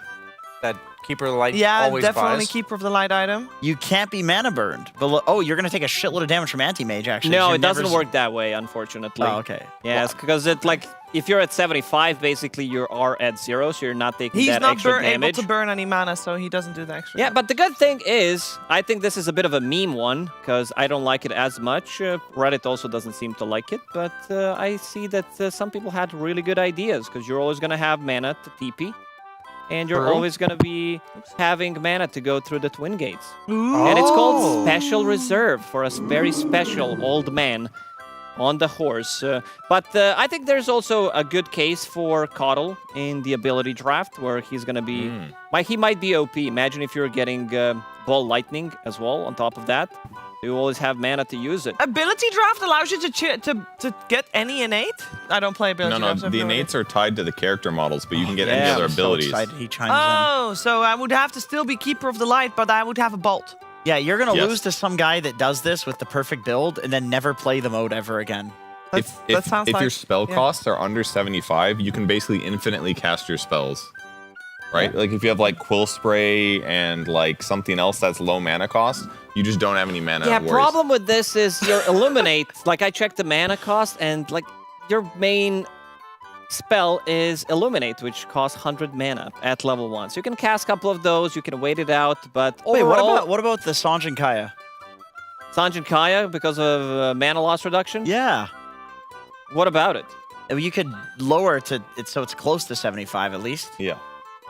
Yeah, that's true, but it's not close enough. Okay. Well, the idea is if it's cost 100 mana for the spell and you use it with 100 mana left, then you only have to regen 25 mana to That get the is spell also back. true. That's kind of nice. And you probably have some time before it recharges, so in that time, maybe you already get 25 mana back again. Yeah, not too bad. I think this We're one is going to theorycrafting be here. This is okay. great. Maybe in a month or so, we're going to be like, man, these people, they're up to something. Reddit was wrong again, and the Keeper of the Light is OP. He's the first pick material. But I also want to talk about Crystal Maiden and our boy Invoker, because this is the big question mark for me. You might need to zone in, because the numbers are smaller on the screen. Crystal Maiden has 13 more damage than Invoker at level 1. That's 38. That's, yeah, you heard it right. Basically, that's old techies back in the days where you were unable to last hit. Sure, he's getting some damage from Exort, but I'm theory crafting here. Let's say you're playing Invoker mid, Bane comes, enemy position 5 Bane comes to the mid, uses Enfeeble on you. How much damage do you have, Jenkins? Well, it's percentage based. Percentage based, 55, level 1, 38, do the math on stream. 20. Less. 22. 16. Yeah, about 16. Yeah, you're right. Got him. And we might be into this territory with this Invoker that you might need to Sunstrike the range creep, because I don't know if you're going to be able to last hit them, considering that you don't have any damage. So be prepared to use 175 mana to kill a range creep. And I think we might... we are having the identity back for Invoker, so that's good, because I'm really glad that we're having Spellcast Invoker back. It's just how he's going to get there. That's the that's going to be the problem. And we also have another picture that maybe this is something that we need to work on, because the guy on Reddit, he said, can we get Bold Zeus and Invoker hats? I'm not sure what he means by that. Does he mean that we need to put the hats on the Bold heads, or he wants to use this as a skin? But if we get this as a skin, I think more people will start playing Invoker, which will definitely They look so similar, like they're related. Zeus kind of looks sick. Like, Invoker you just mean, looks you mean bald, sick but- as in Invoker ill? looks sick. No, like... Or sick as in like- cool? Oh, I mean, they both look ill. They both look very ill. Zeus looks more ill. He's gray. But ill also, people say Could be that cool for cool as as well, well. yeah. He's gray. That's the difference, you know. Yeah, Zeus could be a zombie. Yeah, and since this was a 2-0, sorry for interrupting, Brian, but this is my segment. We do also have a video that we can pull on the stream right now. Computer, load up the video. So you're more gonna be like, what the hell is happening here? Why am I pulling out this video? This is something that happened a day ago, but very nice Impale, by the way. So you can try to guess which professional e-gamer did this move. This is from a day ago. On the cliff. On the cliff, and because he impaled, the mag is gonna find out that he's still there.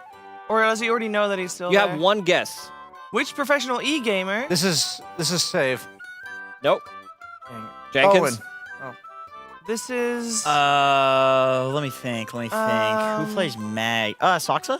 Wait, is it mag, or are we guessing mag or lion? No, we're guessing lion. Oh, we're guessing lion. Yeah, we're guessing the professional player. Oh, lion. I'm thinking... Crit. I'm going for crit. Okay. You go for someone else. All right, well, She because thought of we were so bad at guessing, we're also going to involve Purge in this one. Do you have a better answer, Purge? You can choose someone I else. don't. You don't? All I right. want to know the answer, though. They have no skill points level. It has to be. Who is it? That's why it makes it even better. A lot of things change in the patch, but some things never change. And can we actually reveal who that is? Artur on the cliff. We should have known. I'm gonna go pee. This is what they used He does end up on the cliff. We were playing another Yes. game, and he got cliffed multiple times, actually. By you? No, by it was the League of Legends. There's double lift. We were playing in a tournament for a game called Supervive, and he got cliffed in that. And we were like, how does this all... He just has an affinity to cliffs. He just likes it. He does. You know, puts you up above the rest. It ruined the game for us. We lost. So I'm sure that was not good for him. I don't think this has been good for him either. No, I don't think it's ever been good when he gave gets him a cliffed. nice chance to go to the bathroom. Yes, it did actually. Usually and that that's was not very acceptable. good. He just gives up now. Yeah. Thank you, Lacoste, by the way. Your microphone's already His off. mic got cut out. This segment's over. We can see you but not hear you while we hear you from distance. I just want to, before we, because we're going to move on, I am hoping for Jakiro carry. And that just keeps living rent-free in my head now that Ducalis has said it. I can't help himself. Your microphone's off. You want to make the Do joke? you want me to say it? Yeah, say it. I can do it. I can do it. Should I do the voice? I'll do the voice. Should they pick Jakiro carry? Or should they play Jakari? Oh!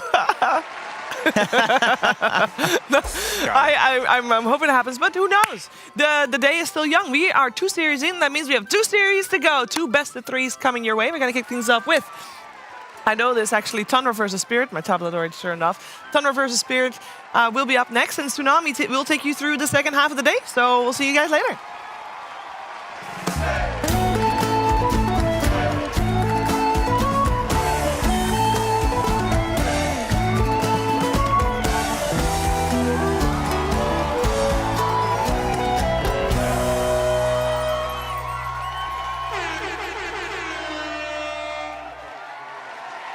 Waking up, playing some Dota, it's just been part of my life for 20 years, and I don't think that's going to change anytime soon.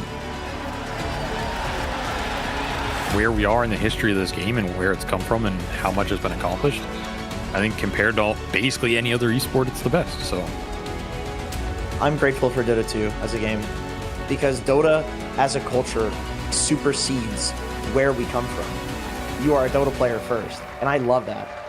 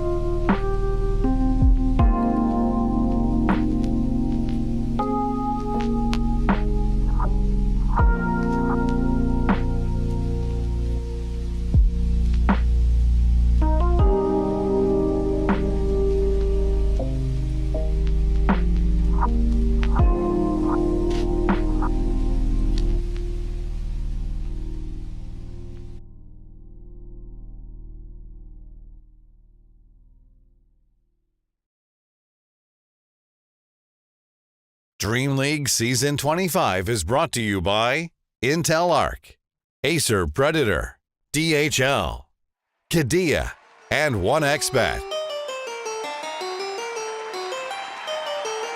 Group Stage 1 is now entirely behind us, and we have eliminated 8 teams of the 16 that joined us here.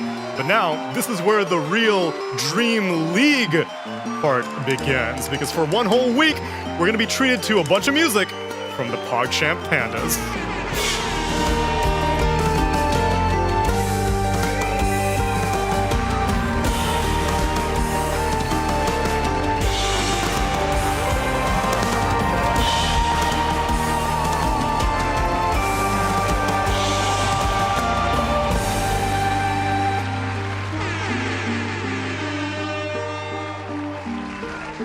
And in addition to all that music, we'll also have a week of Dota. The same 8 teams that survived Group Stage 1 will be competing for your entertainment here in our Theater of Wonders. Which also means that we get a real treat because of all these best of 3s. We get to get an opportunity to speak to our casters. Cap, Avery, welcome to the chairs. Hello. We've kept you up there for the entirety of Group Stage 1, and now you can see how plush these seats are. It's really dark and spooky up there. I got bit by a spider. No, you didn't. I thought that's your element, though. And my arm swelled up. That was just me. Did you ever have a goth Austin era? said it was all in my mind. It was all in his mind. Did you ever have a goth era, Avery? Yeah. I don't believe you. The first 18 years of my life. Don't play sad music. What is that? I'm on this panel for a minute. They're already playing the sad music. Welcome, friends. I just can't see you in black eye makeup, you know? We should try that, though. That's your outfit for tomorrow. Yeah. I don't think you can be bald and goth. I think it just comes off as a bike gang. I don't know. We can get the leather jacket as well, then, if you want. Maybe with the leather jacket, yeah. Yeah. I can pull that off, I think. Like goth Sons of Anarchy. Is this the panel segment? Is this the panel segment can be whatever you want it to be, friends. That's the beauty of a non-linear show like Dream League. We can talk about Dota, we can talk about other non-Dota related things. We can talk about games in general, because I hear that you guys have been having a special morning ritual, Nat. We have. Yesterday was not a good day, though. I hurt my back. I don't know if sprain's the right word. I pulled a muscle in my back playing board games yesterday. I kept dropping things on the ground. And instead of being a normal person where you like stand up and then bend over to pick it up, I would just lean down from my chair and I leant in like an awkward way that I ended up pulling a muscle in my back. Wow. Yep. Esports, peak athleticism at display here. Injuring yourself in board games. It was pretty impressive. Yeah, I don't know how I did that. But yeah, we've been playing Pandemic Legacy. Every morning we try and squeeze in about 2 games, which are, 40 minutes to an hour each? Yeah. We haven't lost yet. 100% success rate. It's a cooperative board game. Yes. It is. It is a cooperative board game where you are trying to rid the world of various diseases. Seems unrealistic. Yes. a The more you fantasy board succeed, the less government funding you get, because obviously if It's you're actually very succeeding, you realistic. don't need it. It's very realistic in that regard, yeah. Yeah, very filled with a lot of red tape and bureaucracy. But we are getting through it for now. 2026 may have different plans for us, but we're doing well so far. Good. It's up to 4 if you'd like to join us. So far, it's just us 3. We can't seem to get a 4th, despite there being nobody like else wants to join 40 us. talent working this event. Yeah, well, I thought that you guys have been overall quite collaborative, because there have been a lot of in-houses on the new patch as well. 10-man in-houses going on. It's because the in-houses go so late that the morning shift go to bed just enough time to get 8 hours, wake up and go to work, and then the late shift, all of them are sleeping in as long as possible, that they don't want to play. We're playing while the games are going on. Yeah. Oh, I see. So we got like the We got, game like- going on and then playing at the same time. But then at night, the twilight hours is when the in-housing begins. Has it been balanced matchmaking, Avery? I have not partaken. Oh, you He have is not. I will would like say- that noted. I have not You want it partaken. noted that you're antisocial and I want it noted you're I against did not fun. contribute to these in-house games. I have no part in them. I have no stake in them, and I never will, for the record. Well, then Despite the we'll stop person being inviting you. asked the most out of anybody, he just refuses to join. Because does. I know something that you guys don't. What? Dota ruins friendships. That's not true. And I I'm value only- my friendships with the talent Apparently more than they do, because I'm unwilling to sacrifice them for a game of Dota 2. I only hate fear. Yeah. Because this man so doesn't far, understand. So far, we a week were of in-houses, you will hate everybody like, here have fun. Everyone equally. have fun. Try a different hero. Do something. You know who he picks? Medusa game 1. It already begins, Neil. It already begins. Game 2, do you know who he picks? The Juggernaut. subconscious He's all toxicity. chatting. He's like, for army. Anyway, I got absolutely steamrolled as a Crystal Maiden against Juggernaut. Who would have thought?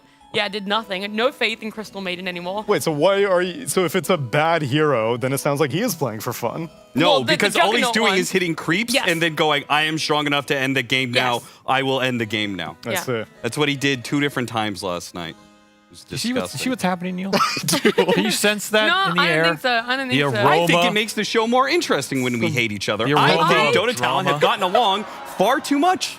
Yeah, we're trying to. What's that saying? We a need to high- copy Counter-Strike. Everybody high- says, oh, Counter-Strike is the best talent. Well, what we should be doing is undercutting and backstabbing each other as much as possible to follow the Counter-Strike Yeah, talent. what's your The day rating more account? we fight against each other, the more interesting the show will be. I We're will too collaborative support in Dota. that. I will support that notion. No, You wait, hear I'm that, not Owen? supposed to. I'm not supposed to support it. That's a terrible idea. Oh, okay. Did we unelect you as Cabal leader recently or something? Like you were starting to dismantle the whole thing. Yeah, and that's exactly why I'm trying to bring down the Cabal now, because there's too much power in that regard, and so I need to upset the system. I'm now Robin Hood, where once I was He will take from the. once I was rich and the give villain to of the poor. Robin Hood. Hey, I don't know who that was. Some, Oh no, I Getting a little feel intense some over dickhead there. the prince. tensions or are high. Oh, yeah. This is why Avery chooses to If you stay shoot above me it. in the eye, you're paying for the medical bill. Okay. I live in America. It's We- not we- like We're here in Sweden right now, so And you have glasses you have on to put it anyway. through. Oh, You have right, to- the middle. Yeah. I got Why you, am I got helping you. it? I'm Robin Hood. Anyways, in-houses are really fun. Thank you for bringing Oh, that that up. actually hurts. Oh, And that's what you get for not Ow. joining the in-houses. that was like Avery, I getting know you're stung running by a up and bee. Would you like to shoot me back? Yeah, I would actually. That was very painful. I'm gonna shoot you in the face. I'm really scared. Make the shot. I'm scared not the he's gonna money miss maker, and man. accidentally hit me. Make the shot count, Avery. This is your last few minutes on camera. Just kidding, Neil. I don't shoot friends. Do it. Just like I don't participate in toxic in-houses. The band was But I will shoot ready. Nat because she's not a friend. Oh, that actually does have a surprising amount of force behind it. Now with Nat having this welt somewhere on her body, What? Oh. let's take this opportunity to maybe focus on some Dota, focus on perhaps some Spirit versus Tundra right now.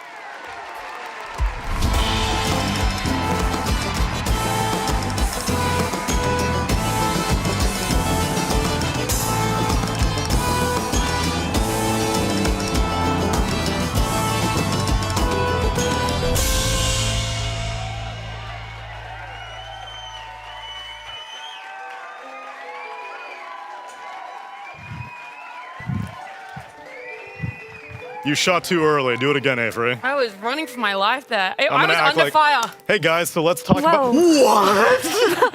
Where did that come from? I just got here and he's trying to kill me.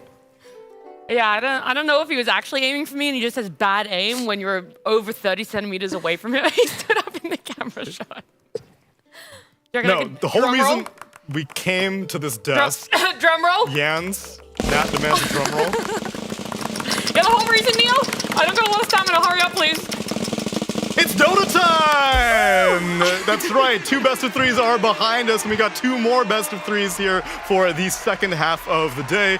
And we're treating you to some Spirit versus Tundra. Now, we've already gotten a fair amount of intel on what Spirit has been up to, but it's the brand new patch. And one of the carries that I'm oftentimes intrigued about what they're doing and what they're learning is Radon. That's why I've sent Fear on the case to discover what type of technology this carry player has been discovering. Fear, Yes.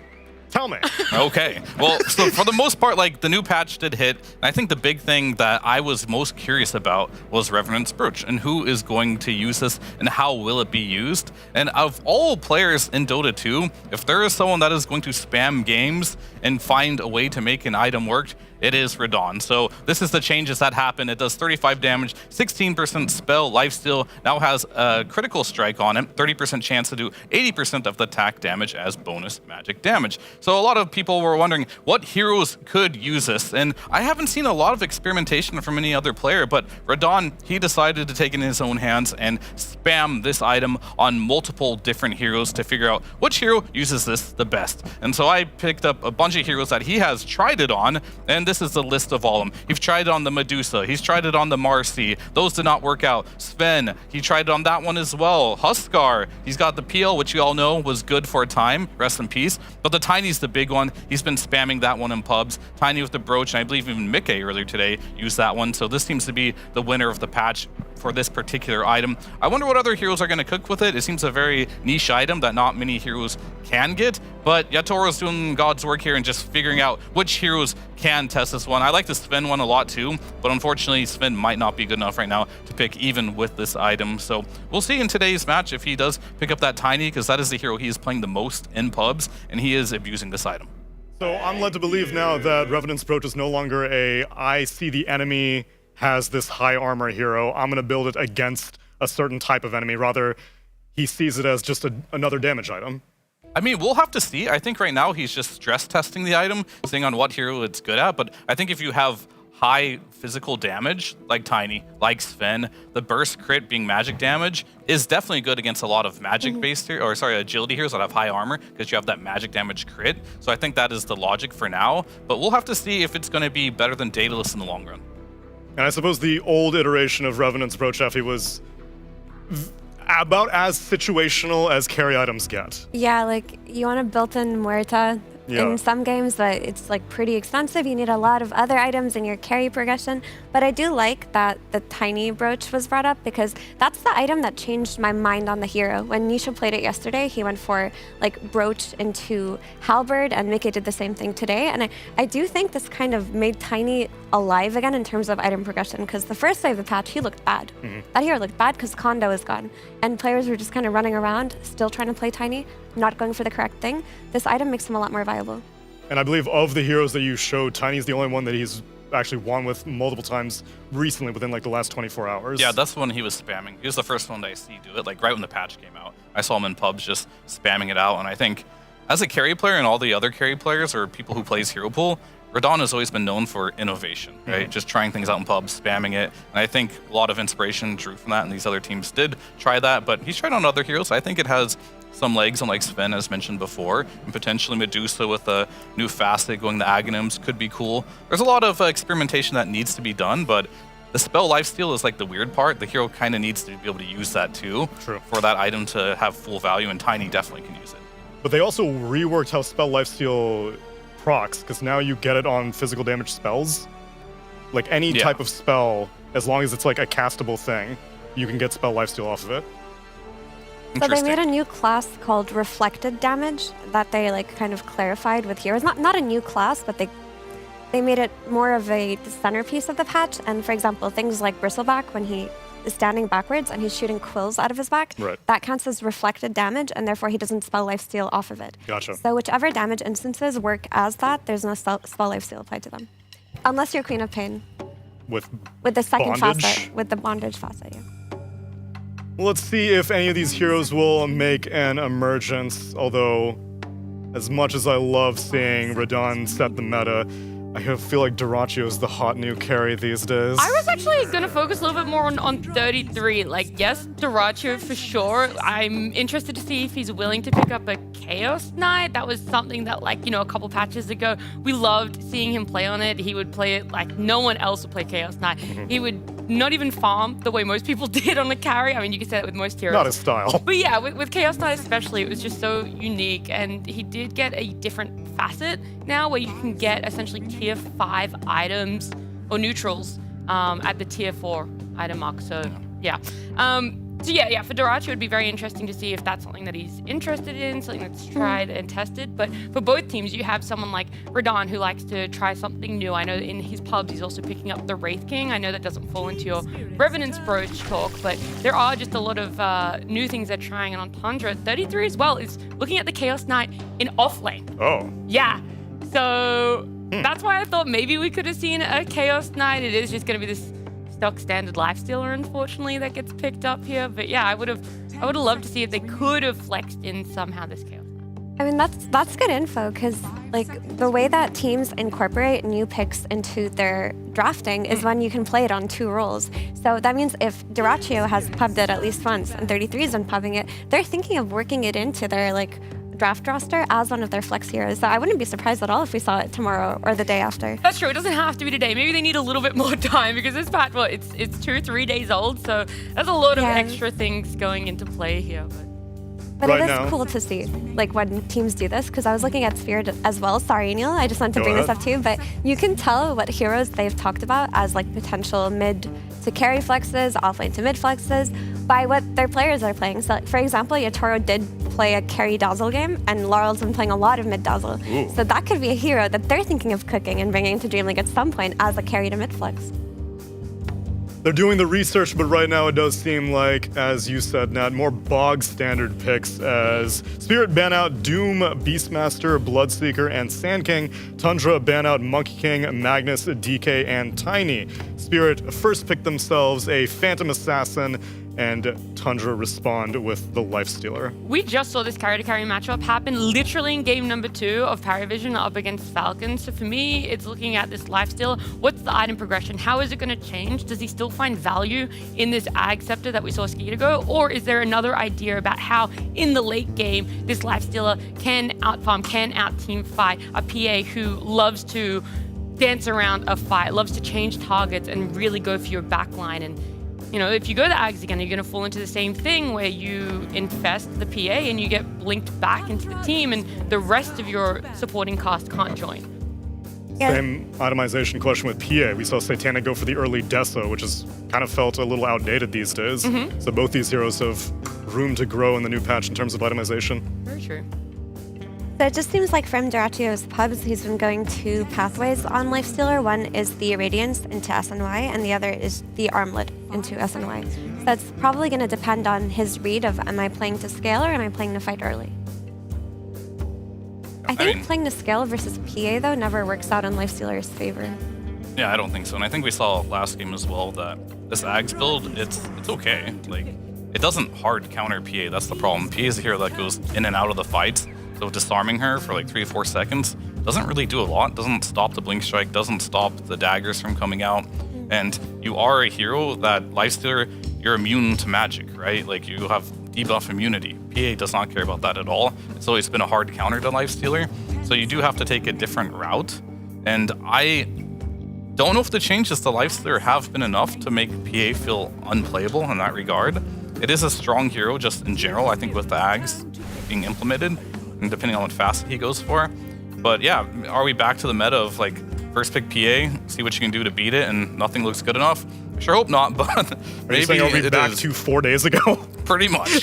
We're back to 4 days ago, but slightly different. 10 seconds remaining. The Marcy pickup is also very interesting with 3 new facets for herself. You were playing her last night as well, Effie.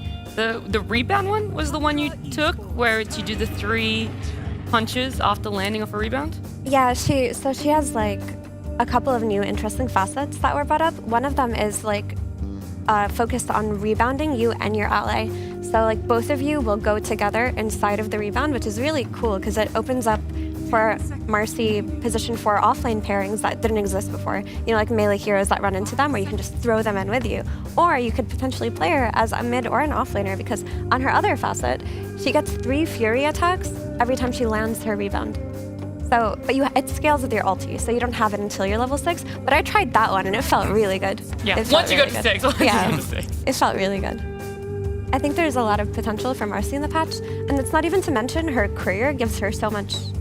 It gives her so much play-making potential as a support. Like, if you don't have a dust, boom, you can instantly call your courier to you, and it's got the dust. Your team needs a smoke right now in that moment. You can't wait. You can instantly bring a smoke to you. Like, it's a long cooldown, but it definitely can be very helpful. Yeah, some big outplay potential of that. It looks pretty cool. I think this Wyvern against Lifestealer looks pretty interesting as well. For the obvious reasons, of course, you do have like BKB You can go through BKB with the Curse Strike, which can stop him from doing a lot of plays. But if he does go for the Winterproof Facet, and Lifestealer goes for the Aghanims, if you jump the PA, right, and then he just Cold Embraces the PA, Lifestealer will do 0 damage during the disarm, and then you come out with 60% more bonus damage on the PA. Lifestealer's going to come out no one fest. Wait, so what does the Winterproof Facet do? So when you Cold Embrace your ally, when they come out of it, they get 60% bonus attack damage for 6 seconds. Wow, okay. So yeah, Lifestealer, if he's inside the PA and then you just Cold Embrace the PA, she's going to take 0 damage from the Lifestealer, obviously, and then he's going to pop out right about the same time when Cold Embrace ends too, but PA will have 60% bonus damage on top of that. Jeez. And then I feel like Lifestealer will not want to go that route whatsoever, so if that was their game plan to kind of like take this game, that could be very difficult if he does go for that Facet. Even if he doesn't go for that Facet, it's still a good counter. Which makes me feel like Tundra are going to need to think about a little bit more magic damage, because regardless, percentage-based damage increases are very rare in the game. And if Wyvern's able to provide it to a PA, that sounds amazing. So if you're able to kill her doing a Cold Embrace, that sounds pretty value. Meanwhile, though, it does look like Spirit are going to get their mid laner of Storm Spirit, and Tundra pick up an Abaddon and a Phoenix. Pretty great Storm pickup here on 18. That's usually the scariest Storm pick, and Tundra have a grand total of 0 reliable stuns. Like, you do have Marcy's Rebound, but it needs a setup for it to be a chain stun on the Storm. So this is definitely a problem they're going to have to address. Maybe Abaddon can go the Orchid pathway, or you can pick a mid-hero like Puck. He gets fanned out. But something with a means of catching the Storm, because it's actually a pretty big problem, because you're not winning on the team fight aspect as Tundra versus Ravage plus Winter's Curse. You don't have that. Your laning is quite balanced, I would say. It's equal to Team Spirits right now, and you don't have enough reliable disable to address this pick. Do you guys prefer the Abba or the Marcy being a support here? Because there is a chance that, that's the 3 cores we see. Low chance, but I do believe that one of them it'll be a Phoenix plus either Abba or Marcy as the support duo here. I mean, I would love if it were offline Mercy, just because it's such a cool facet, but Okay. I think with Abaddon, it doesn't feel as valuable. Like, where would you run it? You want the Phoenix to be played as 5, so would you run it as 4, or would you then put the Phoenix 4 and run Abaddon 5? I mean, that could work too. Yeah. Yeah, I'm not entirely sure what their plan is right now, because I'm not a believer in Marcy core very much. Like, it can be really strong for a duration of time, and then I feel like it falls off. And I feel like when you are playing versus Tide PA, you don't really want to fall off at any point. So, like, Marcy on a support role would be best. With Abaddon, maybe. I guess that makes the most sense. I'm not sure if Abaddon Phoenix is going to pressure a PA very much, but maybe. Right now, the lanes don't look super strong for Tundra either way, so I'm a little worried about that. But actually, the Rebound facet, the one that brings her ally with her, like Abaddon plus Marcy, could be a very destructive offlane, right? So, like, you have this Abaddon taking farm priority, as he should. Yeah. To be honest, and then Marcy just like you have 2 people jumping on the Wyvern now. Wyvern doesn't have that much counterplay at early levels of the game, unless you have that Cold Embrace up. So Yeah. I mean, I think he will have to skill that pretty early though, but that is a situation where if you are at a position you can die, that could be an issue for sure. I do want to talk a little bit about the Tide versus Lifestealer matchup. This is a matchup where a lot of Lifestealers love to play into the Tide, but if Tide does get off to a good start, you just tickle him. It's like, gets to a point where you right-click him for 0 damage, and you can't really stop him from farming. So I really want a big eye on the laning stage. Not only can this potential Marcy Abaddon make things happen, but will this Lifestealer get ahead in the laning stage? If you can get ahead in the laning stage, and you go for that early armlet, then maybe you can bully the Tide, but if you aren't going for early armlet, you're being greedy, you're going for the Radiance first, I think Tide's gonna have an absolutely free game. And then the last pick, Ricky, will come out here, which...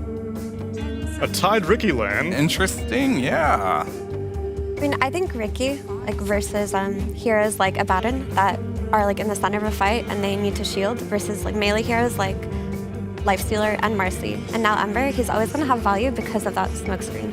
And they actually changed Ricky so that his XP facet gives him bonus XP on courier kills, which is like a little bit of a quality of life thing going on for him there. But as far as the heroes from last patch getting touched, Ricky was like unscathed for the most part, but people forgot about him. So yeah. I still think it's a very disruptive hero and a very effective one. I like it a lot for their last pick for Spirit. Yeah.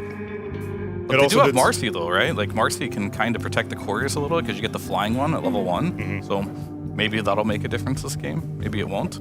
But I agree with FEL. The silence is so good this game. Livester hates playing versus silence. Abaddon hates playing versus AoE silence, and so does Ember. So it's very valuable. Of the mid lane options that they had left, they banned out Puck and Queen of Pain, heroes that would make life hard for Storm Spirit. Ember was pretty much one of the few that are still left on the list. So a preemptive smoke cloud against it would be pretty effective. Now I already got a chance to speak to these two gentlemen earlier, but now I get their professional opinions. Cap and Avery in this brand new context. Welcome to the show. Thank you, Neil. You're still going to get unprofessional opinions, but... Good, I wouldn't expect anything less. Changes. That's what I bring you here for. How you feeling about this game number 1, gentlemen? We're back into best of 3s now. I know. Do you? Wow. You told me you'd be unprofessional. You actually know how the tournament works. That's very professional. Neil, my favorite part of the year is the late shift in Hell yeah, DreamLeague. brother. When the BO3s start going late, you get to that 3 or 4 a.m. territory. Neil starts losing his mind. He doesn't know where he is. Thinks he's in NADPC again. I live for it, Neil. I live for it. Good, then let's both cross our hands and fingers and hope that we get some 60-minute plus games, because I too crave the degeneracy that comes after we start to burn some of that midnight oil. Nat, you're a newcomer to this whole I've shebang. never experienced it before. Never. You're in for a real treat, but that only happens if these games go long. So let's go into this game number 1 with the PogChamp Pandas.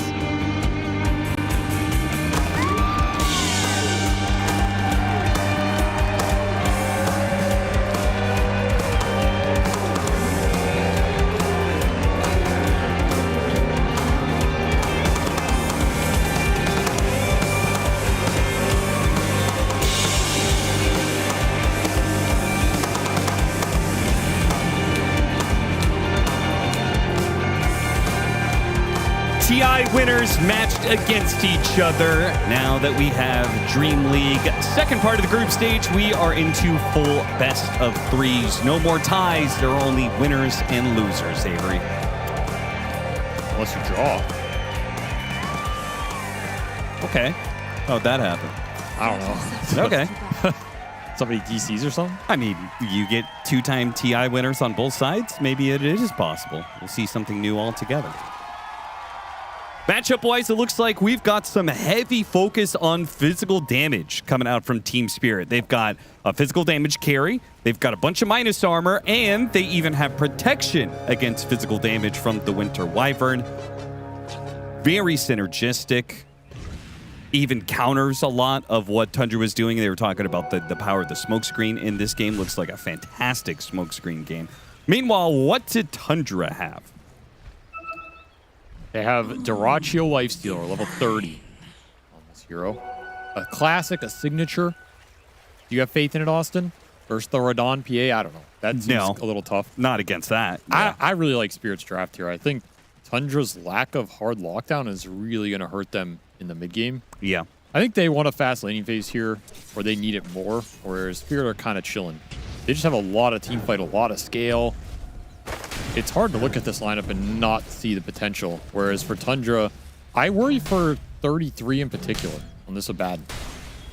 Like, in theory, he can do some work versus Tide, versus the Wyvern. The Dispel in lane, super obnoxious. But are you actually impacting the fights in a way when this game goes 20 or 30 minutes that gives you the W? That's the part I'm not sure I see yet. I mean, it's 33, so you got to trust this guy to make something out of nothing if it comes to it. Yeah, if he goes collapse, looks like he's going to die here. Okay. Duraccio picks up the first blood. Already a great start there. Rue was chased away earlier by Whitemon, and I guess they took advantage of getting a 2v1. Duraccio gets in front of... Meanwhile, Miposhka actually takes a lot of damage on the other side. Saksa managed to get his hands on Miposhka, tossed him back. Not enough to finish him off. On the topic of the Abaddon, is he going to go that right-click build that we saw from last patch? And if so, what does he right-click? He's got Tide, PA, and a Storm Spirit who's... No, I don't expect him to. I would expect something weird here. Maybe Gleipnir, maybe Orchid, maybe Halberd build. Like some Halberd Crimsons. I don't know. I expect something unconventional. Okay. I don't think you just go Harpoon here and Harpoon into what? That kill up top, though. bonus Corpse Eater HP. That's true. Already up to 35. You can't give too many of these away. A lot of extra HP on the hero, and every bit counts in these early game fights. I expect Tundra to win 3 lanes here, and I think, I mean, maybe mid's a draw, but I think their laning phase will be good here. They're going to have to transition it. I do think Marcy is one of the better supports at being able to do that with this rebound talent. It's super deadly in this laning phase. Got another grab onto Miposhka. Miposhka forced to level up Cold Embrace, makes a break for the trees, but he cannot make it through, even if he managed to get over the cliff. Damage over time of Curse of Avernus will take him out. So, seems like you're absolutely right when it comes to the laning phase. Tundra has gotten 2 kills already, and control over Lotuses perhaps might even net more of an advantage, as it looks like they're going to scare off Collapse. So Collapse is committing. They're going to try and chase him out. Jirachi occupies the pool now, and nobody wants to leave the pool. And I think in this battle to the death, oh, Jirachi actually chose to back out. This Ricky does some serious damage. Already 2 points in the Kraken as well. So if Collapse wants to activate it, he basically becomes invincible for a short time there. Yeah, true. Still, I think Tundra are happy how this lane phase is going. You have to look for the Marcy rotations. This bottom lane is just so tough to stand on. It's getting constantly beat up. If Miposhka ever gets jumped, he's just 100 to 0'd. Yeah. Yeah, the early game's going to be strong here for Tundra. I do not doubt that part. Man, this Kraken Shell active is pretty crazy. Because we saw people with Kraken Swell get like really high damage block numbers before anyway. So now that you can double it. I see some crazy 300 Kraken block. Yeah, seriously. That's bonkers. And I'm not sure if the 50% block value against creeps is really going to mean too much to him. Maybe very early on. Maybe if he ever tries to farm stacks. But outside of that, it probably just doesn't matter. Missed the jump bottom. Still looking for the dive, but now Soxa out of mana. Doesn't want to pop the Wand Lotus yet. Surprised Miposhka's only died once down here, to be honest. The lane, I could easily see him going down a couple times. Early earn for 33, also indicating some more early aggression. Potential Vessel on the menu to deal with some of the healing. Look at a Courier, he's in very deep. Yeah, 33, that was a misstep, man. He did not have a Phonic Shield up, so he got the full slow going on. Now, fortunately, he had a lot of magic wand charges, so he does have to pop that in order to stay alive. But damage done definitely in the favor of Team Spirit, though they've pulled the full creep wave and pulled the lane back. Okay, that's the first time I'm seeing that. Can't miss that. That's Dude, how do they have an entire animation for that spins with particle effects? And then there's still Morphling from 15 years ago. Yeah. Who has like 8 polygons. And his face looks like it was laminated. I'll never understand that stuff, but laminated. What can you do? I mean, weird evening out this laning phase. I honestly thought it'd be snowballing a bit more for Tundra, maybe on the side lanes. But not the case. Maybe once one of these mids rotates, it'll break the game a little bit. Jirachi is just not pushing Collapse off this lane at all. Yeah. And double Orb of Frost up here. Got to keep it in mind between the Lifestealer and the Ricky. Yeah, it seems to be the new preferred item that everyone's going to go for. 33. Woo! That Damn. was way too close. Speaking of, Radon did not opt. He went for stats. He did not go any of the orbs. Dire's middle tower is under attack. Yeah, interesting. I mean, I don't think this is a lane they were expecting to get too aggressive on. So maybe he'd rather just have stats for CS and a bit more survivability. Sure, and in turn get the faster battle fury. Yeah. Like your lane's not stronger in the early portion on paper, so I can kind of understand that. Definitely expecting Laurel to be the one to make the first step into the side lanes. Just because we've seen so many Ember Spirits, and the matchup just seems to be force the enemy mid out of the lane and then start hitting that tower. Problem is he lost that 6-minute power rune and it was an amp damage on BZM, so he's getting chipped heavily. BZM's controlling this mid area. No threat on the Wisdom Shrines though. Those will get split. Which I feel like is nice for Spirit. Again, I think their support duo is a little slower to heat up. So you trade out all this XP early, you're good with that. Sure. Rue looks really underleveled. Shrine of Wisdom used, he's still level 3. He's almost 4. He's not that far behind. He's a little behind, but he gave a lot of soul XP to Collapse, which was the trade-off here. The Tide's already basically 6.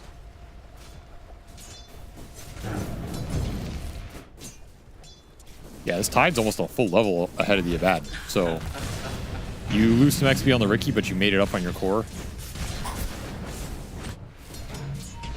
And that Ravage is coming up in like 1 creep.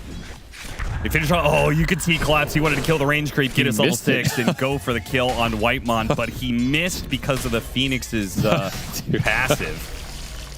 That was probably so triggering, actually. Wonder what the percent was on him. There's the first move. It's Laurel 233. And Soxa, he sees that this is not a savable situation. Nice little rotation and kill. Doesn't cost Laurel too much mana, so you can maintain some status on the map. They're going to bring the Ember bottom, who got another power rune, a regen. It's a very good rune luck for BZM early. Pick me up. Actually hits the stun. Laurel still has a decent amount of mana. He's cutting this out because he kind of wants to fight it with Radon cutting over. Gonna go for the kill onto Soxa. Rue, even from top to bottom, has made the full rotation over and gets some much needed experience off the kill on the enemy 4 position. Yeah, his Cold Embrace is just waiting if anybody gets low here. Regen Rune is doing a lot of work here, though. BZM keeps at it, but will not find a kill anywhere.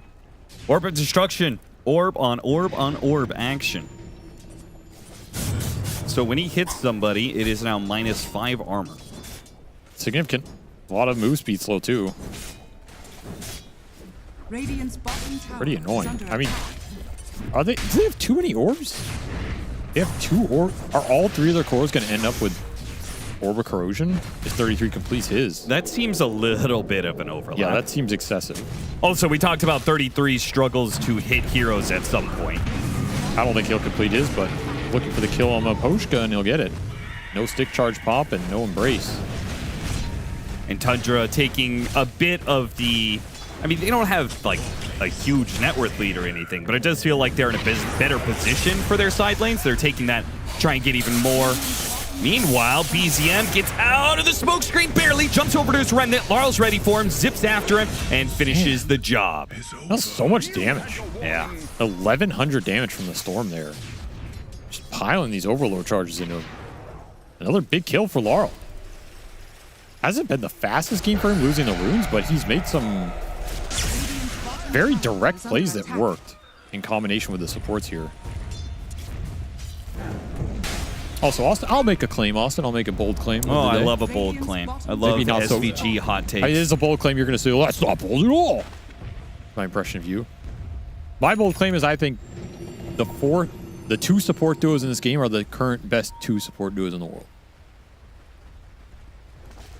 Okay, well, I already knew you had Tundra as #1. I didn't know you had Spirit as #2. I mean, Denhuro, that's a hot take. They have gone up fast, in my opinion. I think if you have watched them at this tournament, okay, you should be watching them, because I think Maposhka and Rue have been decimating games.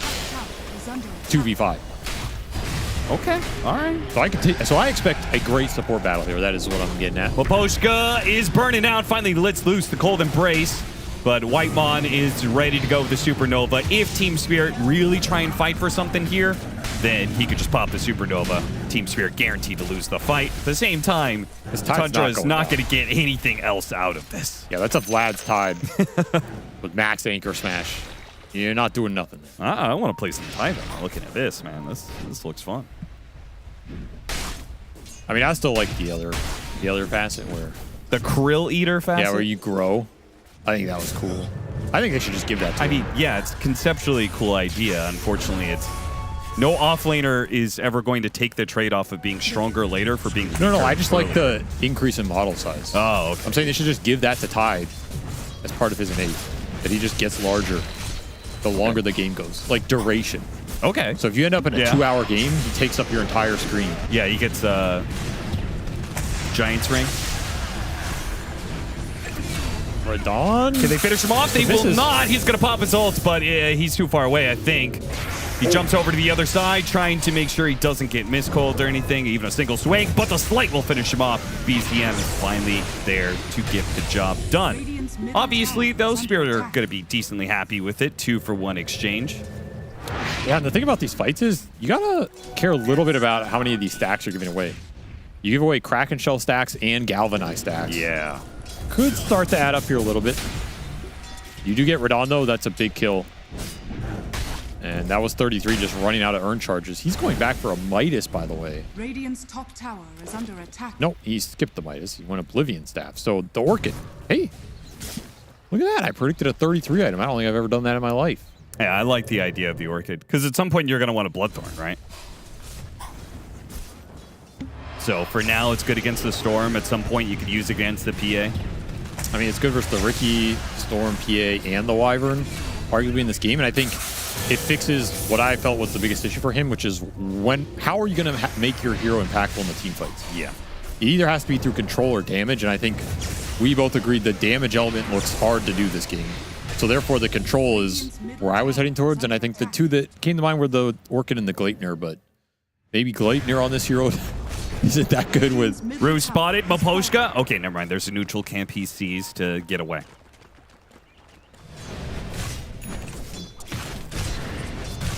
I think the time for Tundra to start picking up the pace this game is coming soon, though. Maybe the next 5 minutes, you get this Orchid, you get the Mage Slayer, you get Radiance on Lifesteal at the end of that period, and then you're just taking every fight you can. Yeah. Rue is relentless, man. Yeah, he's really toying with him. 0 deaths on this Riki, by the way. Yeah. Not really been able to find him. Scandal hit the Dyrachyo going to this Wisdom Shrine. They're going to be too late to stop him, I think. Nobody can get inside the circle in time. Wisdom. You can't TP here, though. Curse, just out of range. Oh, he got that blink. What was that? That was a long-range blink. Yo, check this guy's PC. That was... Theophonic Shield to remove the slow. No, got him on the curse. Can they finish him off here? Ravage? Not even needed. They get the job done. 33. Not able to ever use the Theophonic Shield. And now he needs something to bail him out here. Does White One going to try and use... Nope. Instead, he gets caught inside the Ravage. Now he's going to perhaps die as well, as even if he had a dive, he wouldn't get away from both Radon and Laurel. Too much mobility on this squad. That just felt awkward for Tundra because you brought the Abaddon to try and save the Lifestealer, but nobody else really came to this, so that's just an expensive rotation no matter what. I think you're better off just letting Dyrachyo peace and more stacks to Team Spirit here. You're up to 8 Kraken Shell stacks. You're up to 10 Galvanized stacks. Building up. And you're not getting the Corpse Eater stacks here. Great read by Maposhka. I mean, they have a support duo that is just going to make... We already talked about how you can't right-click people. He also can't Aphotic Shield people. That's what I'm saying. This just looks like a terrible bad It just looks really hard for him to have impact. Yeah. He's either going to get smoke screened, so he can't target the person, or he himself is going to get smoke screened, or it's going to be he tries to get in range of Aphotic Shield, he gets cursed on that target. And the thing is, if you ever land a 3 or 4 man stun between Curse or Ravage in this game, the smoke screen's going to follow on everybody, and the other big ult's going to follow. Right. So you're just screwed in that fight. Like, Abaddon doesn't bail you out of those AoE situations. There's even little things like at some point PA is going to have a break mechanic. Yeah, I was thinking about that. So you could get broken and silenced. Yeah, then it's a real nightmare. So if he can't save, he can't do damage, and at some point he won't be able to tank. What are you doing as Abaddon? All right, this is a test of the Kraken Shell. He's tanky. Now, eventually it's going to wear out. He's definitely dead, but it is pretty funny. Is there an embrace here? No, he's bailing on him. Yeah, I mean, you're going to embrace him. He's still going to die anyway. This guy probably die.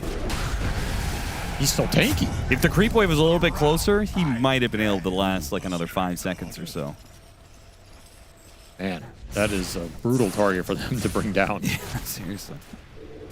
Through the gate they go. They showed all their heroes on this side of the map, so they got to make something happen. There's Tormentor available. I mean, how good is their lineup at doing it, though? I think they need everybody, and this gets instantly scanned. Wyvern ult's available here. Oh, this could be so bad. This could be real bad for Tundra. They're going to finish the Tormentor. Now the jump in, jump out. Actually, get hit bait in Laurel, here. and a curse comes in and saves him. A beautiful hit from Saksa goes terribly wrong as Maposhka gets the counter. Nobody died for it, though. So that's not too bad. Tundra actually don't get ruined by the curse. Yeah, he was tanky there. And Radon did not have a TP. He took mid tower in the meanwhile, so I'm sure he's not too upset about this trade-off. But yeah, I don't think Spirit really wanted to take that full-on fight. Otherwise, you would have seen the Tidehunter go there sooner. Yeah. Courier's going down to the Riki, though. Dire's courier has Big been nuisance in the back half of this map. Dire's middle tower is under attack. Yeah, unfortunately, the Marcy passive is only going to do so much for you. There's so many couriers at that shop. If he's gone there. Okay. Little pinata.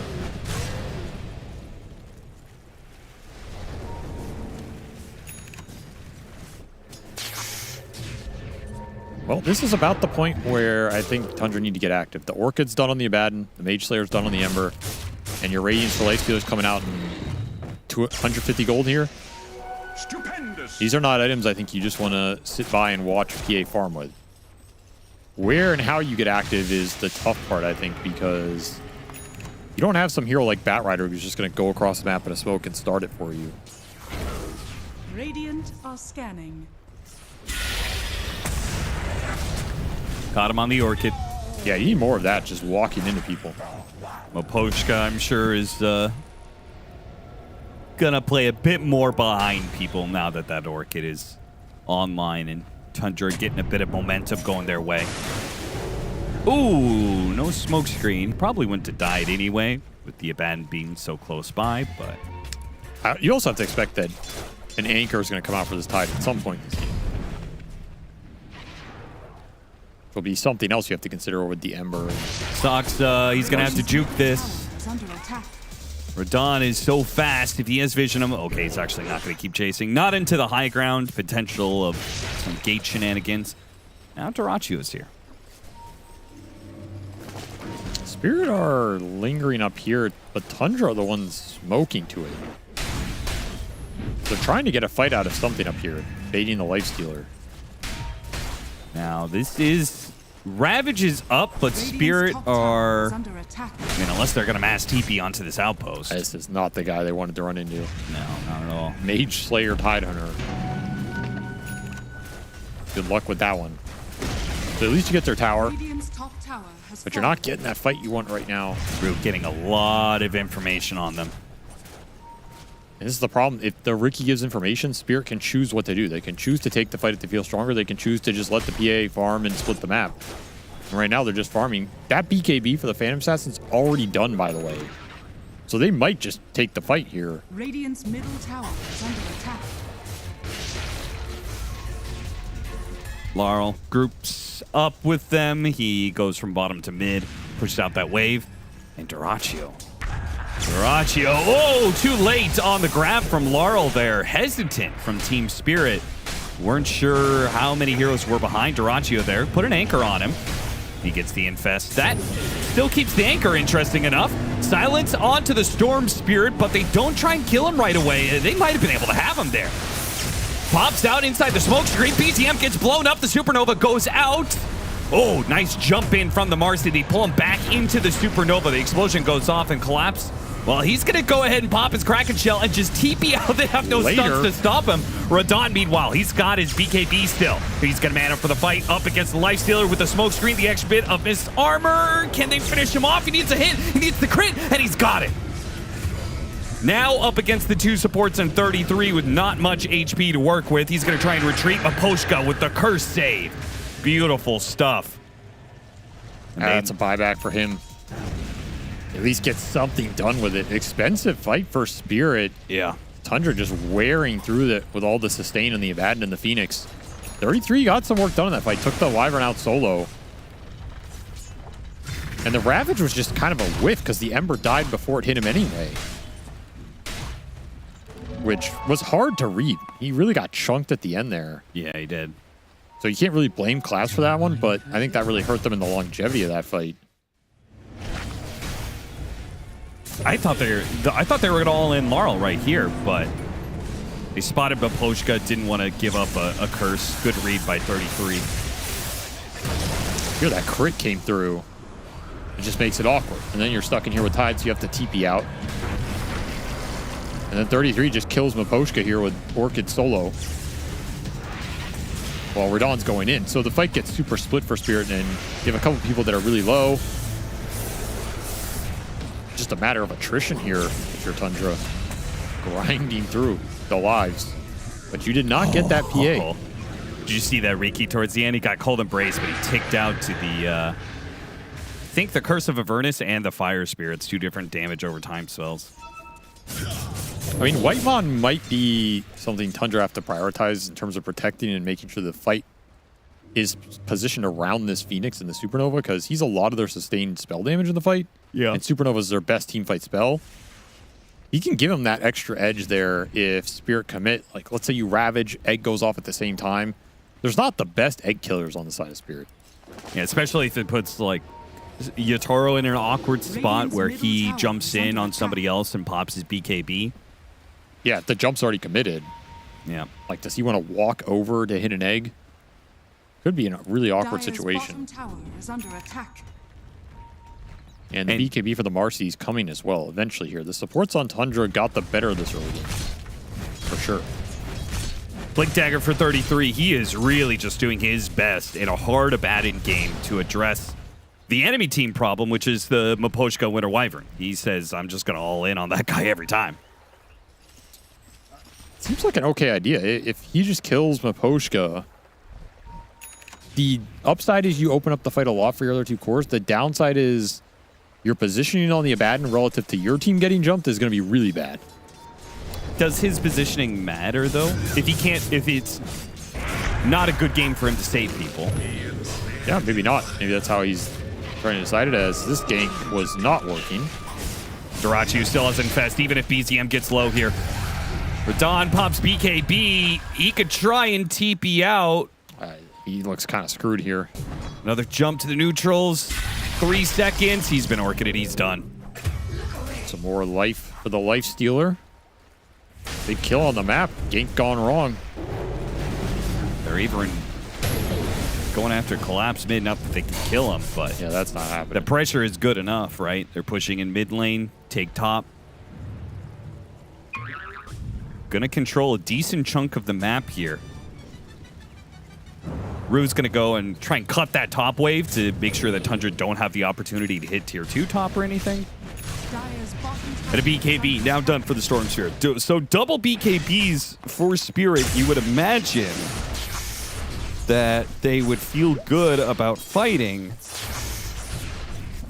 I think they have everything to fight. They just lack a little damage. Yes, it feels like the PA's damage is not there yet. With that recent death, obviously his damage has been delayed even more. Items-wise and utility-wise, you can fight. Just a question of if you go in and ravage someone, are they actually dying with a bad in there? And if they don't, what's that turnaround like for Tundra? It's pretty good, especially with BKB on the Marcy coming very quickly here. So maybe the next power spike is finishing out that SNY and getting level 3 coup de grace for PA. Yeah, I think we could easily see Spirit slow the game down or just start getting some pickoffs. Yeah, a little pick here or there. Gets the Marcy kill before the BKB is delivered. Coming through the gate. To 833 to cancel that. So 33 is not left alone. There's the Phoenix up here on the high ground. Laurel should not chase this too far. Radiant's middle Spirit tower are all is here. under attack. Yeah. I don't know if Tundra's read of this is 100%. Spotting Whitemon on the right-hand side. Gonna go for third 3 instead. They break him and kill him. Radon pops his BKB and makes a run for it away from the Supernova. They decide to go for the egg, though, and they've got the kill. All inning on it. They are all so low, though. Duraccio could really clean up. A nice use of the curse. It's only a momentary delay, though. Laurel is still dead. Can they get anybody else out of this? Collapse is blinked away. Radon is TP'd out, and Maposhka has head for the hills. They don't have enough to fight that Lifestealer, but still a successful team fight for Spirit in the end. A 1 gold Radon. advantage for Spirit. Yeah, I for guess Tundra. it's pretty even. Almost surprising it didn't go better, considering you just broke and killed the Abaddon instantly. I think the egg just did so much damage, even though you killed it. Yeah. They were quite low after this play right here. Yeah, like Radon's half HP, the Storm is a third HP. Yeah. And then you man up into this egg, it's burning everybody. You get slighted on everybody. Yeah. There's just so much AoE damage getting pumped into the team. Hard to take the long fight here. You got to think about this Tormentor spawn coming up as well. Yeah, the Tundra squad was set up for it right after that team fight. So they got 33 a shard. Which, you know, not that big of a deal, but maybe that little bit of extra damage he gets off of Mist Coil when he chases after the Wyvern results in a kill. Whitemon off the screen he goes. Goodbye. Oh, hello. Smoked. Pulled back in after the silence. This is just Spirit fighting for Tormentor positioning, I guess. Dire's middle tower is under attack. He's strong enough to fight this Lifestealer, though. Oh, nice blink.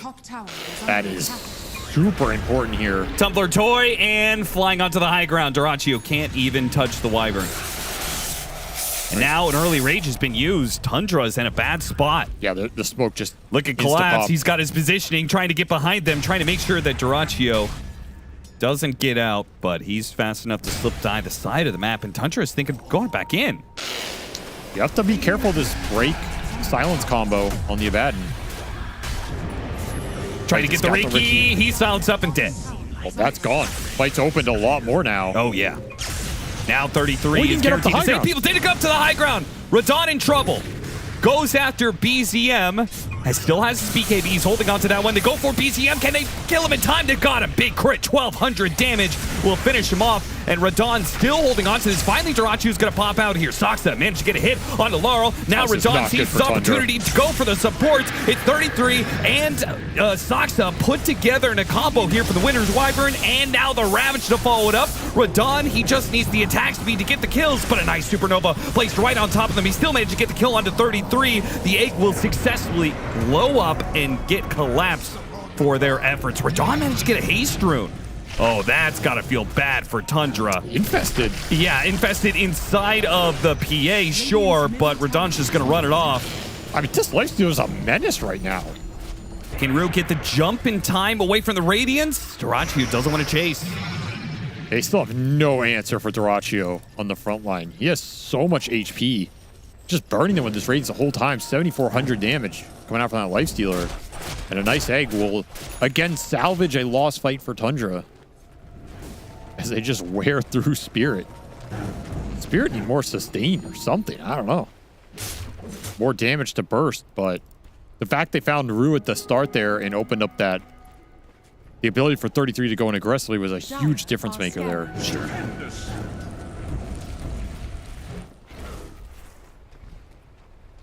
We can see part of the problem for Tundra in these fights is locking heroes down. They have very limited stun capability.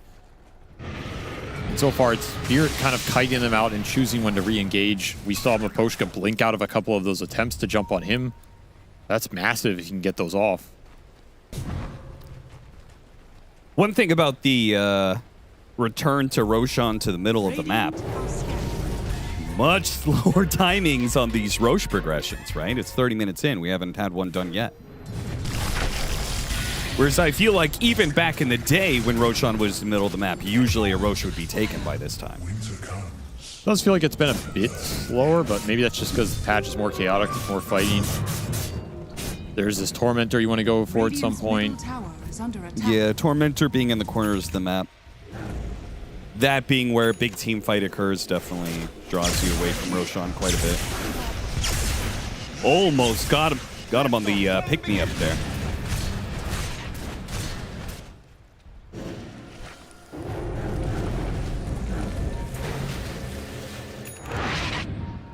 I was about to say, Collapse hasn't had an item pickup in quite some time. Had so much gold that he almost outright bought the Shivas. Speaking of Roshan.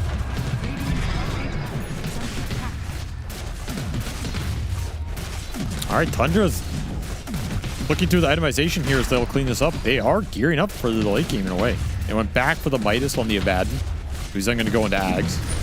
And Soxa is just building right-click into MKB on this Marcy. So they feel as though the Marcy is going to help pick up some of the damage slack if they run into any problems. You're going to have MKB Lifestealer, MKB Marcy to shred this PA. You have a lot of net worth on this Phoenix.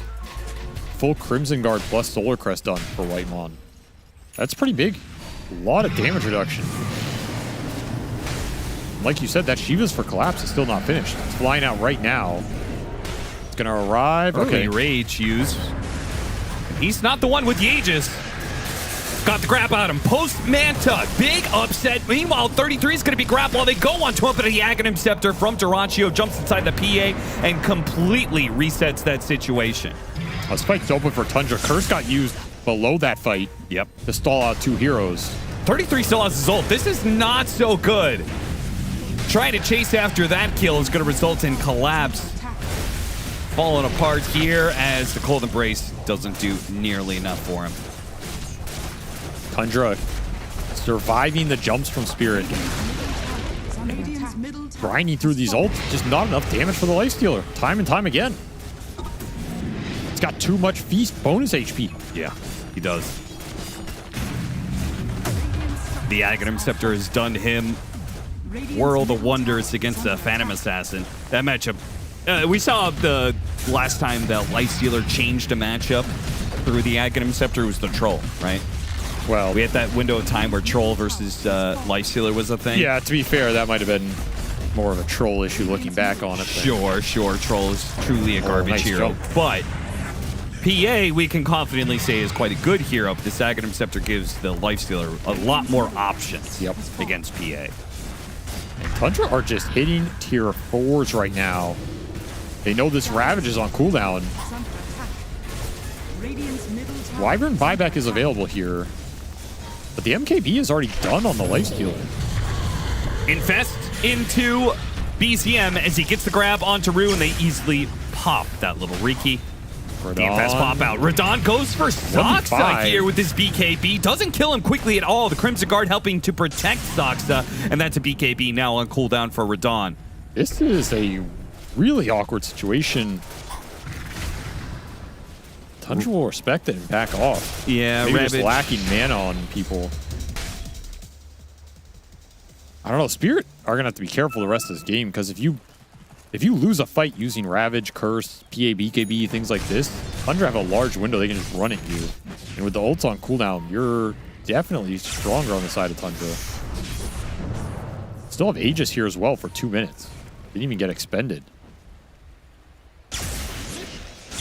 Laurel almost has a Plasma. He's got 19 Galvanized charges. Like, he hasn't died, really, in this game. But yeah, I feel like it feels like he can't get anything done. It seems like Spirit's situation should be better than it is in the fights. Like, they have a lot of net worth. They have the highest net worth core. The Storm is still having a completely fine game. They just can't seem to lock a single core down and get that kill and translate it into more. And Jump straight to the back line. 33 with his Blink Dagger Orchid. Kills Maposhka. No Winter Wyvern problems here for Tundra, and they go from that to leaving the base again. Okay. Yeah, this build for 33 has worked out really well this game. He identified the problems he was up against and just made himself useful, which is, I'm going to ruin this Wyvern's game every time, and if I do that, the fight becomes a lot better for the team, and my other cores will carry. It's been absolutely true. Yeah, this is why he's praised as one of the best offlaners in the game, right? His itemization. He is able to make the read. Doesn't default ever in a game to traditional build for a hero. Always figures out what's best for the game. The thing to me is it's also 2 parts. You have to identify an itemization when you do the game, and then you also have to execute that itemization, which might not be a normal thing you're used to practicing. He's inherently capable of doing both parts of that. Yeah. We haven't seen him caught too many times in a Winter's Curse when he's trying to save somebody. He's not grouping up with the rest of the team. He's hitting that back line always. It's working out here in this game 1. And Spirit on the back foot. Ags will arrive for the Abaddon. so much more survivability. Yeah, now if he gets caught in that Winter's Curse, any sort of combo, he pops his ultimate. It drastically increases the survivability of those heroes. Maposhka, Soxa's going to commit for the kill here. Get the slow on him, but BKB and Soxa is able to get that kill. Still, though, the trade-off for BZM, well worth it for Team Spirit. Can they get anything else out of it? They're going to try and go for it. Laurel, oh, dead. Collapse still has his Ravage, and he may be forced into it here. Pump faking it, now uses it. Commitment for the kill onto Duraccio. Can Radon do the damage required? Not enough damage. The silence is not nearly enough. 33 pops his ultimate. The heals are going to be there, and Duraccio waving to Team Spirit as he pushes forward, daring them to try and kill him. There's so much heal in this lineup. Sunray, Crimson, Solar from the Phoenix, the Abaddon Shield plus the Ags, the Lifestealer, with all the extra HP, the Open Wounds, the Infest, Radiance, Mischance. This PA just can't do anything. There's not enough damage. You need Divine Rapier or something. Seriously. Well, he can protect the tower. That is, yeah, that's true. For a little bit. Until he gets jumped. And try and burst him again. A second chance, but he got the Infest off. Still, though, maybe Radon can catch him here. Pops the Manta, a dagger goes out, a little bit of heal from the Mist Coil, and instead they have to contend with everybody else on the side of Tundra. It's still going to be a massive win for Spirit. They get a lot of kills off of it. But the one hero they have been hunting this entire game, their White Whale in Duraccio, he slips away through their fingers yet again. Yeah, they cannot kill this Lifestealer, but they get a huge prize there instead, which is the dieback on the Ember. Almost 2 minutes without BZM in this game is massive. They recovered a gem as well. And you could start to see the team fight come together here with Spirit in terms of the damage. I mean, they almost got Duraccio. He Manta dodged a dagger hit there and almost got cleaved. Yeah, if he got like a little bit of cleave action there. Pick off on Laurel. Simple! He has to keep zipping. He has to keep zipping. Yeah, the damage over time. It might have killed him otherwise. Whew. So that's a big team fight win for Spirit. That was a big turning point in this game. Now you got a chance to build up that damage, and level 25 on Radon as well. More damage in terms of that facet going to work. So it does feel like if this Lifestealer dies once. Like, I don't know. Does the game just fall apart? So much feels predicated on Duraccio staying alive. He's also just continually all-inning on items. We'll see if he opts to hold buyback now, but he's up against a lot still. That, yeah, there was a shift, the win probability there from that last team fight. It was an 85-15 game. Now it's a 60-40 game. Like, Dota's saying, like, Team Spirit is almost at the tipping point where they might be able to take over the game, but they are also still on the precipice of, like, losing one fight and the game's over. I think if they lost that fight, it was like 90-10 Tundra win. Yeah. But because Tundra didn't close that out, now we're going back towards even, and maybe even slightly Spirit favorite here in the next minute or two, depending on which items come out. Once more, Duraccio will buy out. No buyback, he says. I do not care. I need it all. Opts for the Abyssal Blade, which that extra bit of disable could be massive. Whether it's for saving himself or killing the PA. Same time, you just got an entire Hex for Collapse.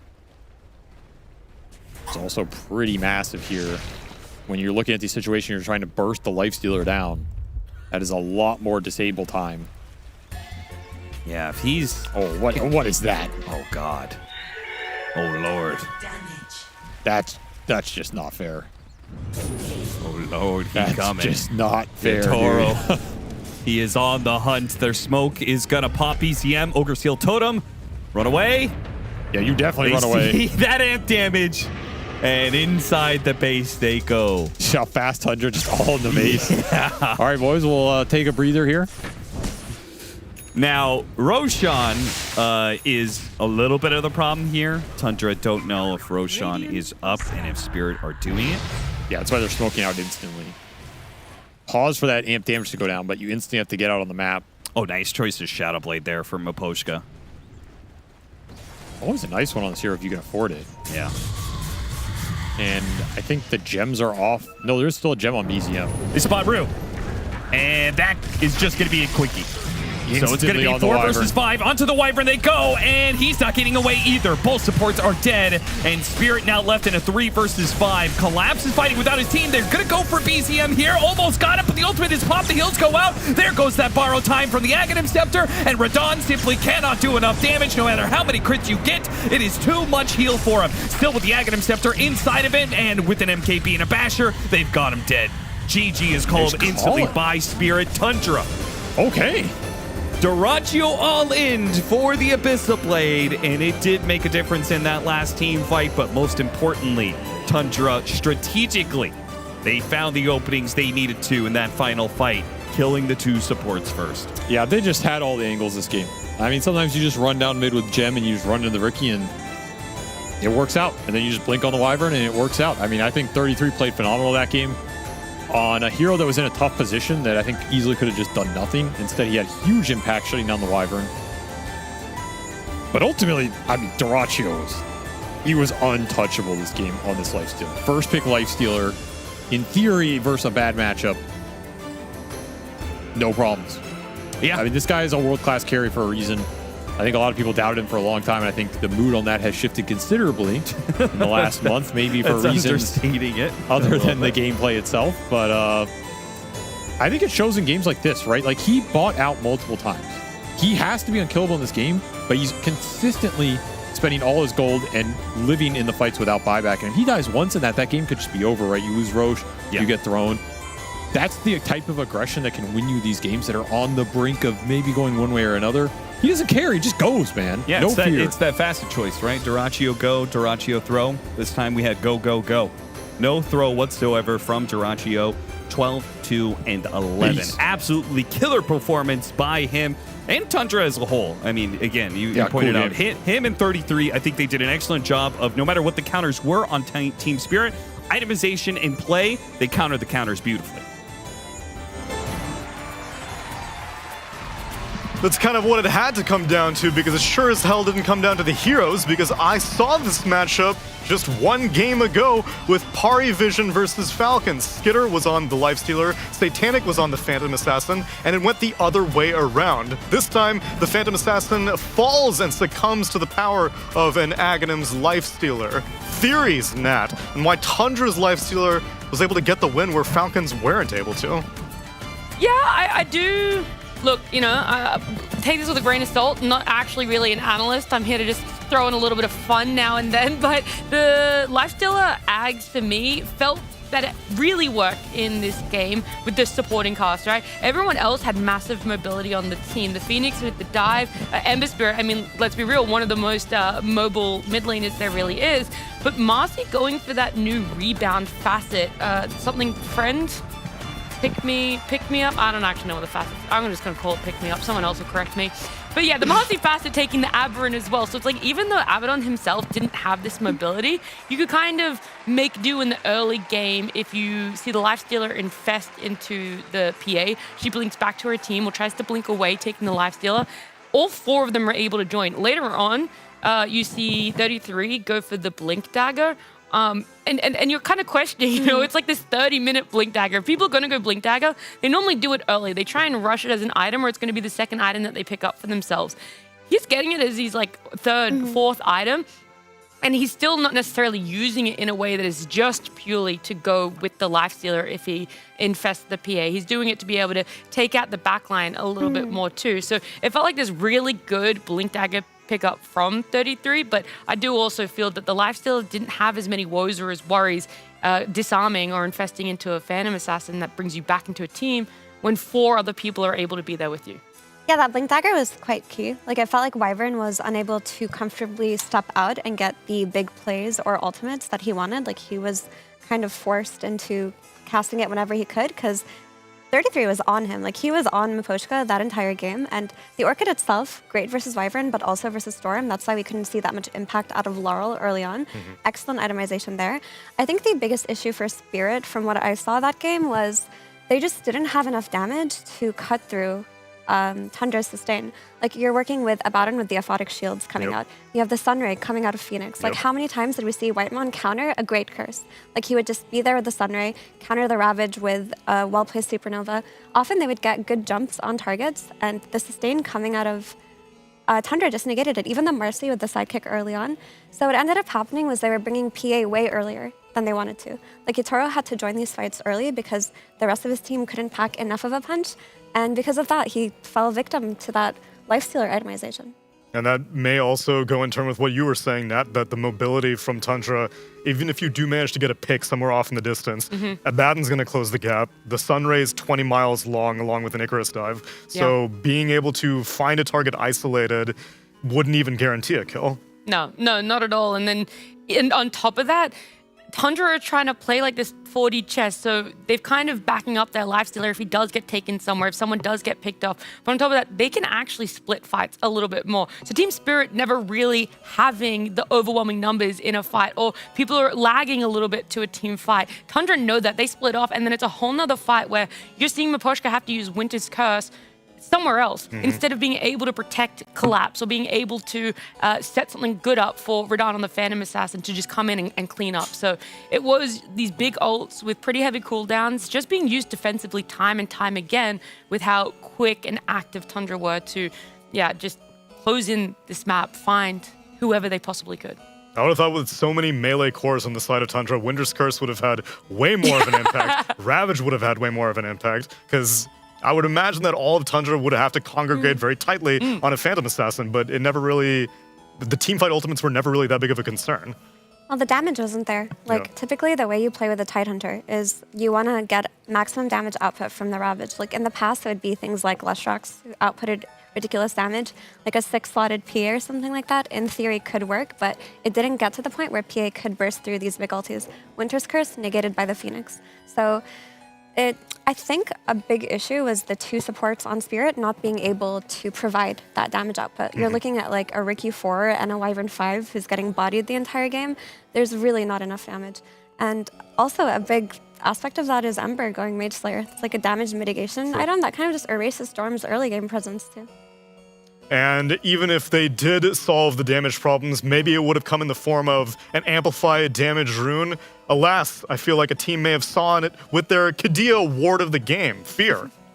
Absolutely. Sometimes wards can lead to kills, but the other times they can lead to saving an ally's life. And that's what we got for the Kadia ward of the game here. We do have this beautiful ward scouting out this DD Phantom Assassin, the Ogre Totem out of there.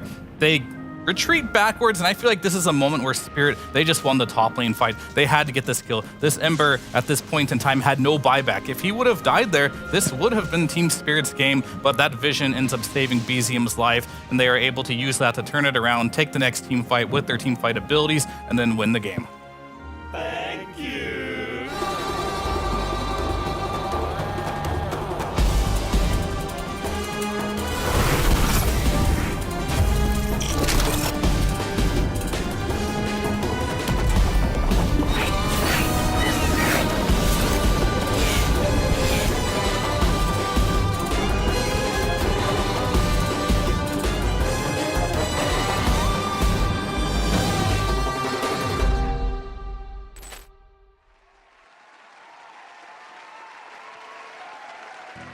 The top standings in both groups going head-to-head against one another, and yet Tundra makes it look easy. Perhaps Group A is stronger than Group B? I won't draw any conclusions till the series is done, so let's go to game number 2 after the break.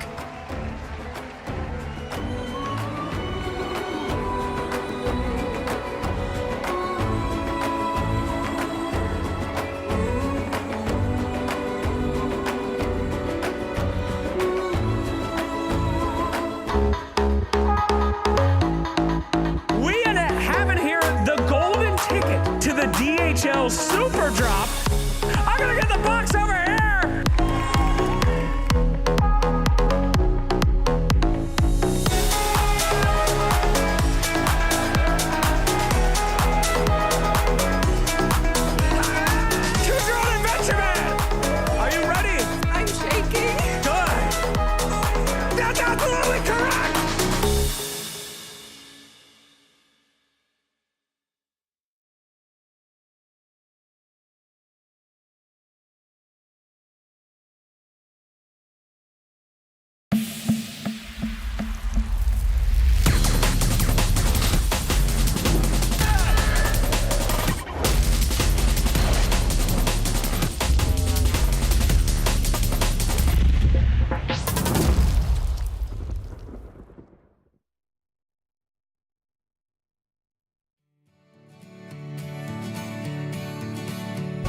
as I was going over Kilgary Mountain. I met with Colonel Farrell and his money he was counting. First I drew my pistol and produced my rapier, saying, stand and deliver, for I am a bold deceiver. Mushering da-ma-doo-da-ma-da. Whack for my daddy-o, whack for my daddy-o, there's whiskey in the jar. The gold and silver coins, they did make a pretty penny. So I took the money home and I gave it to my Jenny. She bowed and she sighed, she never would deceive me. But the devil's in the women, for they never can go easy. Mushering da-ma-doo-da-ma-da. Whack for my daddy-o, whack for my daddy-o, there's whiskey in the jar. Next morning I arose between the hours of 6 and 7. The guards were standing o'er me and their numbers are uneven. So I flew to my pistols, but again I was mistaken. She'd filled them up with water and a prisoner I was taken. Mushering da-ma-doo-da-ma-da. Whack for my daddy-o, whack for my daddy-o, there's whiskey in the jar. They took me to the jailhouse and summons me in writing, robbing Colonel Farrell down on Kilgary Mountain. But they couldn't take my fists, so I knocked down the sentry. I bid upon farewell to the captain and the gentry. Mushering da-ma-doo-da-ma-da. Whack for my daddy-o, whack for my daddy-o, there's whiskey in the jar. Now some take delight in a fishing and a bowling, and others take delight in a carriage fine and rolling. But I take delight in the juice of the barley, and courting pretty maidens in the morning bright and early. Mushering da-ma-doo-da-ma-da. Whack for my daddy-o, whack for my daddy-o, there's whiskey in the jar. Mushering da-ma-doo-da-ma-da. Whack for my daddy-o, whack for my daddy-o, there's whiskey in the jar.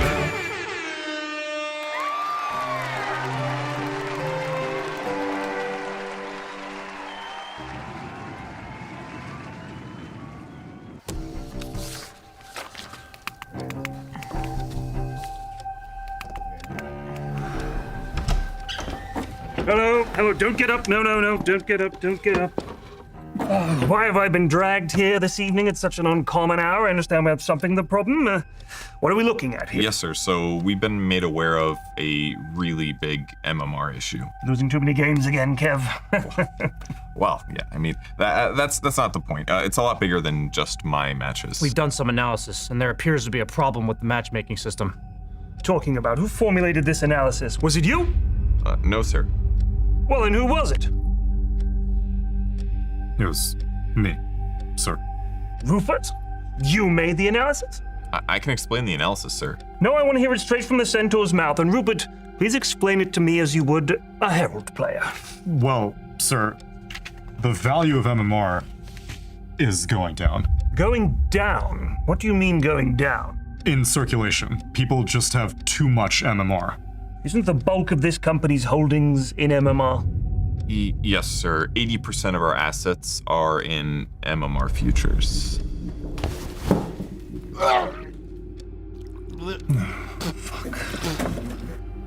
With our current projections, we've got maybe 2 to 3 weeks before the entire system collapses. We won't make it to the next Crownfall update. We think it's the Herald players, sir. They lose so many matches that they get down to 0 MMR, and they can't lose any more MMR.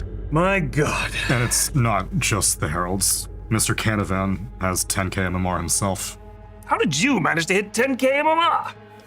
Well, after we queued together and got put on separate teams, I told Kev to try his Battle Fury Lion build, and I used my double down token. It works sometimes. The MMR is trickling upwards. There's massive inflation going on. See, normally in a Dota game, 5 players lose, 5 players win. It's an equivalent exchange. But when a winner uses a double down token, they create MMR out of thin air. An MMR bubble, eh? At this point, Paparazzi is 16,000 MMR. Does anyone know why I make the big bucks? because I complain about MMR on Twitter more than anyone else, but I don't really know what I'm talking about, so please tell me, what can we do about this? We dump our holdings today. Can we even do that, Kev? Yeah, but at what cost? It would cause catastrophic losses. I don't think you understand what Rupert here has just said. Do you? Do you? This is it. I'm telling you, this is it. If I made you, how would you do it? Well, you start off dumping the subprime accounts, the lowest value ones, the toxic players, the heralds, the North Americans. Then you go in waves, going up to the Guardian accounts next, because they're going to be heralds soon enough anyways. But if we do this, it could kill matchmaking for years. I don't see any other choice. We'll have to pay. This means losing your account too, sir. There's always deadlock.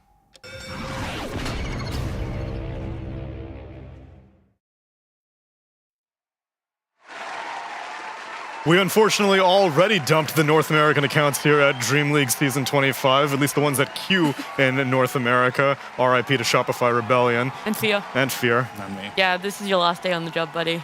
We found your account logged in NA. It actually was. Yeah. Unfortunately. What a tragedy. Meanwhile, though, we get to witness the power of Western Europe versus Eastern Europe, the best of both of these regions, at least according to our group stage results, because Spirit were able to top group stage B, Tundra topped group stage A, and yet here I am feeling like things are a little lopsided here, although I don't know if the rest of the results corroborate that. So, Parivision beat Liquid, that's also a point in group A favor. Falcons, they beat Falcons. They beat Falcons, Yep. and then BetBoom team beat Liquid. Group A. Yep. Oh, okay. I'm picking up a trend here. Yeah. I don't know what the trend is. Could you tell me? I'm not very good with numbers. Group A is stronger. Okay, that's good Those to are know. numbers right there. Numbers. I needed the answer of the equation there. Yeah, well, it is a tough one, I think, with the... Sure, both of them topping their groups. Oh, wait, but Parivision was Group B. yeah, Falcons were A. Oh, okay, So okay. it could potentially be... 50-50. Well, right now it's 50-50 because we haven't concluded this series just yet. Best It's of only three. game one. You don't know how much of it is stocks in the new patch as well, new ideas, which both these teams have a core coined for new ideas. You got safe lane, you got your carry position, Radon. Maybe hopefully he brings a little bit of a new spice to it. Sure, PA, tried, tested. Where was the Revenant's Brooch? Yeah. Buy a crit on Phantom Assassin. Yeah. That's Please. a viable build. No, I mean, I was missing a little. Well, I had a spark of it, of the Team Spirit magic in the late game. Okay. They gave us one spark in that top lane, but then it trickled out afterwards. Yep. And I feel like in the mid game, they were making a lot of uncharacteristic mistakes. And I feel like their lineup was fine. I think the PA worked. I think this game kind of proved that PA's numbers are where they should be, where you just don't instant kill every hero on the map. Yep. She had problems killing heroes for the first time in many patches now. I've never seen that happen. I've never seen that before. So the hero looks a little more balanced in that regard. However, didn't see the Ravages with Curse lined up, you know. Nope. It didn't really team fight to the standard I hold them to. So I think they need to get that together before any other drafting tweaks. And I think the issue was it was hard to teamfight. It's not that they didn't coordinate it, but Tundra's draft was so good at like picking it apart, and you had to really pick and choose your moments going in. Like if you're a Tidehunter and you're playing against an Abaddon and he's not inside of the Ravage, he could save anybody. He could also just pop his ult save with shield, and then there's also the free BKB that Lifestealer gets that you're working around looking for a good Ravage. So it wasn't the easiest necessarily. I think probably something to look at is like their 18 pick with that Storm Spirit. It didn't look as strong as it should have.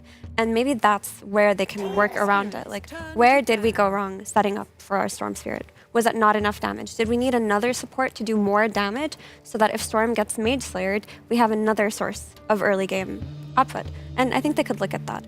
Another hero that I would be eyeballing would be the Marcy for Tundra because it opens up so much potential from Tundra's offlane. But you see the Darkseer already. I mean, you're probably thinking about Mercy or Spirit Breaker, any other kind of melee for. What happened to Nyx Assassin? That was another classic one that we used to see paired up with Darkseer. I mean, it still exists for sure. Something I think is a Didn't really... delete it from the game. No. It's still there from the patch. Intriguing. I think a cool combo with Darkseer that we don't see enough is actually Dark Willow. So I wonder yeah? if that's... Because like you can just put the Iron Shell on her, she Shadow Realms in and just follows them. Let me tell you about Dark Will. No, sorry, I'm not going to go on that monologue again. What I find interesting this game is that they're going for a Darkseer response instead of a Lifestealer. It's not banned, right? That's true. So they're just changing their approach. And to me, it can mean one of two things. Either A, they just showed, we already beat you with this, we're going to beat you with something new. And they want to completely like dismantle Team Spirit's PA, which would be a pretty baller move if they can do that. The other one is like, they think maybe Spirit knows what to do now against that.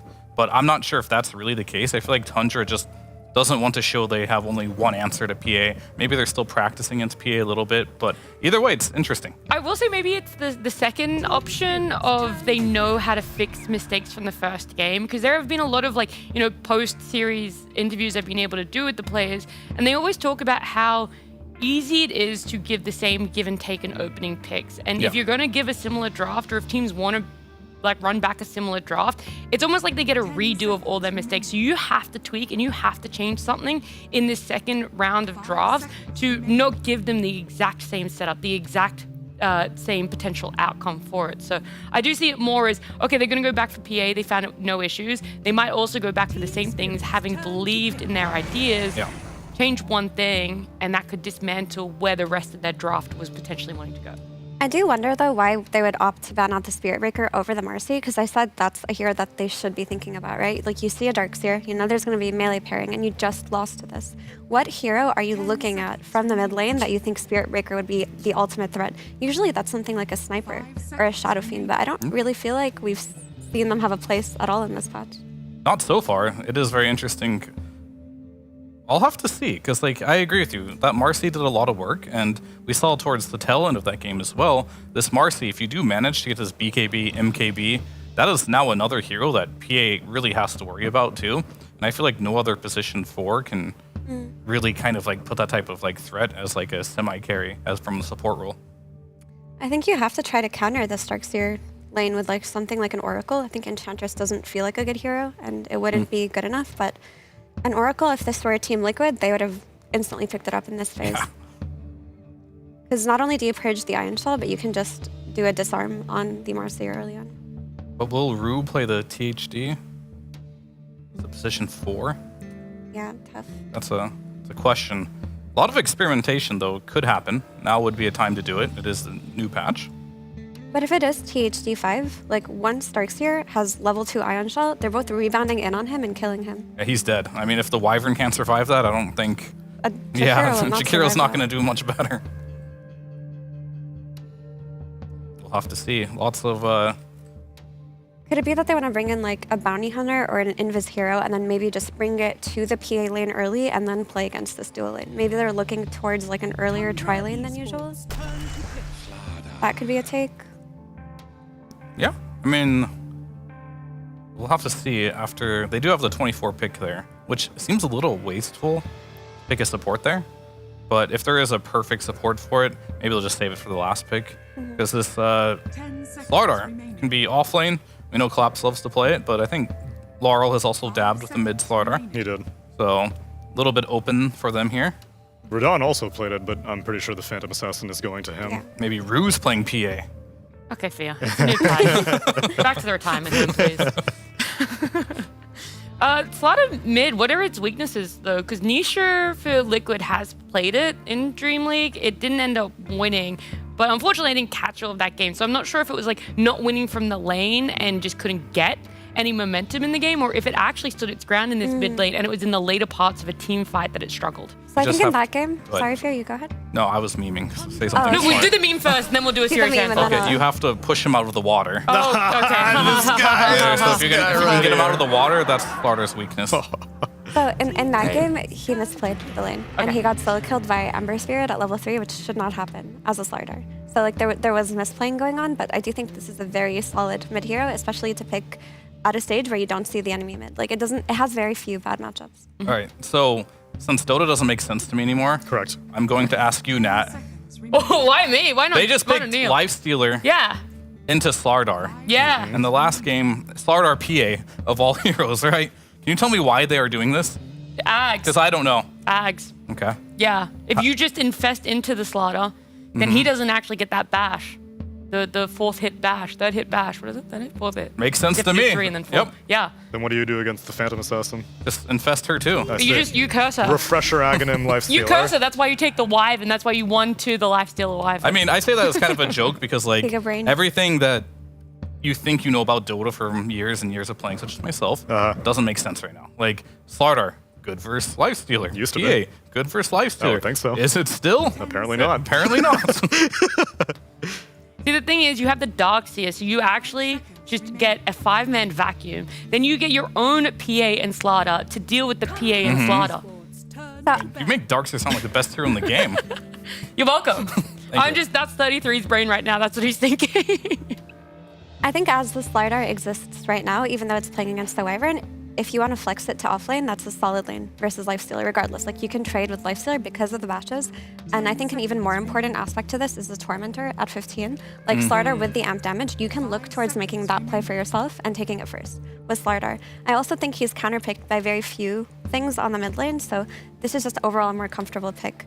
I did mention the Bounty Hunter. I think Team Spirit should have gone for it once they picked that Jakiro, because if you're not addressing this Darkseer Mercy lane, you're doing something wrong. But an easy way to deal with it is to just bring a third body, a really nuisance of a third body in the Bounty Hunter after securing his offlane for a few levels, and then you can win this lane comfortably with Jakiro, PA, and Bounty Hunter.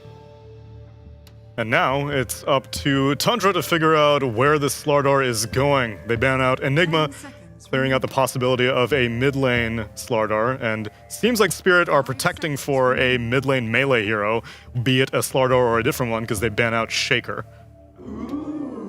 I know. Yeah. I was wondering if they're going to 50-50 split the band. You all in on knowing that this is a mid Slardar and just ban off laners, but they go one off lane in the Enigma and then a mid laner in the... Well, I will say Enigma is an unplayable matchup for Lifestealer. Like, you can play versus Slardar. It's not a good matchup, but Enigma... Okay, so that one isn't nothing to do. necessarily that they don't know where the Slardar is. It's like, oh, we just banning to protect. Yeah, the they're just follow- okay. banning the best heroes for the game, potentially. So I do think that makes a lot of sense. Just get rid of that Enigma because Slardar could go mid. The Storm is also pretty decent. They don't have a lot of lockdown for him. So that could be something they could do. And Storm doesn't get counterpicked too hard in the laning stage. I thought you said you didn't know what was going on with Dota these days, Theo. Hero-to-hero matchup. Bits and pieces. Bits and pieces. I'm just joking. Just this game. Just this game. Just this game. Any other time, you know exactly what's going on. Another anti-melee mid gets banned out, where Spirit putting this Slardar, or maybe they'll pick another flex. Nope, make it pretty straightforward. It's gonna be offlane Slardar and a mid Ember Spirit. So now Tundra need to figure out what do they want to 24 pick against this mid Ember Spirit. Still like Puck, if that hero can be played. The Puck was in the pool, the Queen of Pain was still in the pool. I would like to see a little more lockdown. Like, a leash sounds really good against PA and Ember. Like, something like that could be very good for them, because right now, and plus you can infest the Puck later if you really want to. That's a cheap way of getting easy ganks on the map. Storm's gone. That would have been my #1 choice, potentially. Maybe not against an Ember, so yeah, I mean, I like Puck. Or something similar that can get in there and create some chaos for this relatively low stun lineup. Yeah, I could say, I mean, that's probably the best pick that's available right now, unless there's like new tech coming out. People have been dabbling with Dazzle. I mean, this could be a game that Dazzle comes out. You should, in It's a rough theory, lane, yeah. beat up on Ember, right, with the Poison Touch. I would love to see Tundra pull it out here, but Puck is a lot safer. I mean, Dazzle's pretty safe nowadays, too. You just throw your body out, and you Very can't even true. target it, so... But you do have like a Bounty Hunter Slardar who are going to jump on your main body. Like, That is unfortunate, yes. but I do want to say that I like the adjustments that Team Spirit made from that first game. Like, they went for team fighting in that first one, and Tundra just found a way to pick it apart with the Abaddon plus Y, like, Mercy. And this time around, they just go for that. We're going to have the vision advantage on you with the Bounty Hunter. We're going to have the Slardar that can instantly lock in and bother the backline, and they're just going to play for, like, pickoffs or chaotic fights rather than straightforward team fighting. Yeah, Primal Beast, interesting. He does go in and cause chaos, but He does, not yeah. necessarily as much crowd control chaos. He can be disrupted very easily. That's like the only issue, and you don't have the real protection here of just being able to BKB either, because you are playing versus Slardar, you are playing versus PA, so maybe it's new tech, maybe it's comfort, maybe Puck is just bad. Not entirely sure.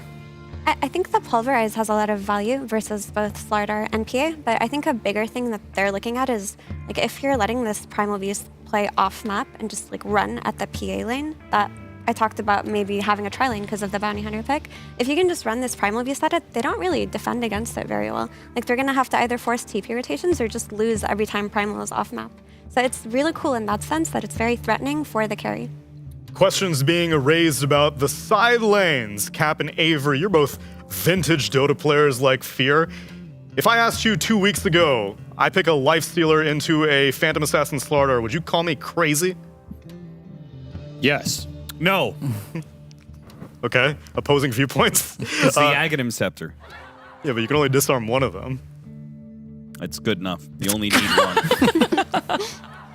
You know what I think happened, Neil? I think Dyrachyo probably wasn't even paying attention to the draft. They asked him what hero he wanted to play. He said the same one, and they just went with it.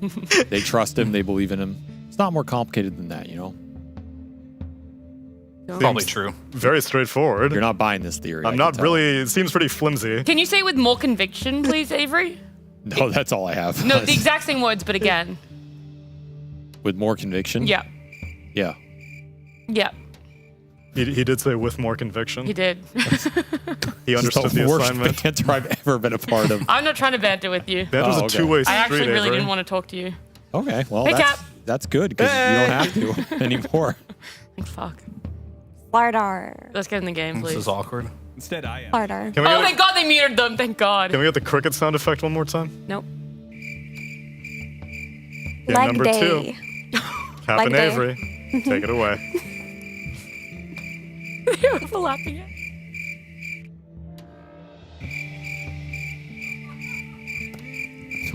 Why was that on me? I like talking You to don't you, say Avery. anything in these bits, by the way. What? You just stand there. It's 50-50. Sometimes I do all of the bits, sometimes you do all of the bits. Throw me under the bus. It's not my fault that your bits are awkward and mine are great. Oh! BCM! No, he didn't save him. Yeah, he didn't do anything. Wasted his mana. That's all he did there. Yeah, I don't know what this Lifestealer pick. This looks tough to me. You have to fight Slardar and PA. Is it that much worse than the previous lineup? Because the previous lineup, we thought there was some pretty good answers to Lifestealer. I think Spirit adjusted two things out of that draft. One is the speed, the skirmish speed. The cooldowns on this lineup are infinitely lower than that past one, right? They're not relying on big ults like the Wyvern Tide. Sure, taking Slardar over Tide is like a massive change up in tempo. And then I think Bounty Jakiro is a much faster support duo to come online and contribute in the game than the Wyvern Ricky was. So I think those two things adjusted, changed this game a lot. But Tundra met them with a lot of their own with this Darkseer and what you can do with it. Like the Shell Surge on the Primal, on the Lifestealer. Pretty nasty this game. The laning phase could be a problem for Spirit again in terms of how much 33 gets, and giving him that kill, not doing yourself much in terms of favors there. Have you seen this new facet from Winter Wyvern? The recursive one? I've not seen it in action, but it is very interesting. Yeah, we'll see if we actually get to see, because half the time it's like you don't actually see because the target doesn't die. Soxa, Radon comes back into lane after getting ganked on the bounty rune, just might get both runs here. at them. And this is the danger of PA right now. We saw this in the last patch. This hero is really hard to beat in lane, and you cannot assume that your level 1 timing is ever going to be able to match that PA. Hero's just too strong, with or without orbs. Yeah, he's already off to an insane start. You're 3-1 for Radon, including that first blood. He has more kills than CS. That's pretty good.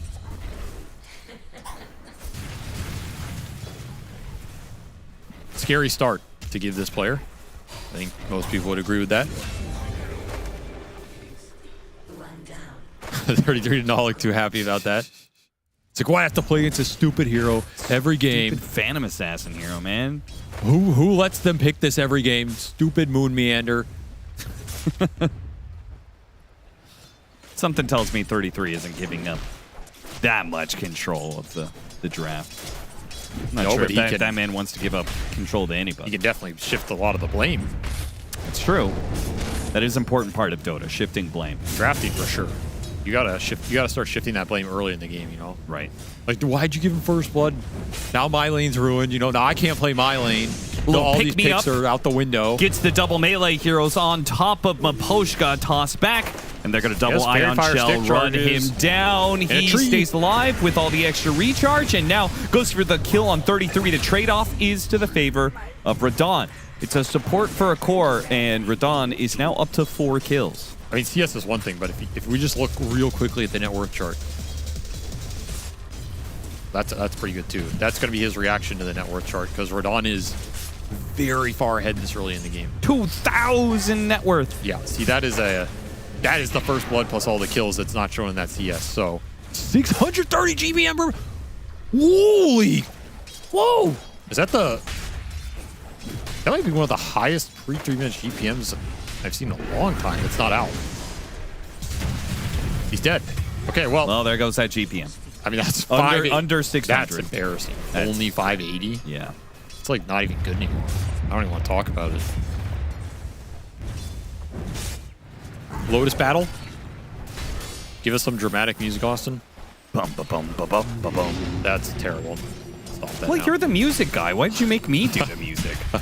I think Spirit are winning this. Yeah, I think this is going to be one of the advantages of melee supports, is that they should have the advantage when it comes to securing Lotus, right? It's like the range hero has to be inside of the Lotus pool, and you just battle it out. They're going to get both? The end result is you get 2 kills and a Lotus. Can we get that 33 clip again? He's going... Who picked this Lifestealer into Slardar? God damn it. Terrible draft. Oh, Saksa with the long range. A little hop, skip, and a jump right on top of Radon. And now they're going to try and run down Maposhka. Man, these highlights is 10 kills in 4 minutes. It's just Everybody calm down. Straight up brawl. What is Radon's GPM now? Only 460. Oh, he pretty is embarrassing. Just plummeting down yeah, the this GPM is negative charts. GPM minutes right here. Oof. Ooh, that is... Every second that goes by as he walks back to base is a GPM loss for this man. At least he can slide down the river now. Look at him go. That's true. Whee! Cruising. He did buy an orb, by the way. He bought an orb of corrosion. Did you ever do like white water rafting or tubing or anything as a kid? Yeah. Okay. Did you enjoy it? Did you have fun? Yeah. I like going down the river. Is this a baited bid or something? No, I'm just curious about your life. You're just having an actual conversation for once. Interesting. Durachi is not too happy playing against the Slardar. That's for sure. Yeah, Orb of Frost Slardar. Like the Tidehunter, he couldn't kill the Tidehunter, but at least he could farm. This Slardar, it's non-stop grief up here, man. Honestly, this bounty is also just not that great a matchup for Lifestealer. True. He just hits you, runs away, steals your gold. He's also an exceptionally high armor hero, base armor-wise. He has 10 armor. Track can kite you out. Corrosive Haze plus stuns can kite you out. Yeah, this is a much different Lifestealer game. I think we're going to see it. Gonna go for Whitemon. He had a bash queued up. This is perfect. And now he's just going to set up into another bash. Collapse, hits him 3 times, gets the bash immediately outside of the cold embrace and finishes him off. Now, Rue got hit by the blood grenade. Tick, tick, tick. Oh, he pops the fairy fire. He's good. The Slardar will be the one to die instead. Takes the Marcy with the rotation to bail out this lane. In theory, that'll open up some space for Radon bottom. Though it is 33 on top of the charts, actually, despite him suffering the XP department. He's gotten a lot of gold out of this bottom lane. The 2 kills on the PA really added up. He's almost a Vanguard. So once more, Tundra doing pretty good on the laning phase. That's for sure. That is quite the rotation. Collapse. Almost catching BZM. He hit that crush in time.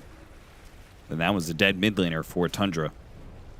33, gonna sell in order to get his Vanguards. And we'll see if it looks like a great Heaven's Halberd game. Radiant are scanning. But maybe he wants Crimson? Why not both? We've seen some people just go both. Have we? I haven't seen that. Yeah, I've seen it a couple times. Don't know if I like that. BZM, gotta get stunned. You're not gonna take the Shrine of Wisdom away from Team Spirit. It's just dead. Yeah, there's nowhere you can go from here. They're both dead. Nice setup by Tundra, or excuse me, Team Spirit. Tundra on the other side of the map are still playing for it. Radon, he manages to kill the Wyvern. Did they get both? I didn't. No, Whitemon got his. Okay, Whitemon got his, but they trade 1 for 1, but got 3 kills. Spirit having the better of the lanes, and you could see just better of the little skirmishes with the hero on heroes pays off in a really big way. They, again, have a lot lower cooldown heroes. They have some more aggressive laning prowess. I would expect them to strike back in this part of the game a bit more. Still think Tundra's okay with this outcome based on how much the Darkseer got. Like, if Darkseer's having a good game, you can just drag everybody else back. And you do have to worry about some of like the vacuum curse combos, stuff like that. Rune battle. Rue is dead for it. Laurel will be able to jump to his Spirit. Oh, still got him. That change happened a while ago. Meanwhile, bottom lane, Radon, he's trying to kite out 33 right now. This Vanguard means that they can't actually kill him in this 2v1. Chip him down. Yeah, trying to work at him here. Another Surge is coming up. He's got plenty of wand charges, too. Okay, they're actually going to TP in for this one. And he vacuums back in Radon, but he finally dies. Oh, yeah. Well, kind of sad. Radon gets his revenge. And Soxa this time around Track misses, is already up. and Track is up. This could be massive. Yeah, they're going to bring the Ember Spear to this fight. Why not? Get the kills. This is 2 supports that are free for you, and Track kills on top of that. Man, that top lane paying off for Spear right now. Early Track, you instantly get 2 kills with it. The GPM out of control again. I think they got an extra 500 gold off of that. That's a lot, right? It's early in the game.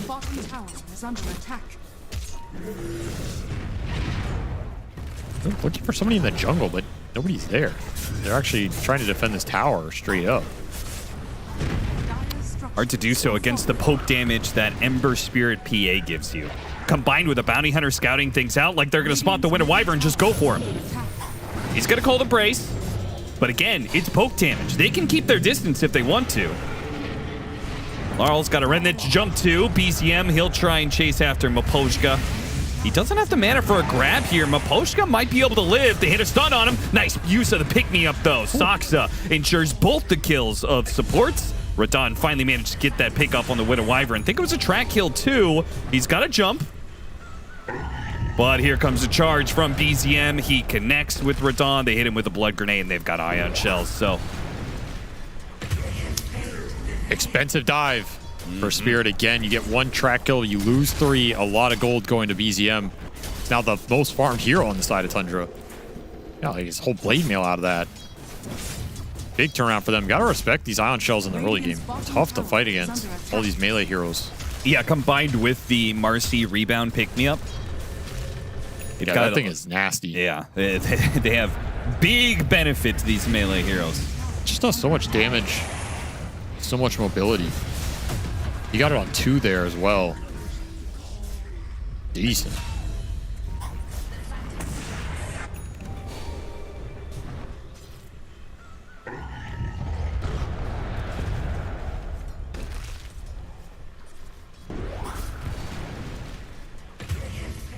And as a result, Tundra managed to claw this game back after laning phase that Tundra, or Spirit, had the lead. Now it's a pretty dead even game. Maybe an advantage to be grabbed here with Rue, but at the same time, Radon also came through the gate. Nice use to call the brace, though, but a Macro Pyre means that Soxa will still lose a bit of damage. Infest gives him even more HP, and 33 is ready to go with the Surge to go back in.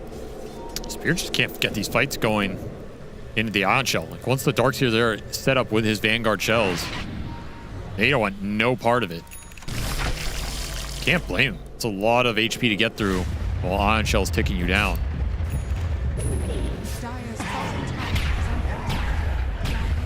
Oh, couldn't get BTM. He hops to the other side of that cliff just in the nick of time. You got to think about these Corrosive Haves. Play for Radon. Soxa, he was a menace to Radon in game 1. Fortunately, Miposhka was close enough. He might still be able to catch up. Nice wall. Hits both of them, slows them down, and he used the illusion to get on top of Radon and finish him off. Beautiful stuff from Soxa and 33, this deadly Tundra duo. In the off lane will set them up for 2 kills and maybe a third. The dust goes out, didn't land. He can go invis, but he's surrounded by so much damage. That was just beautiful. Soxa 33, making these team fights work. They're not even up to their big fighting items yet. That halberd's going to arrive. You have the phase boots done on Soxa now, so he's ready to rumble. I mean, Spirit's just not getting anything going with this track after those first 2 kills. In theory, you have track and haze to throw on heroes and then just single target burst them down with the double amp, but if you don't have the damage dealers, then it's not doing much for you. Is under attack. Radiant's bottom tower is under attack. Radiant's bottom tower. Marcy's looking pretty damn strong. Yeah, this rebound facet is incredible in the early game. Yeah, this is nasty with the right heroes. And there's so many of those heroes, like if Slardar becomes popular, Marcy Slardar duo is just gonna be just as deadly as the Darkseer Marcy duo. Sox is definitely blowing this game open for Tundra. 3K gold lead. I feel like a lot of it has come from the Marcy. A lot of it is on the Marcy. And he has so many levels to play with here. Almost level 9 on this support. Done a crazy amount of work here. Involved in 100% of the kills, Austin. That's pretty impressive. Now, we haven't seen the pick-me-up go wrong. Now, that is the downside of it. You are clumping up 2 heroes together. We haven't seen them landing into an ice path or getting crushed immediately afterwards, right? Those sort of things can happen. Speaking of that crush, they're going to need that. Shrine does get picked up. They infest and make a run for it. Any chase potential? Couldn't get the dagger. It's another reaction. 3 cores on that lane, and they didn't get a kill. Yeah, they're just not finding a lot here.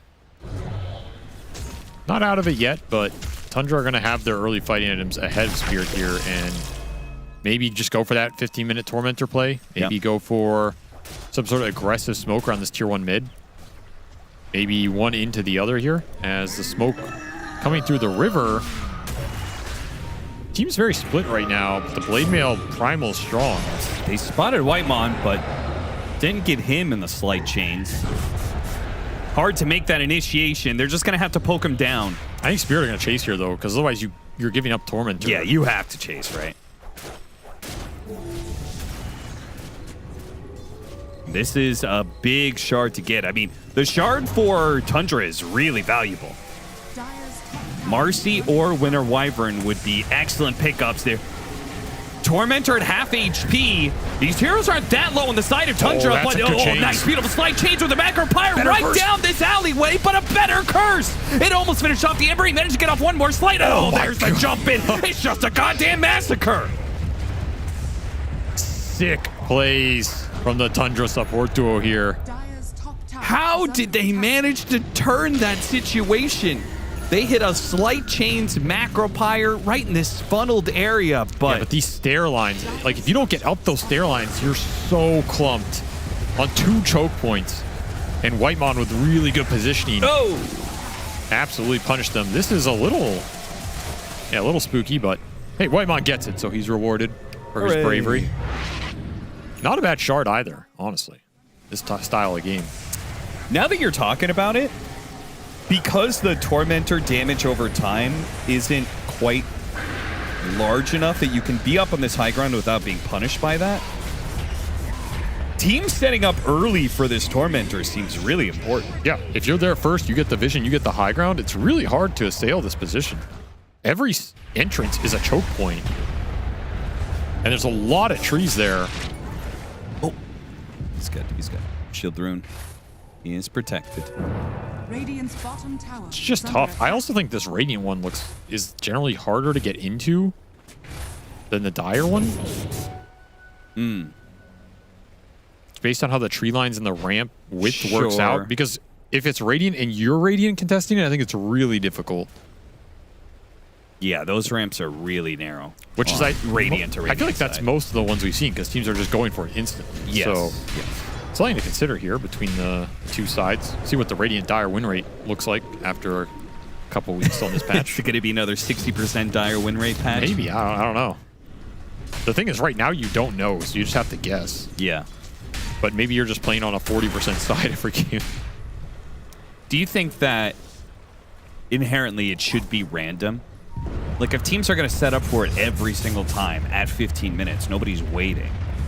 I mean, random doesn't invite strategic positioning or thinking ahead, though, right? Sure, it might just be both teams set up on a Tormentor and one is gifted it. Yeah, that's. I think part of it is to reward you for a stronger early game and having map position and vision and being there ready and committing that, right? Yeah. If you just gamble on that, then why would you ever do it? What could be interesting is if, not saying this needs an immediate fix, but if this becomes a problem, this becomes a pattern that is just established, maybe putting the Tormentor a little bit more to the center of the hill. So if you're on top of the hill, you're getting hit by the 60 damage per second. I mean, to be fair, I think a lot of these plays we've seen, the team doing the Tormentor they get pretty low off it. Yeah. It hurts. It's a minimum like half your HP. The Tundra were all half HP there. So you think Spirit maybe jumped the gun a little bit? I think you just have to be smarter about your approaches to that objective, and we'll see that over time. I think you have to get in there and punish the clump, punish the low HP, maybe come from different angles and not just all go in right. Yeah.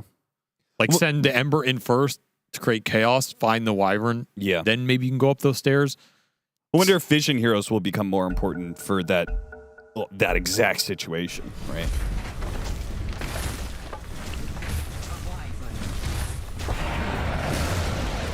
Radiant's middle tower has fallen. Or Naga Siren. You have vision off the illusions and you just song and run up the ramp. Yeah. That's an idea. Take the Tormentor from them, TP out. Yeah, that sounds toxic. Double damage. BZM not happy about his rune getting stolen. Wants to find the culprit.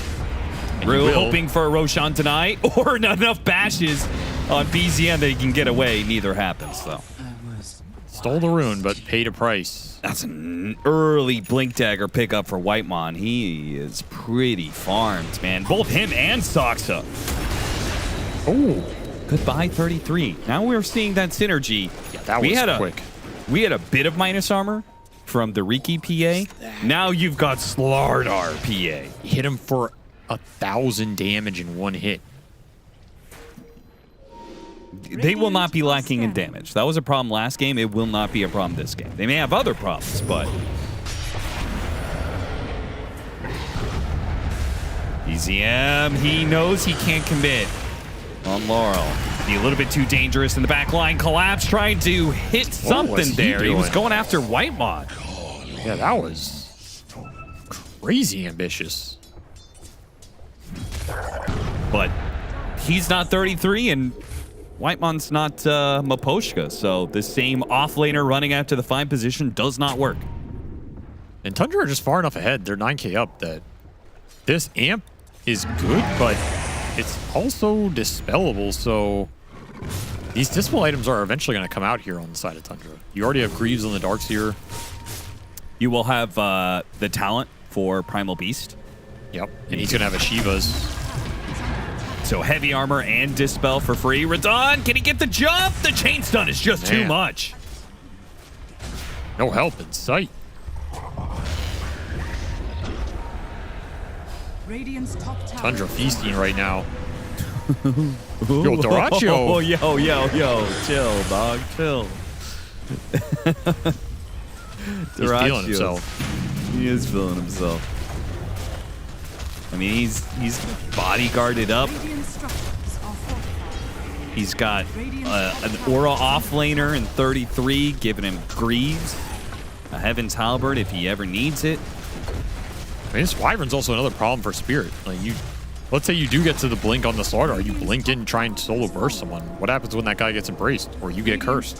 The fight gets reset into vacuum wall. Ooh, straight to the high ground, Tundra. I love how decisive they have been. They're wasting no time in this series.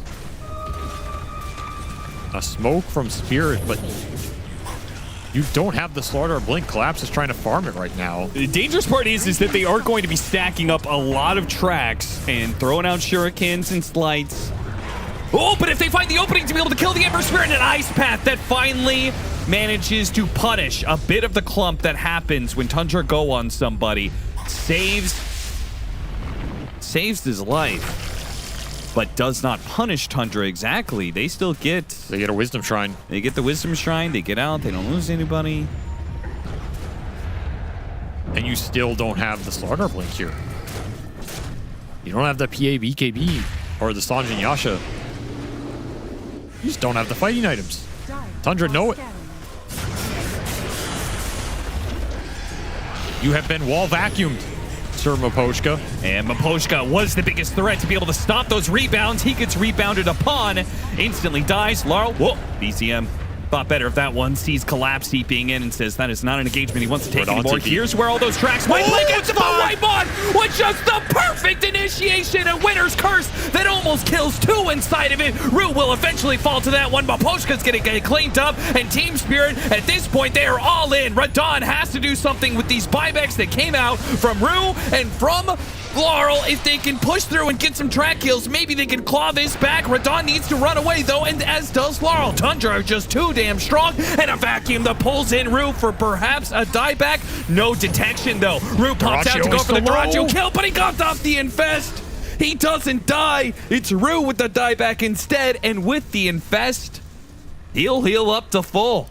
Triple buy for Spirit, and they still can't get this damn Lifestealer. What a curse from Whitemon. A 5-man curse that effectively killed 2 heroes. Yeah, it killed the first target, and then we saw that facet come into play. That was just nasty. Straight nasty. Whew. Saw that TP coming in from Radon, and Tundra kind of faked back there. Baited Spirit in. Looking at Radon again here. Stun will land, but no follow-up. Instant Dispel. Not going to back out from this one. Cold Embrace is going to save him some time here. Curse in 2 seconds. He's got Wall on 33. Alongside a Vacuum, they're going to go for Collapse.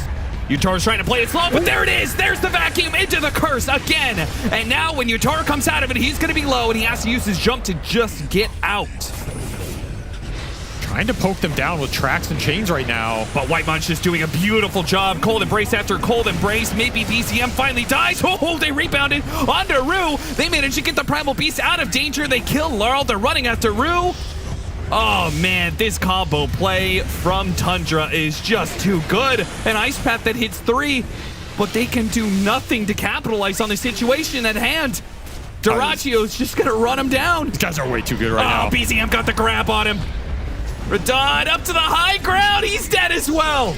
Wiped out Spirit inside of their fountain at 24 minutes. It is not often you see Spirit get outplayed this hard in the team fights. Down or up, this team usually performs in that department, and man, Tundra are just on a completely different level right now. Yeah. The amount of spells that are used to save people on the clutch right on the edge is absurd. The embraces, the charge throughs, the rebounds, the infests. Just can't finish anybody off despite... We see the damage coming through with these tracks and amps. You get slighted through, you get shuriken. It's a decent amount of damage, but yeah, it's all split.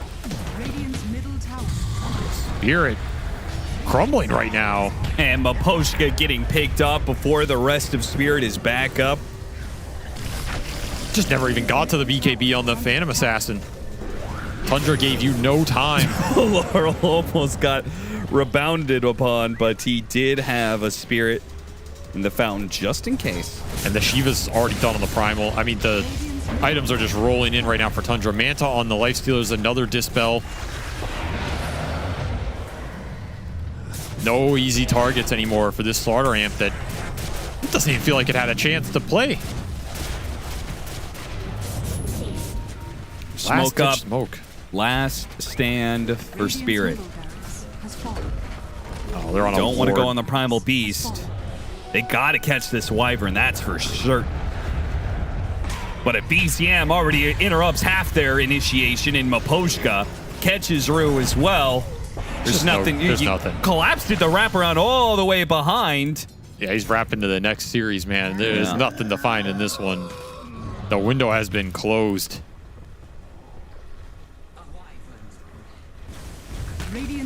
Toro says, I'm farming. What a speed. What a speedy game from Tundra. They just ramped this up out of nowhere, man.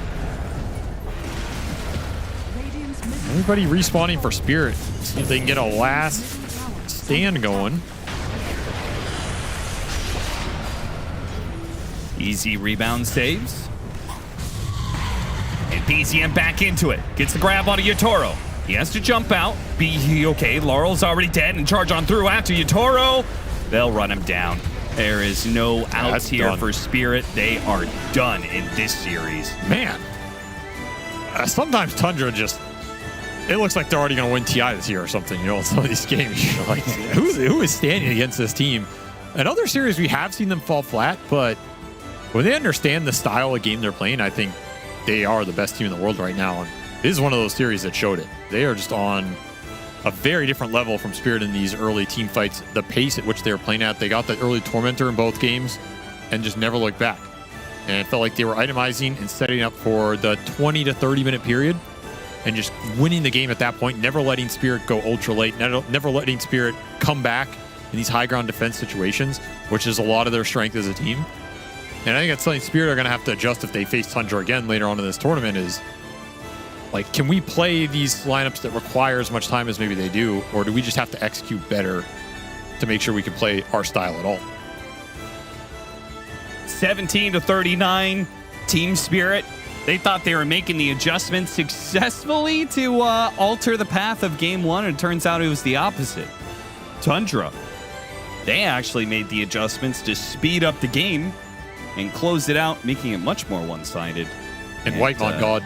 Whitemon God. Whitemon God. Woo. So good. So damn good, man.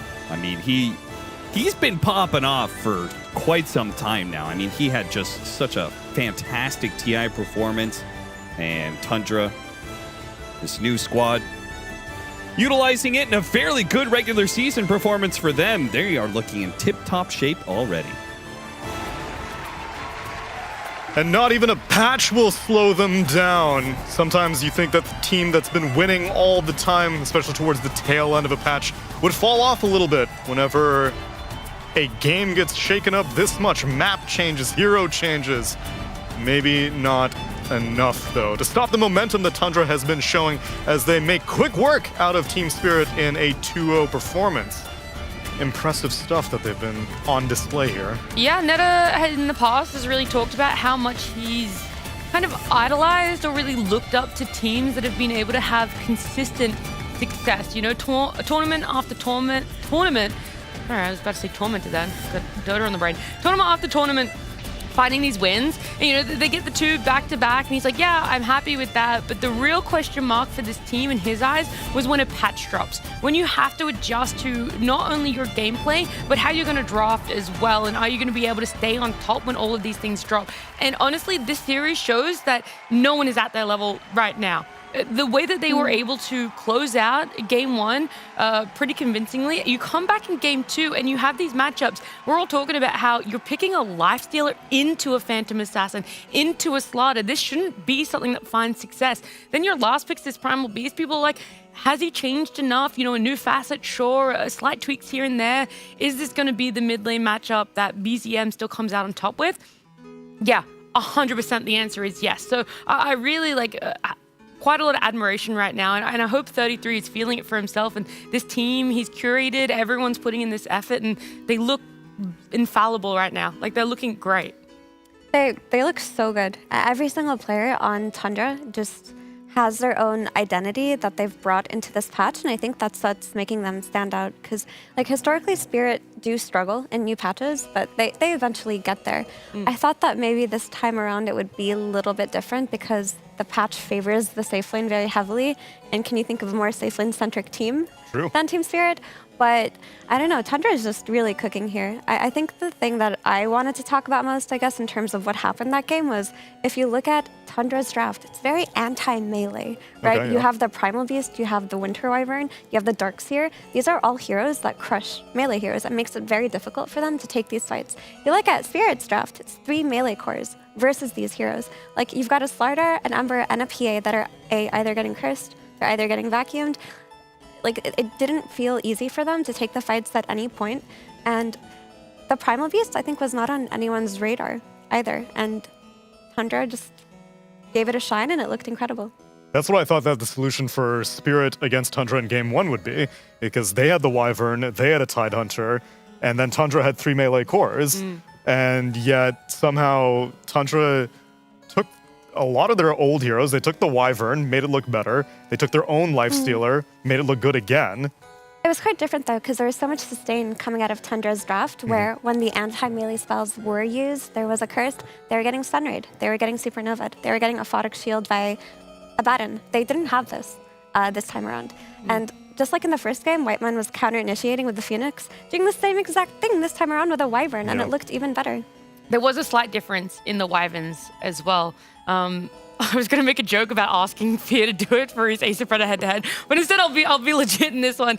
Is the facets that they took, right? Winterproof is the one that we saw Miposhka take in the first one, and that's more about how coming out of Cold Embrace you're able to do 60% more damage, I believe the numbers are. But this time around we saw Whitemon actually take Recursive, so that's the one where the cursed target takes 125% damage. And then it ticks onto someone else if someone dies with the curse. So they did take different facets. And I do think that that also is an aspect of it where you realize, okay, they can actually all in on each other here if I get at least a semi-decent curse. And then in the end, you got a fantastic curse. You got all 5 heroes, all 4 heroes onto one hero. It's very impressive. Yeah, different takes on the same hero is just a really beautiful part of a patch. Like, how does each player see the potential of changes inside of a hero?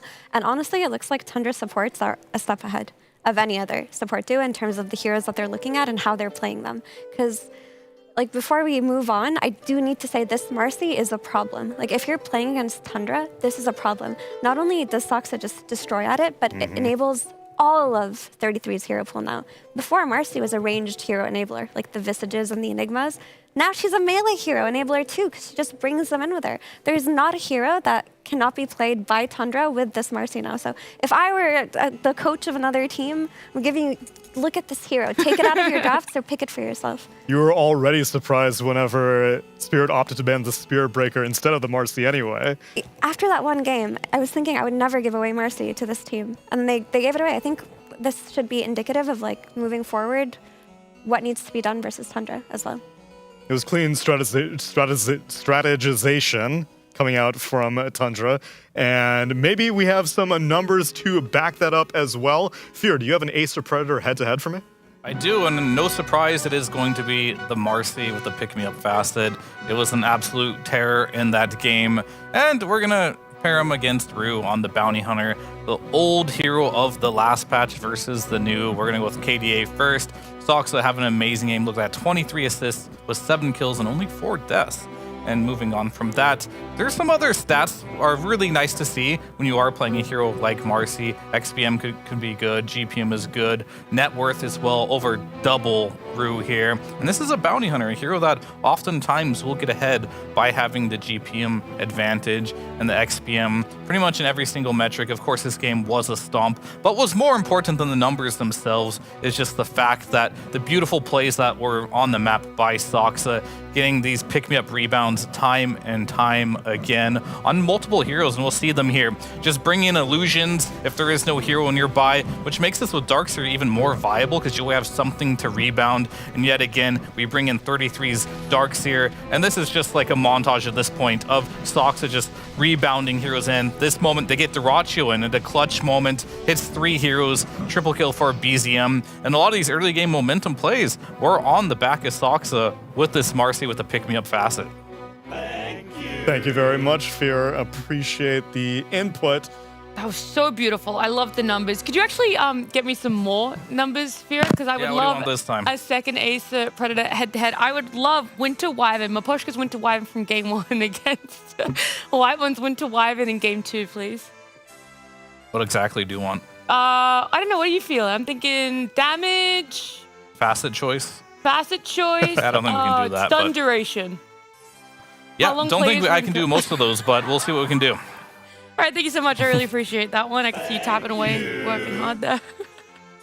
Do you think that Whitemon Saksa is the best support duo in Dream League right now? Yes, Yeah. by far. I think like There wasn't even a half-second No, not hesitation even. there. No, like I think Falcon's support duo also gets a shout as like really good, but I think right now Tundra's support duo, they have the creativity needed for a new patch as well. Not just the mechanics, not just the ability to enable their cores, but an understanding of the potential in certain heroes and facets that maybe other sports haven't shown us so far.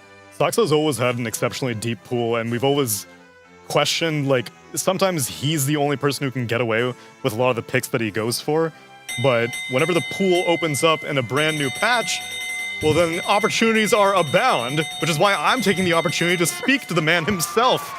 Saksa, we're heaping a lot of praise onto you, my friend, and I know you're oftentimes a little bit more reserved about it, but come on, you gotta be feeling yourself in this new patch. Do you feel reinvigorated with Dota, seeing all the new possibilities? There's definitely more possibilities, but I think this patch is annoying me more so than anything else. Yeah, I don't know what they did, but it's like the game feels so slow and it's like there's so much lag. I feel like they need to optimize the game or something because there's definitely something wrong.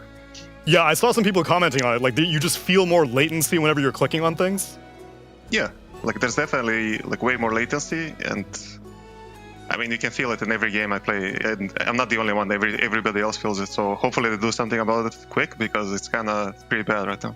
And yet you're still landing your pick-me-up rebounds, calculating for like a 75 millisecond delay and stuff like that. So assuming they do fix the delay, then how about the gameplay changes overall? How are you feeling about them? Well, the Rose change to mid is definitely great. The Wisdom runes, they need to remove them, hopefully. So you don't even like the AoE change? No, I feel like it might even be worse, because if somebody is stronger than you, then you can't just go and kind of steal it or click it. They just stand in there and you cannot do anything about it. So it feels even more snowbally. And the Tormentors, I don't know what they were thinking with this change, because this game just revolves too much around this 15-minute Tormentors. So I think they need to definitely like change it a bit. Yeah, so I guess that's a product of there being one Tormentor, because I do feel like even at 20 minutes, both teams did care about their own Tormentors, but now there's just a fight for a singular one, is what you're saying? Yeah, I mean, now the Tormentor also gives gold to everybody, and there's only one, so it's like, it's way too important to play for it. And also before, when there was like the old Tormentors, you at least had one on your side, so it's like you can defend it. You can bring heroes because it's next to your tower, so it's like way harder for the enemy to steal it. But now it's just, whoever gets a Tormentor is kind of has like a big lead, so. I can see what you mean about it being more snowbally then, because if you can't fight the Wisdom Shrine, you're gonna get bullied out of it. And if you can't fight at 15 minutes, you're gonna get bullied out of a Tormentor also. So those like first 20 minutes of the game are so critical now, it seems. Yeah, the game feels super snowbally, and I think that's something that they need to address, because I think the patch is still new, so people are not abusing it yet, but I think the more people learn the patch, you will see people kind of try to play this, abuse the snowball, I guess, let's say. And I'm curious how much you guys are absorbing the patch, because you guys only really got to play one series of officials when the patch ended, or when the patch dropped, and it was against Mudang Warriors. And I'm not entirely sure how seriously you guys were taking that, because I saw like BZM was on Arc Warden, you were playing Slark, there was a Broodmother in that game, so you took a day off in between. What did you do in that day off as a team or either individually? I think we just played pubs and tried to learn as much as we can. I mean, we were already kind of confirmed first, so we didn't really... We wanted to use these games to kind of learn more about the patch. And I think we are just trying to learn everything we can so far, and yeah, that's about it. Gotcha. I'm gonna pass you on over to Fear, who's got some questions for you as well. All right, hello, Socks. I have one question about Marcy. It looked pretty broken with a pick-me-up facet in that game.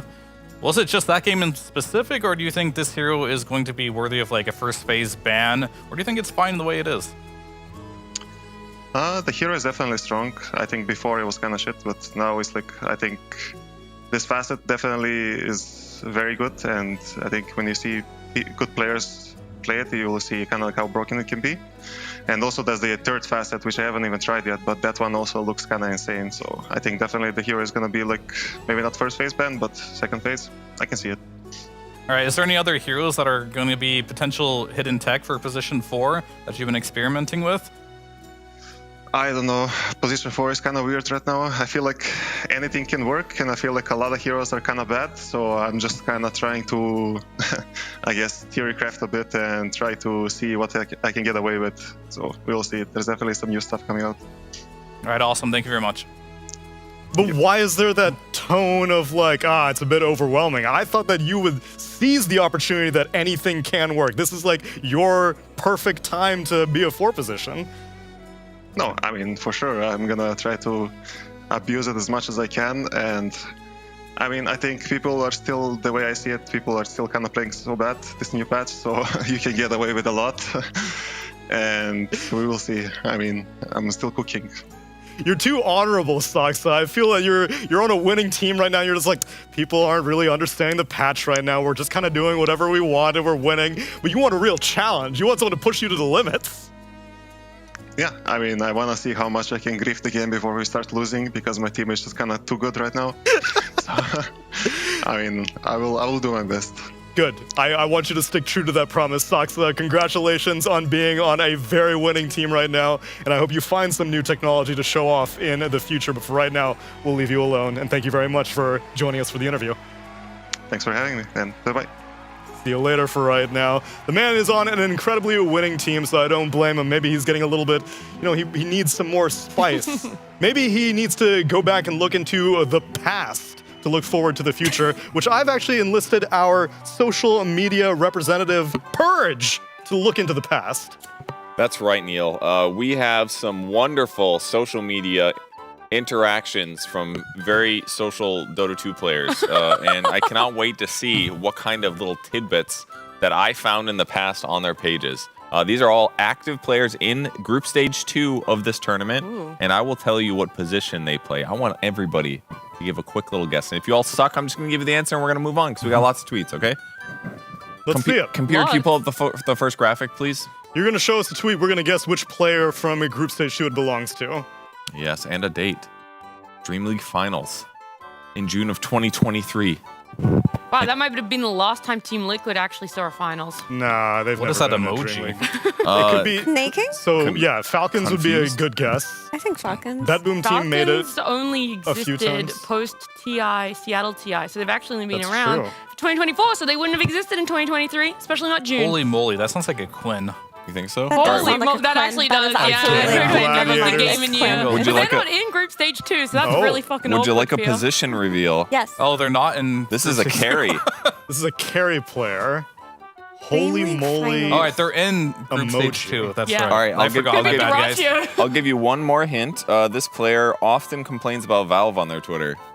Like, often. Yikes. Like, Often. 60% of the tweets, like, Carry player. fix this. All right, let's reveal the Yeah. answer. It's Pure. Oh, I didn't Holy realize. moly. I thought you would have been like a Telegram guy.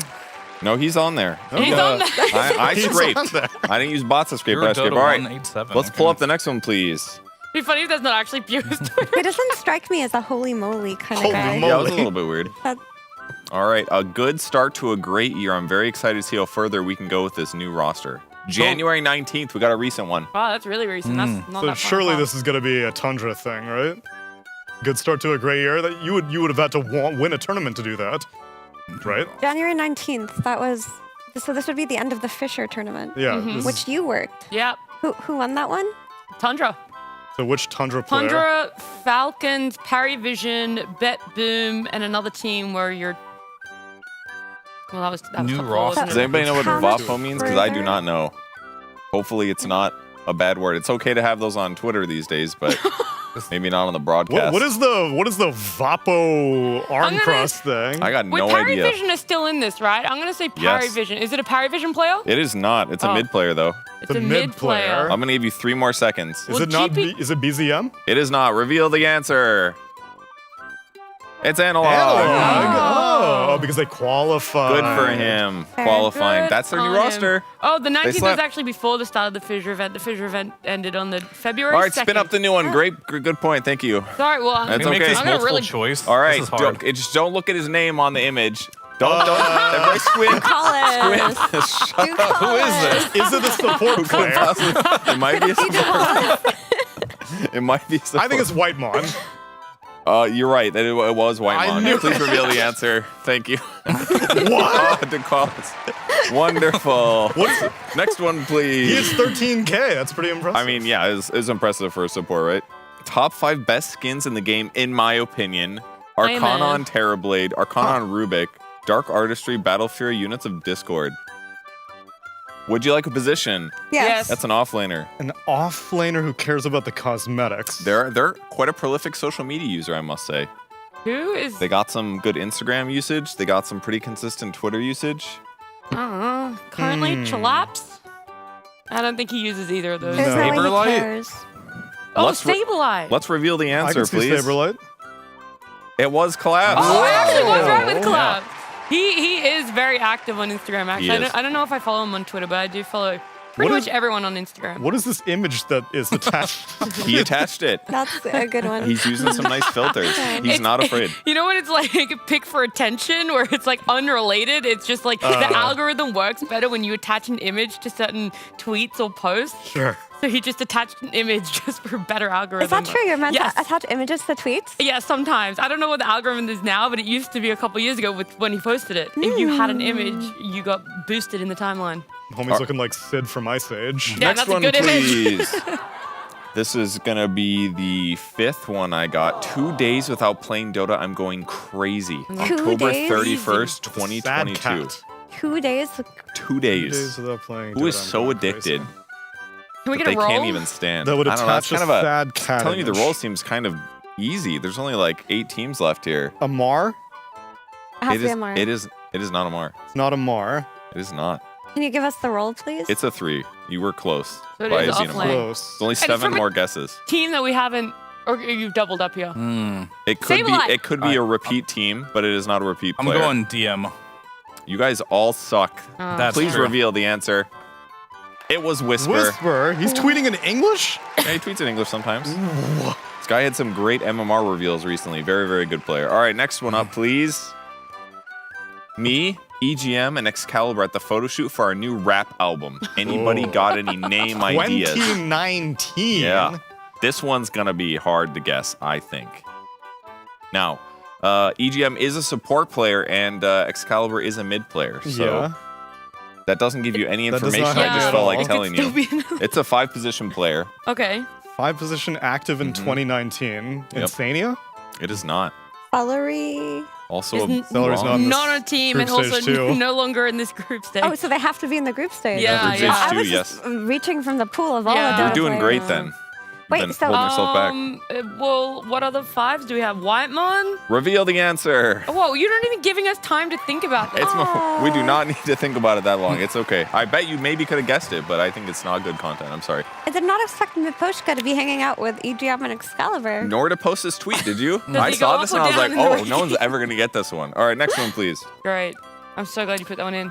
EU implementing paper straws is the biggest downgrade I have seen. Please reverse. I can't drink That's like Skeeter, this. Skeeter. Yeah, this sounds like a That's Skeeter. It sounds This like is a a Skeeter. Skeeter. 100% Skeeter. Please reveal the answer. Yeah. 100%. I know a complainer when I see one. Yeah? Yeah. Did you see that tweet or was it just really obvious? It's just really Pretty obvious. obvious. Wow. No, takes one to Amazing. know one, you know That what was I mean? not, that was only like 6 months ago. Okay. Fia was about to tweet it, and then he deleted it, Yeah. thinking that's the dumbest tweet ever. Yeah, okay. All right, the It's in my final draft. one. Let's take a look at it. I have more than a 1 hero pool, I promise. Fingers tapping, embarrassed eyes emojis. I just White love on. I mean, we, A lot of winter wyverns. we used Is it to. Crit? Yeah, we used to meme on Crit Winter Wyvern. Is it Crit? But He- 2022? He played a lot of Wyvern. That was his Evil Geniuses TI run. He That was back then. Yeah, 2022? No. Shopify.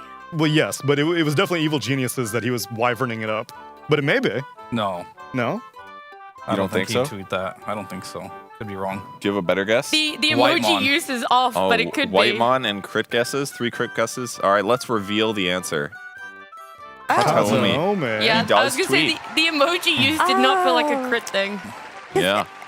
This is during DPC. So during the DPC, Katomi on Entity literally only played Winter Wyvern or Undying. I forgot the third guy. There was a third hero. He had literally was the most hero puddler of every single of all support puddles player in the EU DPC. He was the hero He was glass the of water. ultimate. He was the ultimate puddle. And did he play the hero earlier today as well? Katomi? He might have. Yeah, I think. I can't remember. Did he? He's Of course played he it did. recently. He plays You it have a every computer game. in front of you? I'm not logged in to these Steam accounts. I don't You want should to. quickly transfer all the items out. Exactly. The second I touch someone's Steam's account, I swap the items instantly. I gotta stop the control habit. You know, himself. I just have some rules, some boundaries that I try to. Well, thank you for playing, everybody. That was it. awesome, Purge. Thank you. Round of applause. Thank you, Purge, for showing off some vintage tweets. I got a tweet you can guess. This would have been a really funny bit if I had an old Purge tweet, but I don't. We have an old Purge Reddit comment. I do have that.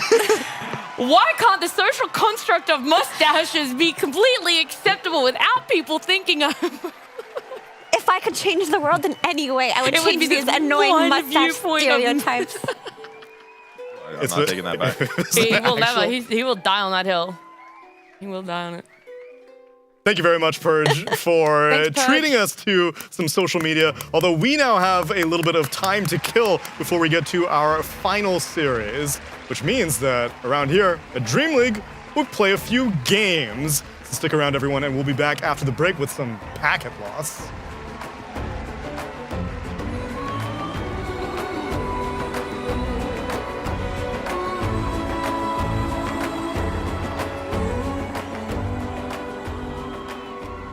Waking up, playing some Dota. It's just been part of my life for 20 years, and I don't think that's going to change anytime soon. Where we are in the history of this game and where it's come from and how much has been accomplished, I think compared to basically any other esport, it's the best. So I'm grateful for Dota 2 as a game because Dota as a culture supersedes where we come from. You are a Dota player first, and I love that.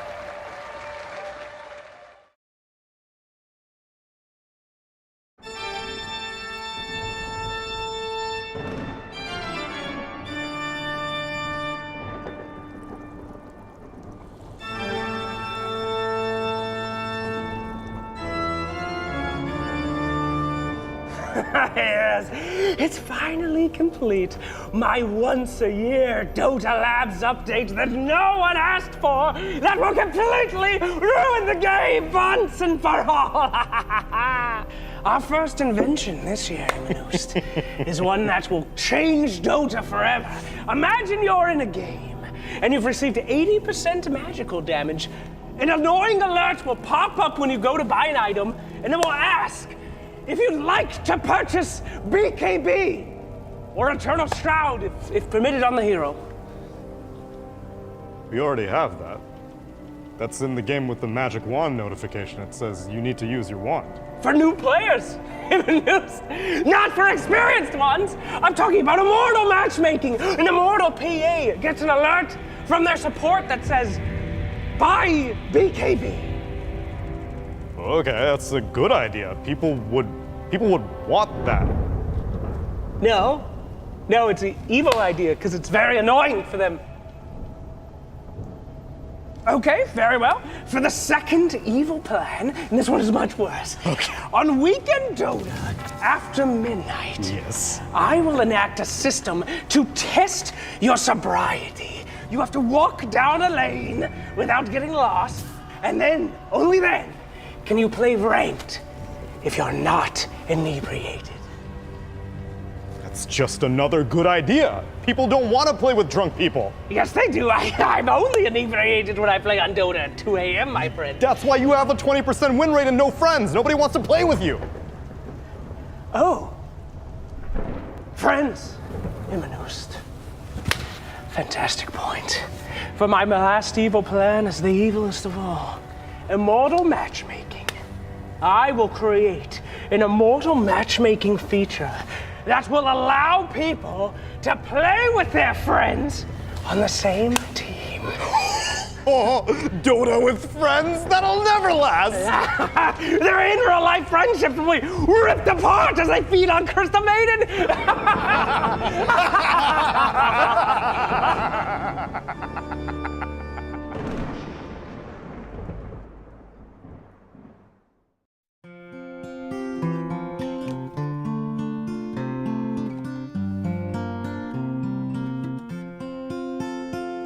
Should old acquaintance be forgot and never brought to mind? Should old acquaintance be forgot and old lang syne? For old lang syne, my Joe, for old lang syne, we'll take a cup o' kindness yet for old lang syne. We twa hae paddled in the burn fae morning sun till dine. We've wandered mony a weary fit sin old lang syne. For old lang syne, my Joe, for old lang syne, we'll take a cup o' kindness yet for old lang syne. We twa hae rin aboot the braes and pooed the gowans fine. But seas between us braid hae rolled sin old lang syne. For old lang syne, my Joe, for old lang syne, we'll take a cup o' kindness yet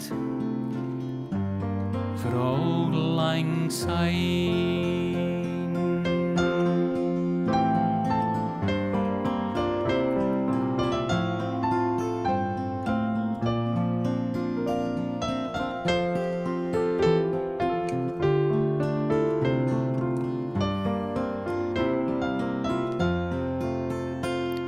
And surely you'll be your pint stout, as surely I'll be mine. We'll take a recht good wally wacht for old lang syne. For old lang syne, my Joe, for old lang syne,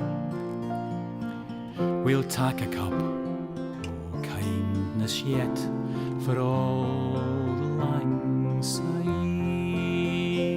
So here's a hand, my trusty fear, and gie's a hand o' thine. We'll take a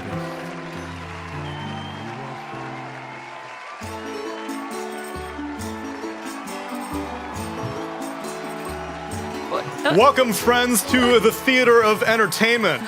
Fear wants to play Dota. He's getting on a PC. It's not an option. I think we have enough computers. We definitely could play in-house while everyone's watching. We're here to play other games, physical games. Well, we were perform for you. Although I don't fully know the rules because usually on our shift we don't play these games because we're all business on the night shift. Amen, brother. But these two jokers on the edge, Effie and Purge, are veterans at a game called Packet Loss. That's true. Purge, explain to me what Packet Loss is. So what we're doing is we're playing the game of telephone. Like, for example, I whisper a sentence into Fear's ear, and then he whispers into yours, and so on down the line. Okay. And at the end, Effie says something really embarrassing, and everybody laughs. As usual. Yeah. So, except the difference is that we're doing charades. So we're going to be presented with cards that have a thing that we have to act out. I will teach it to one of you guys while nobody is allowed to watch. Then that person will teach the next person down the line, and then Effie will do something embarrassing that we all get to laugh at. As usual. because she's confused. That is packet loss. So. Okay, great. And I'm told that there is one wrinkle, although you apparently have a question. Are we going to do the thing where you can do over, like if they didn't catch the whole thing? Are we removing the do over rule? It's only a one run through. It's there's like a balance, right? It's my first day. If you do it too good, then it's like less funny and less fun. So if you want to add a little spice in your acting, go ahead. That's it. Like Owen really likes to do these like funny walks, and like some people like to intentionally. That's actually grief. just how he walks. Oh, is that what it is? Oh, I didn't catch that. So you can throw the game. Okay. So we have house rules here. There's a little bit of house ruly, but nothing really solidified. But Okay. In the meanwhile, I think we are also grabbing a hold of the casters, but maybe, Purge, you can take us through a practice round or a real round, whatever you want to call it. But I'm told that we have a new wrinkle where there's also going to be a prop involved. So if you don't mind, make your way over to our chest, which I believe has, was that a mandolin or a lute? What did you That's a lute. That's a lute. That is a lute, That's my a dear drum, friend. I'm pretty sure, guys. Take the take the instrument off of the chest, and I'll play it. inside we'll have a card as well as a prop instruction on the card. I've also forgotten that you have to tap the person. Everyone's turned on. You tap the person you want to imitate you next. Gotcha. So if you want an agent of chaos, for example, you bring in OD Pixel. Right? If you want to have it be sturdy and solid, you bring in the fears and the FEs of the world. But the Owen will eventually come into the mix, won't he? That's true. I see. You really got to strategically plan it. Or All right. was this the prop? Purge, you have your card. Can you give me the instructions that you said? Do I have to use the prop? I believe on the card it tells you to use a prop and which prop to use. Yeah, okay. I just wanted to clarify. So then All you right, I'm do good need to there. use that. No one's allowed to see the prop, correct? I guess sure. no, we can't. We can't Let's see turn it. around right now. And Oh, then wait. I don't know if that matters that much in this circumstance. Wait, who are you picking to go first? with Where you? are we Are we doing it you here? act in front of the caster's little theater. Over You will there? present Oh, I to thought it was the invisible that. casters. Okay, so why don't you guys back up a little bit? Well, and who are then you picking? Back up a little bit. I will tap on your shoulder if I'm picking Oh, you. I That's how didn't it's know it was a rules pack. Close It's your my eyes. first day. Stop doing this to me. Won't we know because one of us will walk away? Okay, it makes more sense. I Well, just that's had fine, to look isn't at it? We used to have couches, by the way. I used to I be don't know able if to this is in say, tune. no. Guys, this sounds kind of out of tune. Can It is someone quite confirm? Okay. It is. Bob says Broken. so, too. I'm gonna put this on the table Out in of case I tune. forget. Tune. Tune? First person. Tune? What is Tuesday. it? One more time. Sorry, terrible memory. What? Nothing. Purge has the I'm gonna do a object great permanence job. of a 3-year-old. He doesn't see us anymore, so he forgets he has to pick one of us. I'll pick you first. All right. We're gonna do lots of running in your shoes. I am wearing heels, Purge. I'm trying to be That feels tall. I'm gonna sprint the entire time. Bullying. Okay. Just put that there. I You're will not stop. supposed to talk. I'll stop talking shortly. Does that mean we talk during it? You are allowed to talk. Do whatever you a want. little bit. Do whatever we want. You're a free This spirit. is gonna be terrible for the mic, maybe. Let's see. Oh, you're gonna look great in Sophia, this later. How is your Friday morning? Test. Does it sound scratchy? Whatever. Okay, here we go. All right, ready? How was your Friday morning? How was your Friday morning for you? Wait, you gonna mock me or no? Mimic, thank I you. thought Okay, they had to here be we go. quiet. All right, quiet on the set, please. Except for You us. said we could talk. Yeah. Can we play some game show music by any chance? I feel like that Yeah, really we should hits get the spot. band to play some game show music. We also do not get the Put me in, pandas. coach. Not- okay, here we go. I'm gonna start. All right, 3, 2, 1, go. Okay. Music to my ears. Yeah, they're doing a lot of stomping over there. Yeah. Sort of sneaky squeaky. Yeah, I hear like they're playing basketball over there or something like that. Goes for the 3-pointer. Shoots. Oh, off the rim. Off the backboard? you Straight mean? off the no, it was she off. missed. Yeah, Oh, off the no. rim. Straight into the hands of our opposition. That's rude. The Dribbling turnover. it down. what on Turnover is earth? insane.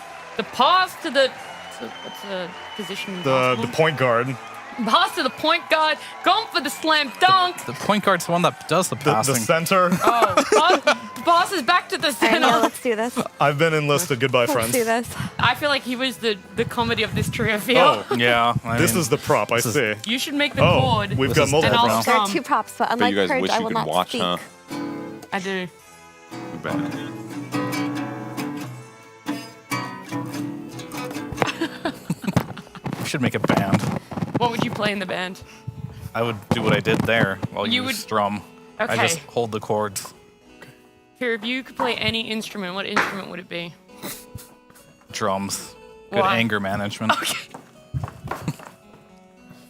That is super valid. Is it, Good luck, brother. That was. If you're using the beard, you need to use a hand mic. Hope they pick me. Oops, I shouldn't have said that out loud. I don't want to be last. Being last is worse. They're Please, very it's for distracted. first time. No, Give her no, the treatment. it's me. No, but put it on You once want to you go summon early as someone. possible. Right. That's a great point. That's Good a one. real. All right, I'm not Good one. entirely sure Don't what's you have to happening like do here. it twice if you're last? Yeah, who no, do you don't think? necessarily do it twice. Did it so fast. You just have to. Let's make her figure out the last Yeah, one. that's what I was saying. Yeah. Damn, this feels like high school all over again. Getting All right, where do I picked stand? Sorry, I didn't see Not at anything. all. I'm gonna do something, and you're gonna do the same thing that I'm doing. Do I stand here? Stand Figure next it to out. him. Stand side by side. Side by side. Figure out you where do to it stand. as he This down does for it. right now. This is Here, really cool that you do Oh, it. I thought he does it, then I do it. No, you mirror it as he does it to make it easier for you. Go. Okay. Well, it depends. What sort Yeah. of learner are you, Fia? Do you learn by doing or by reading and seeing? Pudge, do you know the words of the different names of different types of learning? Yes. What are they? Kinesthetic. Something else. I did a presentation on this in my middle school class. Did you actually? Yes. That's impressive. You can remember. Wow, that was really close. It's really close. Good job, Effie. I didn't do that. All right. Can I turn around? No, you can't do almost. anything until told to I do didn't so. do that, okay? Okay. Okay, Ferg? That wasn't me. All right. I beg to differ. That was Neil. All right. You can just turn around I can? while he goes and does the thing. I mean, Just you're go do it. last. Yeah, you can turn around. Okay. All right. Now you have to guess what it is. So now I don't really understand the context in Stand right here. He's gonna act it out, and then you have to describe what he is doing, or what he is, or whatever Okay, else. but is there like a theme to these? That's what I'm asking. Or could it be Nope, anything? you're blind is it as Dota hell. related? You have I to get figure no it out. clues. That's fantastic. Because Fear, I've heard you're very good at acting. That's why I'm here. Okay, so the beard goes on. The beard always stays on. The beard stays on. Why is it over? He's marching. Gandalf the Grey marching to Hodor. And he's calling down for the dragons of what's his name? It's a rain dance from Gandalf. Why? Why me? He screams. What is this Mickey Mouse Fantasia shit going on? What? Is that a part of it? He rips his beard off? Or is that you demonstrating it's done? All right, guess. It was that copyright. Is this copyright infringement? Do we have intellectual property? Well, you have to named realize Gandalf? that I don't know what it is either. So don't ask me. That's super fantastic. It's all fair use, Nat. It was a Gandalf. No, I don't know. It was a wizard asking why me. Hagrid. Dumbledore? Still nothing on the right track. Keeper of the Do you want light. to read it, Mira? Yeah, I was gonna say cuddle. Was it cuddle? You are not very close. Inflicting. Cuddle, true? Yeah. You find a mystical artifact, but whenever you try to pick it up, it shocks you with power and makes you drop it. He forgot to pick up the hat at the start. Yeah, okay. I touched feel it. Oh, he did. Yeah. When did the hack get Right at the metaphorically end, dropped? he just kind of picked it up and then threw it. That's what he did. The hat at the end. That's what Effie did. No, I picked up the hat at the start. And you threw it. Yeah. Yeah. Well, it shocked you. You dropped it. It was more like a drop, obviously. Yeah, It was not a drop the way I saw it. And then you shot teamwork. lightning in the air from the power that you got from picking up I the did hat. see the lightning. Yeah, you guys got that part down. Yeah, that was really good. There was some magic. Lightning conjuring was, whew, Okay. that was spot on. 10 out of 10. Do we have another one? We have another one. I Do don't I? know. I guess Cap Where and is Avery it? are too good for us. Even though I'm pretty sure that they're watching this off in the green room. Get your ass over here. We've got packets to lose here. In the And meanwhile, I though, Definitely lost my Used to packet on that one.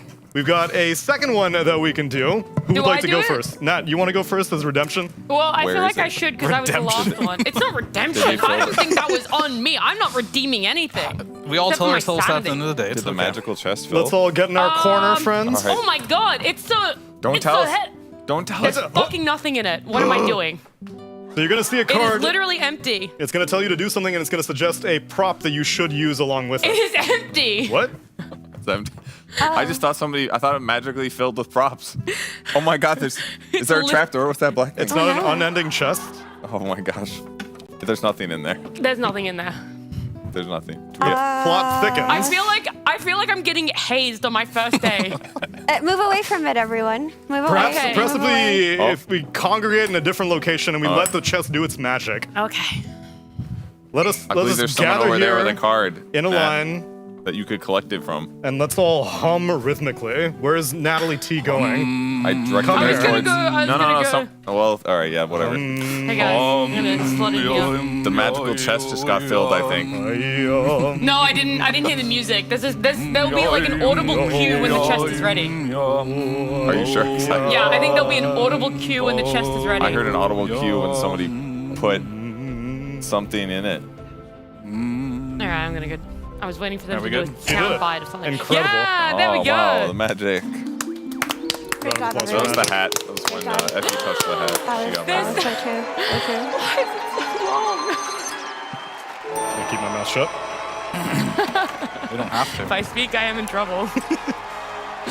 So yes, you will see a card. It'll give you instructions Okay. and a prop on which you should use that instruction with.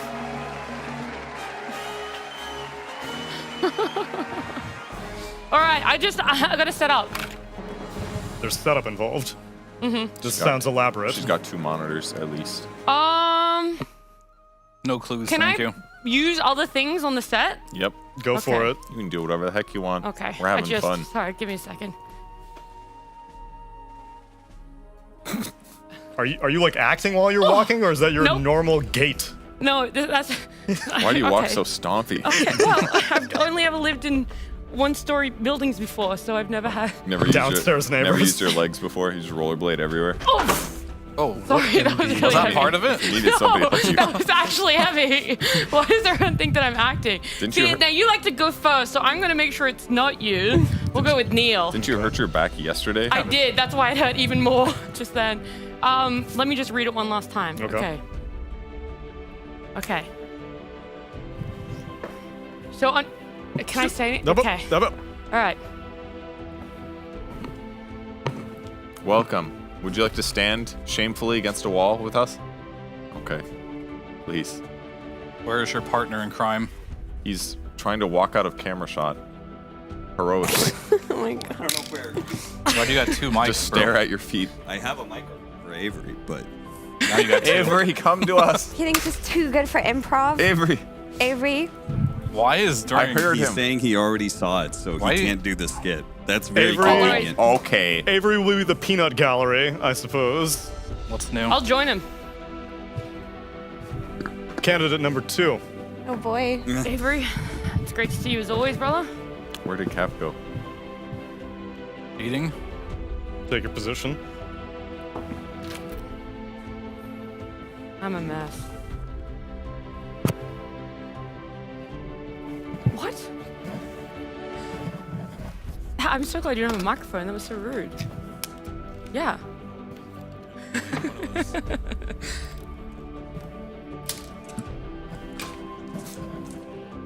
Sounds ominous. Is that a door shutting noise that I just heard? Oh my. Anyone else? Look, this is I'm stuck. sure it's just something with the chair. Let me just figure out how to work this before I embarrass myself. Excellent.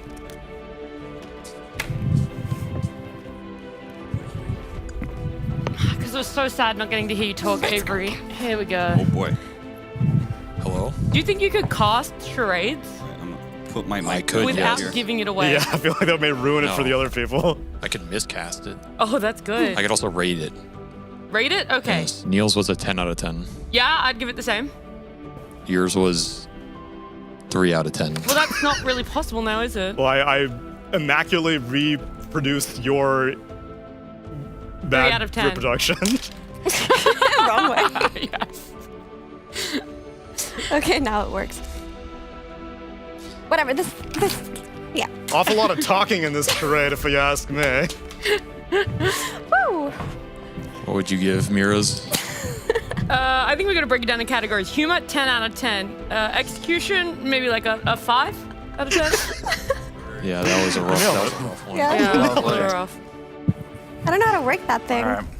I didn't have toys when No, I you was a should kid. make Fia go laugh. You weren't don't a say that. hunter-gatherer. We're alive. I didn't. A stark realization as she's playing a game of charades. My childhood was devoid of these kind of things.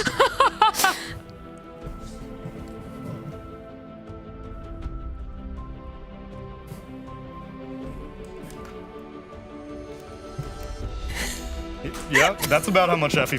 Yep. Oh no. Is that rhythmic drumming I hear? Oh Wow. What's the rating, no. Avery? Oh God. How'd your co-caster do? I mean, I'm God. giving Austin a 10 out of 10, but unfortunately, I have to follow the rules, though, Mira. Is the source material not good? Parents did not buy me toys. They thought they weren't. You good are up for now. me. No. It is time. oh no. It's time. Okay, give me something good. For this Besides, week. I want to see Fear do this. Really easy to It's get. funnier that way. Can you say scene at the end? I feel like We should say end should. scene. We'll give for you the an rest. hand scene.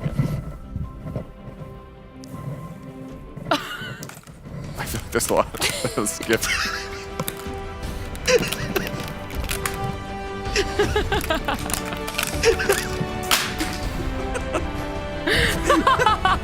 And scene. Wow. You forgot to throw it, Fear. Wow. That was bad even for the bad before him. All right, Purge. What's your theory? He lost a Dota game, so he tried to commit suicide with an arrow, but he was too stressed out, so he couldn't make the shot, and he gave up. That's all I got. Compelling idea. Yeah. Wow, some Is Kurt there Cobain vibes going on. You projecting a little bit, Purge? Yeah, after seeing what I just saw, give me that bow and arrow. I'm ready to take myself out. Was there a buzzer on that one, production? How close was it? Dear new. You can read it out. Yeah, I'm not surprised. That did not give me a lot of But it actually is. detail to go on. Am I reading it or Can we what? work our way back? Oh, Yeah. yeah, sure, that's a good idea. Fear, what do you think it is? I Don't thought show us someone just had like Parkinson's or something that. with the bow and arrow. And then after that, they finally gave up on it and thumbs up. Gave up on Wait, was the thumbs up your and scene, or was that like part of it too? We don't know yet. Cap, what's your theory? My theory is that I think somebody sat down at their desk and they were enjoying life, but then all of a sudden a fly came in. They tried to swat at the fly. Then they decided to try and shoot a bow and arrow at the fly, but I assume missed. Hard to tell. How'd I do? It's a pretty. I feel like you may have skipped over some of Effie's actions there. Yeah. There were some actions before I messed up. I don't know what the thinking was. Let's put it Listen, that way. you're vibing on the chair, a fly comes, you're swatting it away, it doesn't go away, you pick up the bow and arrow and you beat it up. But you see, I couldn't do that naturally. I couldn't put the thing in, so that's why I failed. But eventually I succeeded, and then I gave a thumbs up. I couldn't tell if the thumbs up was the scene or not. So I assumed that was the end of We the need to scene. reverse that was the engineer. We end need of to the keep scene. going. I think it's the same thing, except it was an expert marksman who had the bow and arrow. First try, immediately notched it, shot, killed the fly, and the thumbs up was indeed part of it because they were confirming to someone who did not exist that I got the fly. Yeah, for the record, that thing's really not difficult to shoot. That's what it looks like. Good to know, Avery. Thank you. It's like a hole you put it in. We were doing it for the sake of the character, of course. Oh, I see. All right, The is that- character evolved. Was that the Not right my answer? joyless childhood. That's not what's happening here. Yeah, I mean, well, the thumbs up was not a part of the scene. Oh. I just didn't really know how to convey that it was the end because I got told to shush. So you guys have to realize I've never played this before. I don't know what, and we seem to be making up rules as it goes. 'Cause we didn't do this last time, but pretty much from cap onwards, backwards, you got it right. A fly is annoying you, but it's just out of reach to swat. You pick up a bow to shoot it down from the ceiling. Okay. Yeah, Which we is did why a I got great the job. chair. That's basically what I said. Yeah. Well done. I feel like Well, if easy. it was only two that didn't get it, I feel like the chair was a good prop to ruin my back bringing down from the stairs. It was a really heavy chair. It was Why'd worth you it. carry that? Yeah, we would have had to do squats for like 40 seconds Yeah. otherwise. Yeah. I think don't- I've become an accidental agent of chaos. Like, you guys should leave me till the very end. No, to be fair, I You mean, knew. I reenacted your fumbling of the bow and arrow, but I don't know how Fear turned that into whatever the hell he turned it into. Oh, Fear is just old.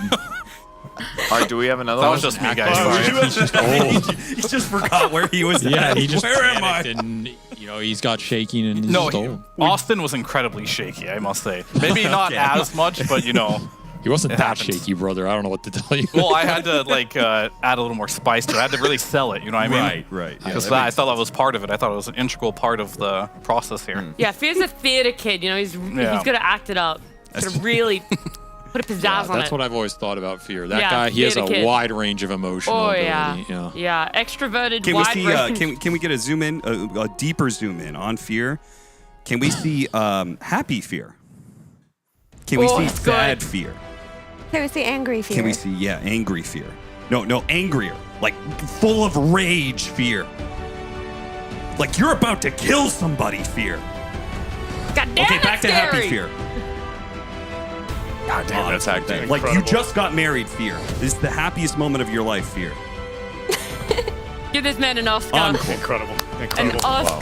Best Bravissimo. actor, Golden Globe. It's like watching Daniel Day-Lewis at work. We have one more packet lost. I don't know moment if the of magical acting. chest has replenished itself. Who's gonna go first? Who wants to go first? Anybody want to go first? I would love to go first. I You just think did. I was really good at it.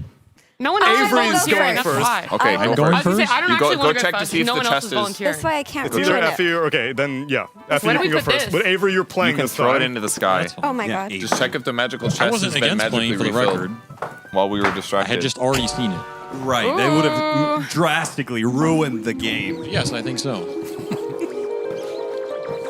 Are we hiding right now? We're hiding. Oh, Is it shoot. filled? Get into Everybody- hiding. Yeah, there's, It's been magically Stuff in filled. it. there's magic in here. There's magic in All right, there. try not to Sure. fall off Really the proud of stage. myself. Don't jump, it's, Avery. it's quite the precipitous very drop as tempting. well. We could actually just There's a lot of stuff down here. a lot of Hey, expensive. Kevin, isn't that Can we your get glow up something doll? on the screen to Oh, that entertain us? is. Well, Yeah, it's been there for a while. Hazen, man. aren't those Just those don't things that I waste caught it. you using in your room the other day? No, You that know, was Minecraft Brian. jump That wasn't me. videos. You Yeah, got the wrong listen. room, These dude. ones are really small. What's Which room an number did you go interest. to? Oh, was that? Yeah, the lights were off. I didn't know. You went to 512, right? Yes, that was it. Was that? 512, yeah. Yeah. That's on me. Damn. See? That's my room. Those stains are Thought awesome. we shared a special Sorry. moment. No, guess not. It's okay. You can still get it after the show. Okay. I think I I'll came in always halfway treasure our during time that together, conversation.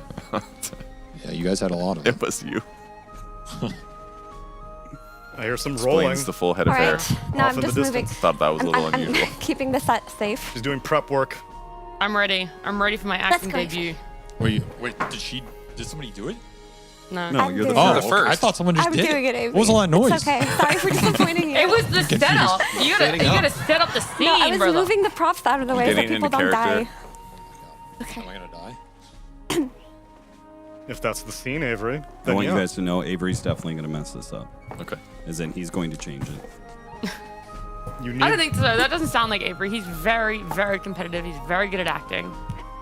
He would never, ever, ever sabotage anything. Effie's building a Taj Mahal over there. Footwork, Kevin. They're Irish dancing. It's amazing how much more you can hear on this wooden stage, actually. Okay, reasonable. What were you guys on before? Just Reasonable. normal flooring? going Are we going in order or what? No, you pick. You pick anyone. Pick I pick anyone? dealer's choice. I'm gonna pick Kevin because he's gonna mess this one up. That's what Cap said, actually. Oh, this looks fun. There's a dead pixel. Where? I'm coming. How dare you? We have one also. Point out we also have one. Fix it. Kind of had my eyes blemishes keep on this staring beautiful Is that screen. scene? Is that part of the scene? at. Okay. Oh, there's 3 over there. I Oh, got there's 1 on the ready G to as act. well. Fire. Found the G spot. Holy God. There was a lot more athleticism on display in that one, I feel. Leaps and bounds. It's the Marana leaps and bounds facet. That was not in the original. I told you guys Avery was going to mess this up. I think he's enhancing it. Yeah, there's definitely some entertainment value going up. Oh, God. I mean, is he even trying at this point? You're a primal I don't beast. know why I'm tired too. Oh my gosh, you were so close to me. Where did you come from? What? You couldn't hear his steps? No, I thought he was still acting. I think we're just out of shape, Avery. I am still acting. Come over here. Oh, okay. I've never done this. I just It's learned my that first time. Go easy. I really need to do cardio some more. Were you first in That's last? the last concept Yeah. of making I noise. did. Yes, I I've put my never all done into this. it. I'm down. I think I should bring I my respect back. that. Good Well, luck. I got the most weight If I here. remember anything I just did. We say it's better to work it out, do it with him at the same time he's doing it. You can for comedic effect, but you can also just watch. Okay, I don't know how It's I learned not in the that. official rule set. Just mimic me. It's more Okay, fun. I'm not gonna be as dramatic, but All right, ready? yeah.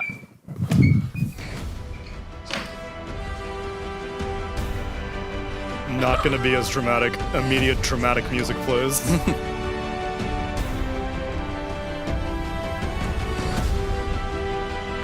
I'm not hearing as much stomping. Oh, never mind. I'm not hearing the moaning. Oh, there it is. Yep. Yep. Why am I watching? Okay. Easy. That's great. Easy, I got this. Let's go, Thea. Why can't I be spared? That was really good. Thank you. Once you remember, I know that you liked it. Ooh, Can't wait for tired, Fear dude? to mess it up. Yeah, I did That that was twice. tiring. Yeah, did that that was- twice. Hunter? Are you going to act it with me or just watch? What sort of person are you? Watcher or actor? Maybe a little bit of both. Let's Okay, just all right. get on with it. All right, you ready?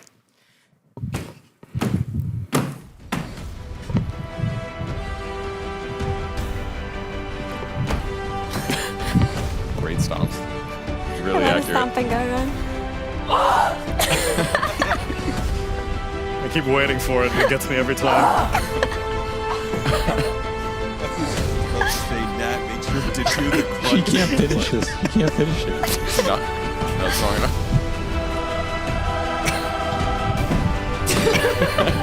This is why you go to the gym right here. She's actually dying. Seems reasonable, yeah. Good. Good grunting and grunting. Well done. It's a good one for you. Yeah, I played a little tennis to work on that grunt. Oh!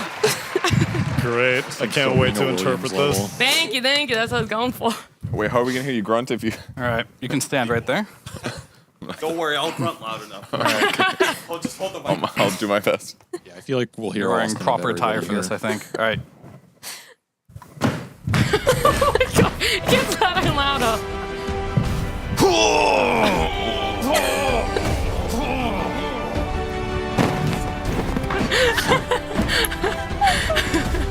Oh my god, my stomach hurts.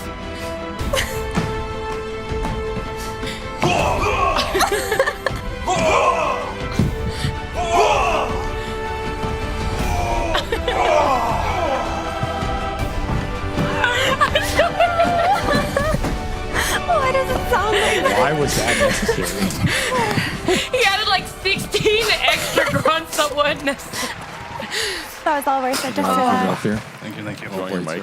All right, I had to come up with like 3 different synonyms for orgasm in my head, so let's see what we got. You clearly haven't heard me orgasm. Yes, Don't sir, make right away. assumptions.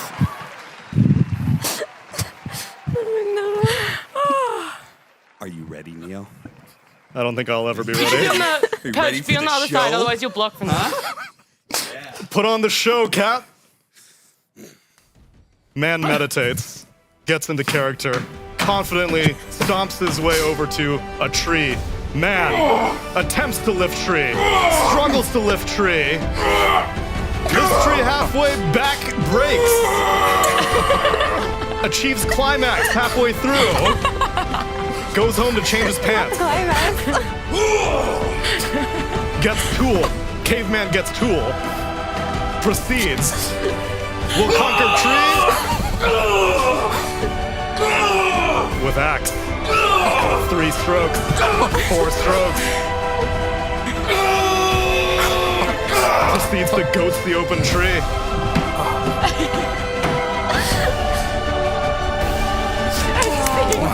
That was genuinely phenomenal, Kat. That was truly a I got better, everyone. If he tried half as hard in our cast as he did for that random charade bit, my God. It was definitely the noisiest charades I've ever heard. That was something. Effie, how well interpreted do you think your initial prompt was? Because I gotta say, the stomping went up exponentially with each iteration. Oh, yeah. They might need to change the floorboards. The grunting also a new addition. Welcome. A welcome addition. I mean, it was, yeah, you guys nailed it. A fallen tree. Wait, you have to guess. A Oh. caveman encounters a fallen tree, attempts to lift it up, realizes that they do not possess the strength for it, returns back to find a tool, an axe, then cuts open the tree, halfway, rips open the remainder, confidently steps on. Yeah, it was very visceral. Visceral. I don't know why you Very- said caveman. it was That's very just a visceral. normal It was dude. just visceral caveman. You were a caveman. Honestly, you just added more words to the exact prompt. That was really phenomenal, Neil. What's the actual prompt? Fallen tree has blocked your path and you must remove it. It's too heavy when you try to lift it, so you have to break it up to remove. Incredible. What a team effort that was. Wow. Well done, everyone. That was how many? So initial, then 2, 3, 4, 5, 6 packets were lost there. We did still add the got it. OD pixel run in the middle that got lost in time, unfortunately. Nat did not recognize that since she's a newbie. That's a classic. You gotta keep that was one a going. Did someone do it one of I these? did at some do point? that. I did do that. It was whoever was after me. Fia didn't that do was it. right. Fear You messed did it up. really Fear got- Australian I or something did it. because no one else got it. Yeah, that's pretty close God. accurate. No, That's a real Australian Fear is a feud. true actor, so he did a more muted interpretation. that's, of I don't know why the Fear OD grunted pixel so walk. much. You was see, heavy. but Avery, why did you grunt in the first place? It I just would- seemed felt right. apropos. I don't know. I would argue I wouldn't have gotten it without the grunting. There you go. There you So, go. yeah, they're man to man, you know. Caveman to Avery caveman. understands the human struggle. Right. It comes from deep within you. The Unleashes silent struggle of primal man in the 20, feelings, 25 years. visceral feelings of conflict and strength, and Yeah. beautifully Symbolism portrayed of by the Cap tree. at the very end. Yeah. Man That's what I was versus going self. for. Wow. Man versus man. self. Man versus machine. Man versus tree. Man versus nature, yeah. Man God. versus nature. We hit all the big elements of classic literature. Man makes dinosaur. Dinosaur eats man. Something else I don't remember. the rest Dinosaur of rules the earth, I think. Dinosaur. I think is the end. Dinosaur rule the earth. Dinosaur Something rules like the that. earth. Man Dinosaur. destroy dinosaur. Become dinosaur slave. Jurassic Park. Man come in Number one, comet. right? Yeah. Man alien species. Meteor make man. That's what you believe, isn't it? You were telling me the other day. Oh, why are you that- pointing at me? Yeah, you were telling me the science behind how humans came on a meteor. No, that was Owen. He's really into the meteor conspiracy theories. Yes. I can see And they that. also arrived on the meteor too. Same. Yeah, there's a Wait. theory he was a giant human egg. I'm just getting in my ear. We have a 4th packet to lose. Wow. Has the magic chest been replenished? Yay. It has What? been. Who would like the honors of taking the final packet to lose? I volunteer. Didn't you just You start went off- first No, last I'll time. do it. I'll do the I first one. gladly volunteer Cap. It's cap You time. should take the mic with, I should take the mic with me. just in case. It's definitely need not to going chat. to be any loud sounds. I think we should with this all one. learn to What if harmonize it's a one? Or while close we're your eyes. live. He's opening Like the a magic. Barbershop Yeah. octet. Why does it matter if you see the prop? You're going to see the prop anyway. Avery, is relax, the- okay? You can Just start relax. brainstorming. surprise. A sextet. Just relax, Pet? Avery. Yeah, we'll learn to harmonize like a What if sword. it's like find a butterfly sword? And that's it. That would ruin it. Here, how's your packet loss experience been? Splendid. Good. I'm glad to hear it. Nat, how's your The packet audience loss? doesn't get to see the prompt. Pretty right? good. Yeah, I don't have share a prompt. lot of good laughs. I will say the charades is better with noise. No words, but noise. Yeah, can we get more automatopoeia Yeah. in the next run? I think so too. House rule, I'm not allowed to make sounds, but no noise, no noises, no words. Perfect. That sounds about I'm right. ready. Cap is ready. Who will screw this up the most? You're starting off strong. It's definitely Avery. It's definitely Avery. Are you serious, Avery man? gets to go second Yes, sir. twice. Yeah. I better hear stomping, boys. Well, grunting. Whoa, whoa, whoa, whoa. Not everything needs a over-the-top performance. What are you doing with my chair, man? We got the two micless people going at the That same was time. really well thought out. Yeah. I'm so glad we can hear. It's only going to get more elaborate as we go. A real stealth sequence over here. I actually can't hear anything. Yeah. Are they just holding hands silently on stage? This is the joke where they both just walked off set and they're waiting to see if we will stand here for the next 30 minutes. It's like that episode of Community when he asks his friend to wait. Abed is asked to wait and he sits in the waiting room never for come 70 for him. hours and no one ever comes out. No one ever comes. Poor Abed. That's this. We're missing audio cues. I don't think there Oh, are any. we'll get them back, don't worry. With Avery on the case. They're arguing in case the viewers at home can't hear it or expect it.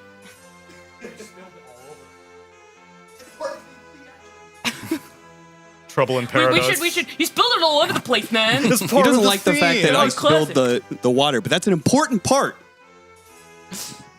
That's not water. Yeah, that's true, but Avery, choose your victim. You want to pick somebody? Whoever I'll you go, want. but- Okay. Okay. Same order. Don't make me guess again. Well, you don't like Would you like to guessing? go up there? There's more sure, space. yes. There's I so don't know much why pressure. Avery's starting over here. It's nice. Sure. Man, that it with so doesn't much necessarily theatrical stop talent it. can't be wasted on guessing. Yeah, exactly. You know, I don't get to I act need to if be I'm- down here to get Ah. I don't get to Avery's ruin it. sound. Oh, I don't know why that's people right. keep picking You're a me. bit of a griefer. That's so true. That's I'm me. the mic man now. You've been a sleeper best actor, this Fear. too. I think Yeah. you're undercrediting yourself. That's true. That Fear facial expression That's what I'm- montage. yeah, oh my Wow. Wow. I think Submit so. that to the Oscars. That's his show reel for the Yeah, I've next been- lead. And Quiet on the practicing set. that one. Isn't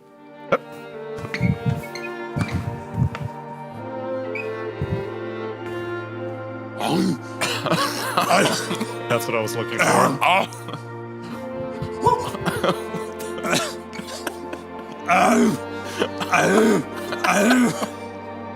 Don't worry, guys. I'll do these later.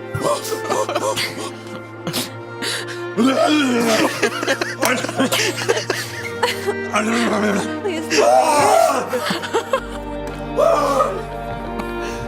Effie, I swear to God, if I don't hear that same No, sound. please not me, please. Please not me, please. I beg. I beg.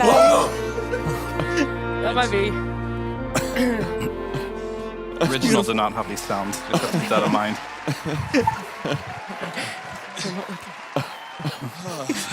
It's wonderful. Down on the seat. What? I can't. My texture. My texture. Mira, do you want to be next? You look like you're about to have No, Mira's not here. Where'd she go? What? What? No, I want to pick Mira. Mira, you look like you're having a great time making I'm not here. Come hold that chair over here. Oh, okay. Thank you, Fridge. You know what we are now, Oh, Avery, thank right? you as well, Nat. Yeah, I was I gonna saw offer that.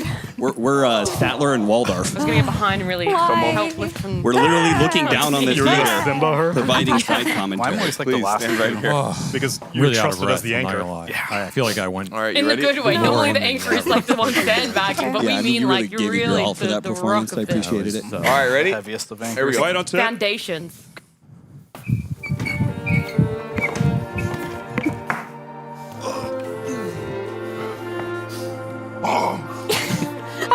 Yep, there we go.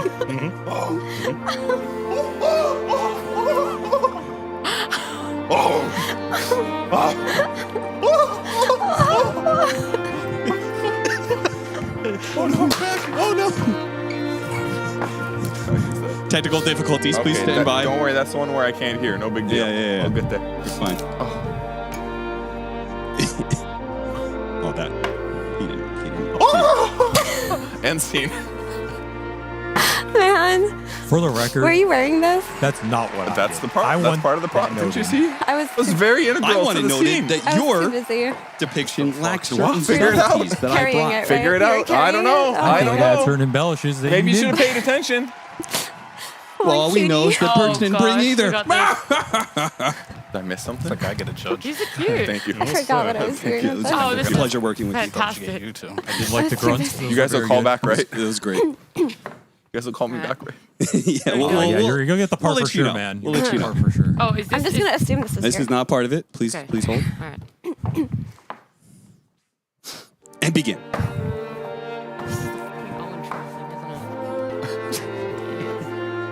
Oh. Louder! Louder! Mira! There we go.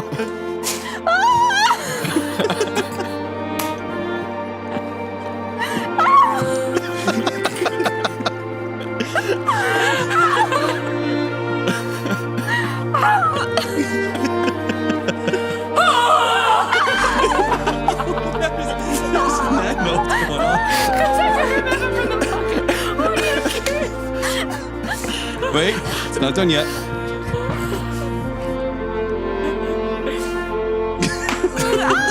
Did you drink that?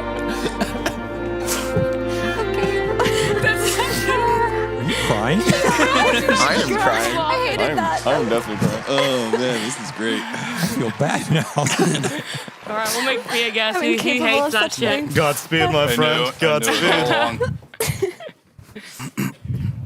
I tried. It's hard. We're gonna need hair and makeup in here to touch up your makeup. All right, you ready? I'm ready as I'll ever be.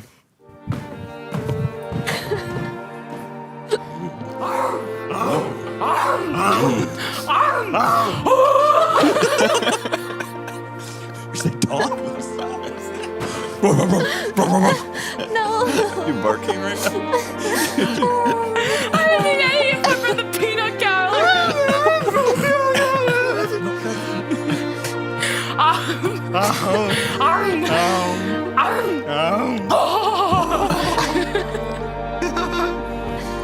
Let's see the commitment.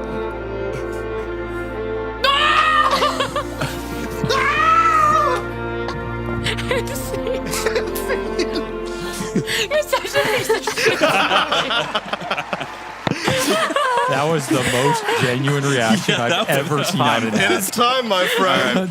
By far. That was all acting Oh until the my last God. 2 seconds. You're a piece of Shit, Neil. That's how I know it's real. Is it safe distance from here? There is no safe distance. Yeah, there's a That's bit of what I figured. waterworks, so just be careful. All right, I'm All right, ready? shielded. Talk us through it, Fia. He's walking. Sat down. He's exhausted. He's eating. Oh, it's spicy. It's really spicy. I know you did. But he's stupid, so he's going back for more.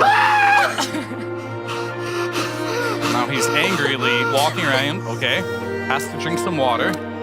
That is hot water. He wants to die. God, please. You're a piece of shit. Tsunami. And Steve. Wow. Okay. Wow.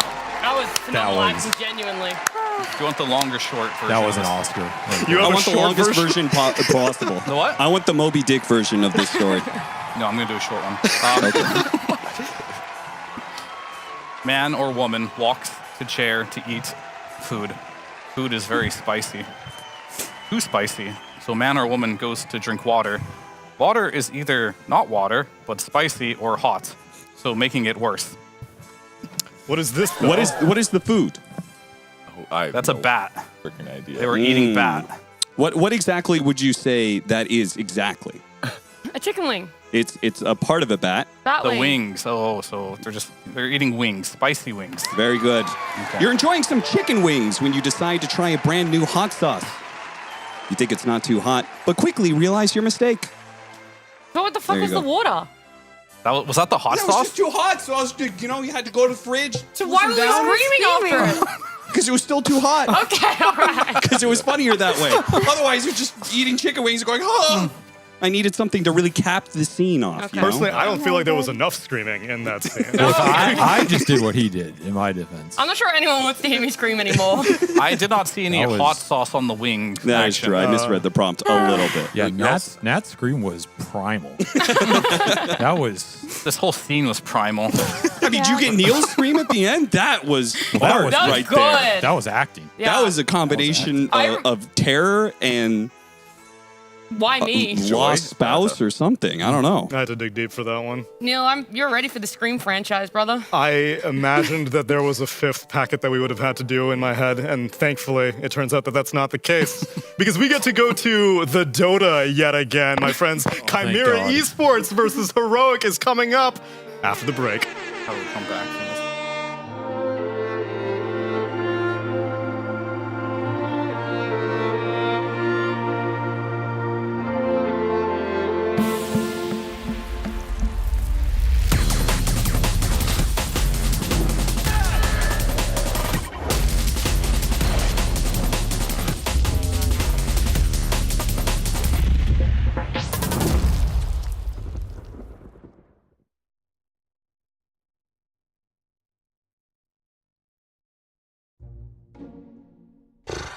Content ideas, okay.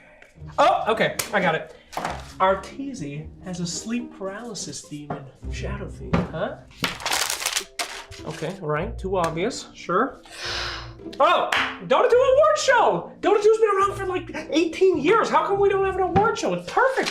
Well, come on, bro. That's actually a good one. For real. No, it's not a good one. Think about it. Actually, think about it. Imagine what a Dota 2 award show would actually look like.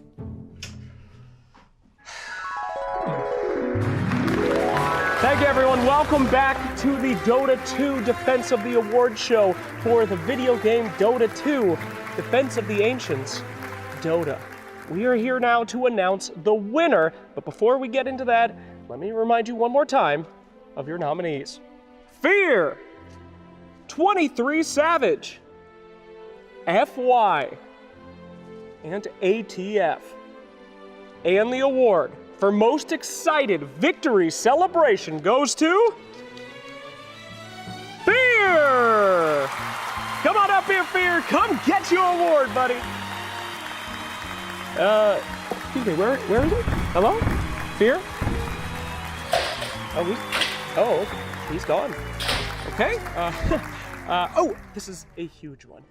Let us now begin our induction into the Hall of Fame. This one is for those Dota players that have been around for so long, but are still here and kicking butt today. Ladies and gentlemen, you know him, you love him. Please welcome Puppy. Oh, he's not here. Okay, that's okay because there's plenty of other good old players to be inducted in his stead. Ladies and gentlemen, put your hands together for Kuroki. Oh, the Hall of Fame inductee is Sumail. Oh, it's Miracle. Okay, Mind Control. He's actually good. He's not here. I thought, great. And best seating position, Boxy, 33, Ramses, and Blitz. And now it's time for a crowd favorite. We have Team Fight of the Year. Your first nominee is gonna be Heroic versus Gaming Gladiators at ESO1 Birmingham. Next up, BB Team versus the Tormentor at ESO1 Kuala Lumpur. You know this one, it's Boxy's Lion Stun at ESO1 Kuala Lumpur. And Gabi and Abed at the Blacklist International Team House. And the winner is, of course, Boxy's Lion Stun at ESO1 Kuala Lumpur! Ah, look at that stun! Unbelievable! Put your hands together! Woo! Woo, God! And your final category of the night, thank goodness, is gonna be Least Retired Player of the Year. Your nominees are Crit, Ame! Oh! Get Ame's name out of your mouth!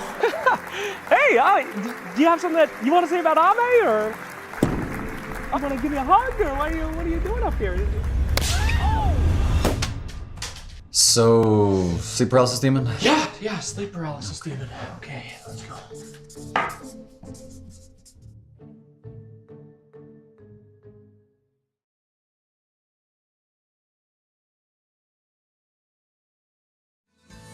As I was going to Derby, 'twas on a market day, I spied the biggest rancer that ever was fed on hay. And indeed, lads, it's true, lads, I never was known to lie. If you'd have been in Derby, you'd have seen the same as I. His rammy had full hooves, sir, and on them he did stand, and every step he took, sir, it covered an acre of land. And indeed, lads, it's true, lads, I never was known to lie. If you'd have been in Derby, you'd have seen the same as I. The wool that grew upon him, sir, made 50 packs complete, and that was sent to Flanders to clothe the British fleet. And indeed, lads, it's true, lads, I never was known to lie. If you'd have been in Derby, you'd have seen the same as I. The tail was 50 yards, sir, as near as I can tell, and it was sent to Rome, sir, to ring St. Peter's bell. And indeed, lads, it's true, lads, I never was known to lie. If you'd have been in Derby, you'd have seen the same as I. This rammy had a head, sir, that reached up to the sky. The eagles built their nets in it, I heard the young once cried. And indeed, lads, it's true, lads, I never was known to lie. If you'd been in Derby, you'd have seen the same as I. This Rami had 2 horns, sir, that reached up to the moon. A man climbed up in January and didn't come down till June. And indeed, lads, it's true, lads, I never was known to lie. If you'd been in Derby, you'd have seen the same as I. And all the lads of Derby come begging for his eyes to make them into footballs, for they were football size. And indeed, lads, it's true, lads, I never was known to lie. If you'd been in Derby, you'd have seen the same as I.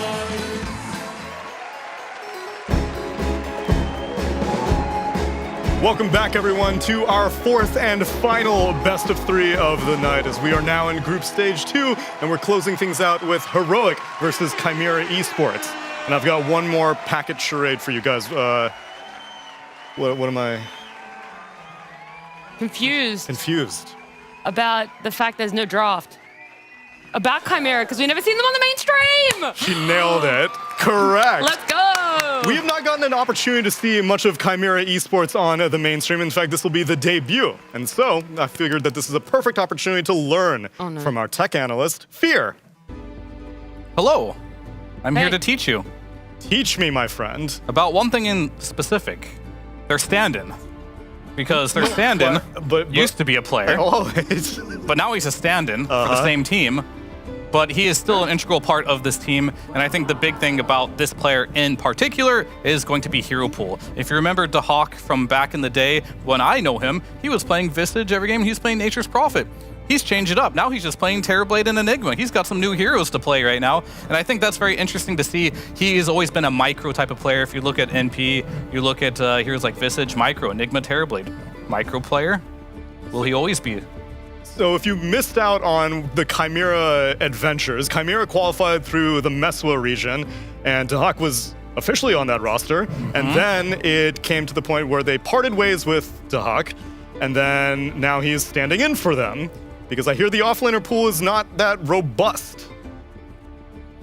Yeah, I didn't know whether I wanted to jump on the fact that the offlane pool isn't robust, and I was going to bring up the fact that like Tormentor Toka is moving up, and then I was just going to go on a tangent, so I'm not. And instead, I'm going to be like, yeah, I don't know what's up with the struggle with offlaners. Am I right, guys? What is that? It's so crazy. But DeHawk, on the other hand, he's not just like, all right, we couldn't find anyone else. Fear, he's actually quite good at what he does. Yeah, some would call him a specialist. He is really, really good at what he does. He's not quite good at it. Some would say that is all he does in a lot of cases. And I think I do have a couple clips here to show how good he is at what he does. An off-lane specialist. Yeah, so watch here. Very unusual. Stun level 1 as an Enigma. We don't see that very often, but he realizes he's playing versus a Gyrocopter. What's the point of making Eidolons level 1? Satanic, he pre-skills the flat cannon, but he uses that. And right here, he splits his Eidolons here, and he counts every single hit is accounted for. You need 6 hits for them to split and heal full health and double themselves. So he is counting how many hits is happening here, while also realizing how many hits Flat Cannon will do in total. So he needs a total of maybe 2 or 3 more hits from these Eidolons here. He'll hit these neutral camps to kind of bring that up, realizing this Flat Cannon will bring his Eidolon's very, very low, but with one more hit here, they split to full. Now Flat Cannon's down. He can have the next wave and a half with full Eidolons here. This is a matchup most people would deem impossible to play versus a Gyrocopter, but when you are a specialist, you have these workarounds on how to win lanes that typically are unwinnable. That is incredibly slick, and it wasn't even like a best case scenario for him. I'm sure he would have preferred to go on the support, but instead realized that he wouldn't have enough HP for his Eidolon, started attacking neutrals. This DeHawk guy's pretty slick, Effie. Why do teams want to par ways with him if he's pulling strats like this out? I don't know. There's something going on, because you don't kick somebody. But that's so sad for him. He gets kicked, and they're like, hey, we can find anyone better. You want to come back? Maybe it's an attitude thing. I don't know. He seems like a nice guy, so... I appreciate the skepticism. I can't tell you why they kicked him and brought him back. I mean... You're being very generous here, because I think multiple teams have cited attitude issues for DeHawk in the past. And I have to imagine that may... I don't know if Chimera specifically said it, but the teams that he's been on the past, there has been tensions. They just weren't good enough for him. Maybe. The man demands excellence. Maybe. demands attention. That's what it is. And attention Chimera has not gotten, unfortunately. Like we said, they haven't been on this main broadcast, but everyone has been so impressed with them. I've seen like a little bit of chitter chatter online about it. Of course, not having yet to see them on this main broadcast is like one of the worst things. When you're working, it is really tough to keep an eye on all 4 streams. So it is only every now and then you get to dabble into it, but it's amazing to see Dahak, despite being kicked and then brought back in as a stand-in, he's still really putting it out there. And I think there is this element of familiarity towards the team too, right? They've played together, they've played through these qualifiers, they kind of know what's going on. And so it's great for them to be able to have this moment to gel in a Dream League. And maybe it is this weird, is he more easier to get along with because at any moment they're like, all right, see ya, brother? Or is it more like, hey, I'm going to be nicer, they're going to welcome me back in, I'm going to potentially find another team. Either way, everyone has been doing their diligence when it comes to this team. Everyone has been doing amazing. And I hope that Heroic have done their research to eliminate this hero pool that is growing for Dahak, because when you get him on something as comfortable as that, where he can do these micro things and win in an unfavorable matchup, you kind of have to put a question mark, how are we going to play this? Where do our strengths come from if it's not going to be in the laning phase anymore? I'm a bit more skeptical than that. Like, while it is cool that they're playing together, like there's a reason why you kick a player. That doesn't go away just because they show up for one tournament. And I would be very hard pressed to believe that after this, like, we did great during Dream League group stage, let's carry on our wayward way. You know, I think that they identified something that just didn't work out, and they could have had like a very surprising run in group stage 1, but it's like crunch time in group stage 2. And I think a lot of those underlying issues that caused the kick to happen in the first place will resurface during this group stage. Like, I would be very surprised if their upwards trajectory continued. That's my take. I will say, they will stay together until they lose. Lose by a series? Lose No, the tournament. That's up for interpretation. Lose a game? Lose a lane? Very likely, could be any of the above. Here's my take. Well, it's not really a take, but I just from like, it's an armchair psychology kind of thing. But like, I feel like Dahak, when you look at his hero pool, it's very self-centric. Like Enigma, Terrorblade, Nature's Prophet, Abaddon. Like Abaddon, sure, we've seen him be more of a team hero, but these kinds of heroes, like, they lend way for lots of farming, like lots of offlane farming and not so much playmaking. And when you're on a team with Lorinov, one of the greediest mids I've seen in the last couple of years, like he farms up a storm, and TA2000 was also a hyper carry type of player, and you're playing with a very self-centric kind of offlaner, I think what it could be is just 3 cores clashing heads. Yeah, there's like issues with the fundamentals within the team and farm distribution. Because like a Dahak TA2000 Lorinov team sounds really incredibly greedy. That's my armchair take. I don't know what the inner. But when you're winning, it's workings. good. But when you're losing, it gets pretty rough. And we have not gotten an opportunity to see this team on the new patch very much because they were not involved in any tiebreakers. Yeah. They got to go through to group stage 2, but if you are still curious about what's capable with Chimera Esports, let me teach you. Chimera Esports is not one of the most well-known teams here. In fact, they didn't even exist a few months ago. Being comprised of TA2000, Lorinov, Dahak, 1J, and Panto, Chimera Esports is a team full of very talented players who haven't quite made it to the top levels of Dota. While the team has potential and plenty of hunger to win, they haven't managed to really show that when the pressure is on. Anyway, I'm sure what you're all really wondering is, what is a Chimera? A chimera is a mythological beast composed of parts of several different animals. In figurative use, chimera refers to an unrealistic, unrealizable, wild, foolish, or vain dream. In other words, it's a pretty fitting name for this team. Hopefully they'll be able to come into Dream League Season 25 looking stronger than ever to really prove what they are capable of. Have they realized it, Nat? I had to Google if unrealizable was a word. I didn't think you could just put un at the front of any word, and I still couldn't tell you the definition of unrealizable. That's unridiculous, Nat. You can do that to anything. Unbelievable. That's actually a word. Because you can't believe it. I couldn't believe that they made it to group stage 2. I'm sure when you were making that video, you were like, this is a team that's only going to be on the broadcast for like 4 days. No, I knew people were going to hear that voiceover, definitely. Okay. Yeah, that's why I gave it 125%. Yeah. Yep. Undeniable, Nat. And now they're getting an opportunity to go up against Heroic, who is also a team that I feel has exceeded expectations a little bit. Fear? really well right now, and I think a lot of that has to do with the fact that they've gone through a lot recently. So they did lose their offlaner, they lost their carry, they had to replace both of them. Now they're in a situation where they're kind of a new team, right? And I feel like when you're in a new team situation, you are really fired up and you want to show your best Dota just to prove to your teammates that you're going to win. We saw the tweet. Analog was very happy. New year, new team. That's true. Qualified to rally, feeling high on spirits right now. Yeah. This team, they made it out of groups. I want to say this with like a big grain of salt, right? Maybe even an ocean's worth, because a lot of people look at SA and they kind of think this region is very inconsistent, hit or miss.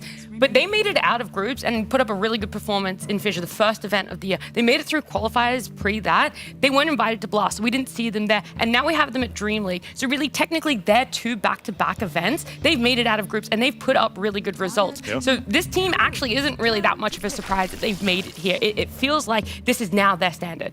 And hopefully they can maintain that standard in a new patch, because like we mentioned, we have not really gotten a chance to see too many heroic officials or Chimera officials, so this will be a real treat. As we can take a look at the draft for game number 1. Heroic ban out the DK, the Tiny, the Abaddon, and the Enigma. Chimera take out Magnus, Jakiro, and Darkseer. First pick themselves a Lifestealer. Hope we get PA for Heroic. Can anything beat Lifestealer? Because everything we thought used to beat Lifestealer doesn't beat Lifestealer. He does seem to be one of the big winners of this patch with the new facet that he gets. Like, it's not even the open wounds refreshing, really. It's just getting more HP per hero kill. You get very rewarded for early aggression. Like, it is 50 kill level 1. Is that it? 50 HP. 50 HP per kill. Yeah. That's quite a bit. That adds up over the duration of a game. So our Slardar is out of the mix, at least from what we saw of the previous series. Phantom Assassin's not really a solution. Debuff immune, piercing disable, always valuable, right? So Beastmaster seems like a good case against a first pick Lifestealer. Yeah, I mean, that's why they would ban out things like Magnus, right? You can RP through the Rage. Like, an issue that we saw in the series that we just watched when Spirit was playing versus Lifestealer is they had no disables to go through the Rage, and Lifestealer was just playing for free in both of the games. So here, like, another hero that you could potentially look at versus Lifestealer is Batrider, not necessarily only the Beastmaster. Maybe Beastmaster alone is enough, but it is nice to have 2 routes that you can take. Especially if one's coming from a support role, one's coming from a core role. I mean, I know this did not work when we saw the Ricky against Lifestealer, but just on the train of what's good versus Lifestealer, typically silences, right? Sure. Because like you don't really want to buy a Dispel until BKB or Manta potentially later on, but that's pretty far on down the road, which means it gives you some openings in that early to mid game to really punish him, because if you can't get Rage off, he's not as good of a hero. So silences are very great for that. Of course, being able to stun him through his Rage is nice, but doesn't really solve the problem of how he's so damn tanky. If he gets the Rage off at all, maybe it doesn't matter. He's just going to infest directly after because you don't have the damage. We do see Ursa and PA getting banned, so Chimera, I do think PA is still a good solution regardless. Having mass physical damage is always the way to kill Lifestealer. That's why we see those bans come out. Having stuns, having silences are good tools to also deal with that. Oftentimes we also see Monkey King included in these Phase 1, Phase 2 bans if you're picking out a Lifestealer, but that one slips through for right now, and Chimera get their support duo of a Muerta and Enchantress. Yeah, I mean, Enchantress, usually her or Chen are picked up versus Beastmaster because you can dominate the board, making the lane easier. But I think that Enchantress with the patch got hit pretty hard by the impetus not like killing creeps as fast. Like, this hero is a greedy support. Like, regardless of the fact that she's either played as 4 or 5, she's going to be 5 in this game, you do want to skill on her. You want to take the game late and just be that big damage dealer. It feels like her ability to skill has been really, really hit by the patch from what I've seen. We got a chance to speak to Insania, and of all the patch changes of the heroes that he played, he said he felt the impetus nerfs against creeps the most. But, I mean, with that being said, she still does her job in the sense that it's going to beat Beastmaster on lane. It's like another slow that you can stack on and like run down this Beastmaster, make sure he doesn't have an easy lane. Look at that, you called that one Tsunami. Didn't get banned out, and Heroic get their hands on it along with their Bounty Hunter and Warlock. The wall came to mind when you guys were talking about things that could pierce BKB True. or the Rage, right? But then the worry is how many supports can do it, and then how long cooldown centric are they? Because whilst you do have the Golem that you can drop and pierce through the Rage and the BKB, it's a pretty significant cooldown. So it's like, where is that balance between going for team fights that have to revolve around this to having pickups. And maybe they found a nice balance with having that in the Warlock, but then also the Monkey King and the Bounty Hunter can work together for pickups still as well. Yeah, I think that's why they wanted the Warlock specifically. They wanted more team fight, even though it is a long cooldown. When you have Beastmaster, Bounty, Monkey King, all these heroes are pretty fast. I mean, Monkey's ult is great later on, not so great early on. So having team fight to match is always nice to have. So it doesn't really threaten Lifestealer at all. I don't think he cares too much about a mini stun during his rage. But like a good Fatal Bond on all these heroes could be good, as well as the AoE control. I think there's a couple combinations that come to mind. Whenever I see Warlock picked, it's like Warlock Bounty, Warlock or with Nyx Assassin or something, or same with like these Undying Spear Breakers. Warlock doesn't have a stun. He plays very slow on the map, so you want to play with a melee position 4 who can play fast on the map to kind of make up for it. Bounty Hunter does fulfill that, and Heroic ban out the Enigma from Dahak. Is Nature's Prophet viable in this new patch? Dahak thought it was viable in the previous patch, even though no one was playing it. If Dahak's playing it, surely. I think there are some legs to Nature's Prophet. The only thing is, like, you know, I don't know the conditions that need to be met for it to be a good Nature's Prophet game. The Hawk has to be on your team. Okay, all right, then yeah, it's a great Nature's Prophet game. Definitely viable in this patch. And the biggest thing that happened to Nature's Prophet was he's universal now. That's pretty sweet. Universal heroes in Got general, changed. I have to play them enough to kind of understand the numbers that were hit, because it doesn't feel the same when you're like stacking stats on universal heroes. The only one that I've played so far in the new patch is Marcy, but like they did tweak the numbers so that you're not getting ridiculous amounts of damage. But that was by far his most significant change. I think they also just made his like, you can eat tangos on his sprout now and it doubles the duration, so that's really nice for laning too. I don't think he's good versus Monkey King and Beastmaster, if I'm being honest. Like, these two heroes like jump you quite easily. 10 seconds. They'll leave Dahak's hero in the pocket for right now. Instead, Chimera get their hands on Queen of Pain and ban out an Ember Spirit. 2 spirits already taken out. And I'm assuming 2 more probably gonna get banned out because Heroic need a mid laner. Yeah, do they? Can you not run Monkey King mid? I don't. What is the Monkey First King quap, Queen? I don't think you want to. Right, so they could have, and then when the Queen of Pain came out, they're like, okay, they're going to Yeah. shift this to a carry. That's true. Now we ban out the mid lane. I think their first pick, yeah. So they're kind of like one approach to playing first pick when you're playing against Flex is just counter in 2 lanes, right? Yep. So make sure you can't go mid.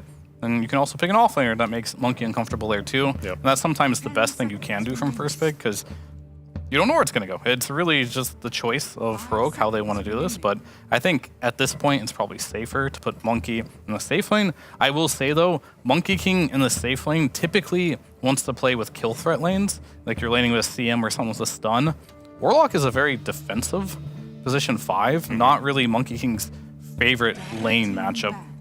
Sure, you have Boundless Strike that can kind of work with the Fatal Bonds and laning stage, but it's okay at best. It's not like a Gyrocopter or something that really shoves it out. So I do like how Chimera's like, okay, if they put it safe lane, worst case scenario, I'll probably survive this lane just because Warlock doesn't have the kill threat. 10 seconds. Yeah, the biggest issue with Warlock lanes is you often feel like the enemy offlaner finds farm because the wave is always at their tower because of Fatal Bonds. And if you have a pesky type of position 4 that can disrupt the pulls, and making it so that the wave is always by your tower, you're kind of in a trading farm situation.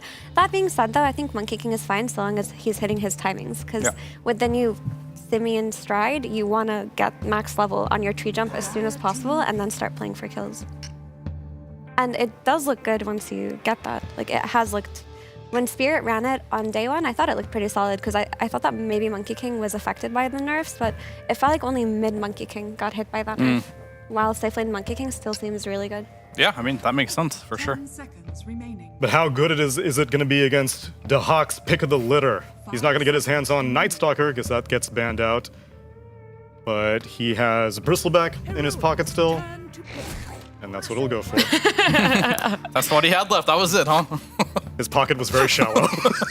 Hey, he had his Nature's Prophet, but yeah. Yeah, that one's a little rough in this game versus Bounty Hunter Monkey or an even Beast. You're just going to get picked off too easily. All right, Analog, you're up against a Queen of Pain. You can't pick Storm, Ember, or Huskar. And it's just got to be Puck, right? But Analog hasn't played Puck this entire tournament. How about Invoker? I hear Invoker's damage these days is great. He loves laning. Invoker's laning is way too ass. Like you need some kind of security to like Viper? get you through that first 5 levels. Puck. All right, I'm gonna go Puck. I mean, That's you the can pick safer Puck, there choice. you go. What else is left for you here?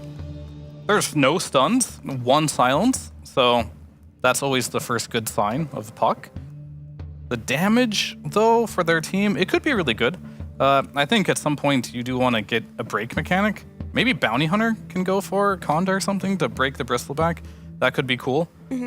Not sure if they don't have a break, how they're going to kill Bristle, though, because he seems very tanky in this game. Yeah. There's got to be Yuma with a Silver Edge early on, because you are right. If there isn't a break early, they don't have a lot of damage coming out for a while, really, until their Monkey King gets strong, because Puck's damage numbers really aren't what they used to be. Lifestealer is proving to be a force to be reckoned with. Cap and Avery, my 2 acting compatriots. Now that we've got you back into your comfort zone.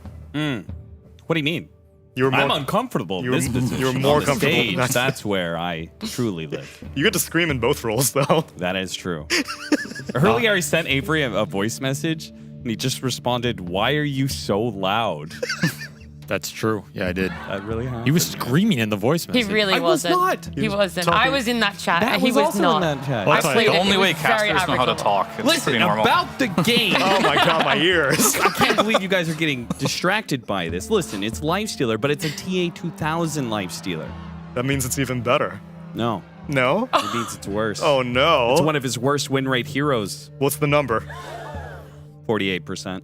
Ah. Disgusting. Sub 50%. But that's old patch. Just old patch memes. It's fine. New patch. You get a brand new win rate. No, on he the has new a patch. point. TA2000. How's that copium tasting over there, Nat? TA2000 plays players. ranged heroes the best. He does. He likes to flash farm. He does. Lifestealer likes does agility none heroes. of those. He does like agility heroes. He likes to flash farm and be ranged. Yes, it's an agility hero. Sounds That's like all of them. Lifestealer to me. I don't Do you know know. any strength heroes that flash farm then are ranged? Yeah, you hop in the new big Player. ancient creep.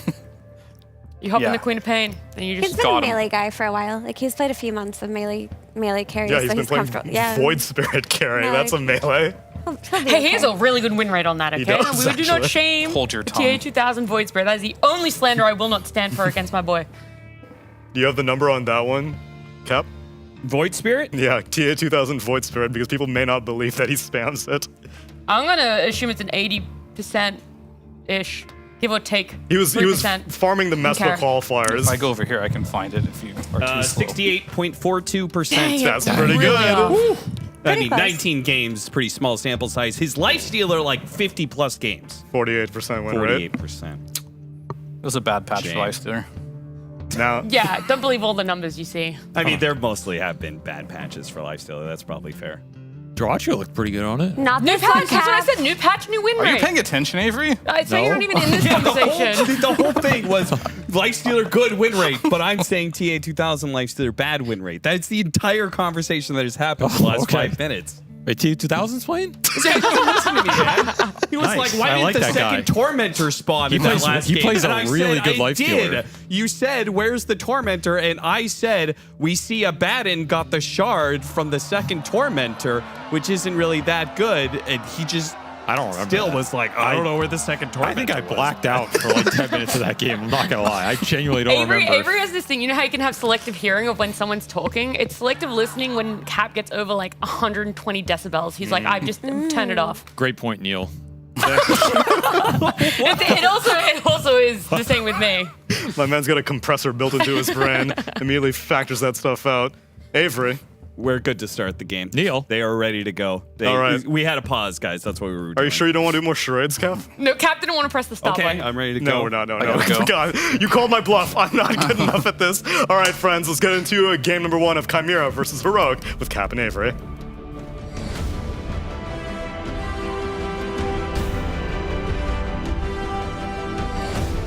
Ladies and gentlemen, welcome to Heroic versus Chimera. An important series for both these teams to start the second group stage on the right foot, because neither of these teams is perhaps projected to be in the top 4 heading into playoffs. But if they can start off with a win here, who knows how far they can go, Avery. That was really dramatic. I mean, it was dramatic music. You know, I had to lean into it. To me, these are the two dark horses, some might say, of the second group stage in a way. Okay. Yeah. You know, I think anybody could see them getting into those playoffs, but is it the most likely on paper? Maybe not. Definitely not. That said, I'm still looking towards both of these teams to show us their potential that I've seen. Because I've seen the ceiling be really high for these teams, but I feel like there's been a lot of series that it's just not gotten there consistently enough. And especially for Heroic. I think, if anything, Chimera has maybe been a bit more consistent than Heroic. Yes. Heroic's been super volatile. Like, some games they look like the best team in the world. Other games it looks like they don't even belong here. So this is a series where I don't think either team is intimidated by the other because they're both in that same kind of status tier. So you should just be able to play comfortably and, you know, be confident, play aggressive, not be worried, oh, we have to play against Tundra Esports, who's apparently unbeatable or something, you know, whatever. Or these guys have 30 TI rings. It's Thanos over here, whoa, you know, or, oh, there's OG with Seb for the 8th time. That was quite the impression. We start off with Heroic getting 3 bounty runes. So good start for the Puck. This is, I love this mid matchup, by the way. This is an old school matchup, right? It's a Cloth classic versus Puck. A classic. And honestly, if you look at Queen and Puck of Pain, neither has really changed in all that time. Not too much, yeah. I feel like they're the same heroes they were 10 years ago, right? Like, obviously they have facets and a bunch of new stuff, but if you look at the spells, yeah, their abilities are spells. The exact same as, which is pretty crazy if you think about it. Like, these two heroes have just been hitting each other for 10 years, 15 years, and Ice Frog said, good job. Yeah, normally that means that if the hero has the same skill for this long, it usually means they're an outdated hero. Right. Like, but Necrophos or something. Yeah, I mean, who was our go-to that we always said this hero has an outdated kit? I always felt like that was I thought that was Lion for a long time. I think Venge is in that category. Venge is definitely in that category. Yeah, good category, Austin. Okay. Schofield's having some fun over here. TA 2000, nice snag on the deny.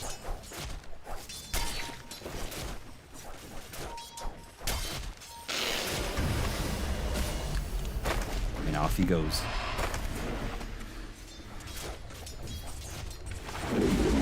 Solid start for Heroic here. Across 3 lanes. Everybody's getting some farm. Everybody's pretty high HP. Analog's doing a fine mid. Monkey's completely free farming down here. Yeah, what do you do about this matchup? Melee hero versus Monkey King. You are Bristle with, you know, it's not Rocket though, so I feel like Bristle can always get out of lanes by pulling or just gooing a melee hero. Pretty hard to chase through it. It almost seems like pulling behind the tower is easier on Radiant side than it is on Dire. Because Dire, you have to go up to the high ground, which means you have to aggro the creeps again. I guess maybe it takes a little longer, but it's safer. I don't know. It's too early for me to determine that kind of stuff. So Wave will meet outside of DeHawk's tower. So he should be happy about this lane placement for now. This is all going to go into him right here. Lornoff is killing it in the mid lane matchup, by the way. 8 denies over this Puck. Yeah, that is a lot for this matchup. Your base damage is fairly comparable. You should be able to get stuff with orbs, so Lornoff putting in work right now.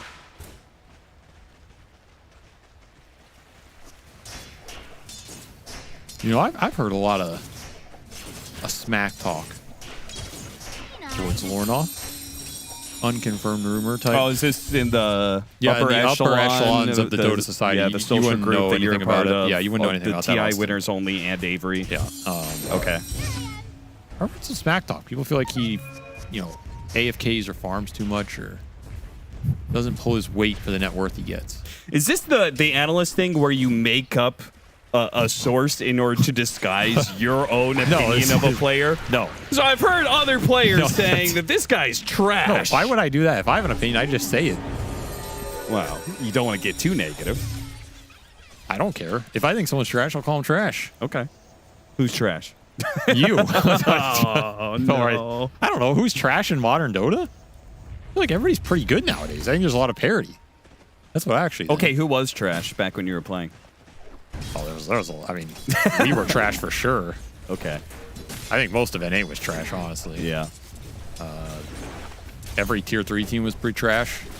Okay, you're not giving me any spicy takes whatsoever, huh? You know who was actually trash?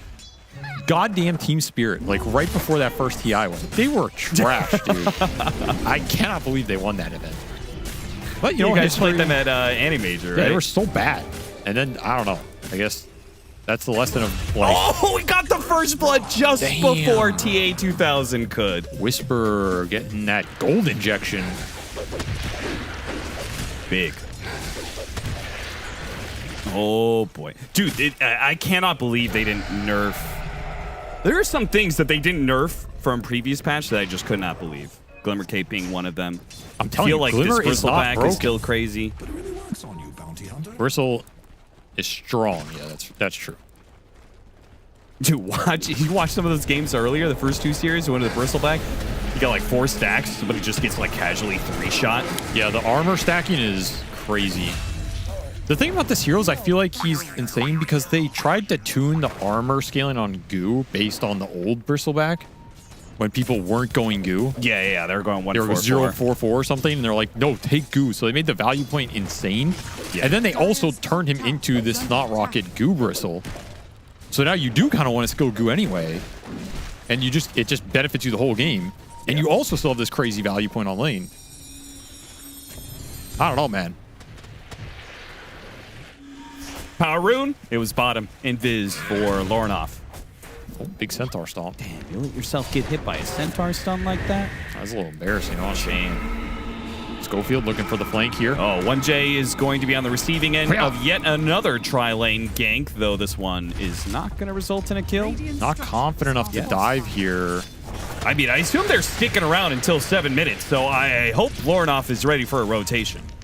They don't have a wave going into the tower, though. This is really stopped weird. his healing salve. That feels bad. Dire's top tower is under attack. Yeah, this is just awkward. There's a sentry on that hill. Schofield. Is he dead? Somehow the goo ended up failing away. Otherwise, he would have died, I think, with all those goo stacks. He had to pop the stick in order to stay alive. You know, one more quill. That'll get him. Oh, are they going to lose both now? They're going to lose both. Oh. I think this Hurricane can push Whisper out of the circle. Yeah. If Panto plays this correctly. Yeah, it's guaranteed, I think, if he plays it. Okay, channel, push. Okay, that doesn't get far enough, but they just kill him. Okay. Wait, the monkey's going to come in. Maybe Yuma can stop this. He gets inside. And Wisdom's not stolen yet. Oh, he sidestepped the Sonic Wave. What? He gets his full Jingoos up. Heroic get to the other side of the map and save not just the Wisdom Rune, but get themselves a bigger boon. Instead, it's 3 on Chimera dead. That was crazy. How did they all get there so fast? I guess they were at bottom so long. They all had teepees. That fight just lasted so long. Now you have 5 Grimoire charges on King Jungles, who's already level 5.5 out of nowhere. Jeez. Massive fight for them. I'm telling you, man, these standard deliver heroes like Monkey King. Yeah, they're strong around some of these shrines. 4 melees, they're going to feel really good in these situations where you just have to sit in a little circle. I mean, honestly, even if he hit him with that ult, I don't think it's changing this fight at all. I don't think so either. I think they were just screwed. They do not have the same early firepower if the Sonic Wave can't clean up multiple heroes. Monkey King is going to dominate that kind of team fight.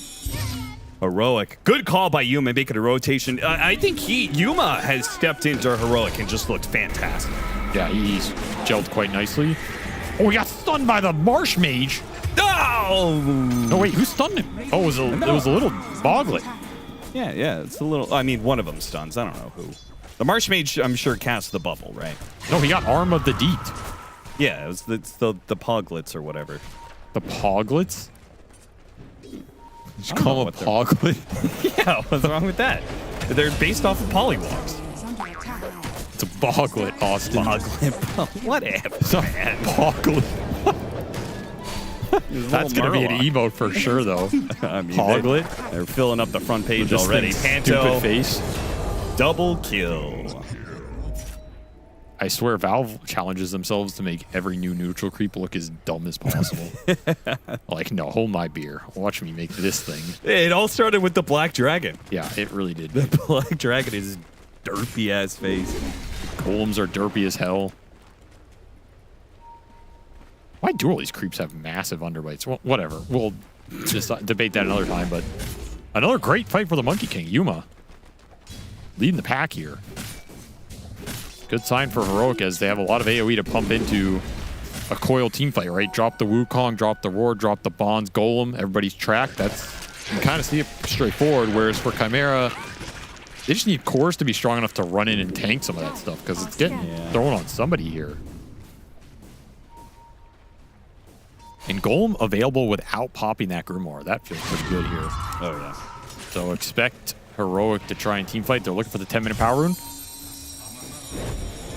Link for it. Coil on 2. Yuma right in the middle of all of them. He doesn't have his Wukong command, but he does have Jingu stack into the Bounded Strike. And here comes the Golem with the Fatal Bonds on top of all of these heroes. Still, though, they need the Roar to be able to stop TA2000, and that'll give Yuma a little bit of space to get those stacks back up into play. The Infestantide of Dahak, though, it's quite the turn. With all the goo stacked up, these heroes are mincemeat against the Bristleback and his physical damage. They go for the kill and get it on Whisper, too.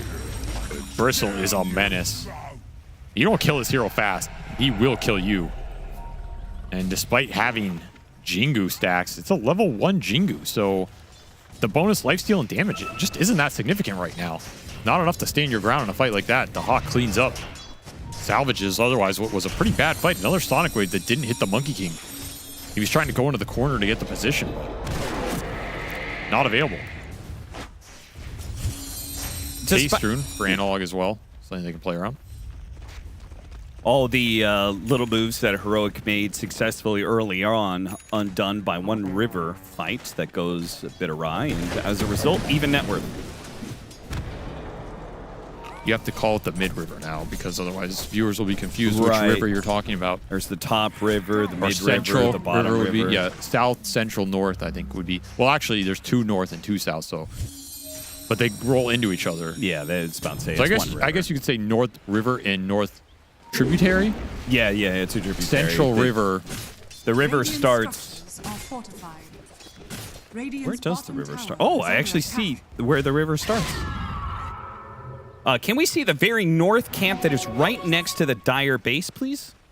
Yes, excellent. See, these are true observers. Okay, now go down a little bit. We're going to see the start of this river. It's a separate river. See, look. This is geography with Austin Walsh. Everybody. Look at that. No one cares. Tower killed by Panto. As the Troll Boys do their work. No fight from Heroic. They had everything but gold. I thought they might have taken that tower fight, but I feel like we just don't see anybody take this fighter on the tower because the positioning is super weird defense-wise. Too many holes in the trees. I guess Whisper's also doing some stack arenas right now. Clearing through some prowlers.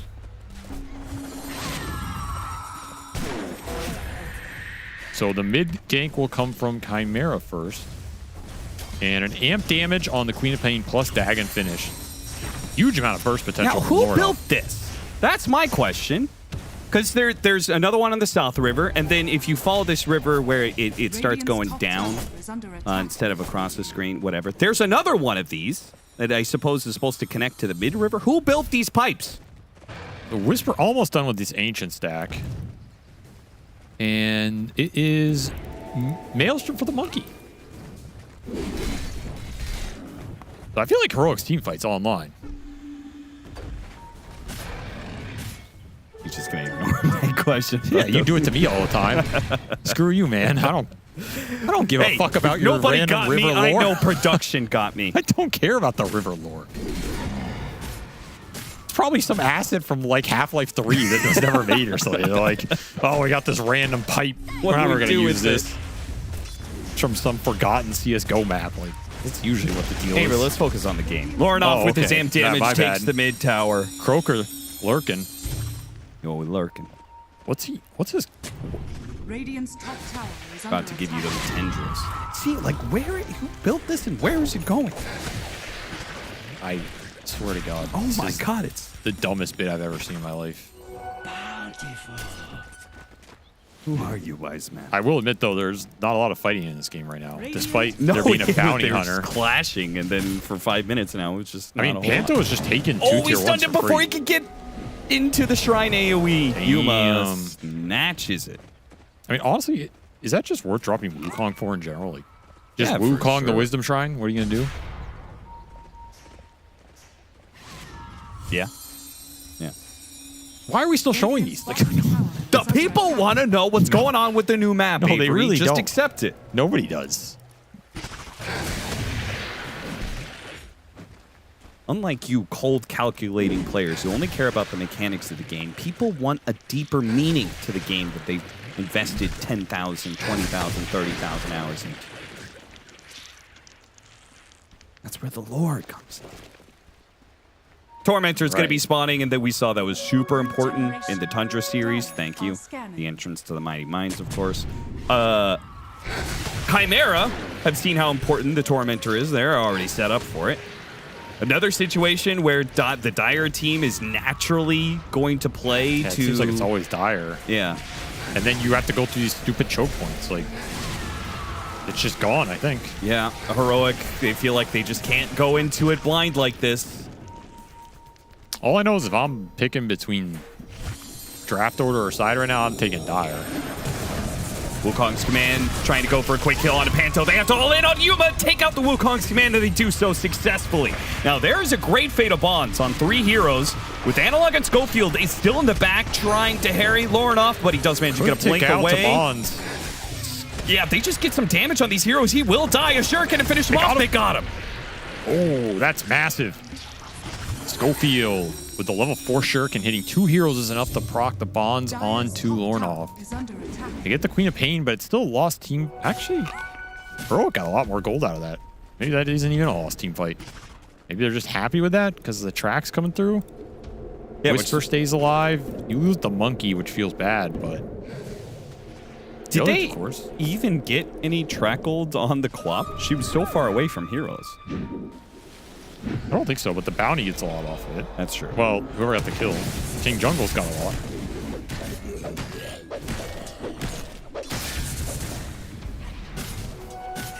Schofield's going to opt for a Vessel.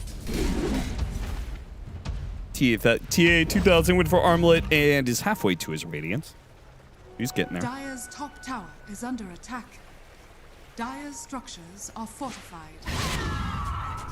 Pipe rush for Dahak, so if you're Chimera, you kind of want to fight with this pipe, assuming you have Sonic Wave up. Early Armlet on the Lifestealer as well, another fighting item. Instead, you're just going to lose Lornov. A little bit of a overlap, but it's fine. It was an important kill to get. Is under attack.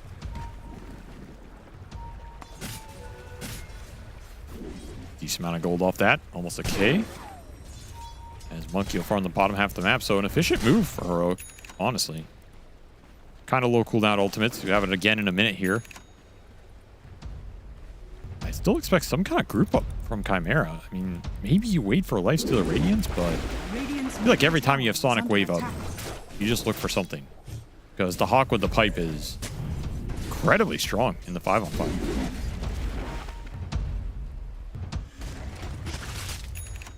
I mean, you even Roche pretty early in this game with the goo. All right, there's the smoke. Empty camp. Here we go. Looking for something with the Sonic Wave. You're 9 XP off of this level 2 Sonic Wave. We'll catch Schofield. I mean, smoke for Schofield. Heroic probably aren't the most sad about it, especially if they can still clear out their triangle. Yeah, that's where I think you maybe could have Roche, but it would have been pretty dicey. So now you just wait for Lifestealer or Radiance, I guess. Yeah, not the greatest feeling for Chimera off that, I think. Yeah, because Heroic were well spread out across the map, farming lots of different areas. If you found a core kill there, you might have just been able to Roche. Or maybe get some deep rewards and feel good about that play. Instead, it was kind of inefficient. Okay, your scale is still pretty solid here. Searing Signet for Puck, so that'll add a decent amount of extra damage to his combo. True. How are we doing on levels here? Pretty even, actually, huh? Yeah, 2 level difference and a 600 gold difference. This is an incredibly even game. Oh! Whoops. Coil comes a little bit too late there. Well, you miss all the coils you don't throw. and you also miss some of them that you do. Yeah, and then what about all the potential coils that you could be using? And you miss some more, I when guess. it's on cooldown. That's a lot of missing coils. Radiant's done. Chimera got to pretty good power point on their 3 cores here. Roshan's still available. That's Ags. Beastmaster would love to start clearing through some objectives. Golem is available for Heroic. They want to take a fight in 30 seconds when Coil's up. I think this is when this has been